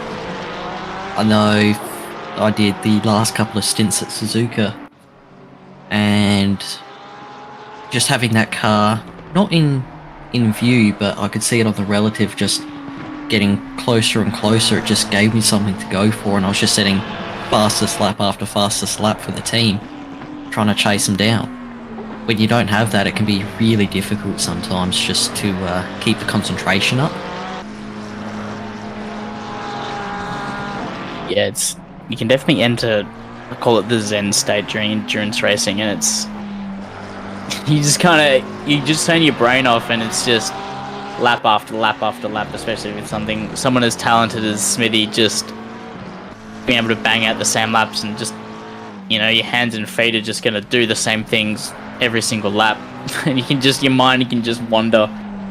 So one of the reasons I love the 24-hour race so much. I love doing the as we see there, a 15-second penalty for 89 causing a collision. So that was the incident we saw on the final turn.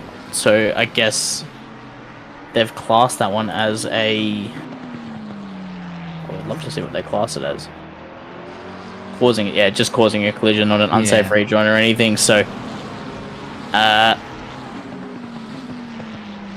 so that's going to bring them a little bit further back in the next pit stop, but nowhere near enough to really challenge for the lead yet for the 818 car, but something's better than nothing, I suppose. But the 89 car, Andy, Pips and Ferris, also talented. I'm sure it won't waver them too much. They've done all the hard work over the last 5 hours and 40 minutes. Maths is terrible because we're doing 10-hour race, not 8. Whoops. Alright. 7 hours and 40 minutes even. So it's the benefit of building such a gap is once something goes wrong, you got that buffer, you don't have to fight through it again. You can just keep powering on. on board. We've been for a bit with Jean-Pierre Sonicus. 919 car, still just going through turn 1, so 22 seconds the gap as they cross the line, and 20 seconds ahead to Smithy for John, so about even gap either side for position. Again, kind of one of those situations where you just 20 seconds over 2 hours is, very, very doable. Even for Matt behind, can definitely make up some time and work that gap down. You can get 20 seconds back, over the course of a stint if you got the pace under you. So definitely not the gap that we have from P2 to Speed Death Racing. Have another drive through again, dare I say, for track limits. Would be my best guess. Yes, that one is not issued by the stewards, I can give you that much, so almost certainly track limits. Yes, it is. An unfortunate one for them. I think it was actually issued by stewards. 247 drive through causing a collision. I'm seeing the old chat. Unless I'm wrong. Yeah, collision says our Valencia director. I'm not sure. Did we say that one? I don't remember saying that one. I think that one was sitting there for a little while and just hadn't been processed. So that was from lap 256. So we did say that was one. that collision with car 90 we saw a while back. Yeah, so that one was on lay-by. Pick that one up on a later date.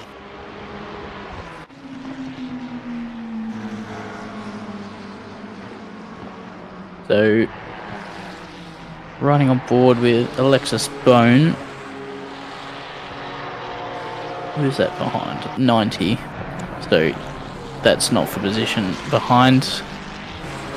They're very, very similar cars though, these two. That's for sure.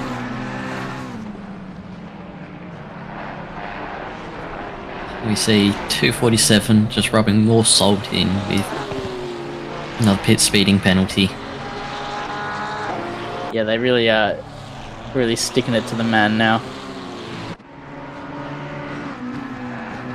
Do have to be careful with it though. If you go too far, you'll get a disqualification by the game.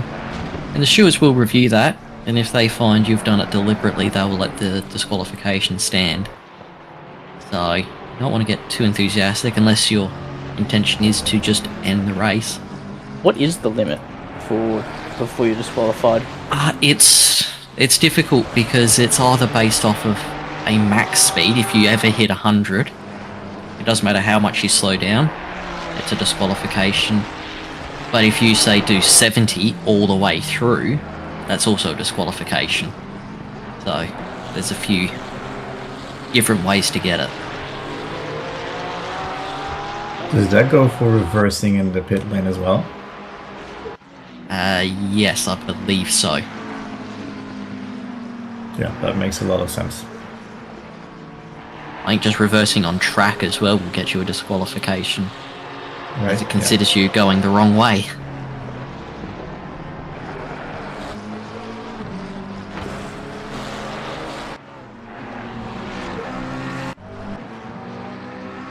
Coming up to the 2 hours and 15 minutes mark at this stage, so almost to that final closing stages. Jake has stretched out a 2-second gap to Johnson behind after the drive-through we saw 111 serve, so as that gap's just come down a little bit to under 2 seconds now, so got a little bit of pace. The 111 car is pit wall working. I don't believe so. Nope. Okay, so I can't check the last lap times. But I do have one up from that someone else is streaming, so yeah, that's right. I was sent that.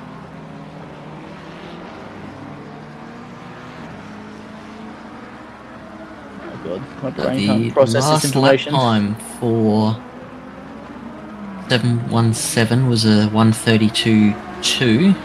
and for triple one, a 132.5, so 3/10 slower.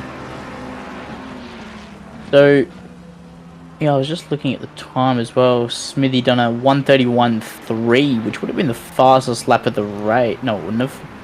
30.5 is the fastest lap of the race. It was 2/10 quicker than O'Hara's last lap. So they are doing a little bit of quicker time for the top two, but still a 1 minute 23 gap to Andy.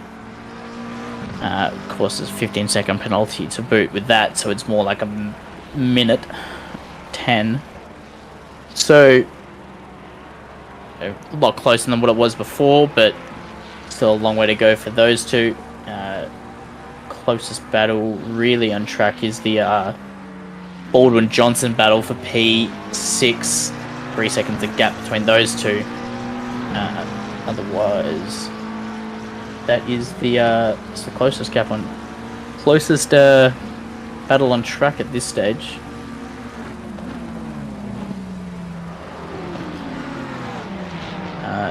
Rusty Shuckwood saying Milk Racing Team always reminds me of Mark Webber singing the song I'm a Canberra Milk Kid. I've never heard that. Have you guys heard that? No, I haven't. I believe I saw it a long time ago. It's such a niche reference. I'm sure there's a YouTube vid on that. Oh, 100%. Yeah, I'm gonna be looking it up when I get out of the booth because I'm interested now, but I've never. Oh yeah. Okay. It was a promo he did. There you Thanks go. for check that as well.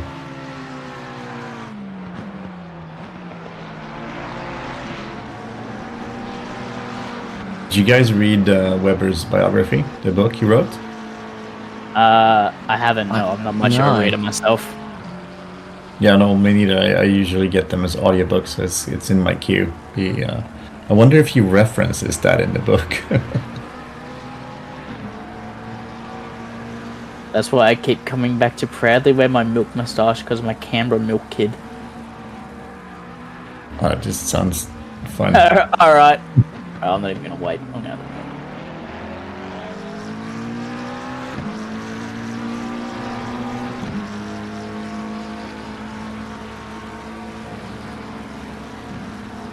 Did you just disappear Googling or YouTubing?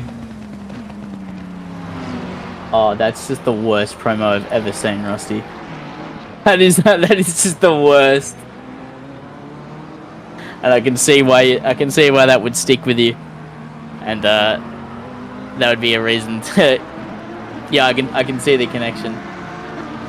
Do we know the origin behind Milk Racing Team? Why it's called that? Because Malik likes his milks. That's just the reason. As far as I'm aware, it's just because he likes his milks. Fair enough. Particularly the good old Farmers Union iced coffee. Sponsorship pending, or? Oh, I'm pretty sure Mo would not say no. Nah, we've got to reach out. We've got to get him on board. What conglomerate owns Farmers Union? Do you know? That's a good question. I cannot remember at the moment. Get him on board Farmers Union. Cheers, guys. Cheers. Yeah, he loves his Farmers Union. Personally, bit overrated. I'm gonna say so. It's a bit of I know that's blasphemous in sitting in the booth, but bit of an overrated beverage. Just not into the sweet milks. It's I don't know. It just makes me feel weird. Excuse me? You. Excuse you? Thanks for joining us, Ryan. It's been great. I knew that would like summon you. Yeah. No, just not into it. It's not my thing. Like that dare, like ice break, any of that type of stuff. I love I don't know if you guys the Hunt and Brew iced coffees. They got like no sugar. It's just like basically just coffee and milk. They're expensive as, so I get them on there on special. But I don't know, just not into the sugar milks. This is like a milkshake. No one's perfect. I know. I just can't drink I coffee, so I'm completely out. I'm a fiend for coffee. Every day. If I don't, I get grumpy as. If I drink coffee, I'm probably going to be somewhere throwing up and feeling sick for the rest of the day, so don't touch it. Lactose or? No, I drink milk just fine. It's only about the coffee itself. Oh, really? That's unfortunate.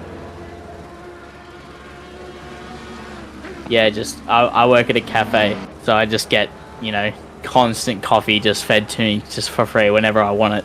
So, be rude not to. Got that IV set up. I'm I will say a bit of a Strawberry Quick fan though. Love Strawberry Quick. You gotta be quaking at the knees for that one. But as I'm sure you guys heard, welcome back to Neil. He has muted up again. I'm here. You are here. Just getting things sorted to take over from Glenn the Man. Can you any way to force rain? I reckon you should just do it. Just force rain. Oh, well, we tried in a couple of the last sprint races to get rain going with some crazy settings, and it still didn't rain. We might just have to set it as static weather. Silverstone, 6 hours of rain. 6 hours of rain. That was like the 12-hour with the on and off showers for the whole time. Did you do Paul Ricard? Nah, not the wet one. Only Paul Ricard That race. was 100% rain. Was the 2021 Paul Ricard the one that I did. It's the only Paul Ricard race I've done. Goated circuit. I rate it. I think it's perfect for endurance racing. I think people just I think it's like one of the tracks that people like to hate. Oh, there you go. There's another track. There's another corner you can track extend at. The end of the what's the straight called? Paul Ricard. Yeah, I can't remember. But the end, Mistral straight. Mistral. I wanted to. Oh, it was on the tip of my tongue, Mulsanne, but that's Le Mans. No, at the end of the Mistral Straight you can go off. So, as a conversation from about an hour ago, but there's another corner you can track extend at as long as you get back in within the markers, I suppose. Are you track extending though? If you're staying within the markers, like if they're deeming the track limits to be where they are, you're not really extending, or you're just saying what the white line is. Well, I mean, generally speaking, it's got a couple of spots of that. Generally speaking, of ACC, it's like 2 wheels on the red and white curbing. So I guess if you're going off that, I look at that as like a legal track extend, not like illegal. That corner on the outside of Mistral, or what I don't know what Sins is it called? Signs? Oh, who knows? I just think the actual outside of the corner's meant to be somewhere else because it's a test circuit. And they never bothered to put the apex there. That's what it seems like with that little bit. It's weird. Because a few of those corners have got those little tags on the outside. What's your dream circuit? I guess this goes for everybody to get added ACC. Oh damn, it's right here. Rainbow Road. Okay. Real circuit. Oh, okay. That's a tough one. After winning a race there, Ritskogen. Like Ratskigan. I Yeah, feel like yeah, I've great raced is that? I've raced GT3s around there. It's a bit tight for the GT3s, I reckon. but it's one of the definitely not known ones. I feel like Is that the one in Norway? Oh. either Norway or Denmark. Yeah, it's one of the two. Norway. Yeah. It is Norway. Yeah. I know it was up that general direction. I want Long Beach. Long Beach Long or Beach is Macau or something with walls. Something streety. Yeah. No, I agree with that. There isn't really much on GT3 or ACC for that. Closest thing's Bathurst. Yeah. God. I'd say Sepang every day of the week, but that will never get added, I don't feel. No, definitely not. So I'm gonna say Laguna. I think Phillip Island would be great. Laguna's in already.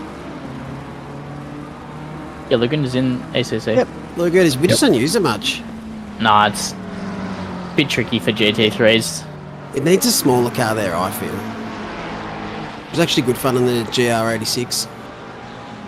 Yeah, well, it needs a small car and a bit of a suicidal pilot, but it's fun. It really keeps you on your toes. There's no real place where you can sort of relax and just go, okay, I'll just coast for a while.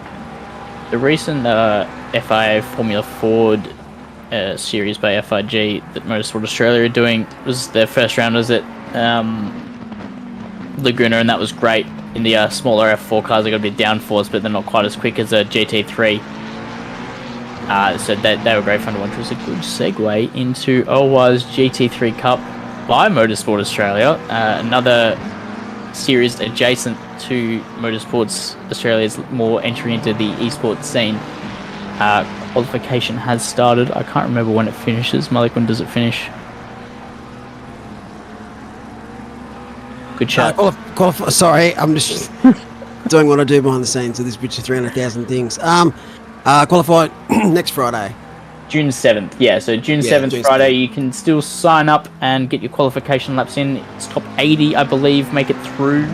Yep. And then you got your knockout rounds to narrow it down to a top 40. Am I wrong? Correct. I am wrong. Nah, Or I'm so- correct. Knockout, it'll just probably strip it down to 70. It all depends on a few factors, but yeah, we're looking at probably 35 per pro split, 35 per pro-am split.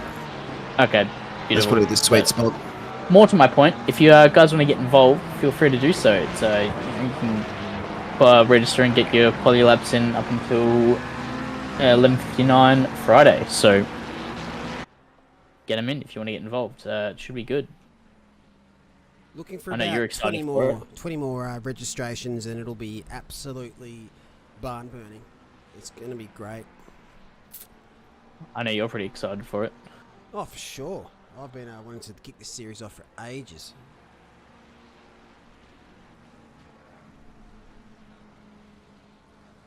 It's our first, I think it's our first Friday night series as well. Yeah, I'm pretty sure it is, actually. Don't think we've done that in recent times. Maybe, oh no, that was Wednesday. We had F1 Wednesdays. So yeah, quite different.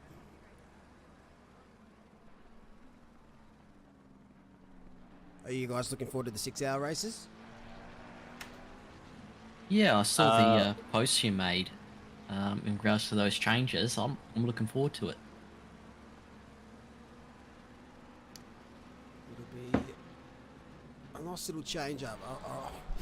Do you reckon we'll see many V12 Astons out there, or we'll see many Jaguars out there?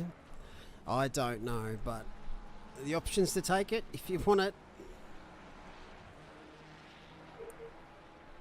I just want to give a quick shout out to Glenn, as I believe his shift is coming to a close. He was feeding me information all through the stint there, so it was good on the side. Good to have an extra information sent to me as I was having going a bit of a yarn on other stuff.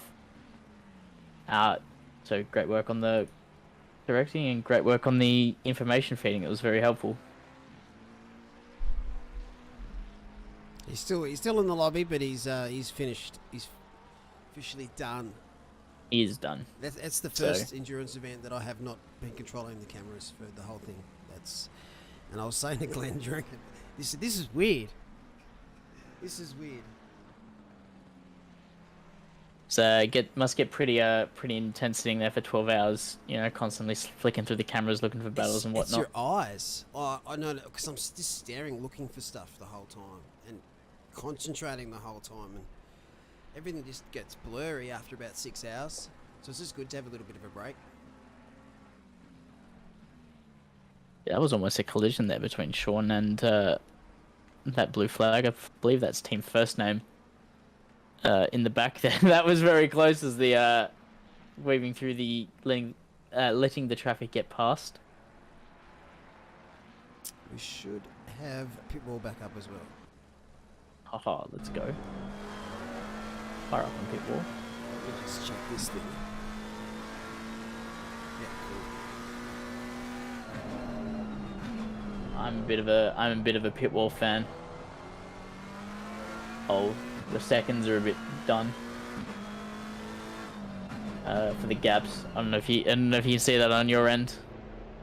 So we see pit stop phases start to come through. Oh, the gaps will fix up once they do a lap. I've only just connected it. ACC I timing. see. I see. So that's Matthew Pignata into the pits. So that should lead the 818 car through. Back into P2. After that, should be just about a minute between the 818 and the 89 after Andy makes his pit stop and serves that penalty. So still 2 hours to go in the pace 89 car. You have to, have to assume something else is going to have to happen to close that gap up. But definitely, these pace, the 89 car they've been untouchable all day. And well deserved, lead they're holding on to. Even with the penalty, it's going to be still over a minute or thereabouts. So we'll see what the gap's like after that.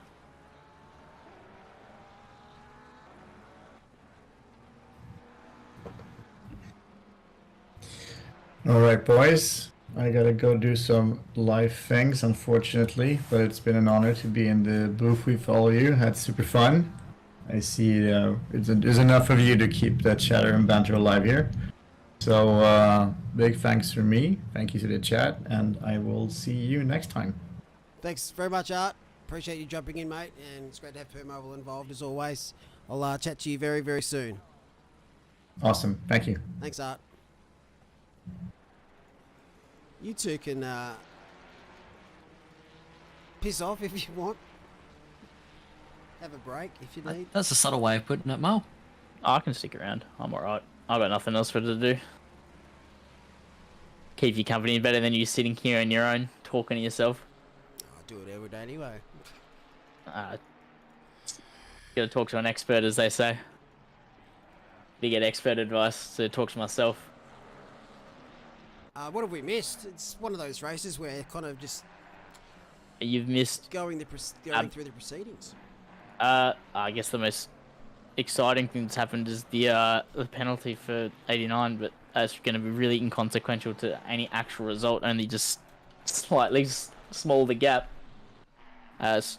Shorten the gap. So it's been one of those tracks. Some exciting news for you, Mull, is there is still a very strong potential for an MRT 123 in Pro-Am. What is that? Which one? In Pro-Am, MRT could potentially have a 123. It's bizarre how it's worked out that way. What did 7-Eleven get a DQ for not serving a track limits? Yes. And then 90 got disconnected. Yeah, 90 had a disconnect, which put 700 into the top, and something's happened to 91 that's kept pushing them down a little bit. So 400's in P2. Oh, as I say that, fucking oath, Alex, get out of here! I never talk about MRT cars on stream for this reason, unless they've done something naughty, and I like to call them out. But you owe them all the milk now. That's just. That's right. I'll make it up to them in Well, they should be 30s. pro anyway. They should have gone faster in qualification. How's that? No, you definitely Yes, owe them the milk, mate. That's punishment for sandbagging. Well, to be fair, it's their fault. They didn't have to extend the track all the time, did they? That's true. What did someone say? They had 7 track extensions in one stint. I read somewhere. I don't know where that was. Is that a record? Yeah, I believe that was car 421. One stint. 7 extensions. Or warnings. Just going where they want to go. Just doing their thing. One of my teammates during the Daytona 24 hours, he who shall not be named, cut the bus stop chicane at Daytona 53 times over the course of his 4 stints. It's unreal. so outrageous. It's more than half the allocated incident points just gone. Yeah, it's not ideal.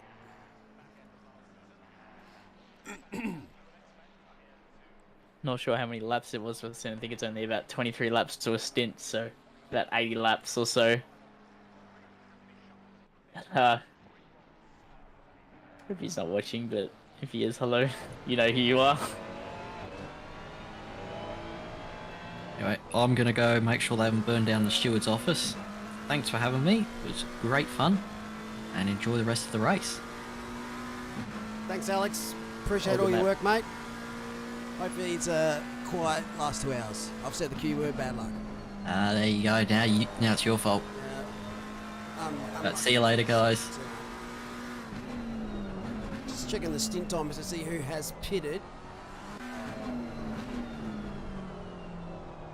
89 still due to come in because they still got that lingering penalty, so they're definitely, they'd be close to coming in.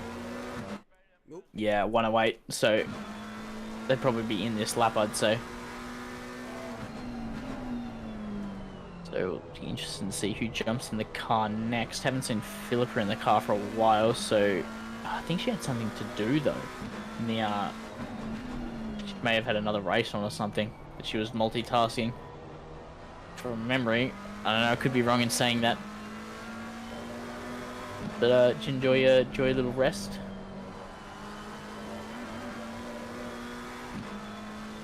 Malik?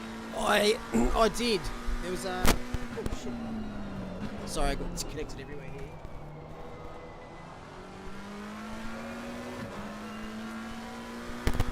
I certainly enjoyed my little nana nap when you were messaging me saying, can you jump in at 6 o'clock? I was like, okay, sleep. So that was I'm glad I did, otherwise I'd be proper zombified right now. Oh. What have you been doing all night? I worked this morning. Ah, okay, yeah. I'm a night owl with a morning job, so it's never works out. There's a red flag in quali last night for F1, so that always keeps me up a bit longer than I'd like. You know, if I can get into bed by 2 o'clock, it's normally alright, but it was like 2:30. After the I gotta be there at 7:45. Yeah, that's pretty early. I've been watching the cricket, so I just can't turn it off. It's weird having cricket on that time of night. Yeah, it'd put me to sleep. The cricket at that time of night, especially a test match. It's almost like ASMR at that point. Oh, it is. I just have it in... I'm watching a movie and it's still on the background, like on my phone. Just puts you out. How are they doing? Are we up or down in the Ashes? We're up 1-0 in overall, and we're going pretty well for this test. It's the first pitch was like a road, and this pitch is like Wimbledon, and yet they still couldn't get enough wickets quickly on us. But I love watching the Ashes. It's a great fight, great sport. When was the last time we lost the Ashes? Oh, probably not as long as you think. It seems to be pretty even as recent. Ashes results recent. Google will tell me. Oh my goodness, there's been a lot of Ashes. Last time we lost the series was 2015. That might sound like a long time ago, but that was literally 4 Ashes ago, so it wasn't that long. Pretty sure that's the right. So it's Australia draw on Australia England. But it's quite funny how before that loss, we actually lost 5 of the last 7 before that. So in recent times, we've had more of a dominant hand. That's been going since... You know when the first Ashes was? What year? I know. Do you? Got no clue. 1882. I was gonna say was it in the 20s, but yeah, that's well, we weren't even a country in 1882. So that's interesting. We had a had an Ashes match when we weren't even a unified country at that stage. And they were And few and far between because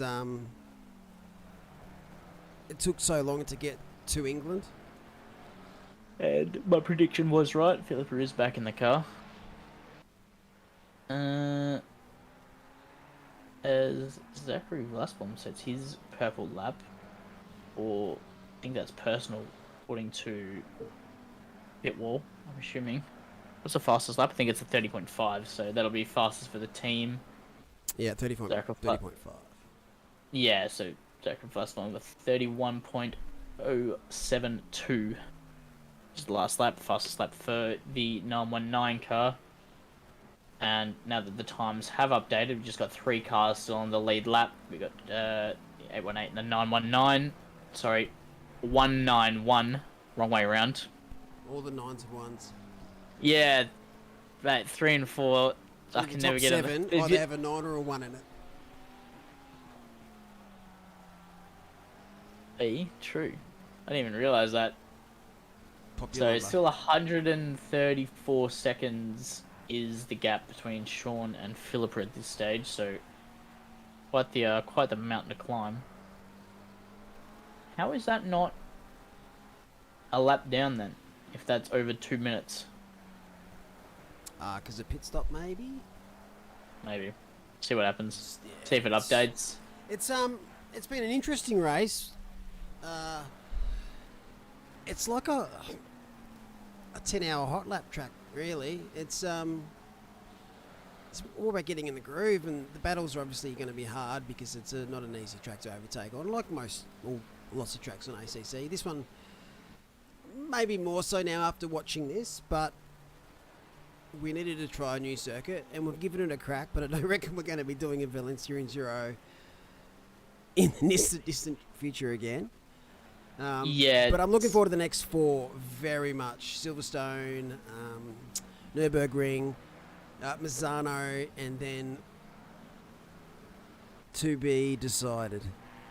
But it is looking like a 24-hour race we might finish the year on.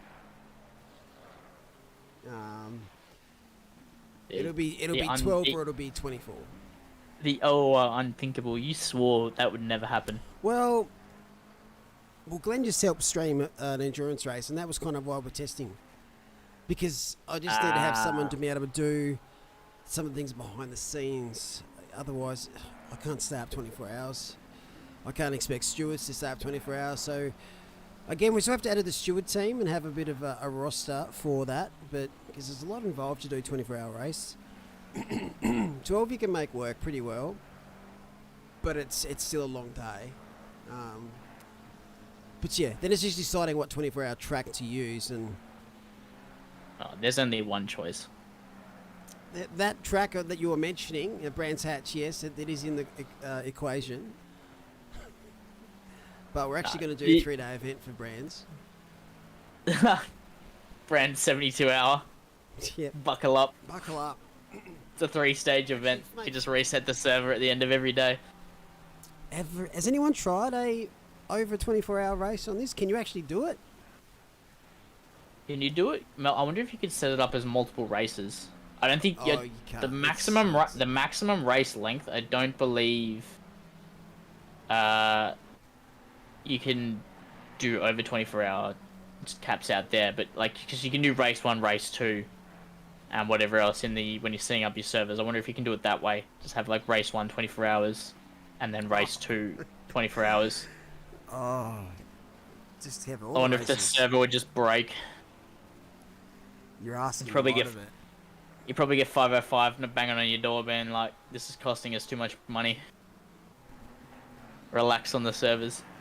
Well, I was also wondering what the max driver count you can have per car, and someone did say 6, but I swear when I was testing it out, I put the 1993 Bulls team into a car, and it worked. So. Again, that's probably for testing and to see if we can break it first. I can't say I've ever done an endurance race myself yet. I just haven't been able to find time. Isn't that sad? Why don't you see if you could get in for the one of the 6-hour races then? Get Is all. that your mic doing it? Crackly noise, or is it me? Is it my mic? Bit Probably, it's crackly.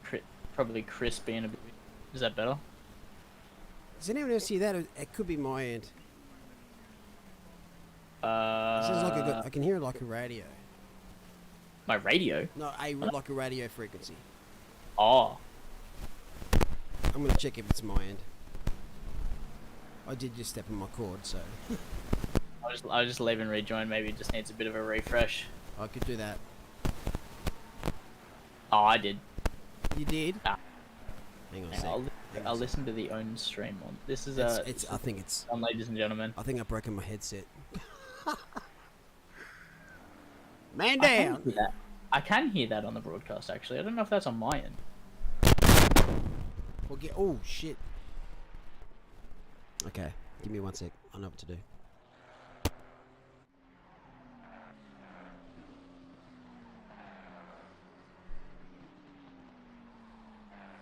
As we jump back to the action, just having a look at pit wall, Corey Sweet, 2 laps down in the lead, +5, and then so about quite a ways down on the 919 car. So the top 4, it's in their own little group.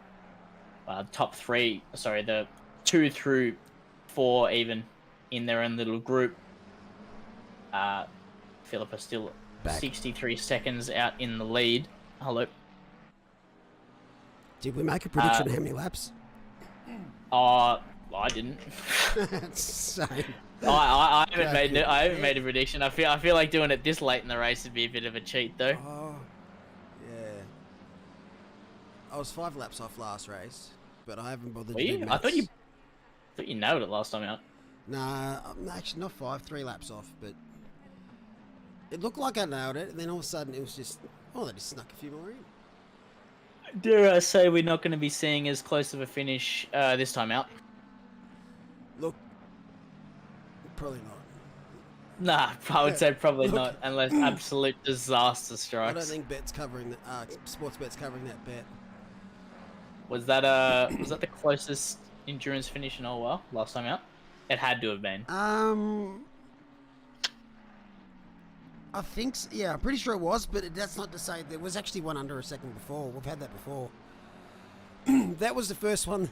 Well, that one was closer than it should have been, but That was it was like down to only a few hundredths of a second. yeah, it was a bit too close. I don't know what would have happened if you got overtaken, because yeah, I'm glad. Look, it's a problem. I'm glad we didn't come up, but it's unfortunate. Part of racing.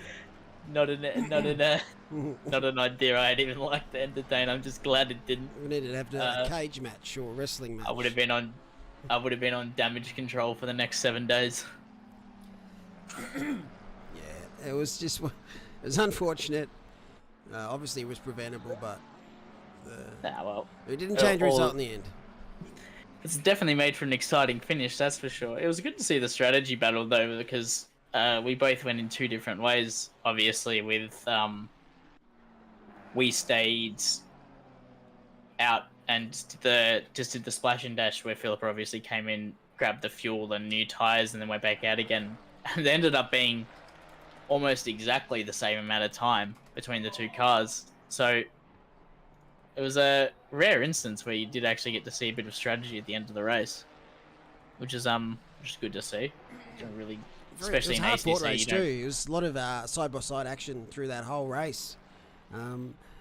Complete opposite to what Valencia is. Very different challenge though. I kind of wish we did see a little bit of moisture here for Valencia, because that would spice things up a bit. But yeah, Silverstone next, and followed by the Nürburgring. I think the Nürburgring's going to finish in darkness, and obviously Misano is going to be starting in darkness. Starts at 1 AM if I'm not mistaken. Yep. Finishes at like basically 1 PM, so there's about half and half split nearly for light and day. But a lot easier to see on that circuit because it has a few track lights. But yeah, that's what I mean. Like, there's no real Could you do like a 9 till 9 for Mazzano? Is that like a thing? Overnight, 9 to 9. Yeah, like 9 p.m. to 9 a.m. Which one I do? Just to like give it like almost A bit completely more dark, or like day. a There's a few 10 to drivers that struggle with the dark. like a 10 to 10. I don't know. I just think the 1 a.m. start would be different. Well, I'm gonna See, give my mic whoever before this dogs, whoever dogs losing that is, it. agrees Oh with me. my Clearly God. agrees with me. Not no, this dog. I'll give you 2 secs. That's all right.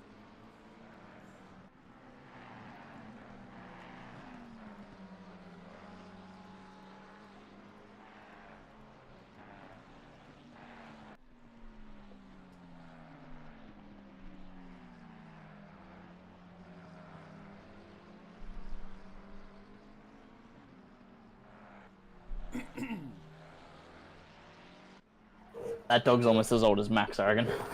It's not my dog, it's my housemate's dog. Oh, what type of dog is it? It's a... What is it?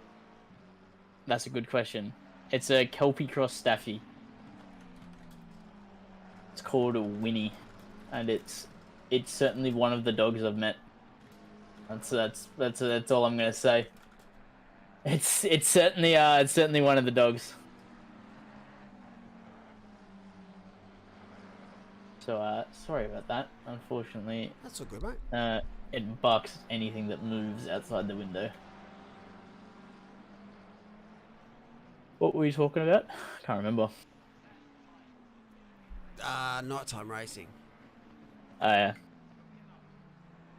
It's one of the I'm trying to think of the worst nighttime track to drive. Bathurst.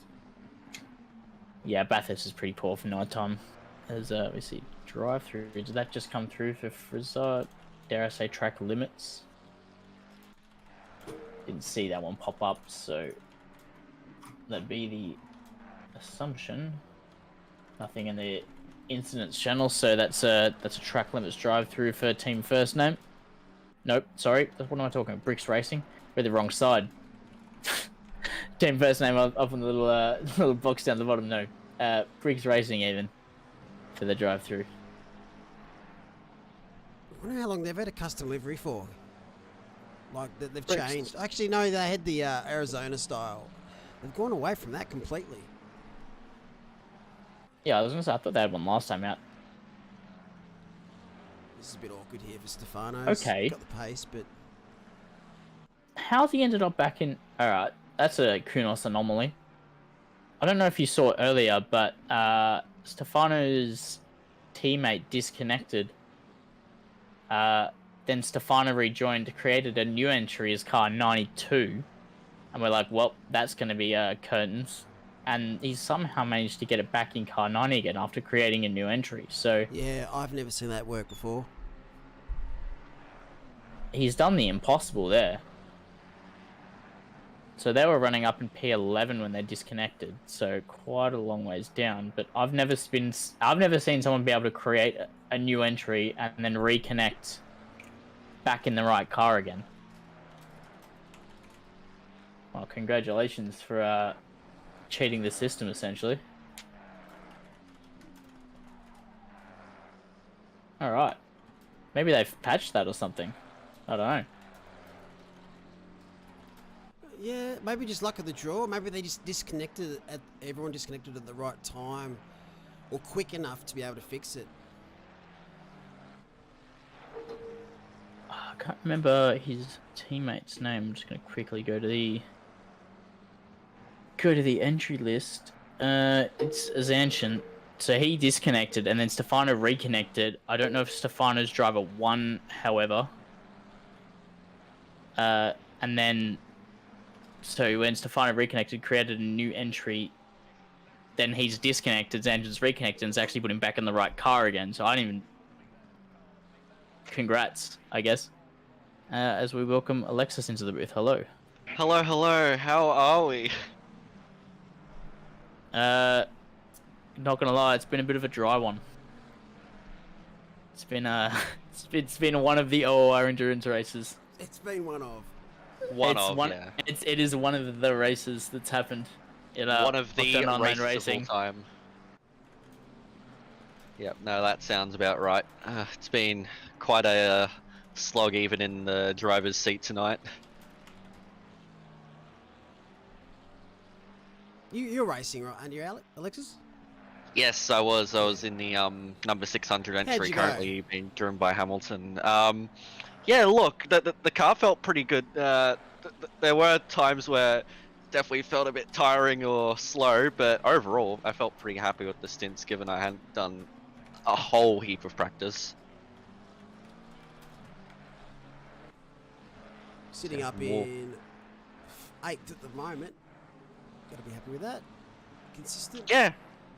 Yeah, it's been fairly consistent. Like, we qualified 7th, so we're one position down on where we started the race, but overall we've had a really good consistent race. I think we're sitting on 2 track limits warnings from what I'm aware of. So no drive-through yet? Yeah, no drive-through. And Liam right now is putting in some very good laps.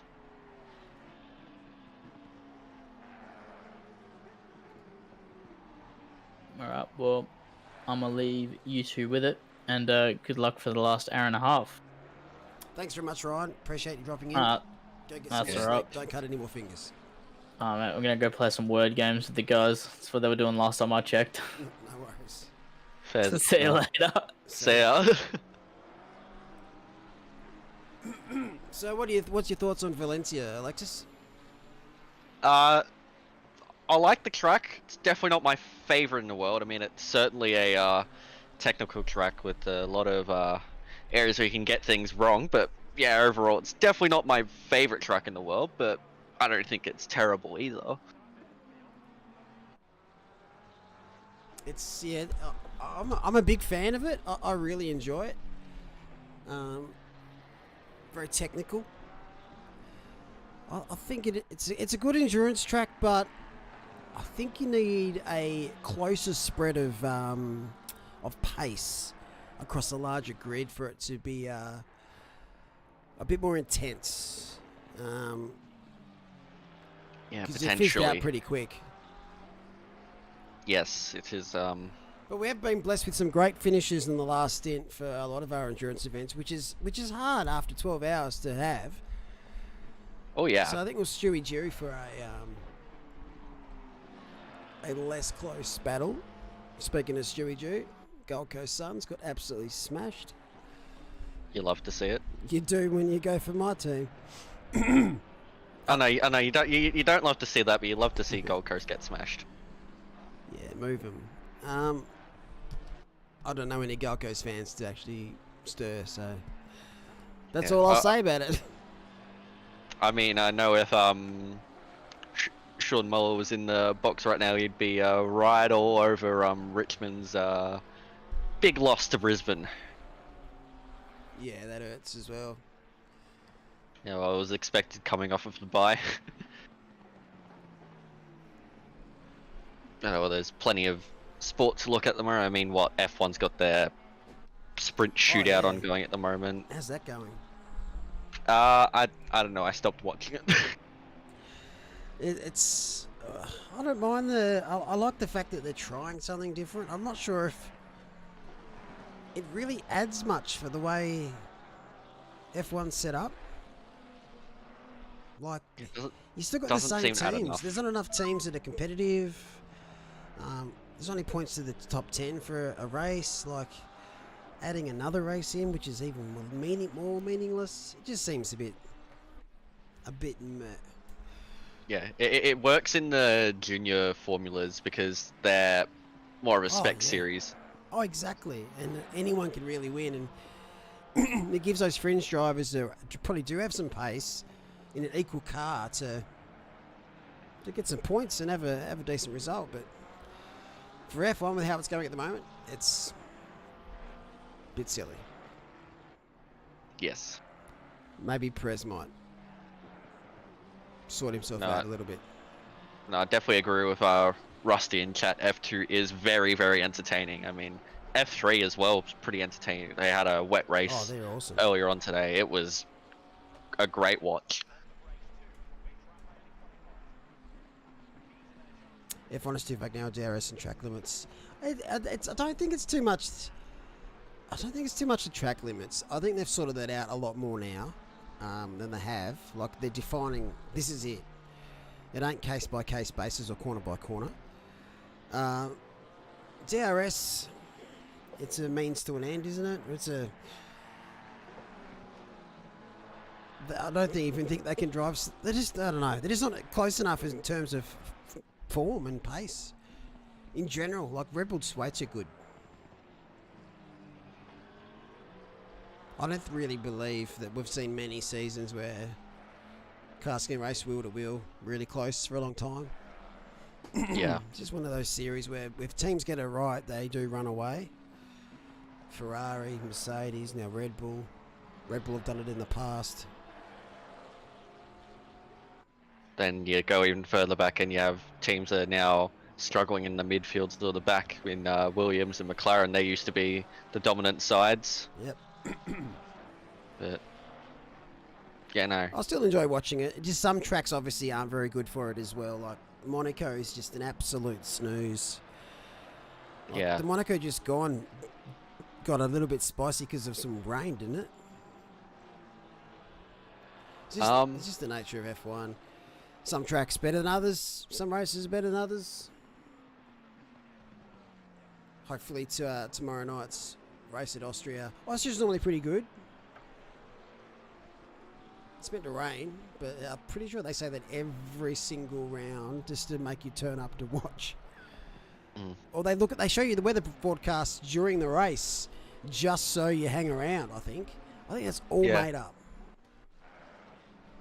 Yeah, you have Crofty going, or that looks a little bit wet over there, just to keep the viewers on. So Yeah. What's your thoughts on High Tech joining? well, they've put in a application for it. Whether they get accepted, that's a whole other thing. But I mean, I'm all for it. Like, with the cost cap now, it's certainly easier for smaller independent teams to get into F1, and High Tech have shown that they can jump into a series and be fairly good right from the get-go. Like, they came into F2 and were immediately towards the front, which predictably, yeah, it's a spec series, but they had the personnel there to get themselves towards that upper end. So who knows what could happen? I mean, there's a whole lot to take shape yet with that application process. I've always wanted to see 24 cars back out there again. Just adds a little bit more. Yeah, and especially with the amount of talent that's been coming through that has not been able to make it to F1 lately, it just makes you desire just a few more cars, that little bit more. Yep. I hope to see Andretti racing, but I don't know why Toto's so against that. Seems to be most of the F1 paddock. I think the only ones that were really accepting of it were McLaren, really. Yeah. Again, Zach Brown has Zach that. Brown's connections to America. Well, not just that, but also with Andretti itself through joint ownership of Walkinshaw and Andretti. Yeah, true. They're already partners in other things. Yeah. I think it'll work. Maybe it'll be McLaren's sister team. Look, we've got soon to be Toro Rosso again. Is that what the name they're going to be going back to, Alpha? From what I've I've heard, from what I've heard, it's going to be a no, but I'd hope. Okay. Because it's just All I know is that they're stupid name. changing their name to something else, like a different sponsor or whatever. Let's go something different. Two Ryanair. alphas on it. Ryanair. She'd be cheap. Oh yes. What I think Red Bull's hope is that they can run the team as cheaply as possible. So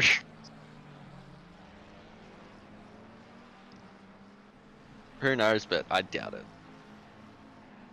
Yeah, the Toro Rosso days when it was pretty competitive were good fun.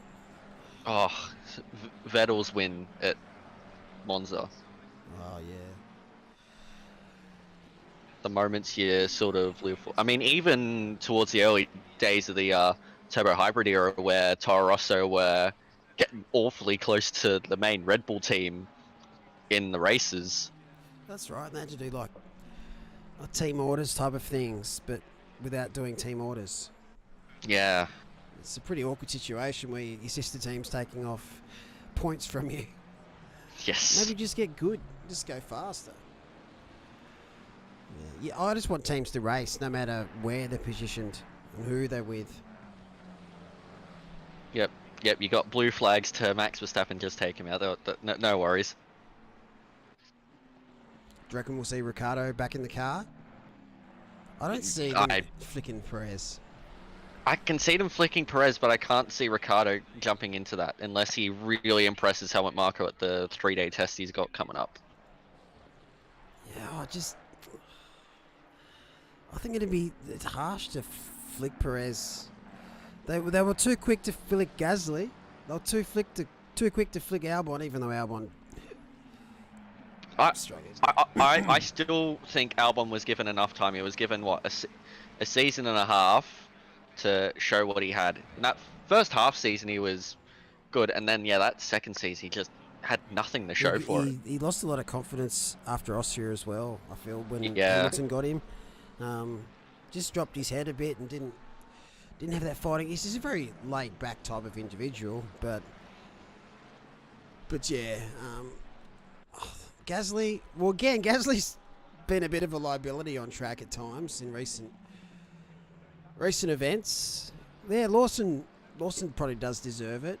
How old's Lawson? He's pretty young. Lawson's still pretty young. Yeah. Like, Ricciardo's obviously can jump in, but it all depends what Red Bull are looking at for that second driver. Are they looking for someone to bring in? Do you really need someone experienced there? Like, you got Max now, and Max is the best driver in the world. Does he need an experienced teammate? I don't think so. Just needs someone reliable and competitive. Doesn't have to be old.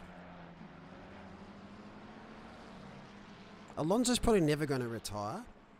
Yeah. At this rate, I think we've all just given up any notion of Alonso actually retiring.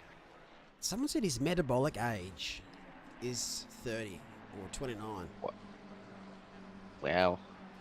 He obviously looks after himself fitness-wise, and I think if you do that, you obviously have a bit of luck with hereditary health for that as well. But he obviously takes great nick of himself. Pretty full-on job, to be honest. Definitely. I just want to see Piastri just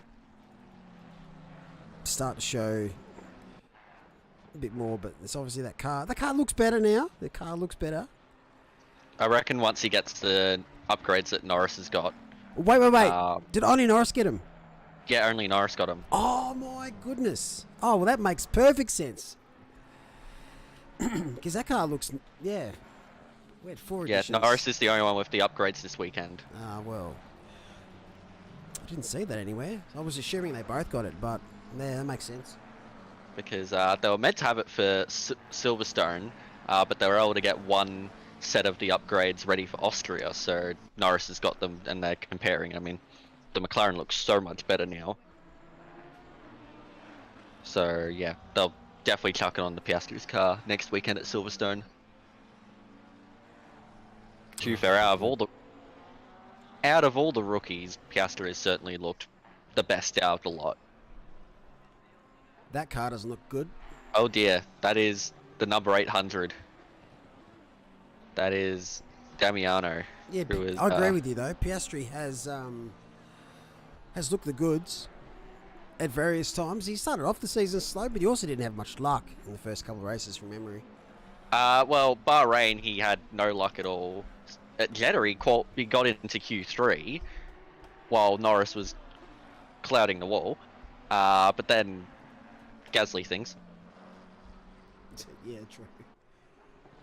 But and then from there, he he's been nipping at Norris's heels, but not quite getting past him. Which, for a rookie against a driver the caliber of Norris, it's A good effort. sort of what you'd expect. And he's had a year off. Yes, well, can't yet to a degree because he had a lot of testing with. Oh, a lot of testing, but you still that. It's like match fitness. Yeah. You get your fine tuning right with your practicing and your simulation stuff, but it just doesn't beat being in the car and racing wheel to wheel. So it's even more impressive in my opinion. Oh yeah. This is what happened to Damiano Thurcolini. I don't want to have to look. Oh no! Oh dear. That is a lot of damage on that number 800 McLaren. That it is. Yeah, a few of the classes aren't showing correctly, so I'll try and keep you updated as we go. I'm pretty sure 91 is Pro-Am. They're running P2 in Pro-Am. No, sorry, P4. So we've got 400, 900 ahead of them. And as we mentioned before, the car 90 and car 711, they were in the top 2 positions in Pro-Am, but they had an unserved DT, which got them DQ'd. We got him back out on track, and obviously 90 disconnected, which lost them a lot of laps. Yeah, just had a look at the entry list. Number 91 is meant to be a Pro-Am entry. It does have... Who else is in the 91 car? Bushel, Rochford and Murphy. Yes. So out of the next 2 rounds, Alexis, which one are you most looking forward to? Silverstone or the Nürburgring? Silverstone. Yeah, it's a pretty goated track. Oh yeah. I love both tracks.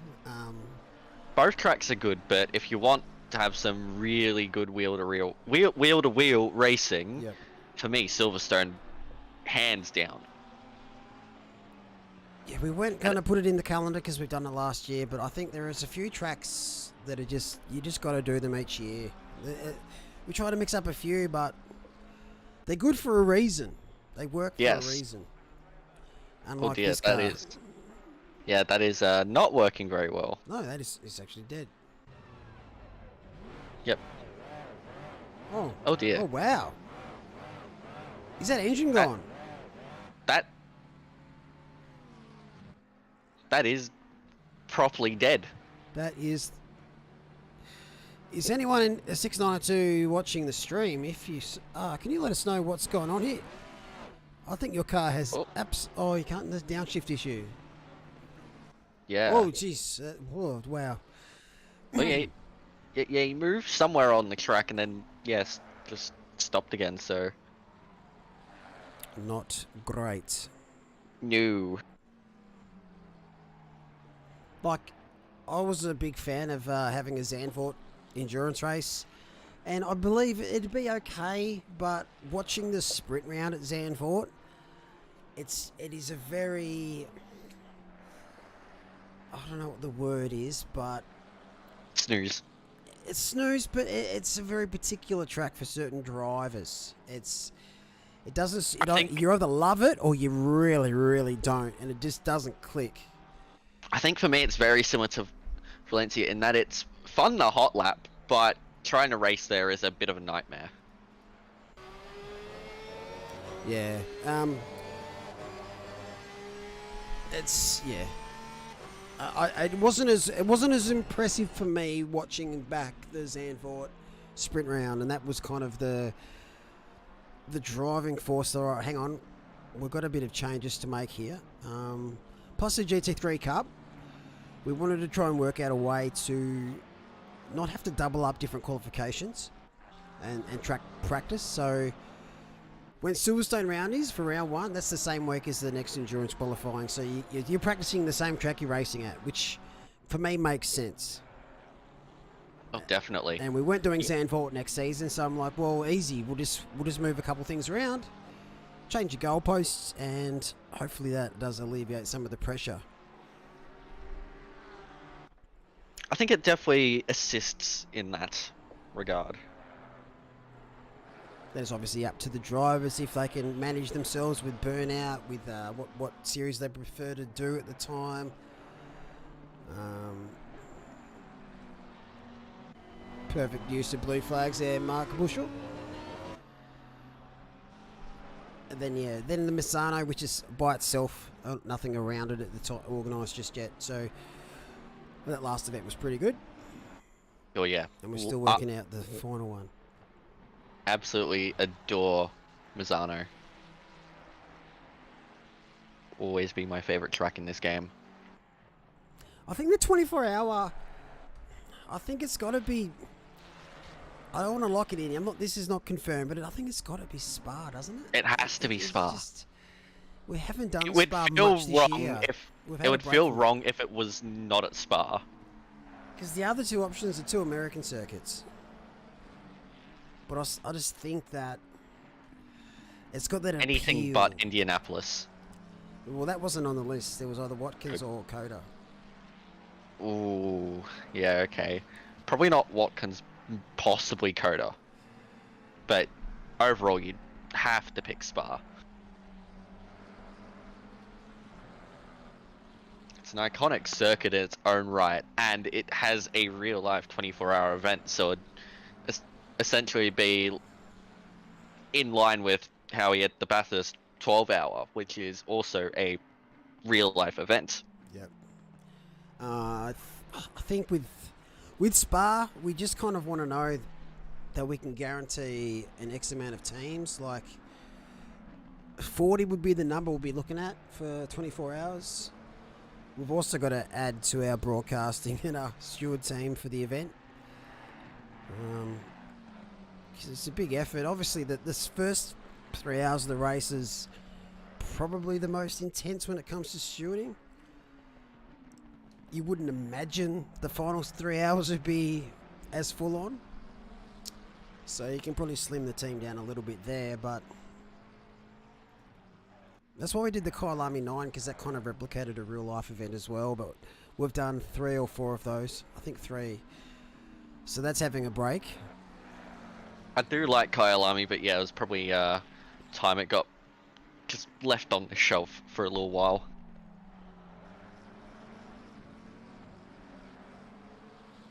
Oh, I reckon JP would enjoy the Spa 24. But the thing for that though is, what are we going to extend the team sizes for? Like, you don't want to do it with less than 4 people, do you? Unless you Pat Oliver. No. You have to account for some form of driver safety in that regard if you're doing a 24-hour race. Because I think we can extend the attendance sheet and the bot to, so we can have 6 drivers if needed. Like, I wouldn't imagine like MRT would run 5 teams.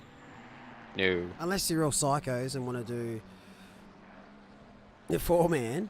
No. 6 drivers is probably the Yeah, good in spot. chat we're getting Marina Morella 5 to 6 best for 24 hours. Glenn in chat saying 6 drivers is a yes. So seems popular consensus is you're probably looking at about 5 to 6 drivers. Yeah. Would you compete in that one, Alexis? Well, December I'd be free, so I'd certainly try and stay awake for it. So team by yourself. G'day Nat, how are you? I'm good. Can you hear me? We can hear Yep. you. Excellent.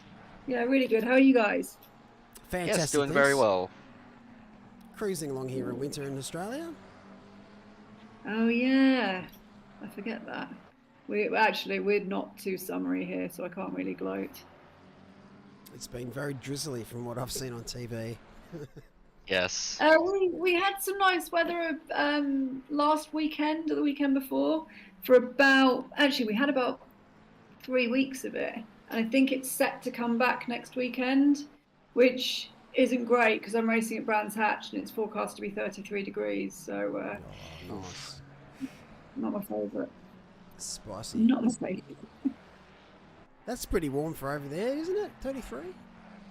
No, well, we get summers like this now. Last year we had 44 degrees here. Oh, surely a lot of you wow. died. You would have perished. I would. That's too hot for me. Yeah, that 44 degrees here is considered a really, really hot summer. Wouldn't imagine what it's like over in UK. And he was asked to stay on record here. And we had, I think we had 2 periods like that. Like, luckily, we'd had air conditioning fitted in the March of that year, so we were okay. But people were like barricading themselves in their homes, not going outside. It was because we're not equipped for it here, so it was it wasn't ideal. Well, yeah, the houses in the UK are designed to keep the heat in for Yes. winter, while here, at least the houses here are designed to let the heat out and keep some cold air in for that hot summer that we usually get. So it's complete role reversal in that regard. Yeah. We had. But do you guys have? Sorry. You go. Do you guys have double glazing over there? No, I don't. I haven't. We do, but I wouldn't say it's a regular building thing for older houses. Why not? More optional. I haven't really used it. I would love double glazing in my house, to be honest. It keeps noise out though as well. I love the noise. I live next to a highway. Well, I don't know many. Maybe the chat might say that I'm wrong, but I just don't think it's. Especially older houses, maybe newer houses, it's a standard thing they add. But back to not being ready for thick weather. We had snow down here for the first time in 50 years in 2020, and lots of the I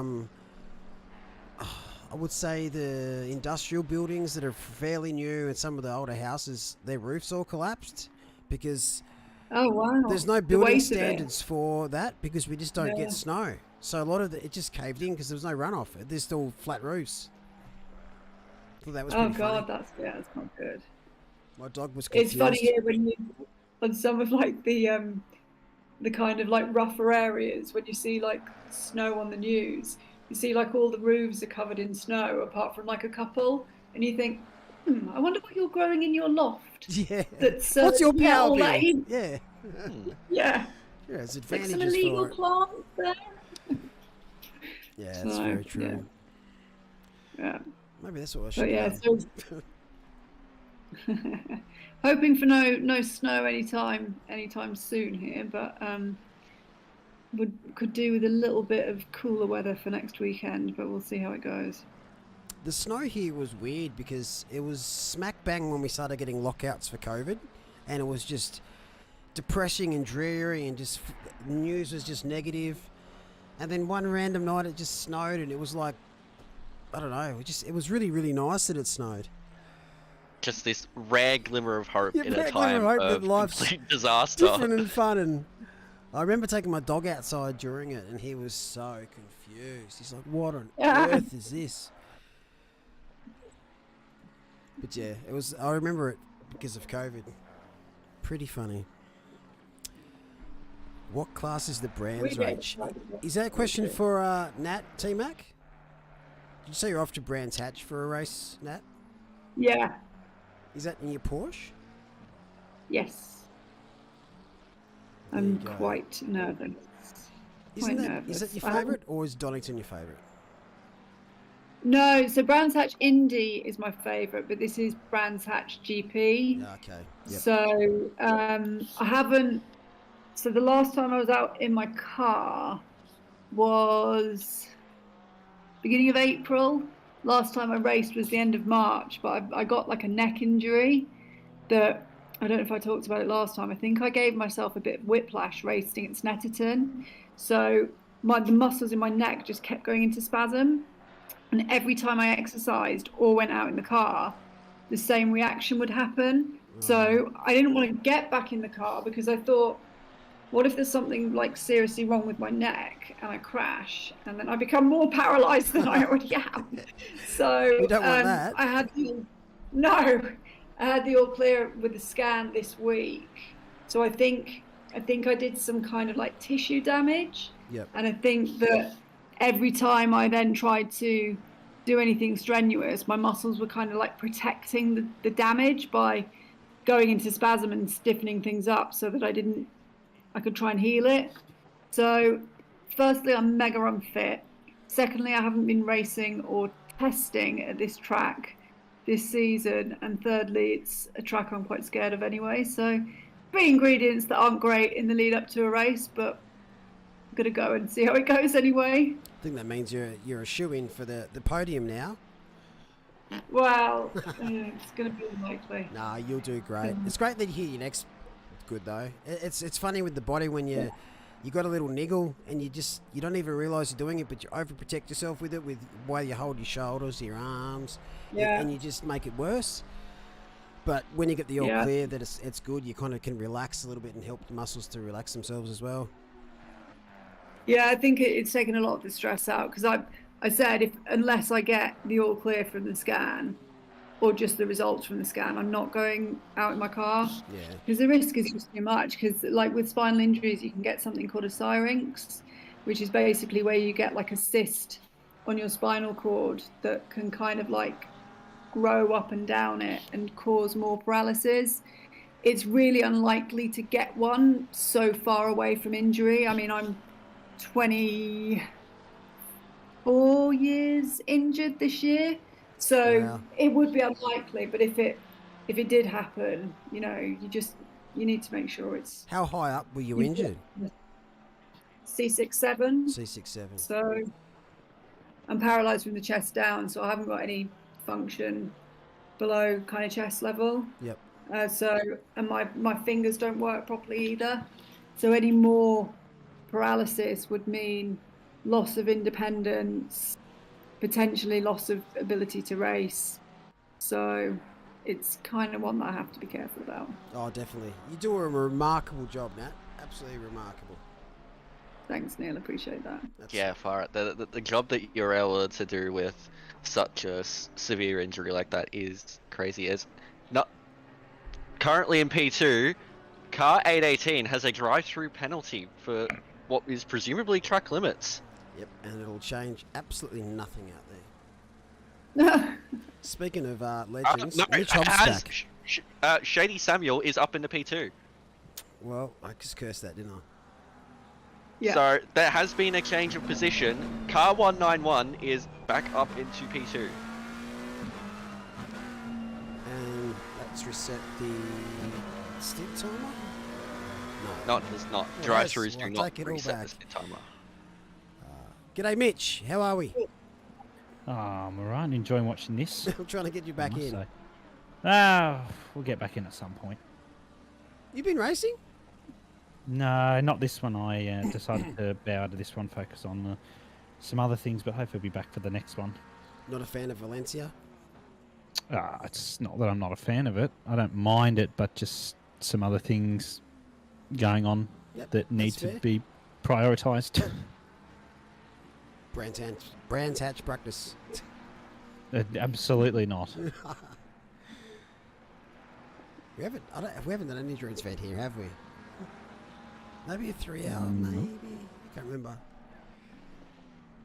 Brands Hatch, I can't think of one. I mean, we've always had that lingering promise of the 96 hours of Brands Hatch, but I don't think that's going to be happening anytime soon. Oh, one day I'll surprise everyone with it. 96 hours. Yeah, it's a bit of an in-joke, you know. Yes. Yeah, it's a running joke. It went from a 3 hour to a 96. It's like 2 years old now, that joke? Yeah. I think it even got as far as a Still runs 96-year race, but... It did, actually, yeah, but I think that didn't last very long. No. Your kids will have to take over stints for us. Yeah, that's right, grandkids. You should do a race at Brands Hatch GP, even though it's a circuit that I'm not particularly fond of. I'd like it in sim racing, because if I crashed around the back, then I wouldn't injure myself. So if you go off around the back at Brands Hatch GP, you're in pretty much in someone's garden. It's there's track, been some grass, backyard. Yeah. Yeah. Yep, there's been some pretty mean ones at the back of the GP circuit over the years. Yeah, I think the last time I was racing there, we were racing with the Fanatec Endurance Series, and Valentino Rossi was racing in that race.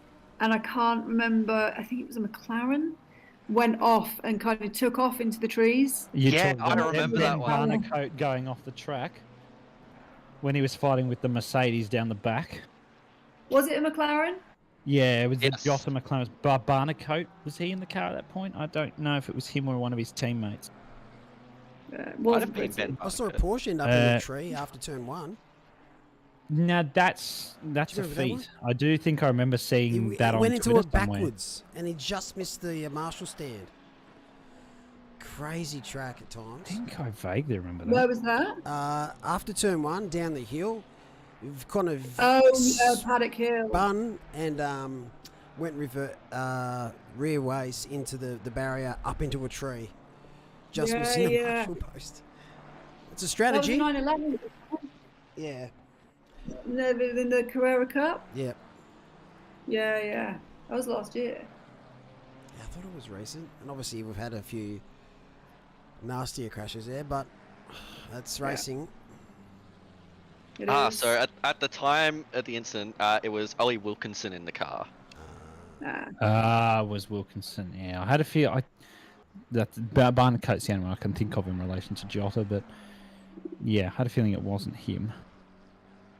Yes, no, I'm sure you won't have to deal with the same sort of thing there, Natalie. You'll be more than safe. She'll already finish.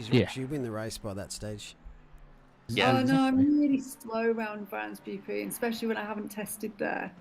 I love Brands Indy. I love half of the circuit, but I hate the other half of the circuit.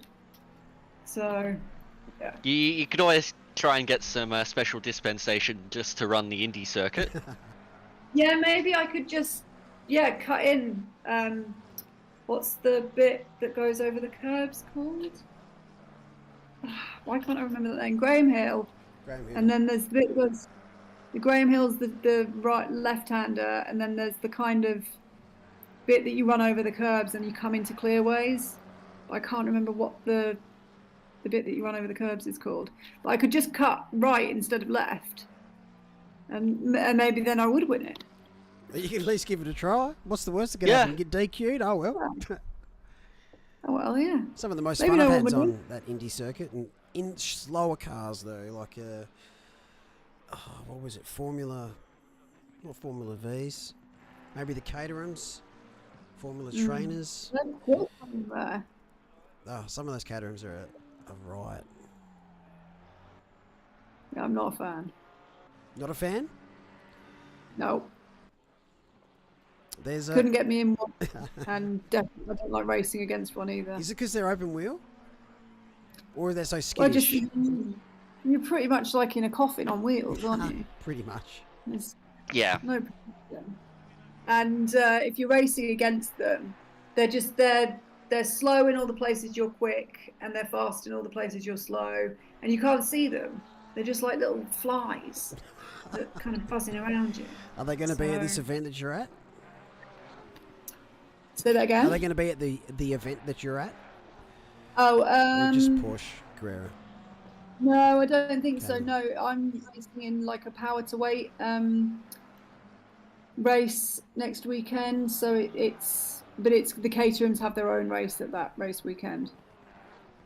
Yep. I think when was the last, or maybe I'm wrong. Maybe they are in that race. I don't know. Is the answer to that question. No, they I hope just have not. to take that corner a different way and avoid them even more. Yeah, indeed. It'll be fine. But it does mean that I can get on my sim this week, hopefully, and do some brand GP practice. Nice. Is it all set up It now? is. I don't want to say yes because I don't want to Wouldn't jinx jinx it. it. Yeah, that's fair. Yes. So the hand controls are fitted. The seating position is a little off.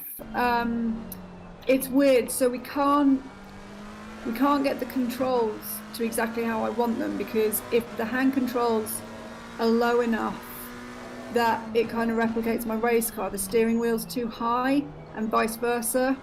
So we're trying to kind of use cushions to get me in a position where the steering wheel's not too high and the hand controls aren't too low. Yeah. But I've just got to drive it and then tweak it. But the only problem is that the brake, the accelerator has so much travel on it that when I'm full throttle, the accelerator is pretty much hitting my leg. So wow. I don't know whether that's like I put like a rubber grommet behind it and then do some software mapping. I don't know. It's hard to say without seeing it. You'd have to stream it sometime and take a look. Yeah, There's a lot of options you can go with and to get comfortable in it. I'm keen to see you I think there. the accelerator one's the one I need to get right the most. Oh, definitely. But I'm just drive it and then develop it as I kind of go along. You'll work It's out what works exciting. best. Yeah, I can't wait. And I'm a little bit stuck in the sim when I get in it because I haven't got anything to like lift off to kind of get myself back in my wheelchair. So my mechanic's busy creating something that's like a lever to lift off, because in my race car I use a steering wheel. Yep. And obviously I can't use a steering wheel in a sim because it's not strong enough. I'm going to break it. So do you know what frame you've got? What rig? So I've got a extrusion frame. It's a SimLab. Yep. A SimLab frame. A Simucube force feedback box, and she's gone all out. Yeah, I've gone big. With an extrusion frame though, you can bolt so many things onto it. So I'm sure you could work out a way to create a little frame which you can help pull yourself up on, and that's the great. That's why we've gone for that. Yeah, sweet. Yeah. You can put Whereas with anything the on play seat, I was really limited in terms of what I could do, and the hand controls were bending the frame. Whereas this is, this is what I need. Does your rig have a cup holder? That's the most important thing.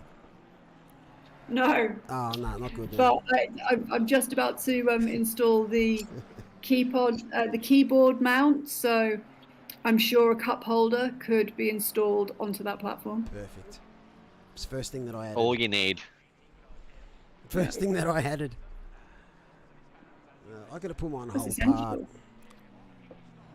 part. My steering wheel's just a little bit too far away from how I like it, but everything's currently at its maximum extension, so I have to move the whole entire monitor mount forward, which moves the wheel as well. So it's going to be a fun job. And so that doesn't sound like It's fun. so difficult, isn't it? It's just like you We'll want have to to strip move it all one back. thing. It weighs like a heap. So to move the wheel deck forward with the whole big main brackets, I've got to take all the monitors off, and then the monitor stands off, and then I have to take the wheelbase off, and then I have to shift this forward, and it's not a one-man job, is it? No. I remember when I first got the rig, it took me, I don't know, a week to build it, just plodding away at it as I was going. Some people can get those done within a day or two. I'm like, whoa, good on you. As I say, good on them. Mine was built Forever in to a, build. I think it was half a day, but it was 2 people, and it was a mechanic, so and my husband. But then it wasn't right, so it took a lot longer than that. But to put That's the rig the next together, bit, once you get it all together, then you've got to tweak it, and that's also another. Yeah. I think we're all still tweaking our setups. Like it just, I don't know.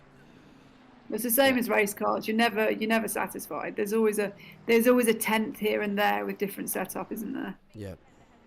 Certainly. I mean, the rig that I've got, it took a few days to build, but most of the stuff I've got was like the frame itself. It's just stuff we had lying around at home. Like, this is all like pretty much homemade rig that I've got that, got help from Dad to build, and I've been really happy with it for the past, 2-3 years, however long I've had this for. It's probably getting close to 3 years now.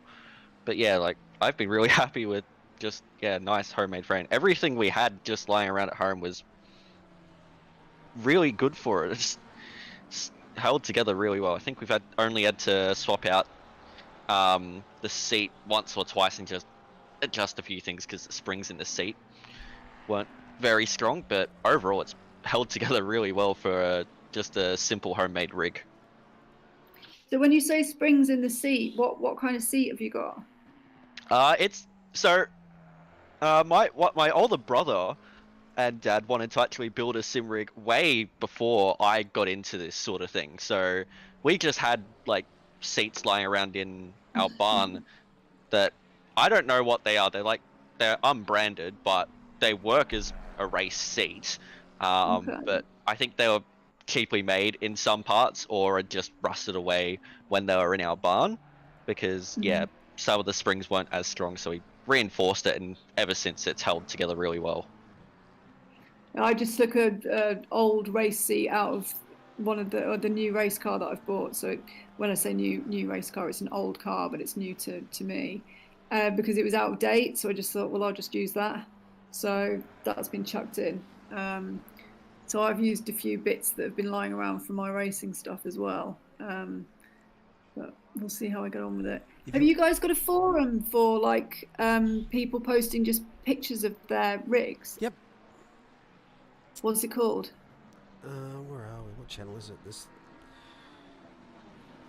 Go through the rig photos. 400,000 channels and you'll find it. Yep. I've somehow ended up on Starship Troopers Discord. What? Right. Let me just. I'll tag you in it. Okay, cool. Yeah, just rig photos under the driver's lounge. But if you want to look at a goated setup, look no further than this one. Oh, yes, that is beautiful. This is one of our drivers in MRT. That is a beach chair. That's what he drives in. Yeah, it does have the cup holder. It's got the cup holder.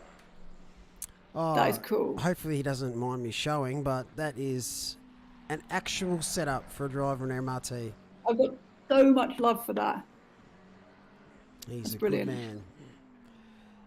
Is he in the car at the moment? No, he's not. I don't know how he could do it though. I don't know how. I wouldn't be able to do that. No. And he's quick.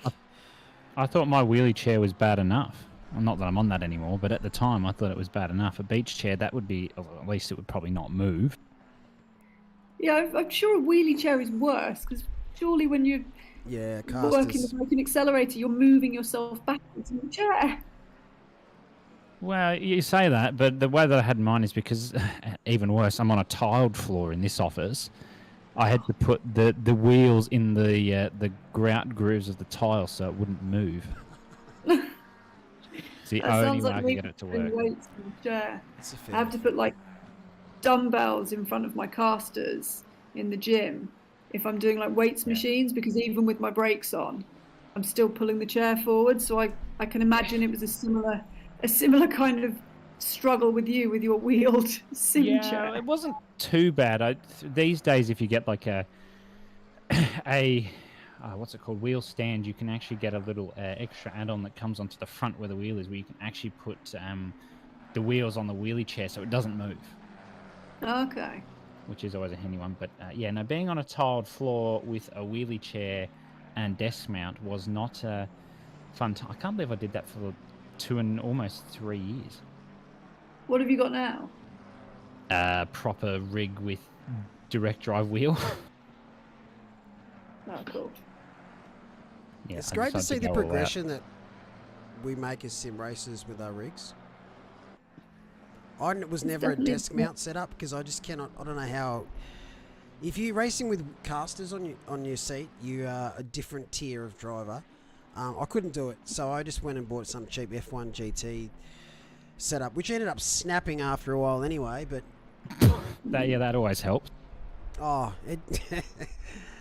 it was, but it served a purpose. And then during COVID, I sold it, and someone paid an exorbitant amount of money for it compared to what it was, and it worked a treat because we fixed it. So yeah, well, I think that the big thing for me was that my wheel didn't move. My wheelie chair didn't move originally until I got a load cell pedal.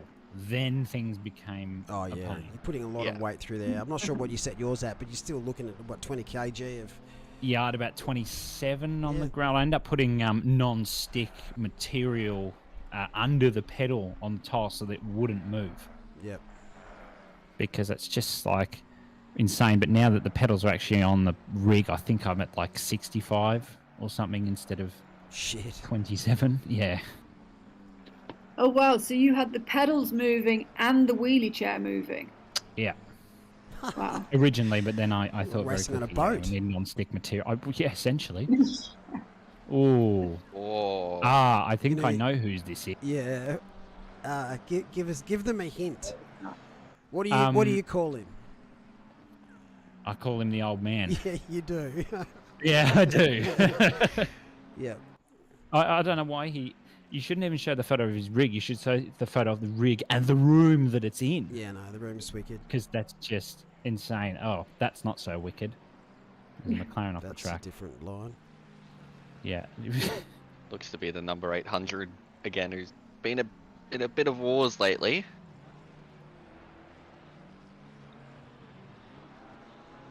Shame. Oh, I like that green light. I feel like I recognise that rig, but I can't. You reckon? my- Okay, look at the car. The car's the giveaway. Yeah. Nice. Yeah, I'm just trying to figure who that would be. He's Oh, not racing actually, today. no, he's in the sprint series. I do know who that is. Yeah.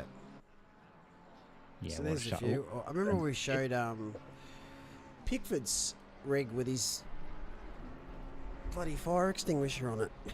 Oh, I remember that. That was funny. I just love how creative some people have gotten and how full on and dedicated they are. Like I've seen people with ripping out actual car dashes from a real car Oh, I've and seen mounting that on everything around Facebook. it. It's insane. It's great, It's but clever. it's also insane. I just couldn't make something like that. Yeah, I just have to throw No. money at it. Yeah. Make it look good. You're giving me inspiration for mine now. Yeah, park We're the gonna Porsche in put the house. Pink, yeah, we're gonna put pink glitter on the rig. Is that the idea? Well, for me, Yeah. why? Because I'm a girl. No. Pink glitter's great. I'll put Yeah. pink glitter on mine if I could. What's wrong No. with pink? What's Ah. wrong with pink glitter? Well, once you put it anywhere, then you wear it for the next month. Yeah, and anyone that's Yeah, been around that- you yeah. sees it too. Yeah. The work of the devil. You know when you get like Christmas cards or birthday cards and you open Oh. them and there's like that stuff in it. Ah. Oh. You're meant to It is be the like, worst "Oh, feeling. It's not even the glitter. It's I don't know if you have them over in the UK, but I think Marlon, Alexis, you'd probably know that it's not glitter. It's more like the small confetti shapes Yeah. Like that hearts. people Oh, put into yeah. the. Oh, I remember there's my, like butterflies and oh. my girlfriend had it Yeah. on her somewhere for her birthday, and somehow I ended up with it on me, and I wasn't even near her for half of it. Yeah. I'm like, why do I have love hearts on my face? There's one person we get a card from every year who puts it in, and we have to open it over the bin. Every single year, open the card over the bin. It's And then glitter you or proceed- it's and anthrax. then the card then follows. Not quite, but oh yeah, I don't get it. First of all, it's really bad for the environment, and secondly, it's just pointless. Yeah, Yeah. just messy. Serve no purpose. Yeah. Well, I don't know whether I'd prefer that or cat hair, because my cat actually sleeps on the sim. I hoped when I got a new one, it would spook her a little bit because she doesn't like change. But as of last week, she started sleeping on the new sim as well. So, Cheeky. does anyone else have this problem? Yeah, No. my cat likes to sleep in the chair I've got. Yeah. I don't know what it is about it. My friend's got a sim and he's got a load of cats, and he says the same thing. And there are so many places to choose from. But I don't know whether it's like cocooned and they feel safe and it's soft. But she loves it. It's because it's where the human sits as well. Yeah. Yeah, but I haven't really sat in mine. Sign the cat up. I definitely don't think that mine's a human connection. My cat's a bit cold. I think it might be more if if it fits, I sits sort of deal. Yeah, Cats maybe. like weird things. I know my partner's cat, who doesn't live with us because I'm actually allergic to cats, loves jumping in plastic bags because that's safe. Does the cat So also hang like on. pineapple on pizza? Oh, probably. Yeah. It's one of those cats. So where does your partner's cat live then? Her parents' house. Okay. fair. So it was me or the cat. Luckily, I got picked. Oh, lucky you. And also, my dog had never really been around cats, so I'm not sure. It would have been fine. He's a golden retriever. So it could have been dim sims for dinner. It could have been Dim Simpson. Yeah, Oh. Max would have been eaten. he's too nice to everything. But You yeah. can get one of those hairless cats. Yeah, but they're so ugly. Yeah, they are. Yeah, they're really not that. They very look good. like a dim sim. One of my friends has a hairless cat, and I said, Are "Why they did a you get one?" sphinx? She was just like, "Yeah." I'm not quite sure what it is, but I think it was a hairless, tailless cat. It was one of Tailless? those, I think. I think it's tailless. Yeah. Was it a cat or a it sheep? had half? Yeah. Well, that's the next question. I think it had half its tail cut off or something. Yeah. And I was just like, "Why did you get that ugly thing? It's the worst cat I think I've ever seen." She's like, "Oh, but it's cute." I'm like, "What world are you living on?" Yeah, I think it's because it's so ugly. It ends up being so ugly in the end. It's cute. I think that's how it works. It must be what it is. Yeah. Like people like pugs. I think they're ugly. And the poor No, things have got sorry, so I many. can't. No, pugs are Poor just things a got no. so many health issues, but they can be cute. Yeah. Yeah.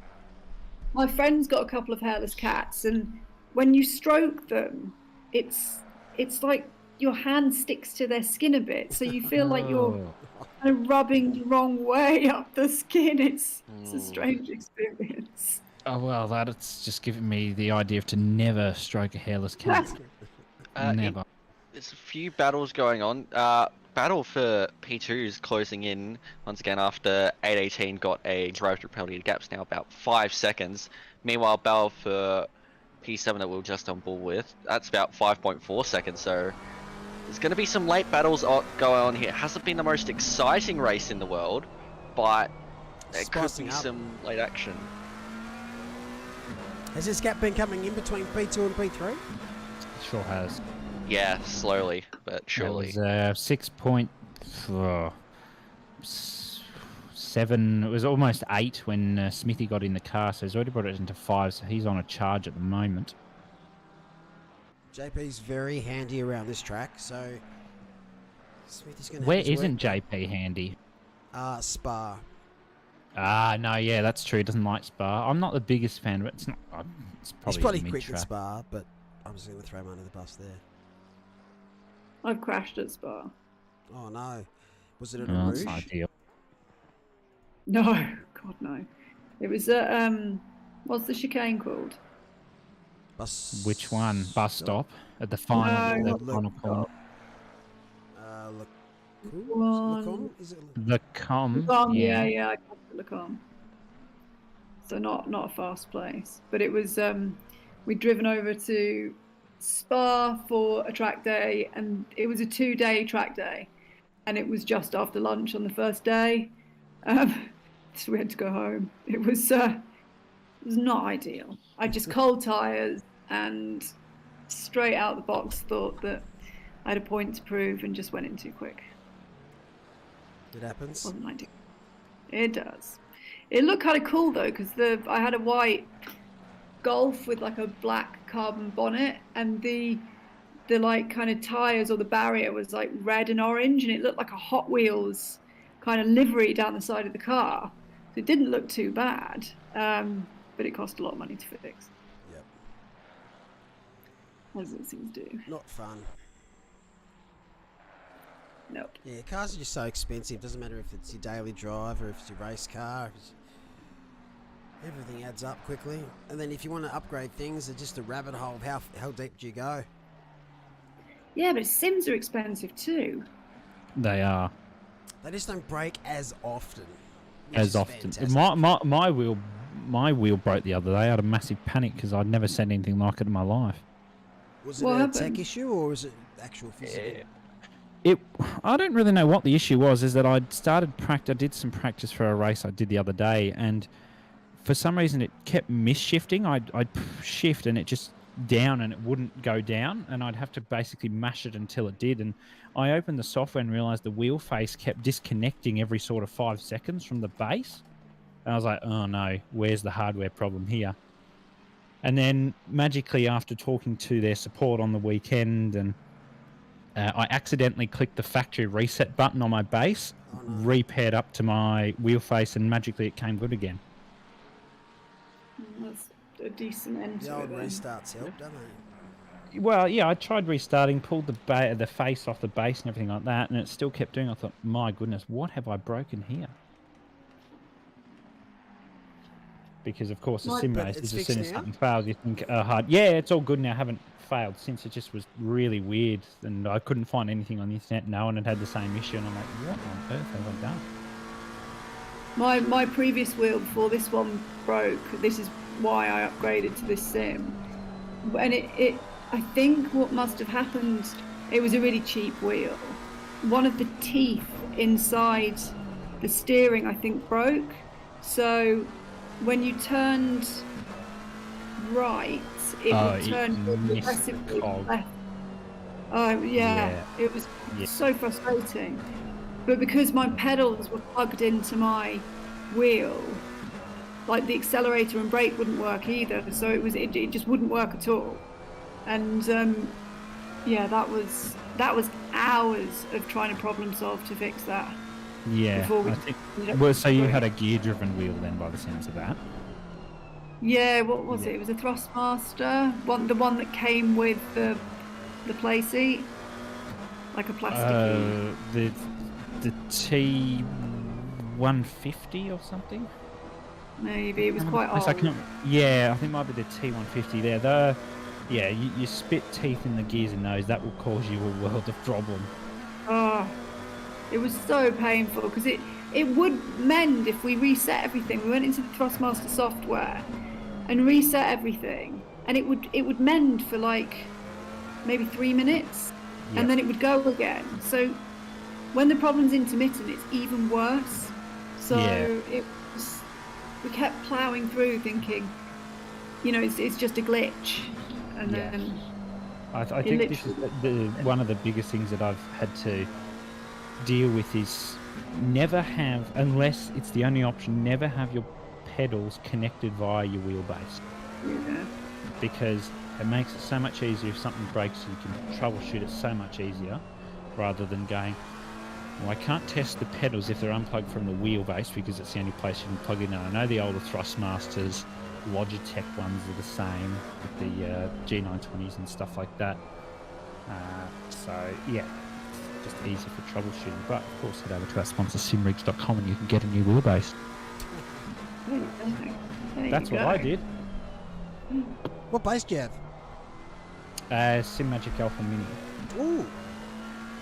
Yeah, I decided not to stuff around with this because, I didn't go any higher than the Alpha Mini because people go, oh, you need more feedback, more Newton meters. And I was like, well, no. What's the Mini get you? 8?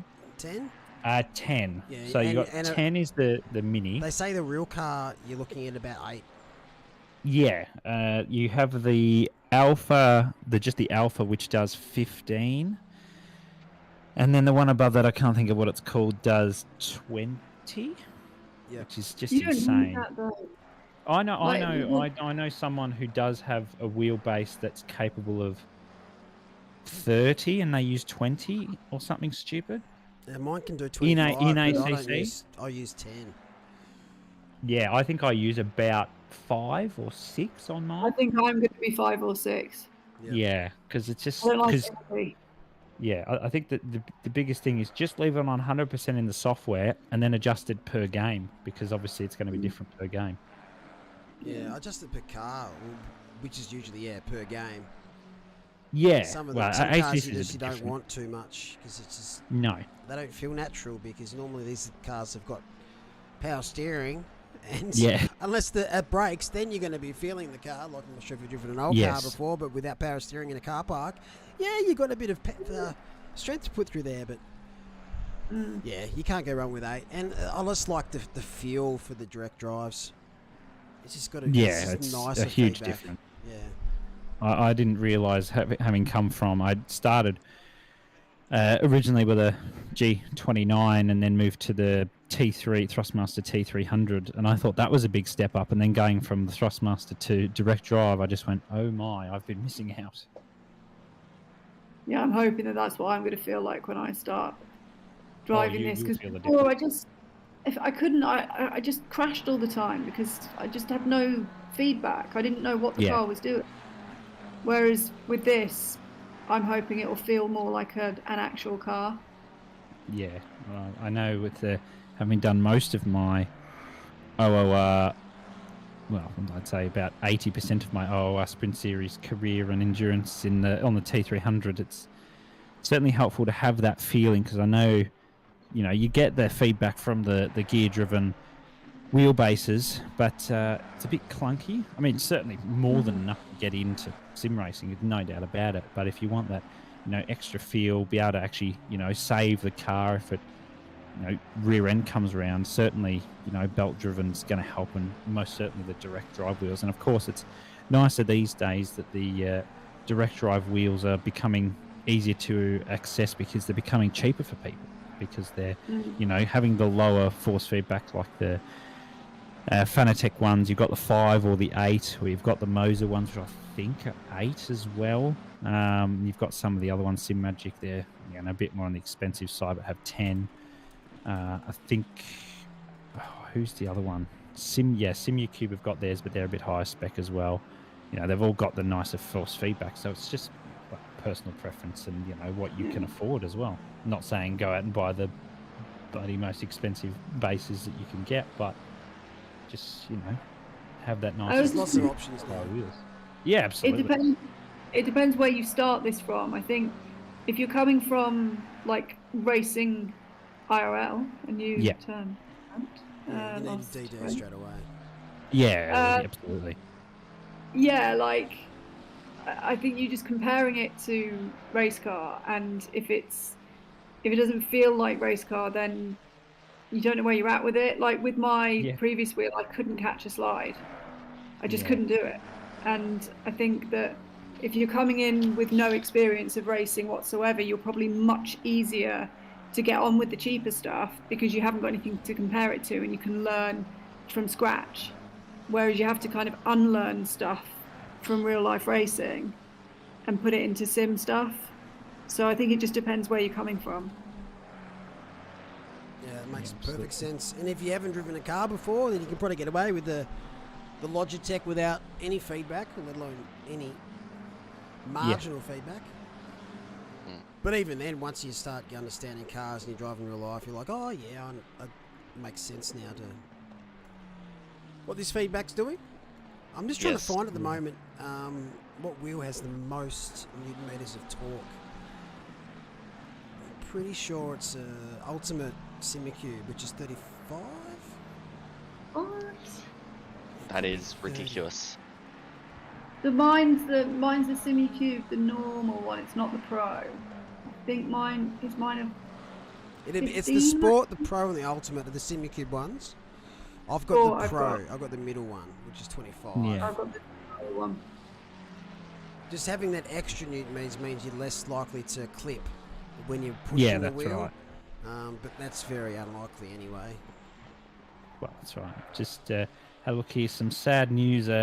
Delano Van Toff in the Formula Regional category over in Spa has passed away after an accident, according to what I'm just reading. Oh, that's not nice at all. No, apparently it happened in the car straight. I didn't see it. Racing at Spa this weekend? Yeah. Formula Regional category. He's only 18 as well. Delano Vanterhoff is a former F4 Spanish champion? F4 champion. Yeah. Wow. Wow. That is very sad news. Was that in a race as well?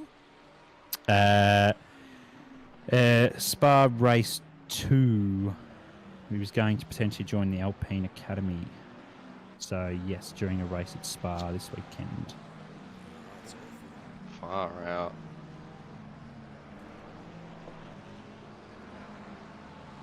Yeah. It's a pretty dangerous job at times. Reading. Yeah, absolutely. Well, it's wet there, so. Yeah. Do you It's fine, the remember wet. Lando Norris's crash in qualifying Yeah, 3? in the qualifying. Yeah. And he spun I like remember that. 326,000 times. Oh, that was scary. Man, he sent that. He absolutely sent that up that hill. That was the one that absolutely. Russell won. I came P2 and he didn't do a lap. Yeah. Yeah, that's What a- right. That was a very cursed event.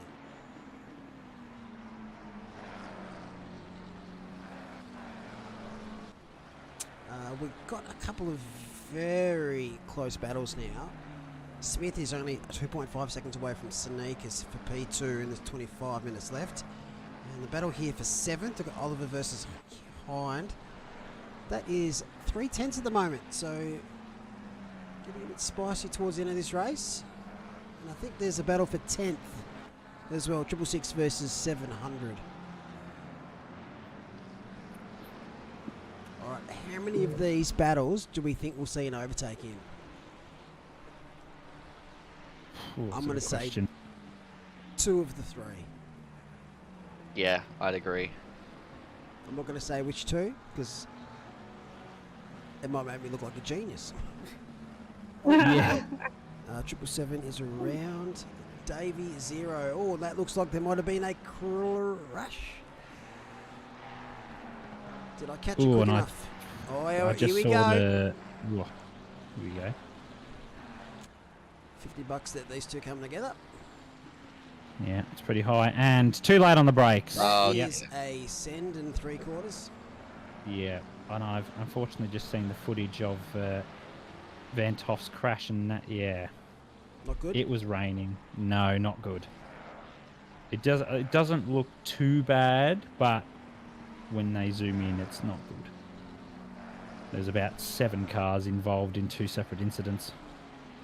It looks like he got hit at full speed out off Radion. He sure did, yeah. Just up, coming onto the Camel Straight, got hit full speed. Car was sideways, and just got What T-boned. was he in? What car was he in? Formula Regional, so Alpine Formula Regional cars. Yeah, he was. Wrecker, with, as it's referred to. He was with MP Motorsport. Yeah. It's always the way though. It's when a car hits you. Was it side-on contact? He was in the. If it's the car that I saw, I don't really know what car he's driving, but if it's the one I saw, it was right in the middle of the straight, and he got T-boned in the side. That's At full speed, it was. There's only so much they can take on the side there was contact. spray everywhere. You just couldn't see a thing. I think there was an initial contact that had caused these 2 cars to collide, and then, yeah, it was game over from there, unfortunately. That's what happened to that Formula 2 driver a few years ago. Yeah, Hubert. Yeah, Hubert. He got hit Top of, twice. Yeah, didn't he have 3 contacts? Yeah, or he 2 got. I think it was twice. He had the initial hit, and then it got smashed again. Yeah, because he hit the barrier and then. The safety shell was compromised. Yeah. You can't fathom it, can you? I mean, in the rain, you certainly, okay, there's going to be incidents, but firstly, a crash like that, there's spray everywhere, and he's only 18. Like that, I'm older than that. Not that that's in any sort of perspective, but that just makes me think, holy shit. And it happens so quick too. Yeah, it does. It's, yeah. Well, I guess the only sort of thing you can take out of it is at least it would have been probably painless and instant. That's the only Not quite thing as you can quick as take out of that. the unfortunate souls on that sub. Oh, jeez, let's not even go there. Did you see the whole rave on Twitter that Mr. Beast was potentially was asked to go on that? Yeah, there's a lot of things like that. People wanted to go on it, and just I don't know. Just They'll be feel glad they sorry didn't. Just at least that was painless though. Like, Yeah. we're talking nanoseconds, but still, it's it's just just a horrible thing. one and done. You wouldn't catch me that far under the ocean. No. You couldn't pay me enough money to literally go 50 meters in the sea. Claustrophobic, and no thanks. Yeah. Well, how much would you even see? Yeah, Nothing. Nothing. This You is, know, I didn't have a like, side windows, I only had the front one. Yeah, And exactly. they're all squeezed into that little vessel, and you'd only see the light projected from the what was it called? The Ocean Gate? submersible. Submersible, yeah. You can't see anything else. You're like, How far under the sea do you have to go before the light doesn't get? Is it 1,000 meters? I think it's something like Or is it 1,000. less than Yeah. that? Yeah, and the light doesn't travel further, so you're relying on the submersible's light, which, looking at the submersible, wouldn't have been massive. no, and probably cheap. Yeah, Like, 1,000 meters, but rarely significant light beyond 200. Which That's the big controversy from that as well is Netflix putting Titanic back on. Like, I thought, wow. Oh, really? Yeah, they put it back on. There was a massive big uproar about it. Shameless. Re-release. It was on, maybe it's on Stan or Prime Video as well. A re-release version of Titanic. yeah. I'm like, The geez, thing that's is, rich. if people are talking about it, they'll be like, "Oh yeah, the film." Yeah. I'm like, Watch. It's not like it wouldn't be like a morbid thing for someone to want to watch Titanic after that, because it'll just be in yeah, their brain. Exactly. And For they'll, that "Oh, reason, it's just a bit odd. Netflix putting it back on is just Yeah. shame. There's no shame at all, is there? Like, No. You can't fathom the thoughts of some people sometimes, can you? Oh, this sad event happened about this. Oh, we're gonna re-release the movie out on here because that's sad. You serious? it's Yeah, I have a lot of issues with Netflix, and there's more. But as we take a look at this battle now, Paddy Oliver Oh, having my. to trying to combine defend. both here.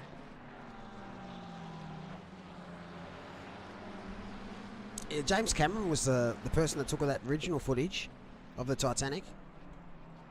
He's a very talented man. You know the drawing He is, yeah. of Rose in Titanic when she's laying on the couch? James Cameron drew that. Really? Yep, but she was in bathers at the time. He drew that.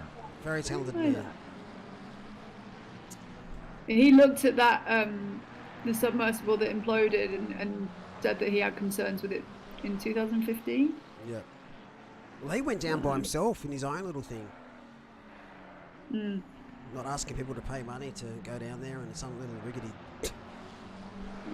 bathtub. But we'll move on. We'll look back to this race as we tick down under 20 minutes. We've got two battles, both under half a second. We probably got to the P2 battle. This is for, P2.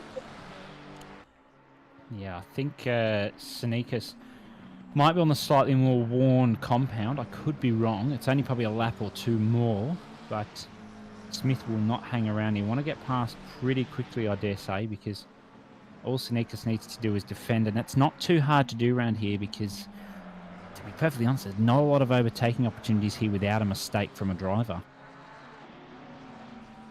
You're not wrong. Smitty is right on it here. So just looking back over, that is not the one I'm looking for.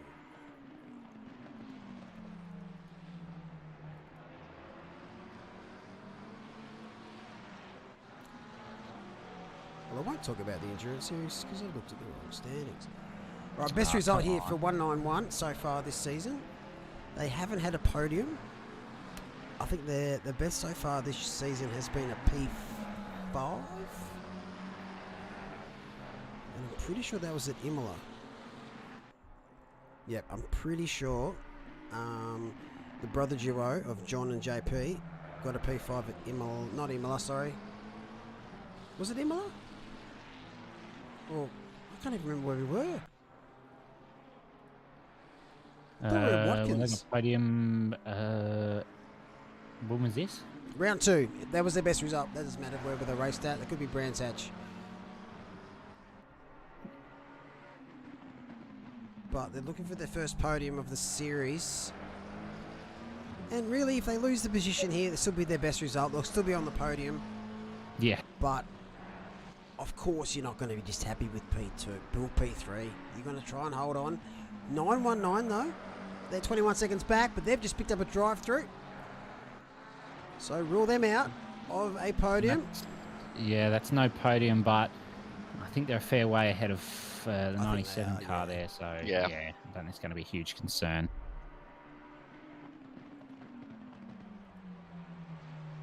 He's going to make JP earn this for the next 15 minutes. Oh, certainly. But so far out of those 3 battles I mentioned 5-10 minutes ago, no one has passed yet. Just shows you how hard it is to overtake at the circuit. Yeah, you have to exploit any opportunity that a driver makes a mistake. Yeah, that's where it happens. And you can't really force the mistake either. Like, it's all on that car ahead. I mean, to be fair though, if anyone is going to be able to have a fair and safe battle, it is these 2 drivers, isn't it? Have you just cursed it? Yep. But I'm placing faith in both these drivers. No Smithy and no JP. They're both very safe and fair with their driving. Oh, getting nice and close there is Smithy just trying to spook JP a little bit, but JP's very good under pressure. We saw that in the sprint series last season, series 13. If you want to go sign up for season 14, go to octaneonlineracing.com. And Malik will await your sign up. Yeah, round 1 How kicks long are the off sprint July. races? Sorry, was that Nat? How long are the sprint races? Depends per round. They're usually you're looking at an hour. Okay. This season we're going to have 2 rounds, which are going to be back to the super sprints, which are just 2 30-minute races. Ooh. Yep. Return of the super sprints. You'd love to see it. I haven't seen those in ages. Can't wait to see those, and I'll be mainly doing commentary since I'm not doing sprints this There'll be season. So no get excited. 2 similar race rounds for the 10. Ooh. People want some spice? Well, guess what? Have some cinnamon. So there's no 2 races that will be the same length. Length, yes. Length, yes, but the way pit stop, pit stops, weather, time of day. There's going to be some spice in there. That's all I'll say. Ooh. Some Can't wait for setups that that. you've probably never experienced before as well. Well, there you go. There's a reason to sign up. Sign up now, people. Oh, that was wide there by JP. Just Sure a couple was. more of his speed tokens.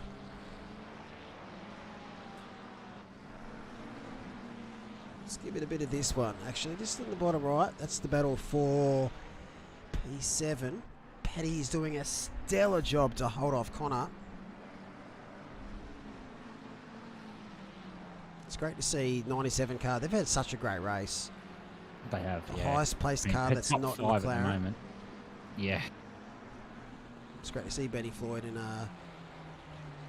old man Corey Sweet. Oh, come on. He's not even old.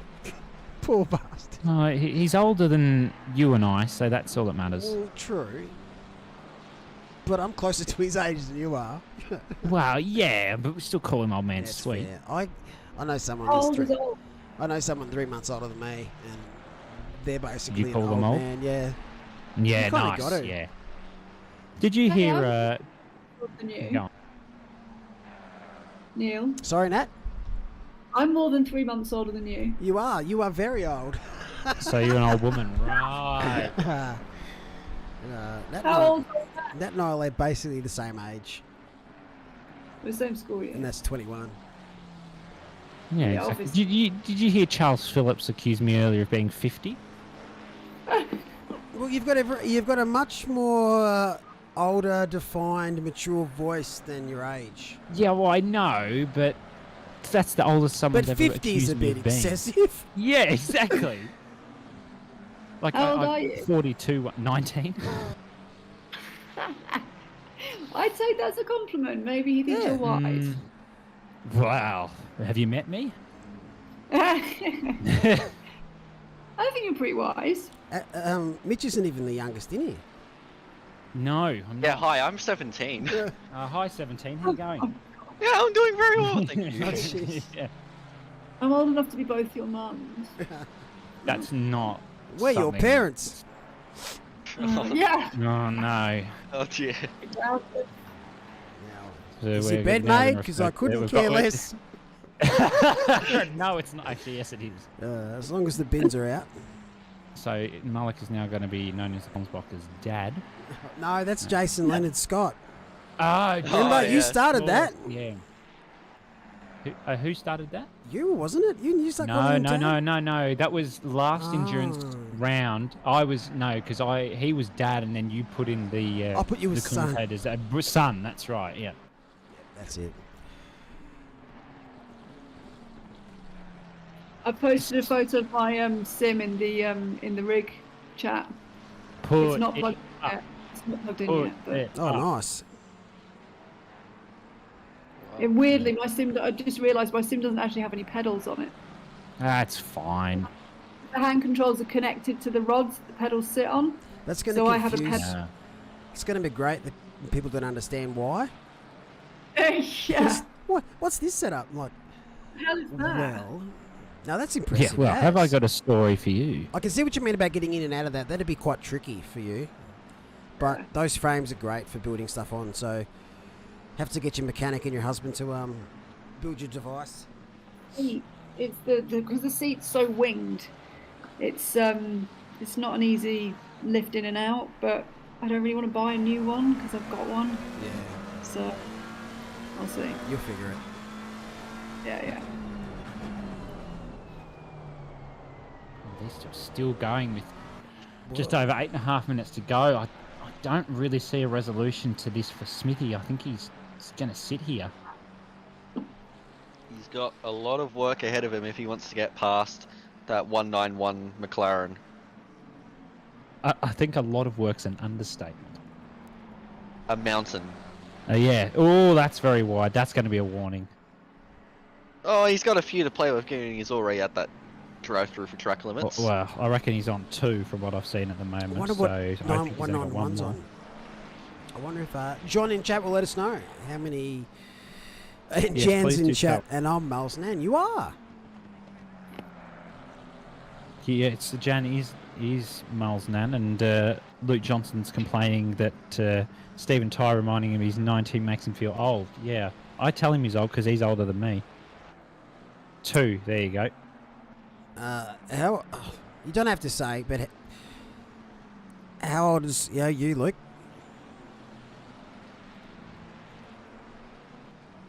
Age is just a number. Yeah, okay, they're on 2. You've had 2 the whole race. Yeah, So- I'm pretty sure we're First the stint. same at car 600. Oh, hello. Oh, Did you pick those up on the first stint, John? leave me alone, Luke. All right. This battle's getting very, very feisty now. Smithy's trying everything to get past. JP is defending pretty well though. Oh, just a bit loose from there from Smithy. That wheel movement. Yeah, that was something to withhold there. I think that the rear end on that McLaren has definitely played havoc all race for these drivers. They seems to drop the pace off. Oh, my goodness, that was close. Now just looking camera 2, Connor's going to try down the inside there at turn 2 and Oh, there's that's contact. bad. Oh, that's really bad. Straighten him back up, but that was... Oh, dear. Wow, JP was really early on the brakes there. Holy. So the 818 car, they picked up the win last race. They've had 2 other podiums, another podium for the season. They're sitting in P2 in the championship. So either way, this is going to be a great result. And BS Plus are going to be back on the winners list, pending an absolute disaster. I was going to say, pending a disaster. Last second disqualification. The best performing qualifying car so far this season has been the 818, with 3 poles. Who was pole this week? Yeah, it was 89 By Keeda. by a Yep. street. This is probably not the least close qualifying. That's a 10. JP with the absolute god tier awareness there. Yeah, I've got a sneaking suspicion that JP's not going to be happy about that one. That was a dive and a half from Smithy, but that was, I think, the one opportunity he was looking for. I think JP might have broke slightly earlier, but that's not out of the ordinary, especially with the worn tyres. So just have to see how that one plays out. Yep, John's not happy, so one unhappy camper. I can't imagine what the other two are saying.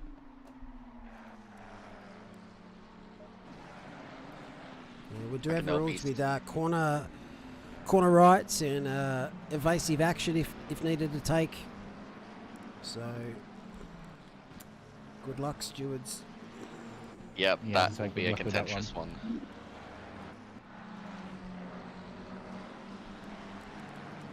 I could see both sides of the story there, but there you go, stewards have that one with 4.5 minutes to go now. Of course, Ferris Stanley leading. Let's have a look at the replay of that again. So Sneakus went his usual line.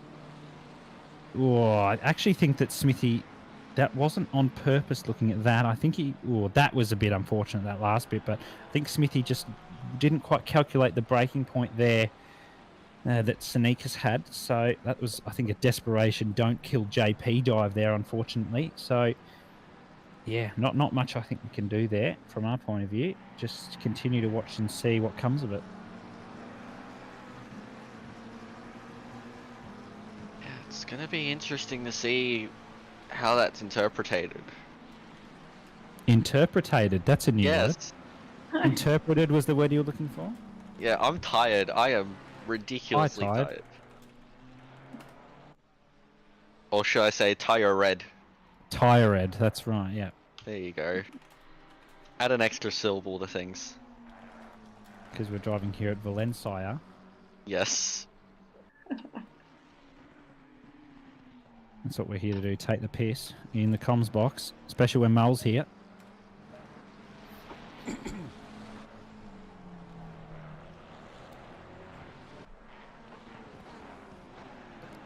The 818 car's now pulling away ever so slightly from the 191 car, not hugely, so maybe there's still something to be had here with 3 minutes to go. The 89 car is just coming through to the final sector, coming down turn 13 before heading into the final corner, turn 14, so there should still be, they'll be coming onto the penultimate lap of this race. These guys still fighting. Smithy's pulling ahead now, so JP's just going to try and hold it there in case. Maybe there's something from the stewards that's to be had after this race. Maybe they'll look at it post-race just to really get all angles of it. Surprise me if that's the way that they go. There's going to be difficult, that's for sure. Absolutely, yeah. I mean, there's no doubt about it. I do not envy the stewards there. Whether there is something to be had, we don't know. But second to last lap now for these drivers. Can come through. Well, maybe it might be a bit more. I'm not quite sure. There might be another lap in this if my maths was terrible, which is possible. Through turn 1 they go now. And that's down the bottom right-hand corner. That's Hind on Oliver. Or almost tapped him again. I think Hind will probably have a penalty for that tap before. So all Paddy Oliver really needs to do is just hold position, even if Hind gets past, in case that penalty does come through before the end of the race. Just hold there and he'll have that position all to himself. It was definitely a move in desperation from Connor to try and get past Paddy Oliver, to no avail in the end. Yeah, absolutely nothing that could really have been done there, as the 89 car comes around turn 13 down to 14 for the front straight to the final lap of this race. They have been flawless from the start. They have led from the green flag, other than, of course, pit stops. They've got Ferris Stanley in the car for this final stint, and I don't think they've really put a foot wrong. They've been on 3 warnings for quite some time now, they told me earlier when I spoke to them, so they've been trying to avoid the drive-through, and they've done so brilliantly. There's no other word for it. They've just had a great stint overall. Going to be coming across the line, 388 laps completed, so that's actually 10 more than I said at the start, so a bad calculation from me. Don't know if anyone predicted that, but if they did, well done.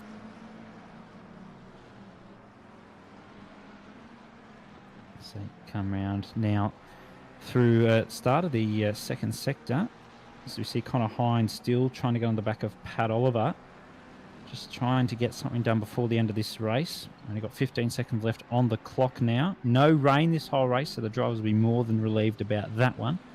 Coming through to the middle of Sector 2. Nice twisty, flowy part of the track it is here. Hines going for the inside, trying to make up all the time possible on Oliver where needed.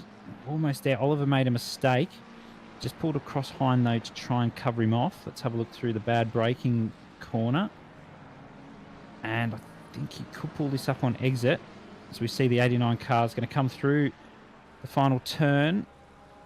They're going to come across the line. There's going to be a tap possibly behind, backs out. Here is Ferris Stanley. The 89 car takes the win here at Valencia after 10 hours. They've led from the start. Great safety car restart, and they have just pulled the gap the whole race. Connor Hines just trying to get past. Pat Oliver doesn't get it done, so Pat Oliver holds on. What a great battle that has been. Come across the line for P7 and P8 in class and overall. Zach Smith for the 818 car has taken P2, whether that is pending review. Stewards with that bit of a dive on Sneakus in the 191 car, who takes P3 overall and in class. What a great race they've had. Fought the whole day. No real mistakes from anyone other than some drive-throughs. Ah, there you go. Smith, 5-second penalty. So, as I was saying, P2 lost for them. They're going to cop P3. Still on the podium, though, so nothing to really complain about for them. Matt Pignata for the 919 Alpha Venturi car. They started P6 after the top 10 shootout yesterday, and they have made their way up, and they have not made many mistakes other than one or two penalties, one probably being a drive-through for track limits and one, I think, for a collision. So great effort from them to bring it home for a top 5 finish there in P4. You can't really ask much for. There is Race Control confirming it. 818 gets a 5-second penalty for dangerous driving on lap 382 as the final cars do come across the line to the finish. Cullen Gibbons there coming around. I think just got one or two more cars behind there that come across, and there is the finish. What a race.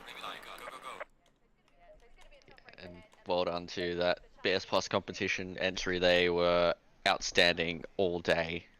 Never really put a foot wrong. There we go. Have fun with that, Mitch. Oh, fantastic. Can't wait for that. Stanley with BS Plus competition XHL takes the win in P1. And you've got the 191 car, Kovacs Purple, taking out P2 after the penalty for car 818. Zach Smith with that little dive takes P3 overall. Matthew Pignata there in the 919 car for P4. Ben Floyd and Corey Sweet in the 97 car. What a race they've had. Nice and consistent. Take home a top 5 finish. Then you've got Stephen Ty in the 111 Rockets Evolve car there. Paddy Oliver in the 717 Alpha Venturi car. Nice run from them, keeping Connor Hines behind in P8, the 600 MRT car. Then you got Fernandez in the 70 McLaren.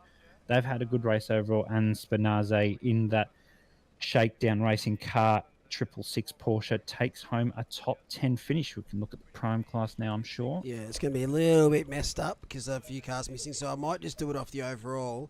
Yeah, car go for it. 700 is the Pro-Am winner. 42 and 716 were both pros, so 700, 400, 900. So it didn't affect it, the missing classes. So congratulations to those three teams. And in the AM class, I'm pretty sure it's car 2. There is one missing off there, but they wouldn't have been the lead car. And we've got 623 and 20 as well. So fabulous race. Fairly uneventful till the end there. They left it late. But I think the 5 seconds is fair. Congratulations to 89. They've picked up their 4th win of the season, with 191 picking up their first podium for the season and 818 picking up their 3rd or 4th. Thanks very much, Mitch and Alexis, for your fantastic work today, and all the other commentators. No worries. Leave you guys to do the post-race interviews. No worries at all. I will quickly just remind those that finished on the podium, 191, 818 and 89, which is still out there, thank you. We'll be doing a little interview soon with Natalie. I'm just going to bump this. We're off to Silverstone next, Nat. Oh, really? Yeah, we're not doing Zandvoort now. It's kind of been voted out. We had a sprint race there, and it's just a very difficult track to negotiate, especially for a longer race. So we've decided to head to Silverstone instead, which is one of the best tracks for endurance racing. So that's hence why I changed that question, if you might have seen it. I chatted on Discord. Yeah, you was just mentioning Maxi and Zandvoort. I can still do the same question. Same question will still work.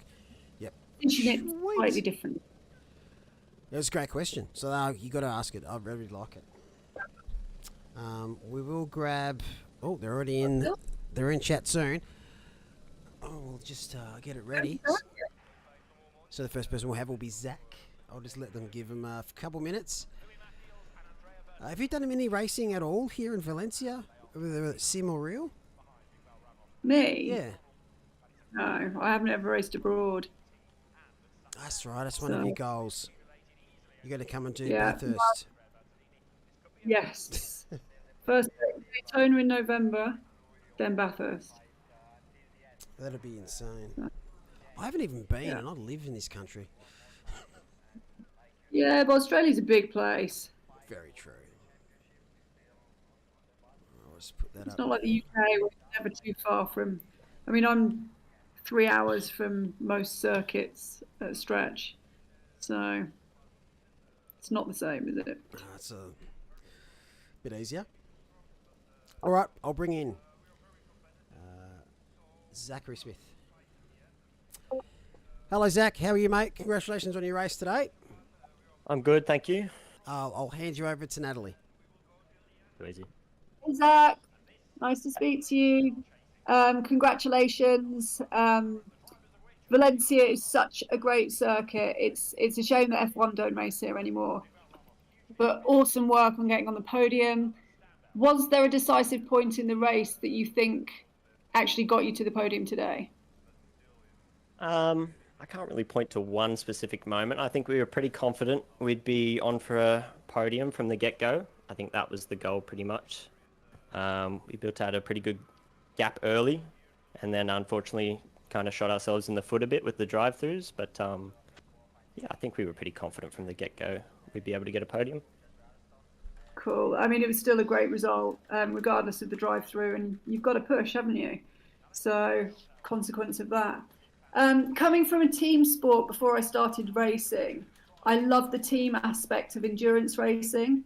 What attributes do you look for in potential teammates when either putting a team together or joining an existing one? I think the main thing is just having a group of people you like being around. Obviously, with an endurance race, it gets a bit boring at times. So having a group of people around you that can, keep you awake a bit, keep you laughing, keep a smile on your face. I think that's probably the most crucial thing. Great answer, and that's why I'm so looking forward to getting involved in this. Thanks We'd love so to much. see you out there. Yeah, well, it won't be long. It won't be long. Fingers crossed. But great to chat to you. Great to see you on the podium again, and I'll see you at the next round. Thanks, guys. Thanks, Billy. Thanks. All right. Next up, we have Jean-Pierre Sneakers, aka JP. G'day, JP. Congratulations today, mate. I'm just going to hand you straight over to Natalie. Thank you. Hey, JP. This was another great race for me to watch. I love all the effort that people put into their liveries too. You guys all look so good out there. IRL, a phrase I learned from the last race. I often watch other races and try and learn kind of like racecraft, lines, etc., and try and put that into practice in my own racing. Do you do the same thing when watching the rest of the race during the endurance races when you're not driving, or do you use the downtime to try and rest and recover and get ready for your next stint? Hi, Natalie. Thanks. Yeah, absolutely. You watch the faster guys I mean, there's so many talented people in OR that race in the endurance races. So you try and watch and learn and see. Maybe there's little tips and tricks that they do, different gearing or stuff like that. But yeah, you can. There's always something to learn, and especially when you race about or around such fast guys, it's important to try and learn as much as you can during these races. Cool. Well, that's definitely something that I'll be doing when I start racing too. So the next race is at Silverstone, a track that Max Verstappen does particularly well at. His dad was an F1 driver, and his mum raced karts at World Championship level, and was probably good enough to race an F1 had she wanted to. With sim racing, do you think skills are inherited from parents? You're all really skilled racers, and I'm interested to know what you think makes you so fast. Is it genes like in our IRL, or do you think sim racing is purely a learned skill? Well, I mean, I think most sim racers won't admit that they're actually fast. But I don't know if it might be inherited. My dad is a very good driver. My mum also drives a car. But I think there's a lot of natural talent, and of course, the top guys always put in hours and hours of practice. So I think it's a little bit of both, but you do certainly need a little bit of a talent and a natural feel for how the car handles and what works, what doesn't work. So yeah, a mix of both, I would say. Cool. Well, hopefully some of my, if I've got any racing skill, will come into practice when I start sim racing too. So great to chat to you today, JP, and hopefully see you at Silverstone. Yep, thank you very much. Have a good evening. Thanks, JP. Cool. All right, next up we have race winner Philippa Bakita. G'day, Pip. Congratulations on the win today. I'm going to hand you straight over to Natalie. Hey, Pip. Making a bit of a regular occurrence of this, aren't we? A little bit. Congratulations again on your win. Really exciting towards the end of the race again. When did you know that you got this in the bag? I know it's never really over until the checkered flag has fallen, as the last race was proof of that. But there must have been a point in the race when you started to believe that you could win this. Can I answer that really snarky, or should I answer that like a normal human being? However you want to answer it. Lap 1, turn 1? I don't know. We didn't really get to do a lot of practice, so we just didn't we had some other series and stuff going on, and I've actually had a bunch of back pain this week, so I haven't had heaps of time to practice. But I mean, we just sort of got in, started driving, and sort of, I don't know, about halfway through the first stint, we're like, pretty big gap already, and then it just sort of kept getting bigger. Yes. Well, all things considered, you did a brilliant job. Hope your back pain eases off. Probably sitting in the sim for 10 hours isn't that good either. Had to stop my last stint early because it was getting pretty bad. Well, hopefully you'll be better rested for Silverstone. For me, one of the best things about sport is the community that surrounds it and the friends you make through it. Outside of the racing on track, what's your favourite part of sim racing?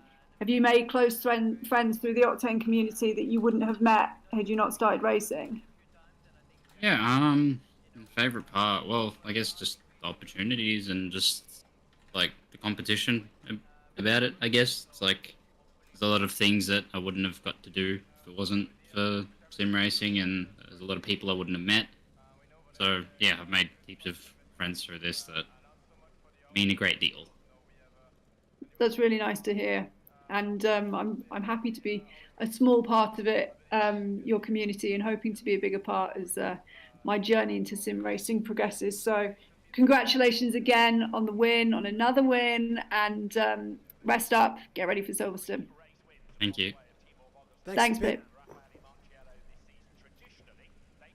Sweet. Thank you very much, Natalie. Great as always. Pleasure to have you around, and I hope you have a decent event when you head off to Brands Hatch. Thank you. Look forward to seeing you next time. No worries at all, Nat. Thank you very much. See you later. Thanks, chat. Thanks, everyone, for a great day today. It's been a race. It's been an interesting race. Valencia out of 10. I don't know what you give it. All depends what you wanted to get out of the event, but it was still stellar to do. And the next event will be next month as we head to Silverstone for the 6 hour. So keep an eye out on that. There's a few little changes for that event. In the meantime, if you're in the GT3 Cup, qualification is open. So make sure you get in, get some laps done, see if you can qualify for that amazing series. If you haven't signed up yet, still plenty of time to do so. And in the meantime, take care, and we'll see you for the next round of sprints, rookies, and everything else. Take care, and see you later.